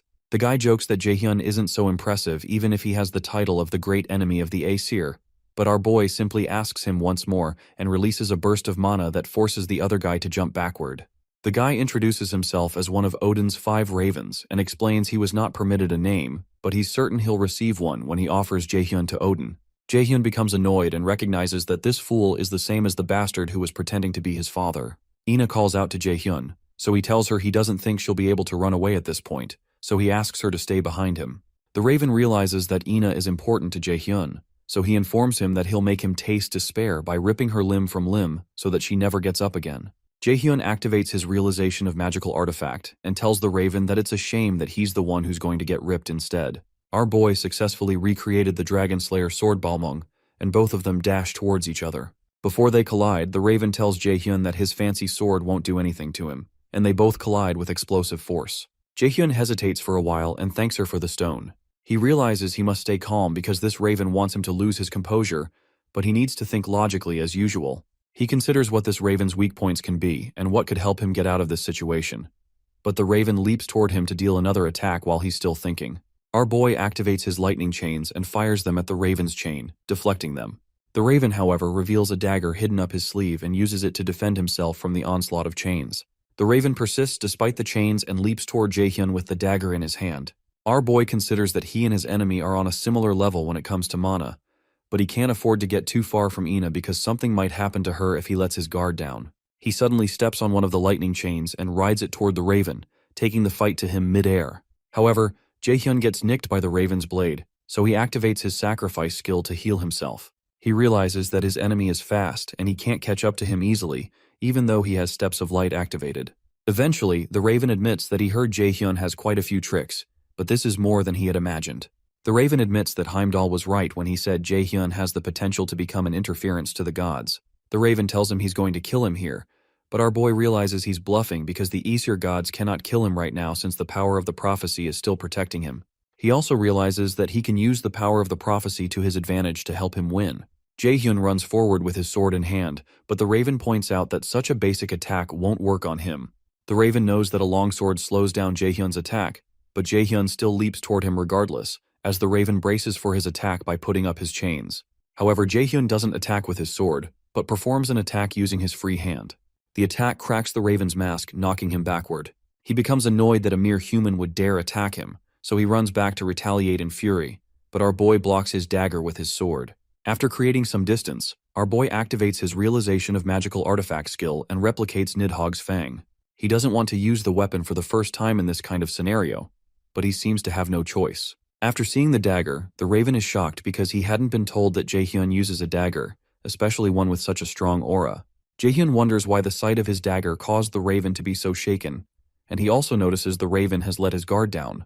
Our boy activates his lightning chains, wraps them around the monster's hand to stop him from using the chains. Using his Steps of Light, our boy rushes toward him and deals several attacks with his dagger. The effect of the Nidhogg's Fang is soon activated, and poison damage is imbued into the enemy, which pleases Jaehyun. Eventually, the Raven breaks free of the lightning chains and becomes angry that Jaehyun is able to use the power of the Nidhogg's Fang. He runs toward Jaehyun to attack, but our boy launches several lightning chains at him. However, the Raven blocks the lightning chains with his own chains. Soon after, the Raven starts to slow down, so Jaehyun points out that he seems to be having difficulty moving because of the poison, which means the tables have turned. Regardless, the Raven swears to take Jaehyun down with him, but our boy reminds him that he can't kill him anyway. The Raven clarifies that he didn't say anything about killing him, then runs past him toward Ina. Before he reaches her, Ina activates a mana barrier around herself, but the Raven breaks through it easily. Ina just stands there in shock with her defenses broken as the dagger flies toward them. Shortly after, an explosion occurs upon impact, and the Nornir system informs Jaehyun that he's successfully defeated Odin's Raven. He's also 1 point closer to completing the special quest to destroy all of Odin's ravens, and he's told he's leveled up.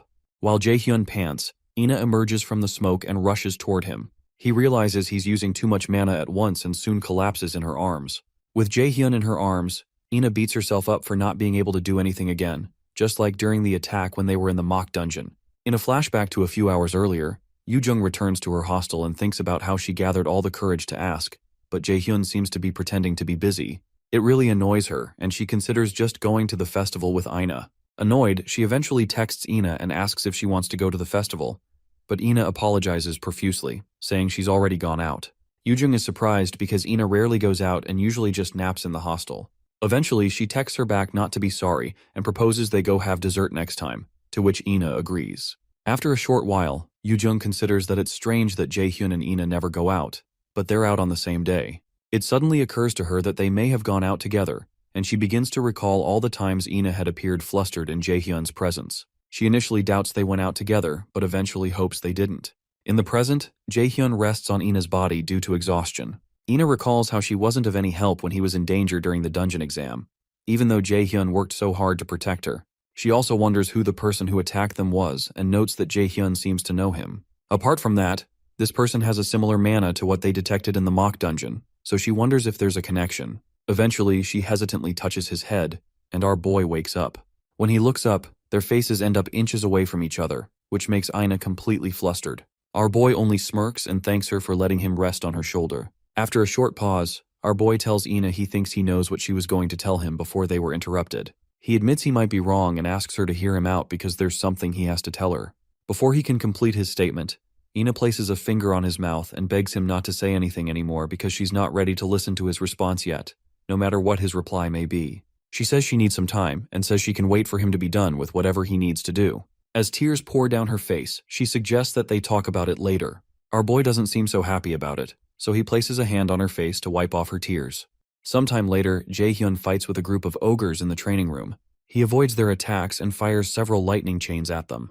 While he's fighting, he wonders why he wasn't able to reply to Ina. He already knew that she liked him, so he wonders why he acted the way he did. He also realizes how torturous it would be for her if he were to give her false hope. Because he's distracted by his thoughts, one of the ogres takes advantage and tries to smash his skull in, but our boy dodges the attack. The Nornir system informs Jae-hyun that his level has gone up as an effect of quest progression increase. As Jae-hyun blasts the ogre away with a wind attack, the system informs him that he can now feel the wall that has been restricting him. Our boy isn't certain what that's supposed to mean, and Yahello soon appears by his side to inform him that he will understand it soon. She walks towards him and tells him he can do it, and Jae-hyun jokingly asks her why she's being so nice all of a sudden, which makes him think that she's leaving him forever. Jae-hyun tells her he's not falling for her trick, and she visibly acts nonchalant, but deep inside, she wishes that Jae-hyun has no value for her existence in the future because she knows what will happen. Sometime later, our boy is approached by Hyun.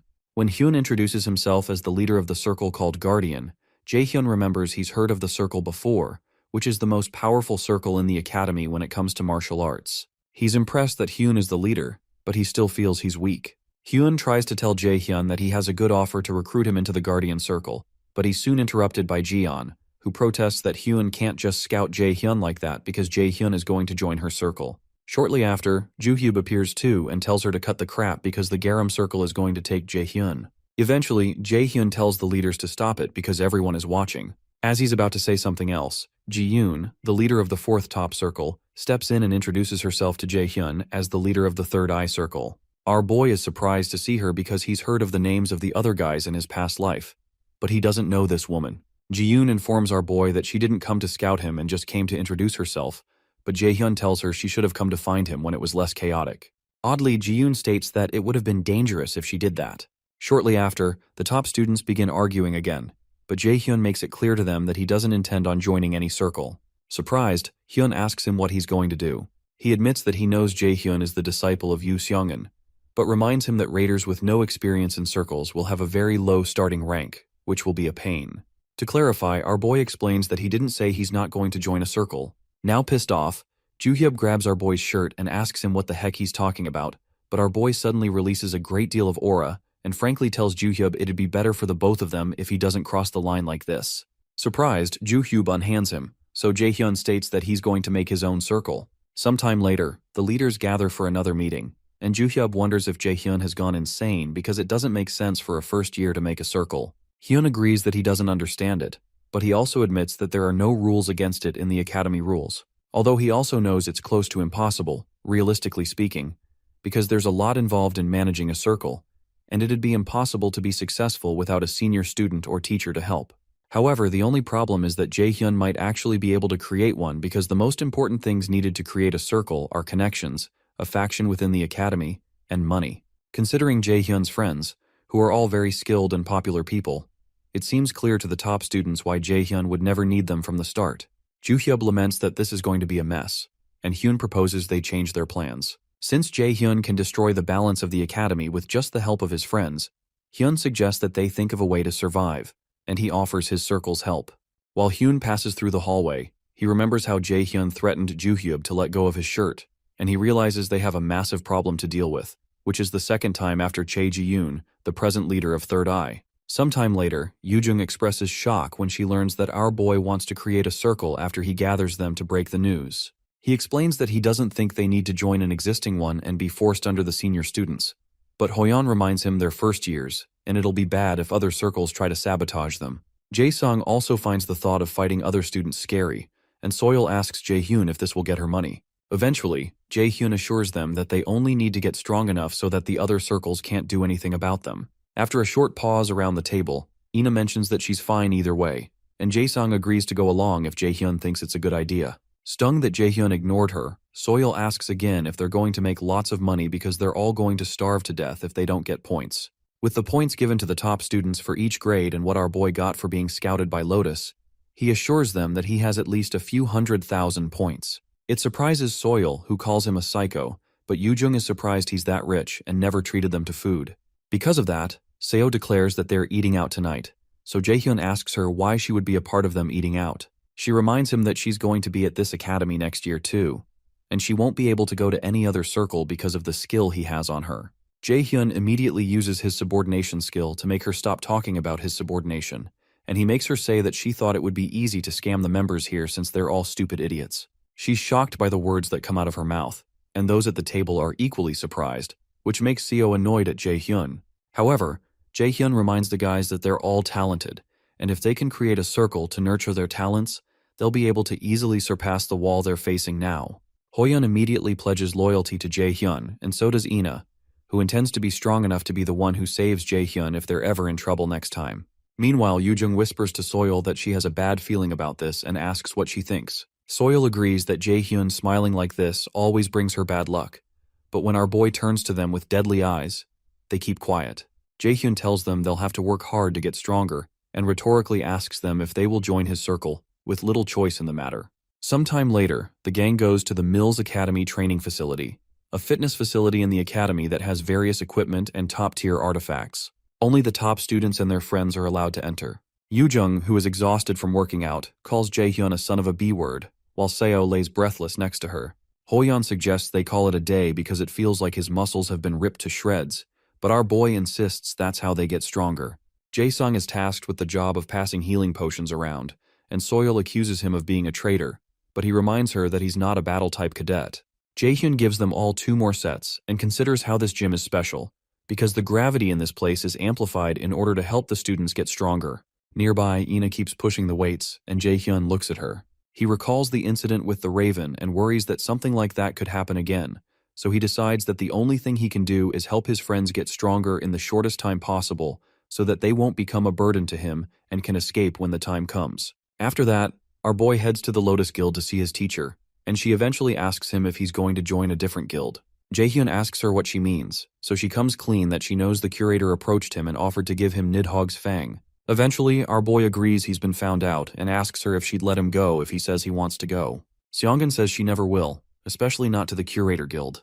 Jae-hyun asks why she asked if that's the case, so she says it's to tell him that she will never let anyone take him away from them, and she won't let a rival take her disciple away from her. She gets up and pulls his face closer to hers, then reminds him that he also has no reason to give up the privilege he has now either, even for an S-rank artifact. She admits that it's hard to say it'd make up for an S-rank artifact, but she grants him every favor he asks her, so she doesn't believe he's losing any from being with her. Our boy agrees and confesses that he wasn't planning to leave because there's nowhere to go when she's here. Seongun jokingly accuses him of being a good liar and states she almost fell for his lie, but Jae-hyun jokingly says that's a shame. Shortly after, our boy recalls that Heimdall will attack him in the outdoor camping event, and he needs to prepare himself for every possible scenario. On the day of the outdoor camp, the students are transported to the area for the event. While on the bus, Jae-hyun tells his friends to be good because this is the event that will start their circle off. Hoyeon excitedly agrees, but Soyul smacks Jae-sung and tells him to stop shaking, but he tells her he's scared because this feels like the real deal. Jae-hyun agrees with him that they'll be fighting real monsters now, but he adds that the other raiders stopped by and took care of most of the monsters already. However, that doesn't mean this won't still be dangerous. Ina soon asks Jae-hyun why he chose the name 9 for their circle, and she asks him if he likes the number. Our boy admits that he technically hates the number 9 because, in Norse mythology, the number 9 is a very symbolic number. He explains that he picked the number 9 because he hates it the most, and that confuses Ina and Yoo-jung further. They soon reach the entrance to the abandoned city where they will be camping, and Jae-hyun tells the others that they're no longer safe, so he reminds them to stay on their toes. Deep within the abandoned city, Daegu, Hugin goes to inform Heimdall that one of the ravens has died, and Heimdall finds that interesting. Sometime later, on a show known as the World Raider Issue, a host invites some guests to discuss the incident that occurred in the Great Ruins of Iceland. She welcomes Balak and the first ever S-rank mage in the world, Camilla. Balak looks as angry as usual, but Camilla seems delighted to be on the show.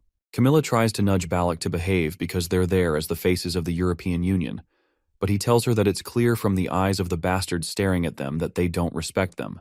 Camilla agrees the audience looks sketchy, but she still advises him not to act so prickly either. Balak considers that these people think that the European Union is the one behind the ruins robbery, and it makes sense since they were the ones with the rights over the ruins when the incident happened. The host soon announces that the topic to be discussed today is the recent robbery of Iceland's Great Ruins, and Balak becomes agitated, but Camilla nudges him to calm down. Going further, the host asks why two S-rank raiders couldn't guard the ruins, and why the European Union couldn't get through the ruins first when they're said to be the strongest in the world. She states that these 2 points are what people are talking about and asks for their thoughts on the matter. Eventually, Camilla admits that they weren't skilled enough and doesn't say more. The host soon asks what went wrong since they were so confident that they would be able to succeed in the raid after gaining the rights to the ruins, and Balak answers this time. He asks the host if she heard of the invader, and she smugly states that they're the person who is said to have passed the proof of qualification that the Union failed and raided the ruins. However, she states that people want the truth, and this annoys Balak, who asks her if she's implying that he's lying. When his expression changes, the host becomes afraid, but Camilla chides Balak to stop messing around. Regardless, Balak walks to the camera and tells the whole world to listen closely. He explains that the invader, whom they nicknamed the Black Robe, was strong, and was strong enough to the point that he still won even when he and Camilla attacked him together. Instead of trying to rip them apart for their failures, he tells them to do something about the invader instead, who he knows for a fact will appear again. Meanwhile, in the outdoor event, an instructor tells the students that this event will influence what their life in mills will be like going forward. He explains that this field trip will go on for a week, and they must cooperate with the members of their circle, but they will only get the survival kits that are being distributed to each circle. They're to hunt down monsters with what they've learned, but they're not allowed to leave the 50-kilometer radius of the base so as not to get disqualified. The instructor adds that their first task is to survive to prove that they possess the potential to be a great raider, and the second task is to hunt as many monsters as they can within the time limit and bring back the tokens they drop. The higher the monster's rank is, the more points they'll get, but they're warned not to be so careless that they get injured during hunting. In the case of an emergency, they're told not to worry because there is an instructor nearby at all times. The instructor tells them not to hide an emergency, but to go to the instructor instead. Once the announcement is done, they're all given rings, which is a symbol of solidarity, and our boy tells his circle members to move according to the plan. While they move around, Hugin watches them from nearby and states that it has begun. Shortly after, they find a good place to use as a base, and Jae-sung believes they will be able to avoid winged high-ranking monsters there. However, Soil mentions that there might be bugs in the place, and she doesn't like this kind of atmosphere. Jae-sung tries to advise her not to hate on the bugs too much, but Soil tells him to shut up because bugs are the worst. They start fighting again, and Jae-sung retreats behind Jae-hyun. Our boy eventually stops them and tells them to stay alert. They're in a city that has been locked down and sealed off due to the invasion of monsters. However, Yoo-jung hopes they rack up a bunch of points again so that they'll be able to get so much ice cream and visit the restaurant they wanted to visit. While she's raving about food, she notices that Jae-hyun doesn't look as excited as she is, which makes her keep quiet. Our boy is thinking about how the event isn't much of a hassle to some of the others, especially for them since they're at the top of the new students. However, the most dangerous enemy they'll face here is Heimdall, so our boy decides to keep his head in the game because he's certain Heimdall is coming. Ina also notices he's preoccupied, but he tells her he's fine when she asks. Suddenly, Hoyeon asks Ina and Jae-hyun what's wrong with them because they seem a bit awkward, like they had a fight before this. He asks if something happened over the weekend, but Ina blankly asks him what he means and reveals nothing. Soil soon signals them that some people are coming towards them, and Jae-hyun jokes that they're probably folks that don't like them and have come here for Soil. Soil agrees and reminds Jae-hyun that he had promised to take responsibility for her, so she reminds him to keep his word. Ina and Yoo-jung are shocked by the mention of Jae-hyun taking responsibility for her and wonder what that means. Our boy tells the others to prepare for battle, and they're soon ambushed by a circle called Seed. Jae-hyun had been expecting them because Soil is from the Seed circle, and he had asked her to leave her circle to join his. Soil had protested that they're still newbies, even though she knows that Jae-hyun is talented.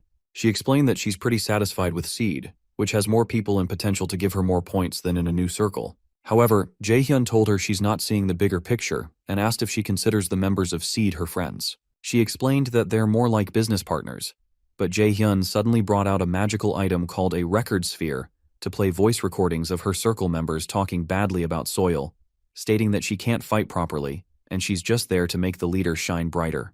They even start to call dibs on flirting with her to see who can get her first, and the recording makes Soil furious. Regardless, Soil asked Jae-hyun how much he's going to pay her, and he told her that depends on how she performs. In the present, the leader of the seed circle, Jushang, asks Jae-hyun if he really thought he could survive after stealing their member, but Jae-hyun asks him if he's forgotten how he got beat up at the freshman hunt.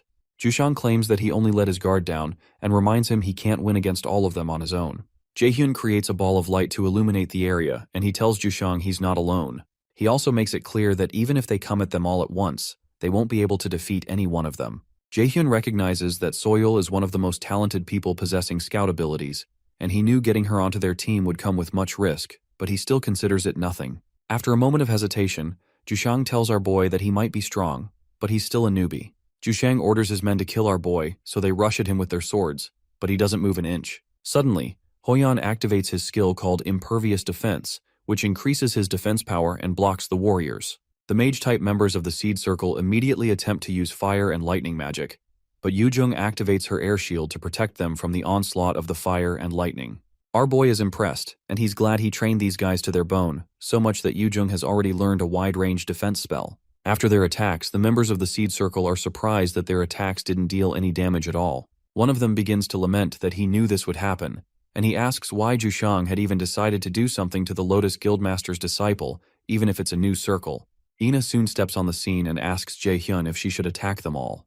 Our boy gladly tells her to spare no one, so she activates her Sword of Alfheimer skill and launches the swords at them. Extremely scared, they try to run away, but they're soon pierced in the back with the swords.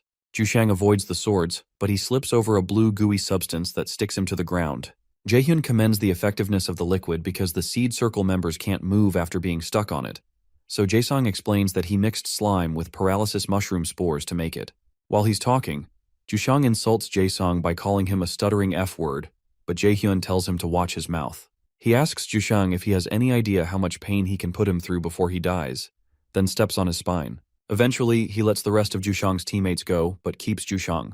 Jushang pleads with his circle to wait for him, but they only call him a crazy bastard and ask why they should wait for him. After they leave, Jae-hyun tells Soil that he's made up his mind to make Jushang fail this event. Soil calls Jushang a piece of crap, but Jushang tries to convince her that he did all of this for her. She tells him to cut the crap and reminds him how he called her a parasite that has no other use than as a scout. She soon brings out her knife and cuts up Jushang until he's taken out. Shortly after, an instructor shows up, and he's shocked to learn that the 9 Circle took out the guys from the Seed Circle. Jushang and the guys taken out by Ina's sword lay unconscious on the ground, and the instructor wonders how an upper-middle circle with a lot of members was taken out by this circle of newbies. Jae-hyun asks the instructor to make sure the guys don't kick the bucket because they don't deserve to die this early, and the instructor asks him to try to prevent future fights with senior classes before he leaves.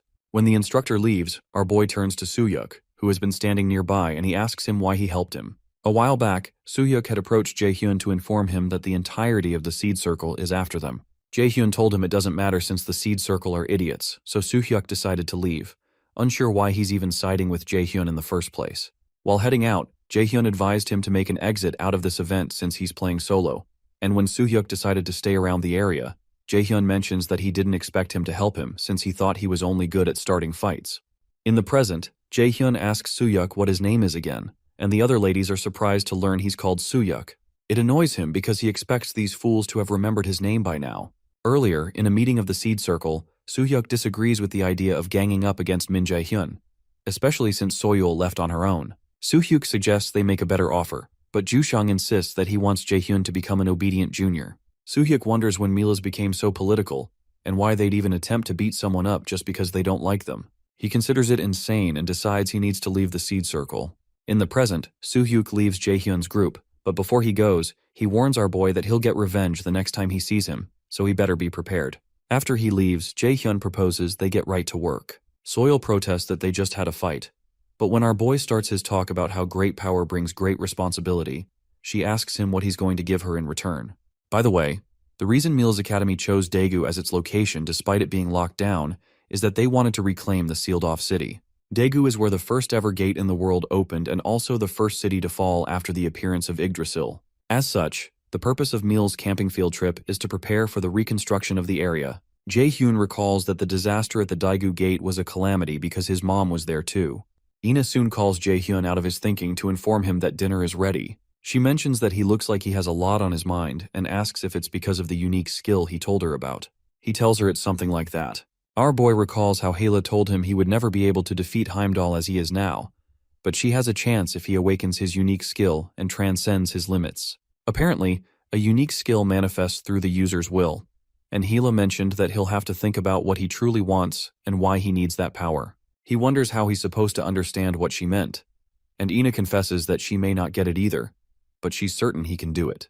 Because she's trying to help out, Jae-hyun assures her he'll do his best. Sometime later, Hoyeon cuts up a worm-like monster somewhere else in the area. After he takes down the worm, a bird-like monster attacks Soil, and she defends herself with her blade. After she takes down the monster, Yujung notes that this place is so different from Mila's. Ina agrees that the difference in the amount of mana in the air is pretty significant, and it feels worse than the 10th level of the mana room test.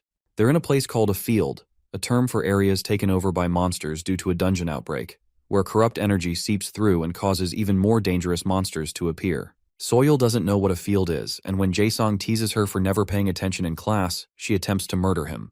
Jae-hyun explains that a field is a place abundant in mana but unfit for human sustenance. They can handle it as raiders, but ordinary people are at risk when exposed to even a little mana. He reminds everyone to be careful because anything could happen here, and when a huge monster appears before them, Soil asks him if he's really going to kill it. He assures her that he will, but reminds her to do her job as the team's scout.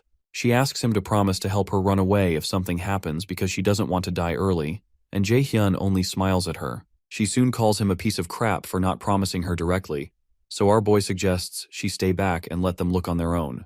Even though it will take more time and give them fewer points since they'll find weaker monsters, Soil calls him master and tells him he has the final say here. While they're looking through the area, Yujung finds it amazing that so much of this sealed-off area has been reclaimed, and she guesses it's thanks to a well-known person. Ina doesn't know who the person is, so Soil teases her for also not listening in class, and then proposes they become friends. Hoyeon points out that Yujung was referring to the first awakened, Ju-won, and Jae-sung mentions that even his father said Ju-won is someone he wouldn't be able to defeat. Daegu is where the first gate opened, and monsters spread. While endless screams of agony echoed through the air and humans were crushed like ants, a human with special powers appeared. Ju-won, the first awakened of Korea. As Jae-hyun takes out the formidable monster Soil was scared of, he thinks about how Ju-won became famous worldwide, and how no one like him has appeared since, but he suddenly disappeared shortly after.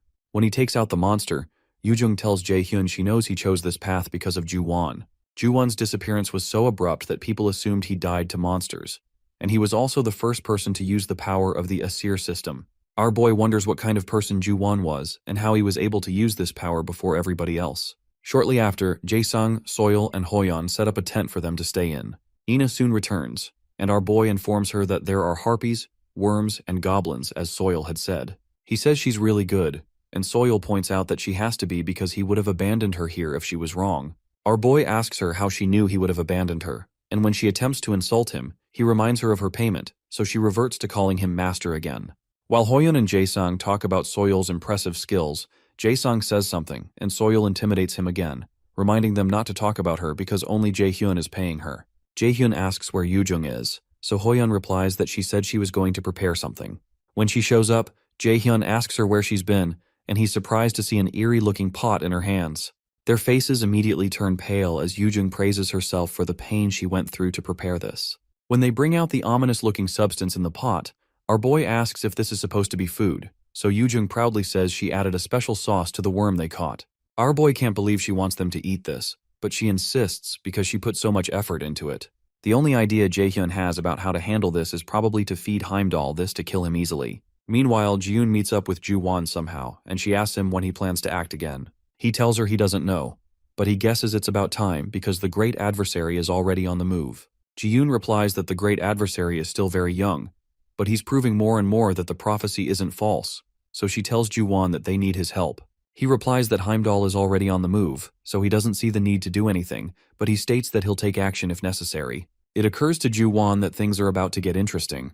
At the field event, Jae-hyun laments that this food could kill them, but Yujung insists the food isn't that bad. She turns to Jae-sung to get support, but he agrees with Jae-hyun, and Hoyeon also says he isn't hungry.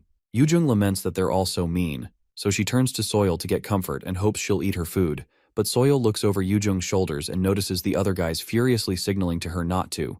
Although she is grossed out, she can't fight back Yoojung's puppy face, so she agrees to eat the food since it's made out of edible things. Soil scoops some of it in a spoon and says it's not a big deal, but she soon ends up puking her guts on a nearby fence. Some of the others tease her that she sounds like a monster in pain, and Jaehyun reminds her that she should have listened to them. Annoyed, Soil protests that there was no way for her to say no when Yoojung seems so hurt, so Jaehyun gives her something to help with the pain and points out that she's softer than she looks. After that, Soil asks if something happened between him and Ina, which surprises Jaehyun.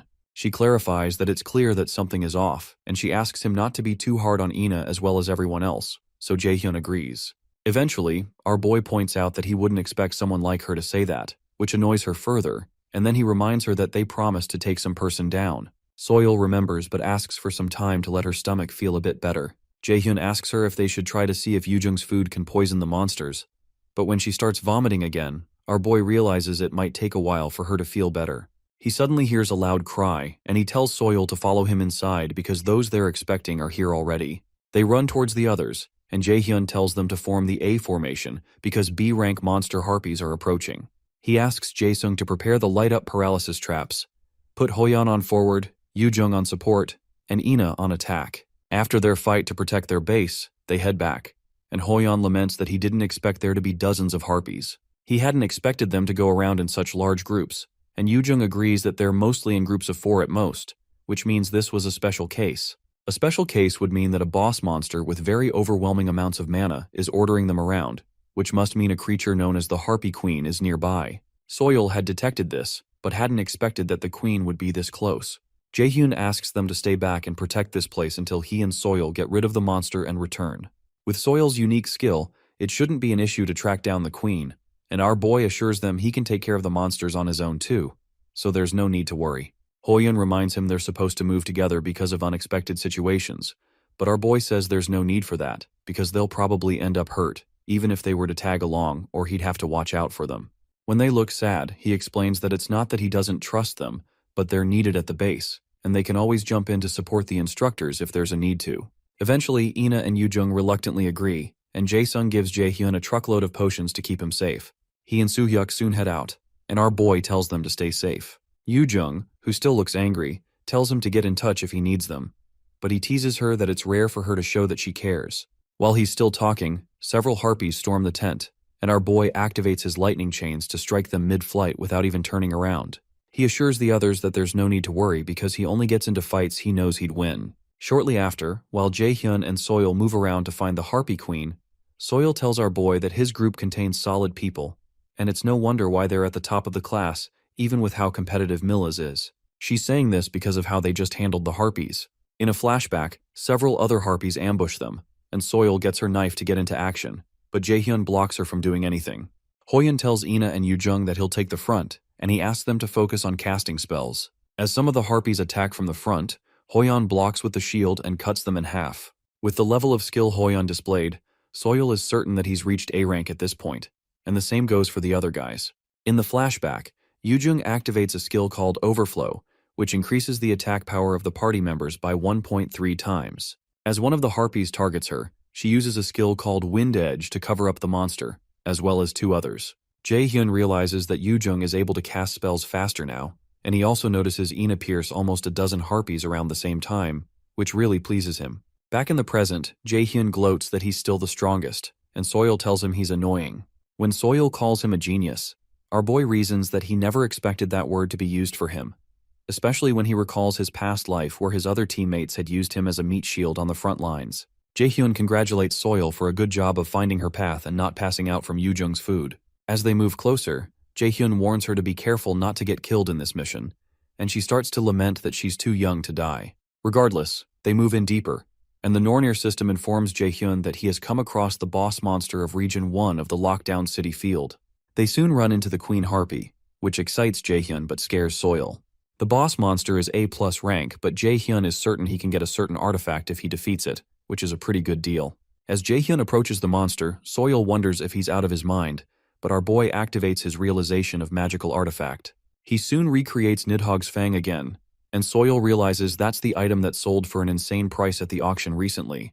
The Harpy Queen immediately fires an attack with her feathers, and Soil frantically jumps out of the way. Our boy soon rushes towards the monster, but he knows the monster is still dangerous, even though it's weaker than he is. He keeps dodging her attacks until he gets up close because the monster can fly and because it's stronger than before his regression. Soon after, he activates several lightning chains, and he realizes that an A+ rank monster wasn't this powerful in his past life, which could only mean that someone has intervened. He soon jumps towards the monster to slash it with his knife, and he hopes the real perpetrator, Heimdall, comes out instead of playing tricks from the shadows.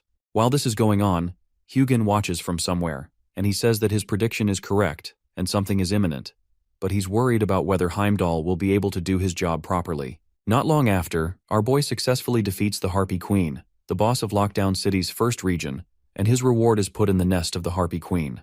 Jaehyun is glad that he's finally got the item called Tempest Wings, but when he turns to Soil, who is finding it hard to keep up, she states that Yoojung is right, that our boy is out of his mind. Eventually, our boy finds the Harpy Queen's nest and gets the rank S Tempest Wing item that gives Jaehyun the skill called Mid-Air Leap, more agility, and more strength. The Mid-Air Leap is an A+ rank skill that creates a fake wall of wind, while the user is in mid-air to give another chance to jump and can be used twice in a row. Suddenly, they notice a pair of gloves on the ground, and when they check it out, it turns out to be something called Drigon Gloves, and the system tells them it's updating the information on the first ever awakened in the Nornir system. Sometime later, after fighting a few more harpies, Hoyeon mentions that they seem to be pretty close to the top record set, which means they're pretty awesome, and Yoojung agrees that it's expected since she's there with him. Jaehyun, who is standing nearby, recalls that he gained information on Ju-won, the first to ever awaken in the entire world, and he wonders why the Nornir system is updating information on him. It occurs to him that he probably has something to do with the system, and he knows that he needs to find out why those gloves were there. Shortly after, Yoojung exclaims because she left behind her imbued necklace, which is a bad thing. While she's crying, Jaehyun hands her the same necklace, so she asks him how he knows she left it behind and states it's creepy. Our boy informs her that forgetting things is her habit. Besides, her mom told him to take care of her. Jaehyun soon tells Yoojung to grow up and stop forgetting things, but Yoojung protests that he needs to stop lecturing her. They get into another argument again, and Hoyeon asks them if they're dating. Jaehyun denies it, and Yoojung asks Hoyeon if he wants to die. Oddly, Ina touches Hoyeon with a dangerous look on her face and tells him to let it go since they've already denied it. Meanwhile, in Valhalla, the Great Palace of Aesir, also called the Great House of Warriors and the House of Joy, the Aesir gods gather for a feast. Thor enjoys the celebration because the preparations for the war are going smoothly, and Heimdall said he'll get rid of the great adversary. He believes that the Aesir will become the masters of the 9 realms, and the great Odin will be pleased. Another god, Tyr, calls Thor an insincere bastard for holding a banquet while Odin is gone, and he asks Thor if Ragnarok means nothing to him. Thor can't believe he's bringing this up, and soon reminds Tyr how Fenrir ate his right arm during Ragnarok. Tyr equally reminds Thor of the piece of coal stuck in his forehead by a vile giant, and states that he would have killed himself if he were the one. Annoyed, Thor proposes they fight to see which of them is stronger, but Freya tells them to stop if they don't want to be put on probation. Shortly after, Frigg states that Valhalla's forces have decreased quite a bit, and their soul collecting isn't going too well. Freya interrupts her by saying it's because Ragnarok pushed it too hard, and it's clearly Odin's mistake. Annoyed, Frigg corrects her for saying such things about the Master of Asgard, but Freya explains that she does not intend to kiss Odin's boots. He may have power, but in her eyes he's nothing but garbage. When Frigg asks her how she can dare say that, Freya becomes hostile and reminds Frigg of what Odin did to her. Freya eventually makes an announcement that the preparations for the second end are all complete. Einherjar, the souls of the dead ready to fight for Asgard, are already set. In the field event, Jaehyun realizes that Heimdall will show himself soon, since he intervened in the matter of the Harpy Queen, and he knows he has to awaken his inherent skill as soon as he can. He recalls the conversation he had with his teacher. She joked that he's greedy because he's already strong as is, but now wants an inherent skill too. In the flashback, she explains that she doesn't think she can be of much help with this, because her own case was rather sudden. Apparently, there was despair on the day when a gate opened in the middle of the road and people started dropping like flies. In the midst of the chaos, there was one child running for her life, and Seongan felt helpless. She ran to help the child, but she couldn't save her despite being awakened because she was just too weak. However, right after the child died, she earned a new skill called Sacrifice, but she couldn't bring back someone who had already died. She adds that she really doesn't know how to learn an inherent skill as fast as possible the way he wants, but she counsels him not to rush himself because she doesn't want him to lose anything he holds precious in the process of gaining an inherent skill. In the present, our boy wonders if Ina might know how to awaken an inherent skill, so he asks her how she earned her inherent skill so he doesn't lose what's important to him. After hearing his question, she confesses that she earned her inherent skill because of the death of her family. To be exact, she let them die, and she confesses that she still thinks it's a good thing they died. Apparently, when she was 5, she lost her parents and was left alone. After that, she and her grandmother went to live with her aunt. Although she didn't have parents, she never felt alone after moving in, not even when her aunt was mean to her, because she still had her grandmother, who was now her only family. However, that happiness didn't last for long, because she overheard a conversation where her grandmother told her aunt that she doesn't have much time left and asked her to take care of Ina even when she's not here. She knew that her only family and the one person who she could depend on was about to leave her. Dark clouds loomed over her from then on. Although she wasn't a child that spoke much, that experience made her completely shut off from everyone else. Her life stayed the same until a year of middle school when her aunt said she got a call from her class teacher that raiders make a lot of money. Her aunt quipped that even people like her have some use in the world, and she never knew Ina was talented. Her aunt reminded her that they spent much money raising her, and she'd have to pay them back for it. So her aunt told her she had no choice but to become a raider if she wanted to be worth anything. Ina hated her because she had already taken the life insurance money from her parents' death, and now she was trying to use her for her own gain as well. She hated how her aunt had treated both her parents and her grandmother like a burden she wanted to get rid of. What disgusted her the most was the fact that she couldn't say anything to defend herself. After that, she applied for a raider program because her teacher had told her she was fit to become one. When she submitted her application, her teacher asked her if she was sure because even though she was a perfect candidate and people treated raiders with high regard, that wasn't the case for mages. Her teacher explained that she didn't want her doing dangerous things, but Ina insisted because she knew better than anyone that some things were worse than death. When she got home, her grandma asked her if she was sure about becoming a raider. Ina realized that her grandma would leave her too eventually, but she could never bring herself to hate her. However, she decided that all that was happening was fate, and it couldn't be stopped no matter how hard she struggled. She suddenly burst into tears and told her grandma that she was fine, but her grandma told her she didn't have to do it if she didn't feel like it because she didn't want her granddaughter to get hurt. After choosing to become a raider, her life changed completely. She learned how to handle mana and how to kill monsters, and her cold personality helped her a lot. When she had gotten used to this life, the unavoidable happened, and her grandmother passed away. Apparently, she wouldn't have passed away if she had received treatment. But Ina was shocked to find out that she had refused treatment. She wondered if her grandmother gave up on life, and she wondered if her grandmother abandoned her too. She couldn't be sure of anything, but all she knew was that she missed her, and she fell into despair. She wondered if her grandmother left her because she was stupid, and she hoped that she would have taken her along. Shortly after, her aunt called her to say that the sponsor contract had been signed and the guild was going to take her, so she just needed to come sign the papers. The fact that her aunt was still controlling her life made Ina angry, and for the first time ever she yelled at her aunt. When her aunt protested that she should be grateful that she didn't sell her off, she decided to run away from home. She waited until dawn to go back home to get her stuff, but when she got home, she found her aunt's house burning and the monsters spilling out of the open gate. Her aunt called to her from amidst the rubble and asked her to help, and Ina's only thought at the time was why she should help the woman who took everything from her. Eventually, when Ina began to tear up, our boy told her she didn't have to push herself if it was too hard to remember. Meanwhile, Yoojung heard something and assumed Jaehyun was back, but she was surprised to see Heimdall towering over her. The level of mana this strange person was giving out was more like that of a monster's. Shortly after, Heimdall came down to speak to the others and asked them if they were the great adversary's friends. They all stared at him, and when Yoojung asked him what he was talking about, he released an explosive amount of mana again that made them stagger. When they fell to the ground, he told them to answer his questions. Soil tried to use telepathy to signal Jaehyun to come back immediately because there was an enemy who seemed to have the mana of a monster, but Heimdall approached her and lifted her by her throat when he detected what she was doing. He told them all that they were going to die here, and he prepared an attack in his other hand. He told them to blame the great adversary for this, but Jaehyun soon showed up and told him he wouldn't let him do anything. Our boy activated his absolute calculation skill and deactivated Heimdall's attack. Meanwhile, while one instructor was lamenting to his counterpart about having to babysit the students after already clearing the monsters in the event area, they noticed a huge purple mana cloud that startled them. Before they knew what was going on, a huge monster appeared behind them and gobbled up the guy that was lamenting, immediately giving the other guy PTSD. Before he could reach for his walkie-talkie, the monster impaled him with its scorpion-like tail, but he managed to inform the others that there was danger before the monster completely drained the life out of him. Ridiculously huge monsters suddenly filled up the whole place, and things didn't look good. While that was happening, Heimdall dropped Soil when Jaehyun showed up. He turned to Jaehyun and released his mana storm again as he demanded from Jaehyun to know how he had Odin's eye. Heimdall realized how Jaehyun was able to grow so quickly because a mere human could never grow at such a pace.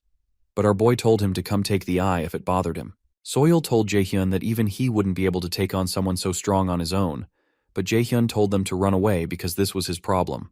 Yoojung refused because they were a team, but Jaehyun bluntly told them to run away. Heimdall, who was now armed with his sword, asked him if he really planned to protect his friends when he was there.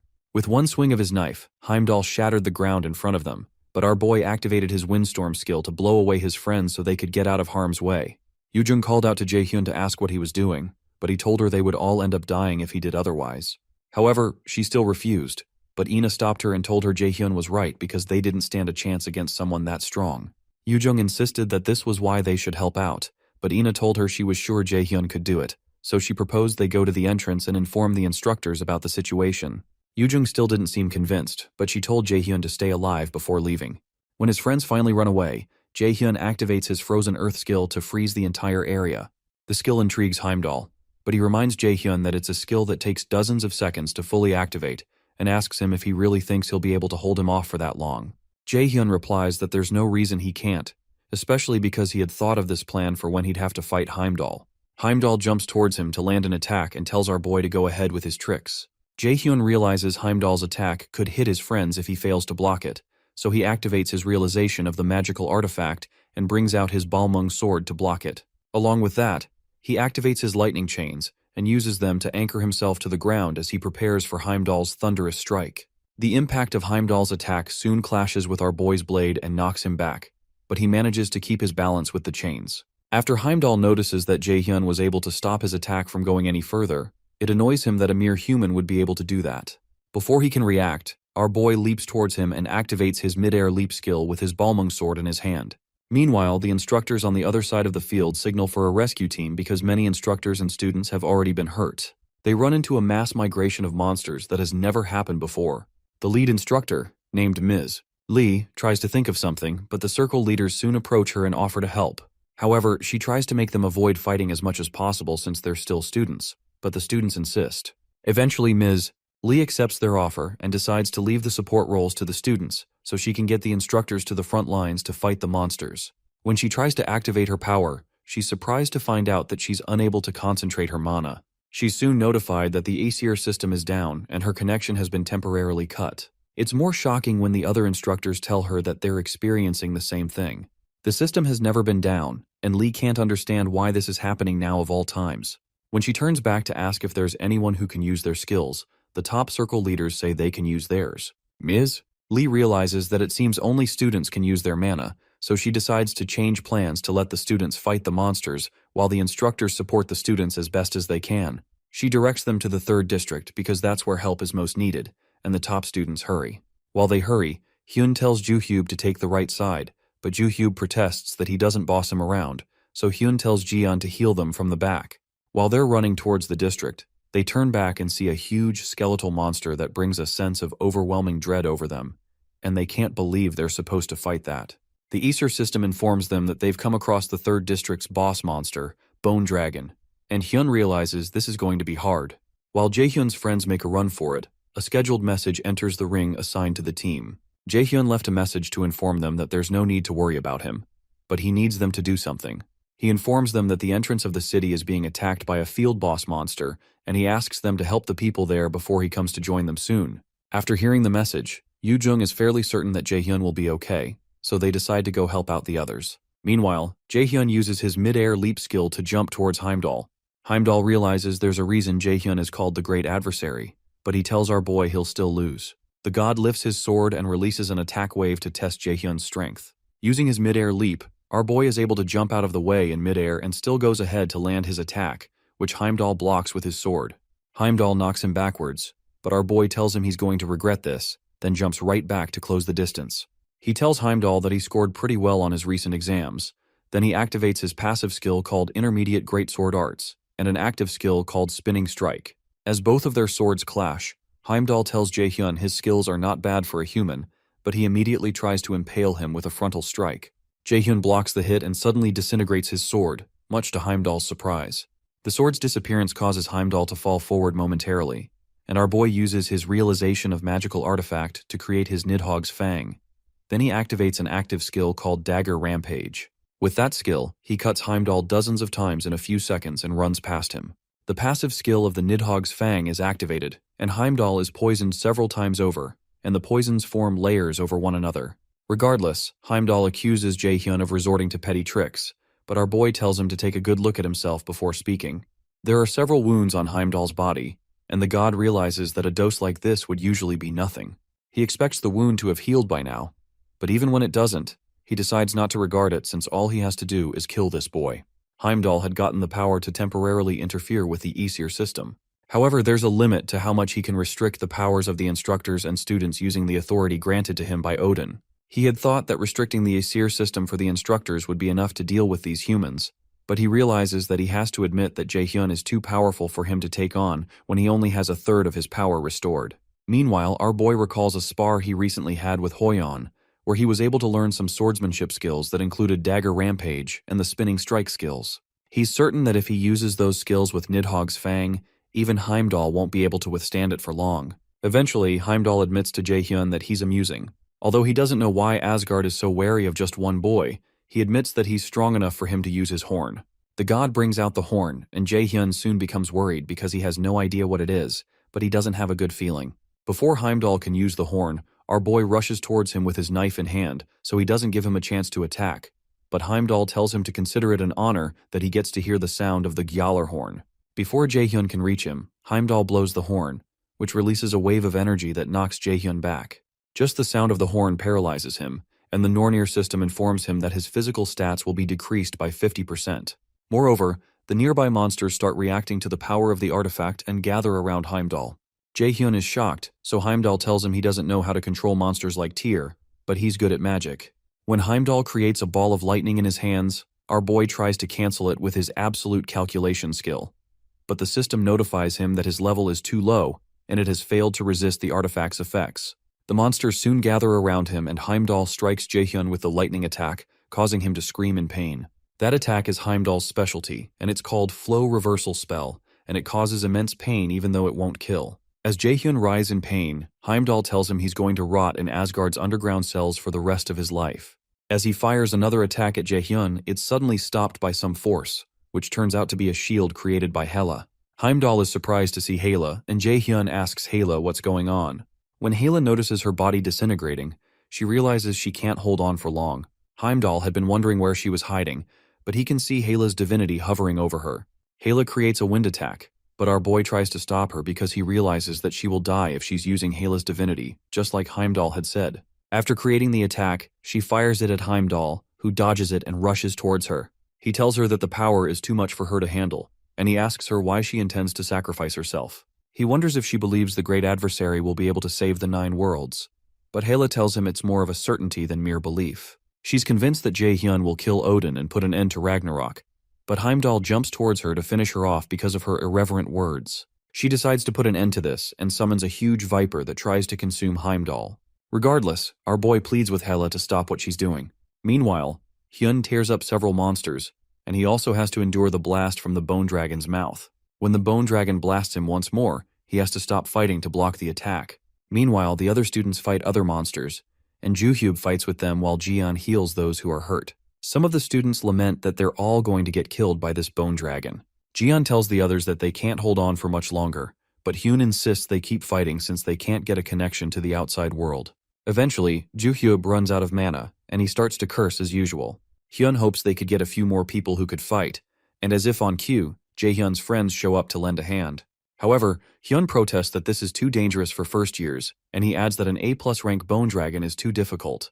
While he's talking, he's ambushed by a wolf-like monster from behind, but Hoyeon activates his 100 Azure Splendor Sword and cuts the monsters into small pieces. The others soon join the action, and they collectively declare that they're here to keep the promise they made to Jaehyun to help the others. Hyun is surprised to see them facing the Bone Dragon and the other monsters head-on. Hoyeon rushes towards them and signals Yujung for support. She activates her overflow skill and another skill called mana field to create support, while Ina activates her sword of Alfheimer. Hoyeon activates his 100 Azure Splendor sword.